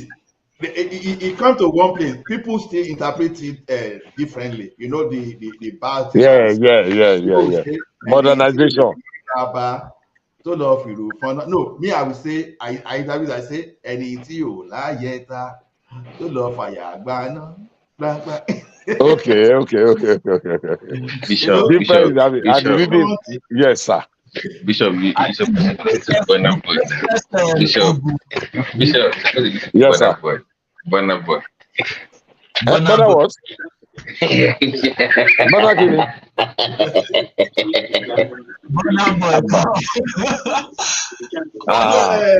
Baba to freak Mary. I'm sorry to say that. No, Baba T, all those guys, all those that we know, they are good singers, to be honest. They are good now. But the for their time. When I crank it in my stereo system, when I want to listen to music, I don't use home theater. I go back to stereo system. Let me put in trouble since you say they are good. So where do you rank this modern day in your top 10? Do you have to revise those now? Do you put Burna Boy above Sonny Ade? No, I don't know. No. My problem is this. I've not been able to move into this modern day generation music. Bishop, yes. Exactly. Only àwọn eléyìí èmi jẹ́ ẹnìkan nígbà tí rẹ́kọ̀dù tá máa fi ọwọ́ rewind sẹ́yìn tá máa yọ bible tá máa fi tá máa kọ lyrics sílẹ̀ so gbogbo orin tó ní lyrics exactly gbogbo orin tó ní lyrics ìgbà tí mo bẹ̀rẹ̀ sí ní gbọ́ Michael Jackson gan lyrics ẹ̀ ló interest mi. ṣé o máa ra Bishop èwo ló máa ra TDK tàbí Denon tàbí Maxwell. No, Sonny no. No, Sonny. Sonny C90 or C60. You guys are being ridiculous. Anyone, the lyrics. Let me knock your Akpako. No, all I need to do, Akpako master, Ginger Swagger. It's listen now. Some of all it's lyrics. So you know me. It's lyrics now. Who used cartridge? Who used cartridge when Rising was raining? Rising on this 4-track. 8-track. Now, what do you mean? We get them for our 504 that time. Time I play, I can see clearly now the rain is going. That time, there was a guy called Ken Lazarus. That time. Ken Lazarus, yeah. Okay. Let me throw 2 challenges. um, there was this program that was running through music. I remember the music one on football. PBOB, BP, PBOB, Pepsi Best of Football. I remember that. And the Soul Train, the original Soul Train, I where we have remember that Jeffrey too. Daniels. I grew Remember up on Jeffrey those kind Daniels? of things. I remember, I mean, of course, now I grew up on that. What's his name? Ati Don Exactly. Cornelius. Don Cornelius, Jeffrey Don Cornelius. I grew up on Soul Train. That's what I used to watch since. So we every never Soul had Train music VHS. we listen to back then in the days, the first thing you want to do is to go and write down their lyrics so that you can sing along anytime you go to any of those parties. When you Because start writing lyrics of whispers, exactly. Which of the whispers do you have? Which of the whispers do you know? If I start going to 80s and 70s music, I have Careless a ton of Whispers. them. Careless No, not Whispers. Careless You know, Whispers. remember Careless Whispers? Time can Careless never Whispers. mend. The careless whispers of our good friend. That's this guy's Michael, George Michael. George Michael. George Michael, okay, George Michael. What's the name? What's the release of that song now? It's Careless Whispers, but you know, it used to be Wham. When they were in that group, Wham. Tell the You remember Wham? WAP now with his other guy. That's when the they one were that in the sang, group. break me up before you go, wake me up before In you the heart go. of mine, it good rising time. There's no comfort in the blue. Pain is all. I never gonna dance again. Guilty feet has got no reading. Though it's easy to pretend. I know you know that fool. Should have known better than to cheat a I have a friend. question for you. And waste a I have a chance that question for you. I've been given. So I'm never gonna dance again the way I dance with you. The noise Bishop, the music seems so loud. I ẹni wish tí that rẹ̀ we jọ could lose this ẹni tí rẹ̀ crowd. jọ Maybe I have we a question stayed for in this Bishop. way. We hold each other with the things we want to say. Should have been too good Bishop, I think together. you know Should the have way been doing báyìí. this dance forever. Now, Bishop ní phone sùúrù time. kẹ́. Bishop, I have a question for you. I have a question. So You say what? the taste for form. I have a question for you. So if you notice, now over the last 10 years, I think that I see local sound like Nigerians are embracing their sound. So in the 60s, 70s, were they more attuned to listen to foreign sound or were they stuck with the local? If you compare the way much about foreign sound, so over more considered that compared to today, where they are exposed to more foreign as opposed to buy them for your money from your own. Were you listening to Babati, more don't foreign isolate sound or people local? now. Babati, Bishop, connect your. Hold on, Bishop lost. I'm Babati. Bishop, connect your video, audio, English. wherever it is. I'm not able to add you. If something is not connected. What I think I understand from that angle. In those olden days that you see, all those musicians, I didn't even know that I've been muted. I was talking. They used to go to hotel to play, so there used to be live show, and people used to go to them physically. For those people in the remote area that don't have access, they can only get whatever they can get after they listen to radio. I think the local music has always been they've always been there, to be honest. I think they've always been there. But the foreign, the only access we had to foreign then was just to play it on cassette, on LP, on a cartridge. I will answer that question this way, and I probably okay. Go ahead. So I mean, it depends. Like for my dad that went to UI and all, it's mostly the foreign stuff, the Beatles, the Monkeys, all that. He had a massive collections of all these. What do you call that thing again? That circular whatever that you put needle. Radiogram. Vinyl. Yeah, vinyl is the vinyl one. That one is black. LP. LP. Thank you. LP. So him, because for someone like my popsy now, it was more influenced by all this British sound. So not too much. So it just depends on your crowd. That's what I'm going to say. I think let me talk on what would have happened to my dad. Because then they used to do all this voodoo festival, they would have been more influenced with the local one because seasons are celebrated 3 times. Is it 3 times? No, 4 times in a year. The seasons are celebrated 4 times in a year, so they would have been influenced more with the local what's it called? Local music. It was later when they went to maybe the TTC and the ones that went to the universities amongst them that adopted the Western music. Shower gas. Shower is now ready. The truth is this. Shower gas. Go ahead. Is that Simba? That voice sounded like Simba. It's not Simba. This is Remy. Hello? Hello? I'm Okay. So I like what you had discussed. I just remember my late dad too. He has a collection of records. It is through him that I got to know all these our so-called green on Sonny Obey, all this Angela Moura, all of them. Whenever he has a fight with my mom, he will play one music. That music always dabaru my mom. Okay. So, and whenever his friend came from Abeokuta, that is the best time of the moment for us in the family, because there's a lot of wine, whiskey. His wife will prepare a lot of dishes for his friends because they always sleep over. I think when I remember those times, Nigerian was good. I was little, but we have fun. And whenever he goes to office, come back on weekend, he always come with ice cream, so many things like that. I would just think, oh my God, Nigeria was superb during the early. Remy, the reason I asked the question is people it came in late 80s or 90s. No. That's what I know, but I'm saying that's what they think that maybe the foreign sound came to Nigeria, like this Raskimono, those kind of reggae came in. But I'm like, we had that before in the 70s and 60s. They always went on European tour, American tour.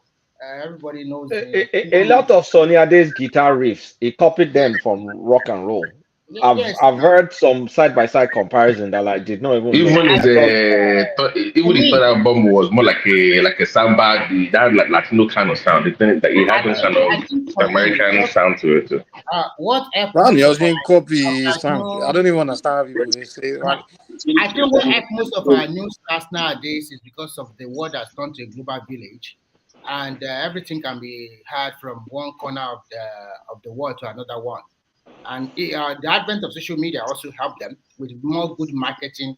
And I can also say, as people get more enlightened and more civilized, I think if you are very creative enough to bring out new genre of music, look at for example. So before you know it, everybody will know you are.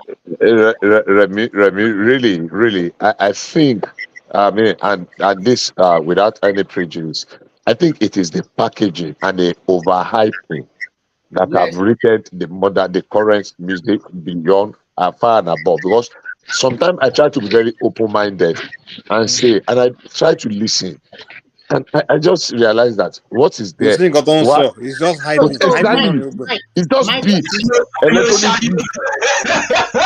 It's hyping. Even America gonna say, overhype. Exactly.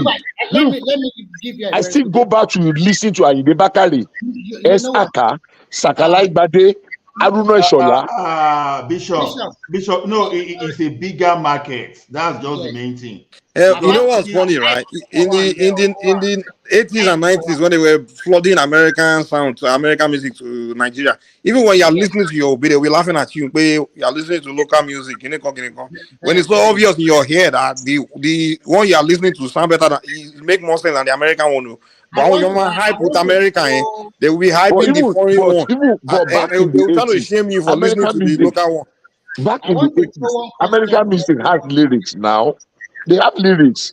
We listen to okay, let's talk of Michael Jackson, 1979, Off the Wall. I can recite all the lyrics in Off the Wall for you. Move to what's this woman's name? What's her name now? In 1985, they were 83.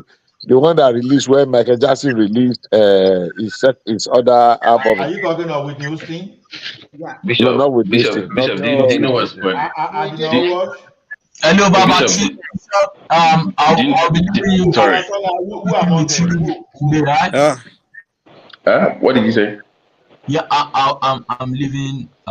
It's been nice speaking with you guys. I just want to sleep before. Okay, Ola. Thank you. In 1983, are you talking about Madonna? I mean, Madonna or Sydney Looper? But why? Question: why did we? It's like, I remember back then, in where I grew up, we only listened to Fuji music in secret. You dare not play Fuji. It was not seen as something of that class, or you dare not play Fuji Collington or those kind of sounds in that area. It wasn't. So no comment. There were some sounds. There were some sounds that had crossover appeal, like when but the earlier when Shina Peter Fuji. Most of the Fuji songs are not too. Not. Please let me tell you something. Back then, it was Let me not tell you cool. something. There was this DJ in Ibadan around Sabo. Somebody can help me with his name. There were DJs in Ibadan. Then they were mixing music. There was this Dele Adelego. Jimmy Jaske. Dele Adelego. Jimmy Jaske. Ogundele. Dele Adelego. Yes. There was another one called Ogundele, and there was one called in Ibadan because DJ. I know what you are trying to say. It will come to my memory. That used to mix. He brought mixing. Where if you go to Best 4, if you go to that nightclub, the one we call Best 4, when I.C. Brown was moderating that time in late 80s, early 90s. You know Smollett Alamu? No. Oh, nobody knows Smollett Alamu here. He changed his name eventually to Shitu Alamu. Smollett Alamu. SMALLET. When you say mix, are you talking about local mix or foreign mix? Local and foreign. If now he started with Haruna Shola. But if I don't, no way. So wait. So it was sampling. Because is it making a sound? Was it sampling or was it? I'm trying to understand. No. When I say mixing, playing foreign music and infusing local music in it, and they will blend. There will not be break. It will blend. Bishop, you remember back in the day when you go take a tape, brand new tape to a DJ that you want to record a tape, they will now put all this inside the mix. You know, that's what I'm saying. Is that what you're talking about? That was later. Early when it started was when I want to remember. Oh my God, what did I do with this guy's name? Because the first time I heard a mix that became a hit was 97. I think it was Shakomo. But when they did the those are newer times. 90 what? No, Liberian Girl sample with the Juju beat. That was Shakomo was. I had okay, this is a kind of a Fuji Juju. That was much later. It started with for me. That was the time I heard like a sample. My God, what's this thing? I'm trying to remember that song. Oh my God! Don't let me waste time. If I remember it, I'll bring it up. Was it this? You tell me that you love. I know that guy sampled the foreign. It's not an American song. There's one song called Inoro. That was Haruna Shola. Exactly. That was one of the first. They mixed that one with modern sound. That was one of the first mixes.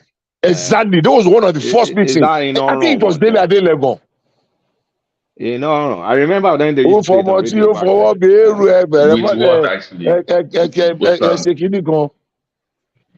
why am I forgetting? I really like to know that would be something interesting to listen to. You need to listen to that. It was in the early day. You'll be dancing music like this. Disco. You go to club and somewhere, from nowhere, you just hear, you will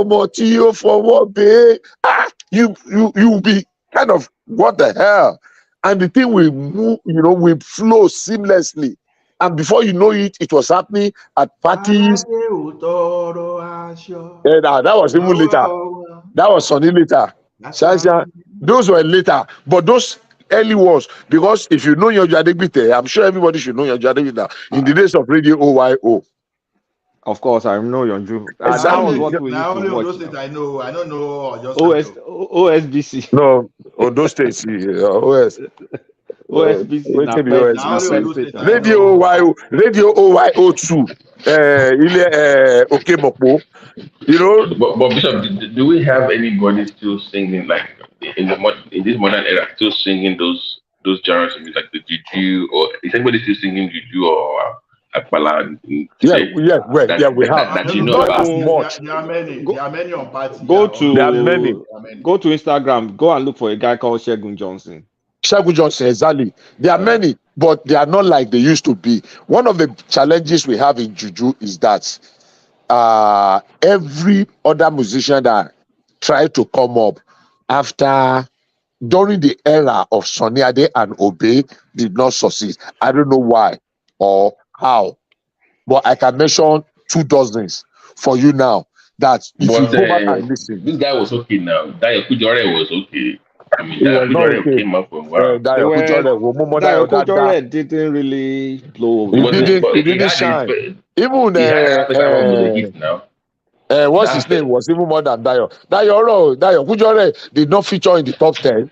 Shegun Adewale was better than far. This Bishop guy. Ilure Funfuni Ori Adure. What's his name? Ori Adure. What's his name? He did it now. What's his name? Dele Taiwo. I know that one's name. Dele Taiwo Shoko Expo. All those ones are new now. Now new waves. Dele Taiwo was kind of like a one-hit wonder, kind of. Go really rain. Dele Taiwo somewhere in abroad now. Won't rain. They should have done better than that. I mean, I can mention 10 Juju musicians. I don't know what happened to them.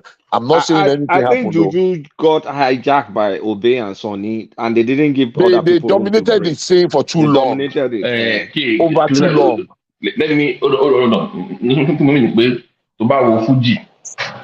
Why even from the past, even till now, it's still relevant. Some days you work. Because okay, hold on. Adewale, or is that Prince Daddy? You guys like you confuse me all the time. Now let me tell you something. Okay, Babati. Let me tell you something. You see, in the 60s, when Juju came out of High Life and Agidigbo, it evolved to a certain point and then got stuck. From Ajiwere, the days of Sakala Igbade and the others, when Ajiwere came, gradually it evolved to Fuji. Do you know 70% of the instruments that are being used to promote Fuji today were not there back in the days? You know, what they add but what have they added to Sonny after the first bass guitar? At some point, there were no guitar in Juju. Then they were playing accordion. Then they introduced this a wire guitar. Then they used one stand-up guitar. They used to sit down to play. Fuji has saxophone. Fuji has everything in Fuji now. Fuji has everything now. Originally, there was no string. There was no single string instrument in Fuji apart from shekere. Fuji stays current. That's the thing with Fuji. What destroyed Juju today is the percussionists. I mean, analog percussionists. They are limited now. When you look at how Sonny and Obey played theirs, number one of those major things that personally I'm not an expert in that area, but what I feel is this: Gongo, Akuba, then bass guitar, and solo guitar, or the solo guitar, or let's say lead guitar. They were part of the major thing. So later, I think Sonny was the first person to introduce 4 guitar. So we heard. When he got Bob. This guy with a fella. There's Bob Uridi, there's another Bob Aladini, right? Bob Aladini. That's the person that say he brought The problem with Juju was it just stuck to the parents. It's not music that translated to the kids well. The only person that could translate it to the kids was Shino Peters, and Shino Peters was a 2-album guy. And after that, it's still the same stock. So at the end of the day, it's still Sonia Day playing around. But do you know what made Shino Peter tick? Because Shino Peter introduced the fast tempo. He brought Sakara the Afrobeat into exactly into that is Afro Juju, Shino Peter, whatever. But Shino Peter was instrumental to Sonny retiring early too now. Can I try? Let me push back on what you just said. Did you just say it was 2 albums on that? What about Dancing Time? That was a It's 2 albums now. He had the Afro Juju. Next album. Wait. He had Shinomania. He had Ace. He had Dancing those Time. are the 2 main ones. That Dancing Time, Dancing Time Baby, Dancing Time Baby. Is that one song? That was not. It was good now. That's the I was sweet. Forget. It was crap. Bishop, nonsense. Bishop, I like Dancing Time. That what I like there is what I just sang now. That was when his career died. It was still a hit to me. To me, I like Dancing Time Baby. It was good. In 1990, which party did you go to in the entire country that you did not hear tun tun tun tun tun tun tun tun tun tun tun tun? Where? That was it rained. It rained everywhere. Immediately after 1989, sorry, that was 89. Immediately after that, in fact, I will tell you something about that one. Immediately after that, what's his name? K1, the Ultimate, took over with Consolidation. Oh, Consolidation. Yeah, that's true. No, that when Kwawan started coming back, right? Kwawan started coming back. Kwawan dominated like Barista shoe. Oh, Erupa Barista. Do you know when Shino Peter released that Ace? It was the Ace or Afro Juju now. It's Ace is the first album. Sonny and Obe, they peed in their pants. No, I know. They said Sonny was worried though. According to they were worried. You know what? It was dominant. I'm not even saying dominant in Southwest. If you go to one place in the Southeast, they'll be playing Afro. No. You are even wrong. Outside Nigeria, I have a Cameroonian friend, and I can mention her name on this platform. A doctor can sing every word of that. Just like you were singing Awilo Lugumba. And she did not understand a word of it. You know, that was the days of Walkman. Because of that, she went and bought Walkman and brought the cassette, and she was playing it back to back. She can sing everything from A to Z, but she did not understand a single word of it. There was no party we went to then. The only people that calm us down that time that added something a little bit when we're moving away, like when the like of can I have a dance? What's the name of that guy? Rosie. Can I have a dance, Rosie? Rosie. That's that boy said. What's his name again? Blackie now. Blackie. Omo Ajegule. Where is he? He just Bishop. They had this guy too that was there for a while. Look, Daniel Wilson. Oh, Daniel Wilson. Daniel Wilson. What's his name? Yeah, but you see all those Daniel Wilson, Shoki, all those things. They are kind of like the crappy version of the Burna Boy because they were trying to sing raga, and it was shit. I don't know one single song of Burna Boy. I don't know. Got us back to the track. Burna Boy has a lot of bad tracks. I mean, I don't know him. Yeah. I don't know. I don't enjoy Burna Boy. No disrespect, but the one you mentioned now, that was another sad story. What's his name? Majef Fashek. Majef Fashek was a sad story. It was a bundle of yes, Ras Kimono and Evied now Goli. He went to New York and got hooked on drugs now. Drugs in a little Majef Fashek. Our family contribution to buy Majef Fashek. South African music was already finishing us that time. The like of Lucky Dube or those. No, let me tell you what happened. All Nigerian people were singing reggae, and all of them were singing Mandela, Mandela. And when they released Mandela, career and Pari, so they had nothing to sing Exactly. about anymore. South Africa and the way South Africa was like what they have today. They will have one or two musicians, and that's it. When did they release Mandela self? Early 90s. Because I know my majesty, na na na na, my great Free Mandela. Do you know what's funny? Do you know what's funny? Burna Boy is what Fashek was supposed to be, like on the global stage. Like the first album, Tokoshi, that was the projection. I don't know what happened, man. No, but I love Majed Fashek. You know, Majed Fashek used a lot of gong, dundu, and not those traditional percussion. Yeah, now it's like a Burna Boy.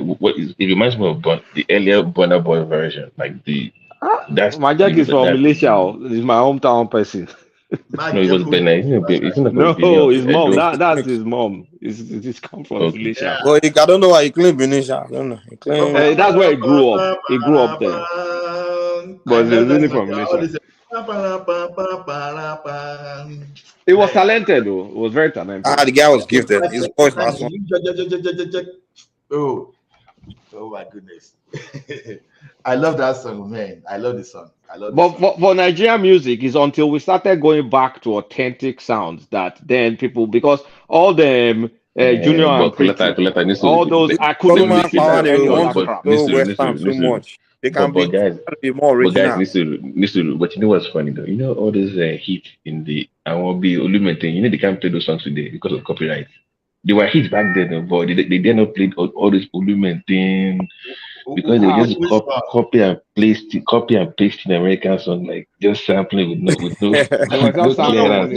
Which one, Babati? Like our boys Kasha Kamsi on a control level. Clearance there was no clearance on those songs. Now you can copy and paste video on Yahoo. That's Olumenting. Yeah, I love that song. I love that song though. But they said the other guy said he wanted to further his education, that he didn't want to continue with this career. So Olumenting, you know, I live in Oregon now. The guy Shakara Small, and he was using this. What's the name of this American car that is very big like this? This 8 liters engine car. Ford Lincoln. Is it Lincoln? Yes, Lincoln. That car is his own car. Lincoln Navigator or no, that's SUV. But this is a car. That's man, Kinimofi Shapolo meeting. I'm back with Kabaisha. The other guy used Shakara Rosmo for a regular that time. Hello. Then all this what's the name of this Shifi? Shotiri Motisan Okay, that's that. That's that. There was a time to so I go.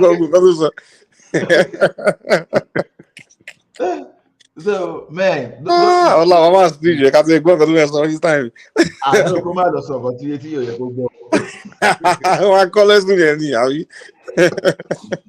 No, I think our guys they really done well. You know, they really done well.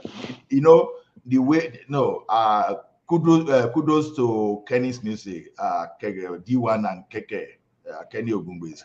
Those guys they did a lot. Including this guy that went to Unilag, LD. Those are LD the tribesmen. And those guys that sang Olufumi, I think that's one hit wonder. It's just how Olufumi that. But they started pushing the video about that hit song. Then these people come change everything finally after two phase. So what's the name of this guy? All those P Square. No, it was Divine and Don Jazzy that changed. I think it's Divine and Don Jazzy that finally did it. Yeah. They're the one that actually turned everything cool. You know, they brought Nigeria. You know, in the beginning, these guys are just making mediocre. Why that of that? No, the type of life I'm living. You know, before Divine and Don Jazz, all of them when they make song, they were gonna make a horrible video. You're right. they're gonna make horrible video. You're like, the video just make the song look bad. Come on, take camcorder, trying to record rubbish. It's Like, a Senior Peter's son that revolutionized the video. Oh, Clarence suddenly, Peters. thank you, Eze.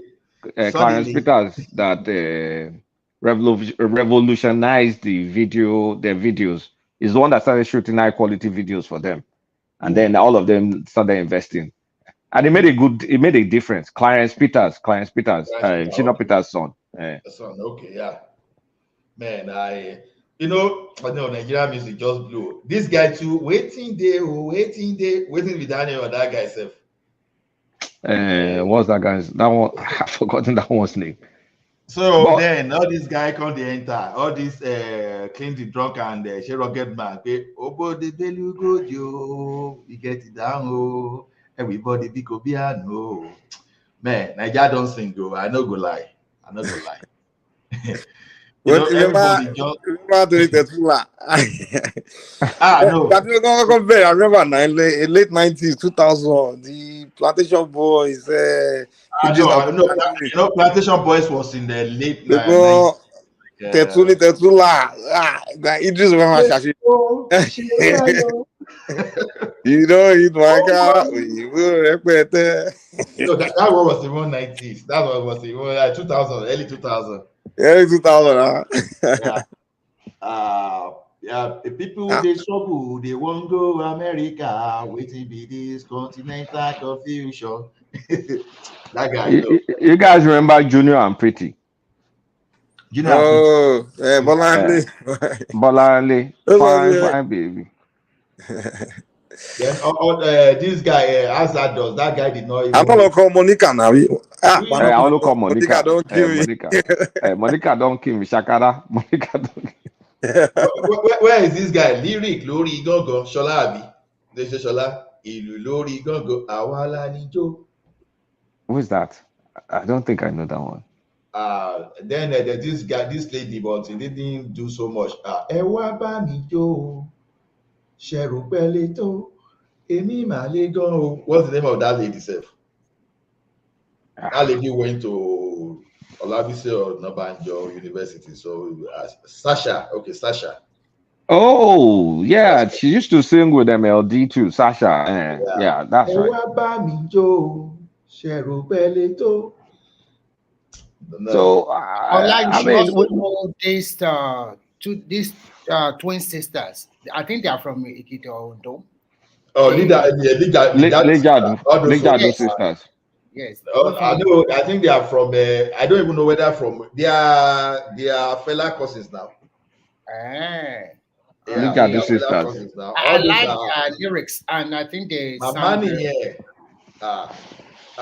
Lino la one lo. Yes. These are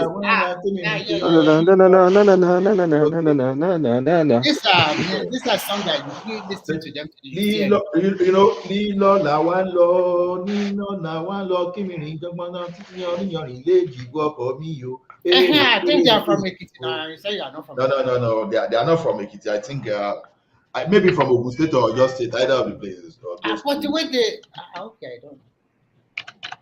Oh, you mean that they are the one that sing danger, they sang Reincarnation too. Reincarnation is that the voice? Yeah, they sang that one. Wow. And but I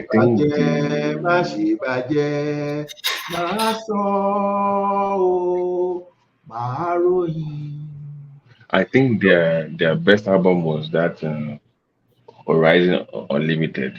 That was their best album. About the street, Abi. Yeah, that's the best album they had. Yeah, that's a dun dun dun dun dun dun dun dun dun dun dun. No, it's man. Someday. But are we not reverting back to what we abandoned 10 years ago? You know how we embrace our own culture and everything, and it became popular. Now we are going back to trying to sound like the West again. But see, we don't see. Okay. Where is that Akwada today? Where is Ewi? We've lost so many of those things now. Ewi, that Akwada, Ikala out there, like the one like this one, like I said, Alabi Ogundepo. Alabi Ogundepo. Shaki Ogun Ogun rocking. Yeah, Orila orúkọ oòrùn yọ yẹn No, here's the thing. No, all those things, them are calling it, and like to modernize it now. You can't be that raw from the get-go. If you want to Now that's the problem we are having. That's the problem we are having. Look, that's the problem we are having. You go back and listen to Orlando Julius today. You go back and listen to Orlando Julius. Exactly. Victor Olaiya. You go to listen to Victor Olaiya. You go to listen to Ike Dairo. You see the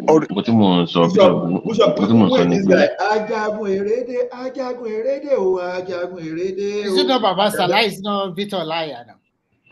No, Victor Olaiya is different from No, it's different. They are different. Victor Olaiya was a position. Bishop. Moses Olaiya ni Baba Salah. Guys, the point is that even like the way I think it was saying about how food has evolved, even hip hop has evolved. If you want to do the modern audience to listen to your sound, you have to evolve the sound. Only appeal to them. Doesn't mean they will not go back. Like look at people that listen to hip hop today, the younger ones. They will go back and listen to the old sounds, but it's based off of them being introduced to the sound not for patronage sake. It's for record sake. I'm talking. Like in America today, how many people listen to country music anymore? They still do. They don't. In fact, they don't. They don't. But they've changed. Country music has changed. What do you think Taylor Swift is? What do you think Taylor Swift is? It's a pop and country song now. How many of them now? I mean, country music. Country music is the thing in my city. They do, bro. Where are you? Are you living in Tennessee? Forget the city. The back of the mountains, bro. Here's the thing. It's like you guys saying people in America should be listening to folk, to folk music. Nobody listens to that anymore. So I mean, things need to change. I'm just glad that the popular music now is Afrobeat, and anywhere I go in the world, I'm hearing Yoruba songs. Whether it's infused with hip hop, I don't care. Let me tell you. Let me tell you a story. Question for you. If I know the Afrobeat is quite popular nowadays, but what do you think about giving that Grammy to Tyler? I also like Tyler music. No, Tyler deserved it though. I'm not gonna lie. Yeah, that Water is superb. That Water song is a hit. It's a hit. I wanted to beef her before, but that song is huge. Performance. So obviously that one I'm okay. The world one in Koyemi, the Shekeri, wherever they lost that guy from India. Forget the African one, the global sound. If it's a global sound, how do you win with less than 2 million total listen to on Spotify? The person that won the global sound, no, not Thailand, that was Africa. They also had the video for the global whatever performance or whatever. The guy that won, the group that won, they barely have 10 million on Spotify. So how do you win when nobody even knows you? I thought you were supposed to be global. Politics. I don't even know. Now politics. So if you want to turn to different things, all these guys will be complaining. No, me complain. I don't care. I don't care. I'm just saying. Babati now politics. It's just like when you talk about Ballon d'Or, for example, now politics. Because now, if you say now only one Nigeria day for that Grammy, I don't see how that South African lady will have won in Nigeria because you go to Walmart. Ola, that South African song. Have you looked at that? That's a hit. I know it's a hit. I'm not disputing that. But one thing about, do you understand what it means that you get to I live in Calgary, you get to Walmart and the song you are here listening to is the video, or what's the name of this guy? Rema. No, this guy, this guy, check Calgary, Connie. Me, I was in Cartagena, Colombia.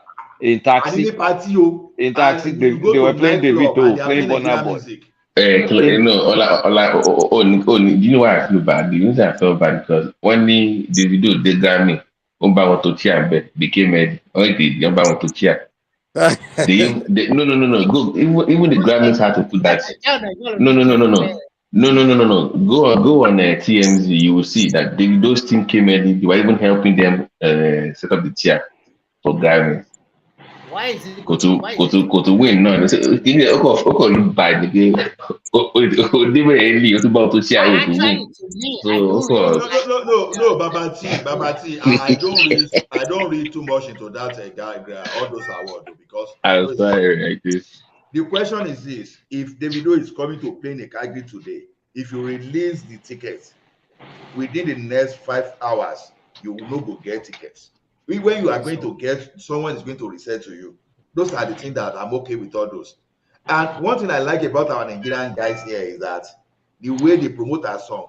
You know, a Chinese girl, one kid like that was telling me, "Yeah, you don't know this song." I was just looking like a fool because he was even playing Nigerian song to me. That I said, you don't know he was playing the wrong time. What's the name of this guy? He was playing that song. I said, I now asked, how did you get this song? He said, that I have Nigerian cosplays. That's no, he used to. This lady was with me for like almost 40 minutes. Was playing Nigerian. In fact, was even challenging me on Nigerian music. I said, I started using Ogboju, right? When you started using Ogboju, started going back, to the oldies, this thing. Shiny so. Then yes, we have some Asians too that love Davido and Olamide like anything. Ola, I will tell you something. Generally, Nigerians can vibe, and we can vibe very well. And we also can quickly relate and understand. And we also can quickly adjust it to the culture and tradition wherever we find ourselves. And these Oyibo people, they like people that can vibe, that can understand quickly. When you go to most of the bar or club, you can see some Nigerian DJ playing Nigerian music. They mix it with other foreign music. So it's easy for them. In Africa, I've seen it's only Nigeria that is bold and confident to talk to people. The other African people, I don't know what's wrong with them. They are a little bit timid and sometimes too shy to the extent of when you saw that. I said, Remy, even do you know Nigerian slogan is raining here now? I know they agree for anybody this year. When you go to them, I know they agree. I say, what do you know about Nigerian slogan now? They know they agree. And now, how can you go be telling me say, I know they agree for anybody? I look and say, where did you get that? When you look at me, say, I know they agree for anybody this year. I say, because nowadays you can see a lot of Eastern European ladies or even Americans or Europeans, they are marrying Nigeria. They are going to Nigeria to even live there. Some are going to Nigeria to create content. And Nigerian people are very welcoming. They will not attack Oyibo people. They will let's just vibe with us. But Remy, just a question, might be no digression. But how do you feel your last statement? We are attacking, but we are welcoming. So this is what I noticed. So when you now have an African Nigerian to welcome him, when the Black American sees that it bothers them, it's supposed to be against him. His wife is like, no, we don't hate them like that. We're not supposed to hate. But they feel uncomfortable when you have anybody spoiled. It's a kind of dilemma for them. But they're like, why are you welcoming white people in your career? I'm like, what do you mean welcoming white people? You don't hate people like that now. To be frank, Babati, in the southwestern part of Nigeria, we are being trained. I don't know new generation. We are being trained to be accommodating, to give people that opportunity or that chance. We are being trained like Kenny said, Molole, so like, why do you have all these white people here? What's the problem? We don't have any issues with anybody, but they like felt uncomfortable because they think Africa is supposed to be owned by all black people, and then it doesn't work that way. And there are white Africans as well. So those people, I don't understand them. They just have this issue with white. Like in Nigeria, all those black girls now, they like Nigeria, they like Nigerian culture, They like to put on those gele, those traditional outfits. You know, let me be frank with you. Let me If come to our party. You if remind you are me. not a Nigerian and you see the Nigerian party, you see the glamour, you will never think Nigerians are poor. If you see the way they will match the clothes, the shoes, the handbag, you yourself, you know that, oh, this is classic. Okay. People also like it. They now continue to like try to wear more Nigerian clothes. They know more about Nigerian culture, the agbada, the cap, the everything. If you are not, people literally, Remy, people at my work, people literally beg to come to attend Nigerian party, like they're begging for movie tickets. I'm not kidding you. Like yes, when they want to come, like please invite. So I will invite them to the wedding. Like, thank you so much. Oh my God, it was. I'm like, really? The way I'm like, to me it's no big deal, but to them it's like they went to Super Bowl or something. They're like, oh my goodness. You know, it's the glamour they are looking at. If you look at the traditional white wedding, it's very boring. Everybody just say they are I do after 5 minutes. Everybody sit down eat. But in Nigeria, you see a lot of movement, you see a lot of attire. No, they love those 2-day weddings, traditional wedding. They love those. Everybody wants that kind of big one. So everybody want big thing. And before they say Nigerians are very spendthrift, but now everybody like that kind of I'm there, flashy stuff. That's a nice thing from Nigeria, to be frank. It's quite nice, and everybody is getting into it all over the world. I think when I see those weddings, sometimes I really feel good too. But those are expensive ones. These are about above $6,000. Yeah. So that is why I remember when I was new in China, they used to ask me, "You, these Nigerians, where do you get the flight ticket money to come here? It's very far. How many of us, Nigeria, this week? How did let you roll with the ticket? Because Remy, that's the beauty of internet. Internet has helped change the orientation. Just imagine we are discussing Nigerian music now. Those days, if you made music, some DJ will not even play your music, but so nobody will even know you because some would like to kill your star, right? But these days, you don't even need them to promote you. Just go and open your YouTube account and you. This is interesting because I remember in college, the biggest Nigerian artist when I was in college was Dr. Albert, and it wasn't even in Nigeria. Dr. Albert, I know Dr. Albert. It's my life. It's my. You remember that guy? And it wasn't even like messing with life. He wasn't really hanging out like that. So, but I know. I didn't know the man is not even a Nigerian. I didn't even know. I found out later that it was Nigerian. I didn't even know it was Nigerian. One of my teachers here in Finland. Oh yeah, okay. You find out it's Nigerian, right? I didn't know initially. I didn't know. I thought you said it's not in Nigeria. No, I believe one of my teachers here told me one day that because she usually be on TikTok and she watched one Nigerian comedy, and once you watch one, they continue to push it to you, and she continued to watch a lot. She said, "Oh my God, although there is like," you now ask me what kind of English they are speaking. I said it's a broken English. It's a way they're coining out in West Africa, especially from Nigeria. But she says because she's an English teacher, she says she enjoyed it, and since that she continued to say they are very creative, and she liked the comedy aspect of it. I think so. That is the beauty of the internet and the beauty of social media. So look at all these boys now. During during the time of this guy, Babasue, they cannot make money like that. Look at these people now. Just put it there, and before you know it, they are buying expensive vehicle, building mansion. Look at this girl, Tahoma. What's her name?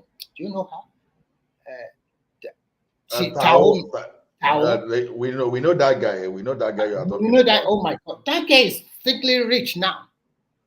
Because Shaggy, brother Shaggy, go. Brother Shaggy, yeah, brother Shaggy is making more than 10 or 15 million in a month. No, there are many now. See, there was a time I wanted to open. I'm not trying to just post it during the time of Baba Suwe or Baba Salah or something like that. They cannot make that kind of money. But nowadays, all those old artists didn't make so much money now. It's this day that people are now trying to bring them up, and Now some of you them know, are now doing. you know that that Johnny, if you look at Funke's movie broke Black Panther's it broke Black Panther's record in Nigeria. That guy, It, that it, lady. it, That it, movie it, is not on Netflix now. I think it's just showing on cinema, right? no, no, I'm saying that, no. Like the most viewed movie in Nigeria's cinema, I think it was Black Panther that came out. And she broke that record in Nigeria, but she broke the number, so she made a lot of money. So Even that Black Panther, that movie, Oh my God, you man. guys said, movie here, terrible Jare. Movie here movie out there, the no, hype was too much. for no, Mike, you don't know that for a comic head like me, the way they dumped Black Panther down to uplift us, that was terrible. He was the brain child. It was if you read the comics for Black Panther, you will see how much he dumbed it down. That was terrible, but The way they that's were a different shouting, now Black story. Americans, they don't go parody. It wasn't all that, man. It was Me that don't go to the movie theater. I was like, Black Panther. Okay, let me just go. I went to watch the movie. I'm like, okay, is this it? yeah. She gonna parody. Baba, They said I think you are blacks are right to not. They defend are not used to Nigeria. seeing blacks positive. It's because you never left America now. They defend If you grew up Nigeria. in Africa, we know positive things about blacks. We've seen many black greatness. Oh, I Now, think we black must American, give their entire life, they don't show them Mike, anything black. Mike, They are positive in Mike, movie theaters. Mike. I think we must give it to this Western world. They hype their country a lot in terms of They publicity. hype themselves. Oh. Did you know? Let I me want give to you that some. boring, but very boring But wait, society. But they will just hype no, but themselves as the if most they go, lively place in the world. I don't people when it's own don't be good. I don't pay party in Ugbe. That's how they gbadun. Don't be good. America is the most hype one. The whole world. America is the place. Day America, Europe is even more lively than America. Very boring country. Mike Malobin, don't you know America? What like by used to go. No, I want me. But yes, Scandinavia are boring. But I want to even England are more lively than America. Remy, listen to me. Mike lives in a gated community. New York, So New York at that's why. Community. No. Babati, Nisuru. The places that are supposed to be lively in America is dangerous. That's the thing. So you can't really say you want to. No. In America, Mike, let me tell you how we know that this place is lively. Where? I once work with 6 guys. Yeah. Canada is lively. Don't even give me that one. Mike, now let me explain to you. Liveliness of a place depends on the activities you create. Ola, let's not include you in this discussion of livelihood. Let's just keep Canada. Let's keep Canada pretty long. Come on now. No. Let me help those people that think this place is boring. To be honest, let me help you. Now, many Nigerians now they know they go to club. Yeah, people, even some West African people, they go.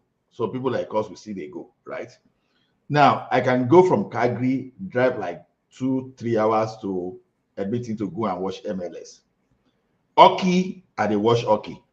You understand? I they go camping.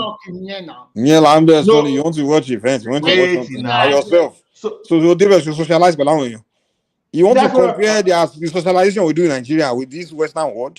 Nigeria, you never get a dull moment in Nigeria. You never get a dull moment in Nigeria. I agree with you, Mike. But exactly, that's what we are talking about. Is that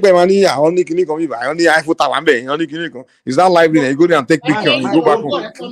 When I go for hockey, I don't go alone. Wait now. When I go, there's a play we call 7th half here now. When we finish hockey, we go enter pub for that 7th half. We go jolly small. So they go for me to travel 3 hours to go and watch MLS in Edmonton. You think say now only me we go? For me to go and watch hockey, you think say now only me we go? It depends on activities you create. So you are driving 3 hours to go and experience liveliness. No, then we in Nigerian community we socialize. Now it's the Nigerian community. We are talking about the eliminate the Nigerians there and tell me how you socialize. In your street, I don't know whether you also experience this. Every weekend when I was growing up, every Friday and Saturday, one of my friends or friend to friend or friend, we have a party. We are going to go to that party, and every day we get together in front of my house. We will discuss football. We will see Omoge in front of us. We will chase them. Okay, these are things that you can never forget. We will argue. We will fight. We will play football together. We are like inseparable. There are so many. We know In each other Nigeria, abi, street to street. We know the boys. you know everybody. You know your own exactly. It's true.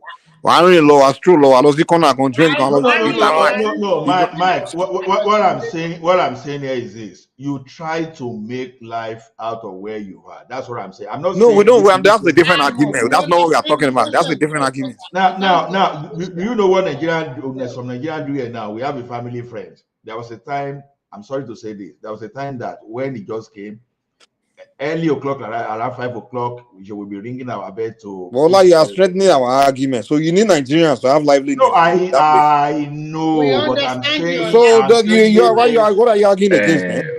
Mike. You need your Nigerian people to have liveliness. Mike. What if there was no Nigerians there? Will you say that country is lively? We are saying the countries are not lively. So you are trying to argue that it's lively by telling us that you have your Nigerians there.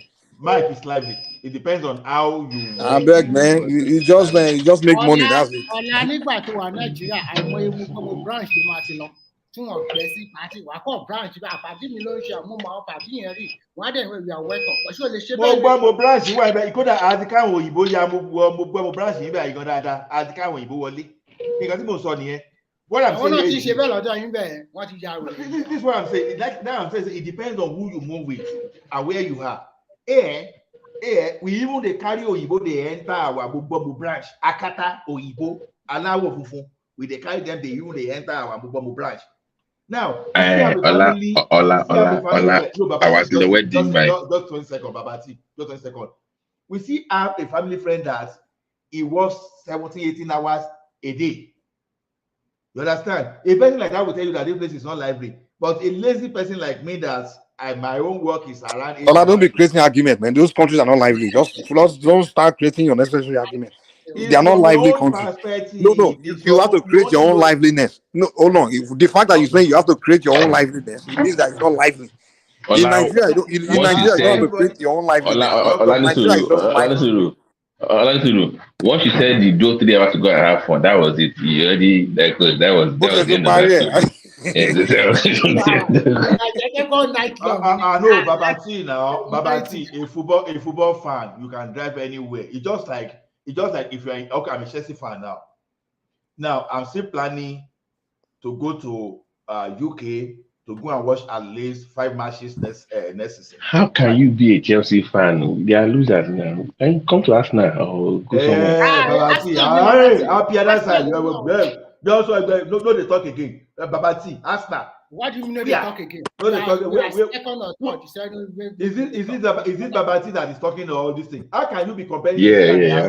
What do you mean, Chelsea? You are not in the middle of the table this season. You've never even won. You've never even won any European something that is tangible. What are you talking? Even Ola, hold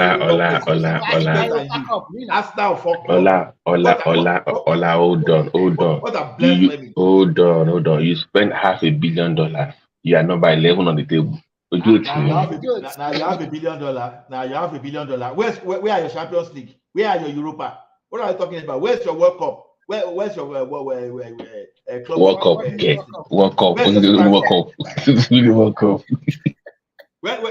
Where's your Super Cup? Where's your Club World Cup? Where's your Europa? Where's your Champions League? You spend over close to 1 billion. You are in the middle of the table. Now, is this your billion? Is this your billion? It's better. For the last 5 seasons, we have won the FA Cup. Have you won Champions League? We can still win. Have you won Champions League? What's the big deal about yourself? What's the big deal about Champions League? Win it first, now you understand. I mean that you win. It's not one time. I then just have borrow. Remy,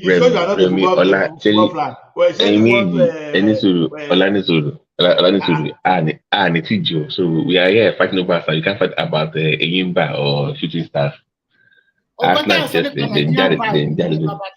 what we're talking about Nigerian VAR. You ask an average Nigerian guy, it will name all the players in the Premiership for you without even without even going to London or England.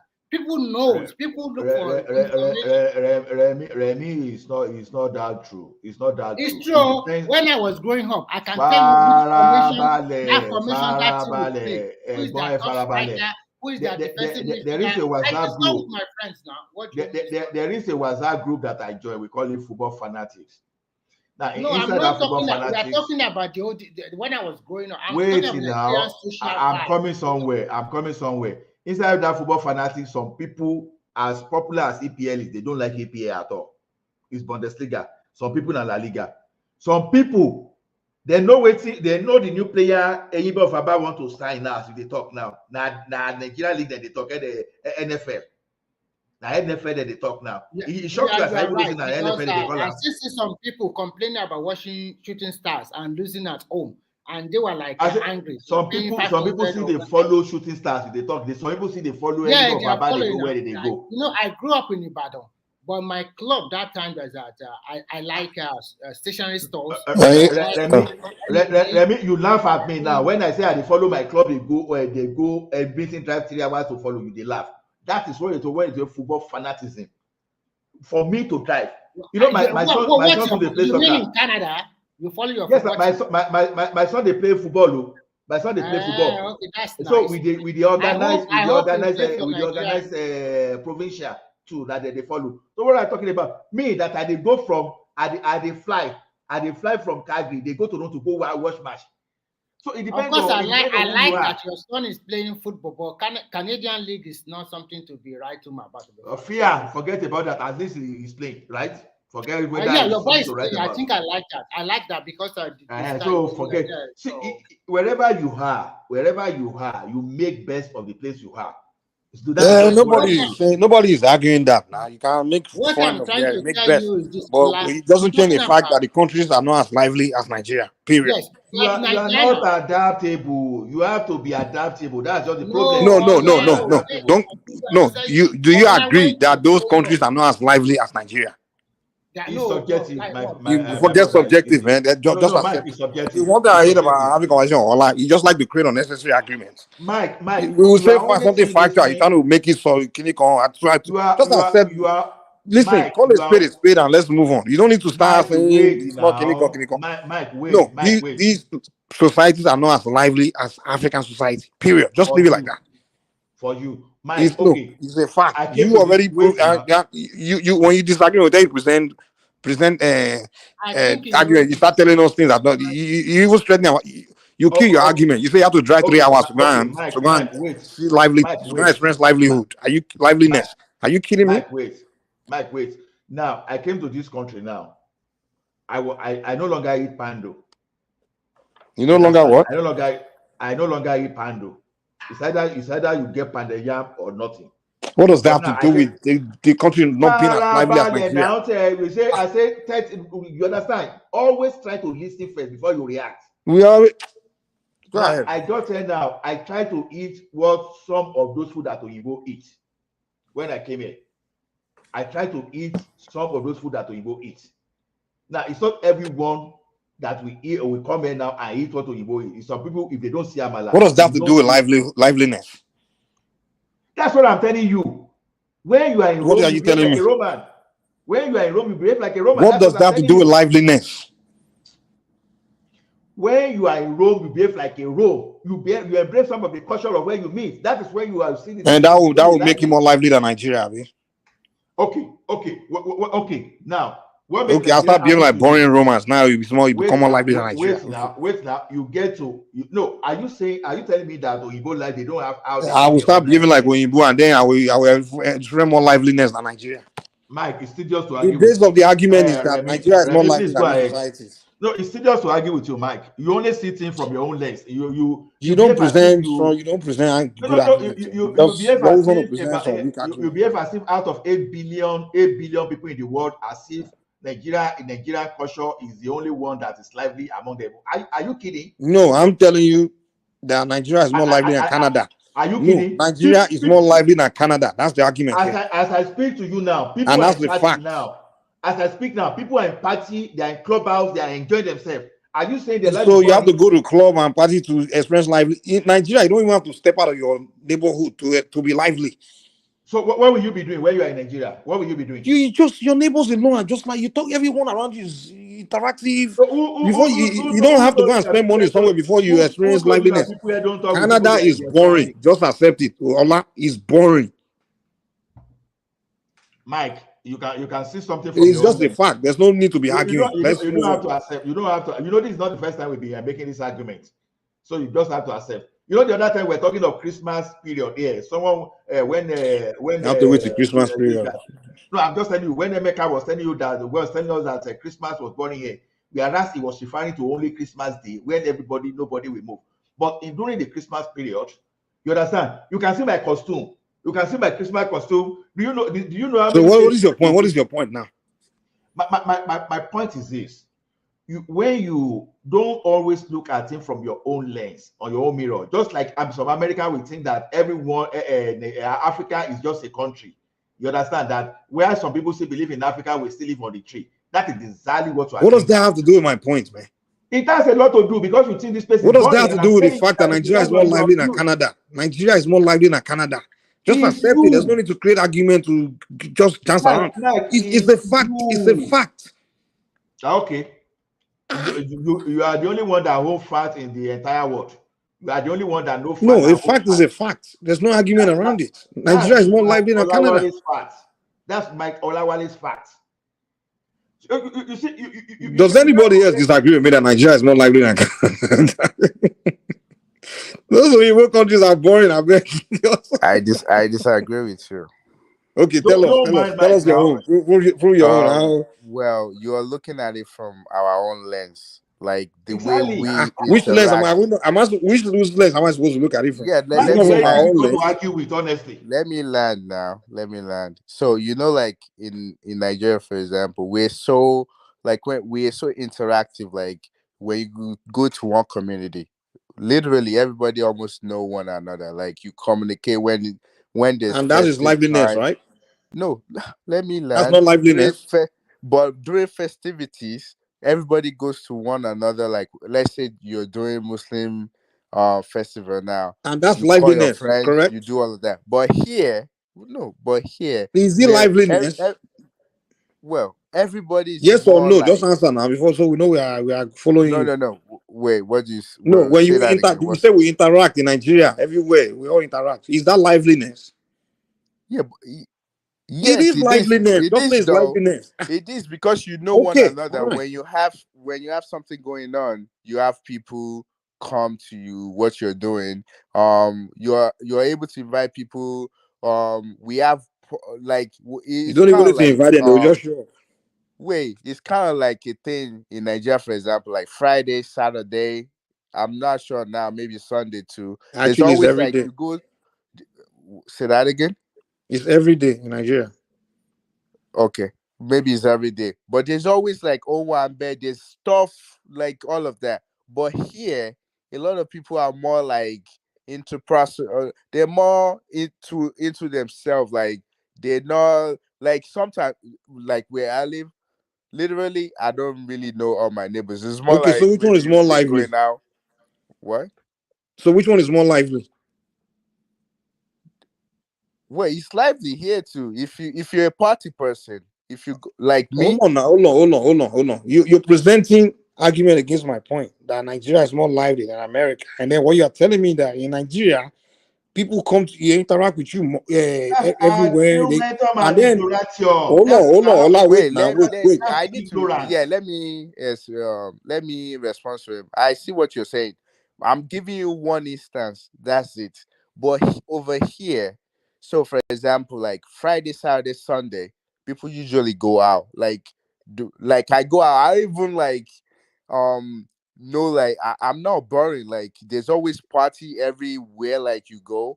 But when you get to some certain age, or if you're not familiar with this territory, especially in the familiarization, yeah, a lot of people because if you look at it, like we determine in this country is more let's about race. have a base for our arguments. Let's just not talk. Let's have a base. The argument is where is more lively? Is Nigeria more lively than here? And I said I don't. Nigeria is more lively, and you say you disagree, and I tell you to Yeah, I don't think present an it's more argument lively, and how that's what here I'm is trying more to explain lively. to you. I Hold don't on. think it's more lively. One is more like okay, so here is more lively than Nigeria. No, I see. Here's why I Which one? can't answer that Which side question. are you on? So Which side are you on? let Which me one is more answer. lively? Wait, No, Ola, before I which one is more lively, here or Nigeria? You are giving leading question. It depends on who you are.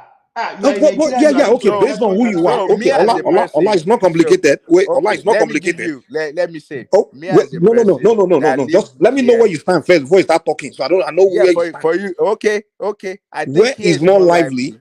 Here Okay, is more lively. Okay, fine. I think Okay. here You is more say lively based on the fact that I've lived here more than I live in Nigeria. So I think okay. Here here is is more more lively. lively. Now, show us why here is more lively than Nigeria. Just tell us. Okay, Right. so here's more lively. Here's the example.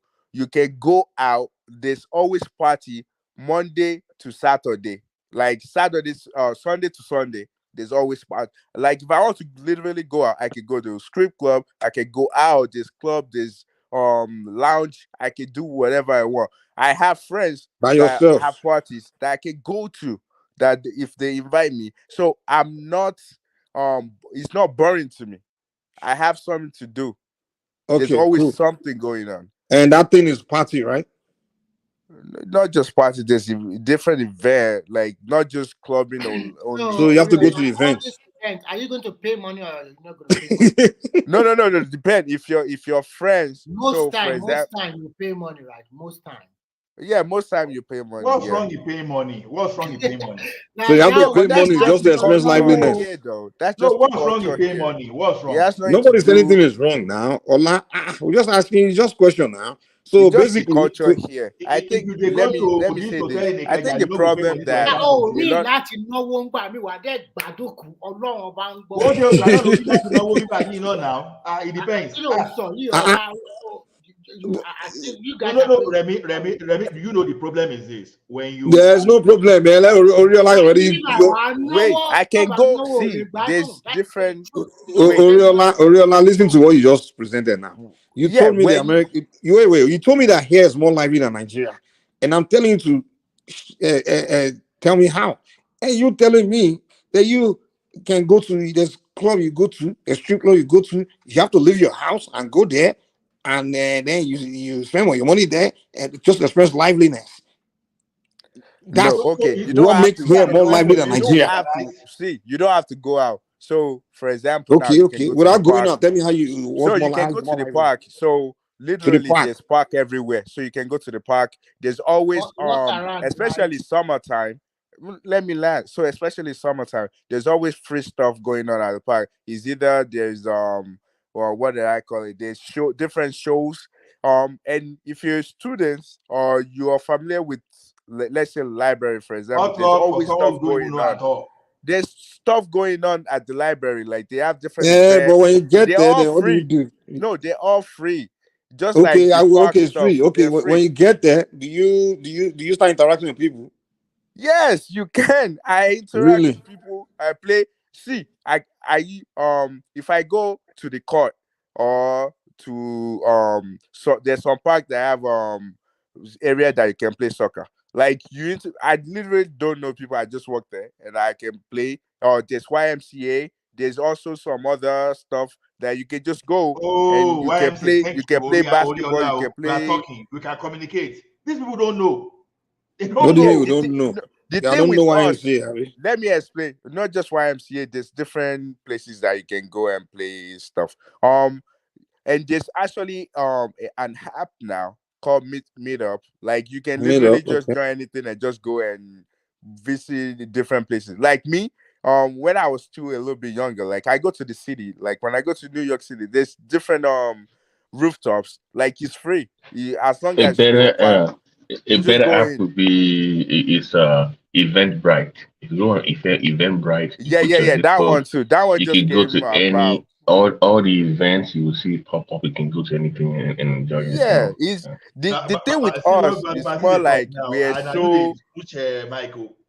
Well, hold on now. I am not depend on the switching, place you Ola. live. The Like a the lot whole of us, point we is don't. if a Nigerian here in the diaspora and like Oyala said, it doesn't go to Nigeria that much. Mike goes to Nigeria a lot. Also, obviously, there's something in Nigeria that he enjoys more than here. So everybody has their own perspective of what they, The point I'm making, yeah. Babati, is I never mentioned that there's everywhere else don't have some level of liveliness. But what I'm saying is that Nigeria is way more lively than here. And he's telling me that here is more lively, and that's okay. Present your argument. And everything you presented, wait. Everything you presented, you literally have to leave your house, get in your car, and go somewhere just to experience liveliness. But in Nigeria, you don't even have to. You literally will not have a dull moment. You don't have to leave. You don't Mike, have to leave where you stand. you enjoy the chaos, the bass goes. You just in your neighborhood alone. Everything is already Okay. going on. You literally cannot say So you enjoy You literally cannot wait to say you're no, hold on. So the dysfunction is potentially dysfunction. No. Liveliness is not. There's difference between having I fun. There's know. no. What do you mean by liveliness? Babati. What I do you think mean by liveliness? Because I give don't me understand. give me a second to realize there's a difference between liveliness and going to have fun. Having fun is like going to an event and doing some event activity and stuff. That's having fun. But we're talking about liveliness. Liveliness meaning socialization, interaction. You understand? That's liveliness. Like what we are doing here now. This is liveliness, right? We are here. We're talking on this. It's liveliness. That's what liveliness is all about. It's more. It's I better can than. do that in my community But too. hold I on now. have people around me, my neighbors. Hold on. What I'm telling you is that, and even you In, yourself said it. in In the comparison, what Western it's world, doing. In comparison, Nigeria is more like if that's the base of the argument. In comparison, Nigeria is in more like comparison, Nigeria is more lively. No. You literally, Based on what you said, based on what you you are said, talking about things to do. Things to do is about let going to have fun. To go now to let have me fun. You explain understand? it. Like in Nigeria, for example, hold on. In Nigeria, for example, we say, okay, it's time to go have fun. We go to the beach or we go to the Owambe party. You're going to have fun. But we are talking about liveliness. Where the liveliness means you are not having a dull moment. You are not like, God damn, I'm bored. You understand? It's only in the Western world where you'd be like, God damn, I'm just bored as hell. I'm trying to think. Now you have to go get in your car, trying to figure one party event just to get lively, just to feel lively. But in Nigeria, you don't get that. It's just lively Okay, all around you, man. let me say this. Let me say this. Mike, In my Mike, community, Well, when let's I was switch this growing up, argument. We'll just go let on me and say on and on something, and on and on. Olarote. Because I know Nigerian people just like to. Lagidi or Ekiti ló yẹ kán bí ẹ sí kò ń ṣèkó. You too stubborn. No, the thing about your life, you just like argument. That's it. If they tell you that the sky is Now you blue, like argument you start to because you create are in my argument, shoe. trying to convince us that it's not blue. let's not skip a point. Oriola said something before I forget. He mentioned strip clubs. Yes, now I heard him now. Yeah. So but that's part of like social life. Is it not part of it? It's part of social life. But the liveliness that but the liveliness that Bàbá he's tí ṣe talking ìwọ about. òkìlò Allen òkìlò Isaac John òkìlò Isaac Jones nígbà tó wà ní. ọmọ Ọlọ́run lèmi àmì ìtàkùn. Ìwọ bí báwo. So kí ni stripper even stripper kí ni ṣì wà decent ju àwọn ilé ìtàn sọ yẹn because wàá pẹ̀ gan ó yá jẹ́ ká sáré wọlé tó ń ṣe ní Allen àti kìíní stripper club tó yẹ kó lè má fọ ọkọ̀ ọmọ kan tó yẹ kó ń jó bẹ̀. So what are you talking about? So the thing is this, Mike. The thing is individual. What is lively to you may not be lively to me. But Canada is not really an argument to make. That's the point. Maybe the US, but Canada. I don't know. It depends on who is speaking. This is Ola speaking. Some people, like I said it here, Emeka the other time was telling you that Christmas is boring, and I'm telling you that personally for me, it's not true. For me to buy costume, to be joining people be doing for that Christmas, to be doing all those stuff, and you are saying it's boring. What pushed me to buy that costume? You fail for ask. Maybe because you are from Ekiti. We know Ekiti is probably boring in Nigeria. Let me say something. So when I was growing up, so it depends on the state though. But because here, like the state that I grew up, like the thing is we have like a lot of Nigerians. So usually it's tough for you. Which city is that? So this is Rhode Island. So they have a lot of Nigerians Rhode Island. there. Yeah. That tiny state. Yeah, I know. See, Rhode Island is the state now. That's the state. But if you go to see, which city in Rhode Island? If you go to Worcester, you live in Rhode Island. Worcester in Massachusetts. Wait, There's a wait, lot wait. of What's filter is not in Rhode Island now. This guy Ghanaians. is No, just no, no, making no. up I'm shit. trying to explain something to him. I'm Which trying to city in explain Rhode something. Hold Island on did you now. grow up in? Hold on. I used to drive when I was doing some locums up there. I used to drive into Brooklyn to go and come and buy some jollof rice. It's a small state now. What are you doing there? What are you doing No, in I Rhode said Island? that's where I grew up in. Okay, Now okay, you sorry. now you The get to guys don't even know talk where like people from No, no, no. You Rhode know the Island. thing that pay me most. If to say now old where man you like know people Remy, they from Rhode talk like Island. Mike. I If know now Rhode old man Island like now. This Remy, guy. You think I know that area? Rhode Island, if now old man like Massachusetts. Remy, they talk like Well, Mike, I will I don't live understand. there. But I for grew up Mike there. to be That's talking what I'm like saying. this, But I'm trying to they make a point, but you guys are not. It's just like It's New a York as well. Ghanaian. If you go to It's a Brooklyn, New Ghanaian area York, now. It's like there's Ghana a people there. there's an area Cape Verde, all in those kind of people. yeah, there's Caribbean there. There's a lot of Spanish, and depending on where you live, though, they have like different town, like different cities, like Providence, Warwick, but I think a lot more black people live in Providence, and there's an area there where a lot of Nigerians actually live there. Just like I was using an example, if you go to Brooklyn, there's an area section like a whole town is like Nigerians. If you go to Worcester, which probably Balti would know because you said he lives in Mass. I've worked in Mass before, but they have a lot of Ghanaian community there. Yeah, So there's a lot I of worked in. Ghanaian. So the point I used to cover in Worcester. Yeah, there's a Ghanaians there. Lots of So there's a Ghanaians. so the point I'm trying to make is depending on the city that you live in, you probably won't get like bored because you see people that looks like you, talk like you. You're probably neighbors as well. So it's like so easy. Like the town that I used to live before when I was younger is that town, like we have a lot, not too much Nigerian, but there's the like we go out in the streets, like we play, we know all our neighbors, we know everything. So that's the point I'm trying to make. That it depends, and there's always stuff like if you move to a state that there's not a lot of people like you in that community, then you be by yourself. Like then you can, if you're not a social person, but if you're a social person that can communicate and make friends, it's easy.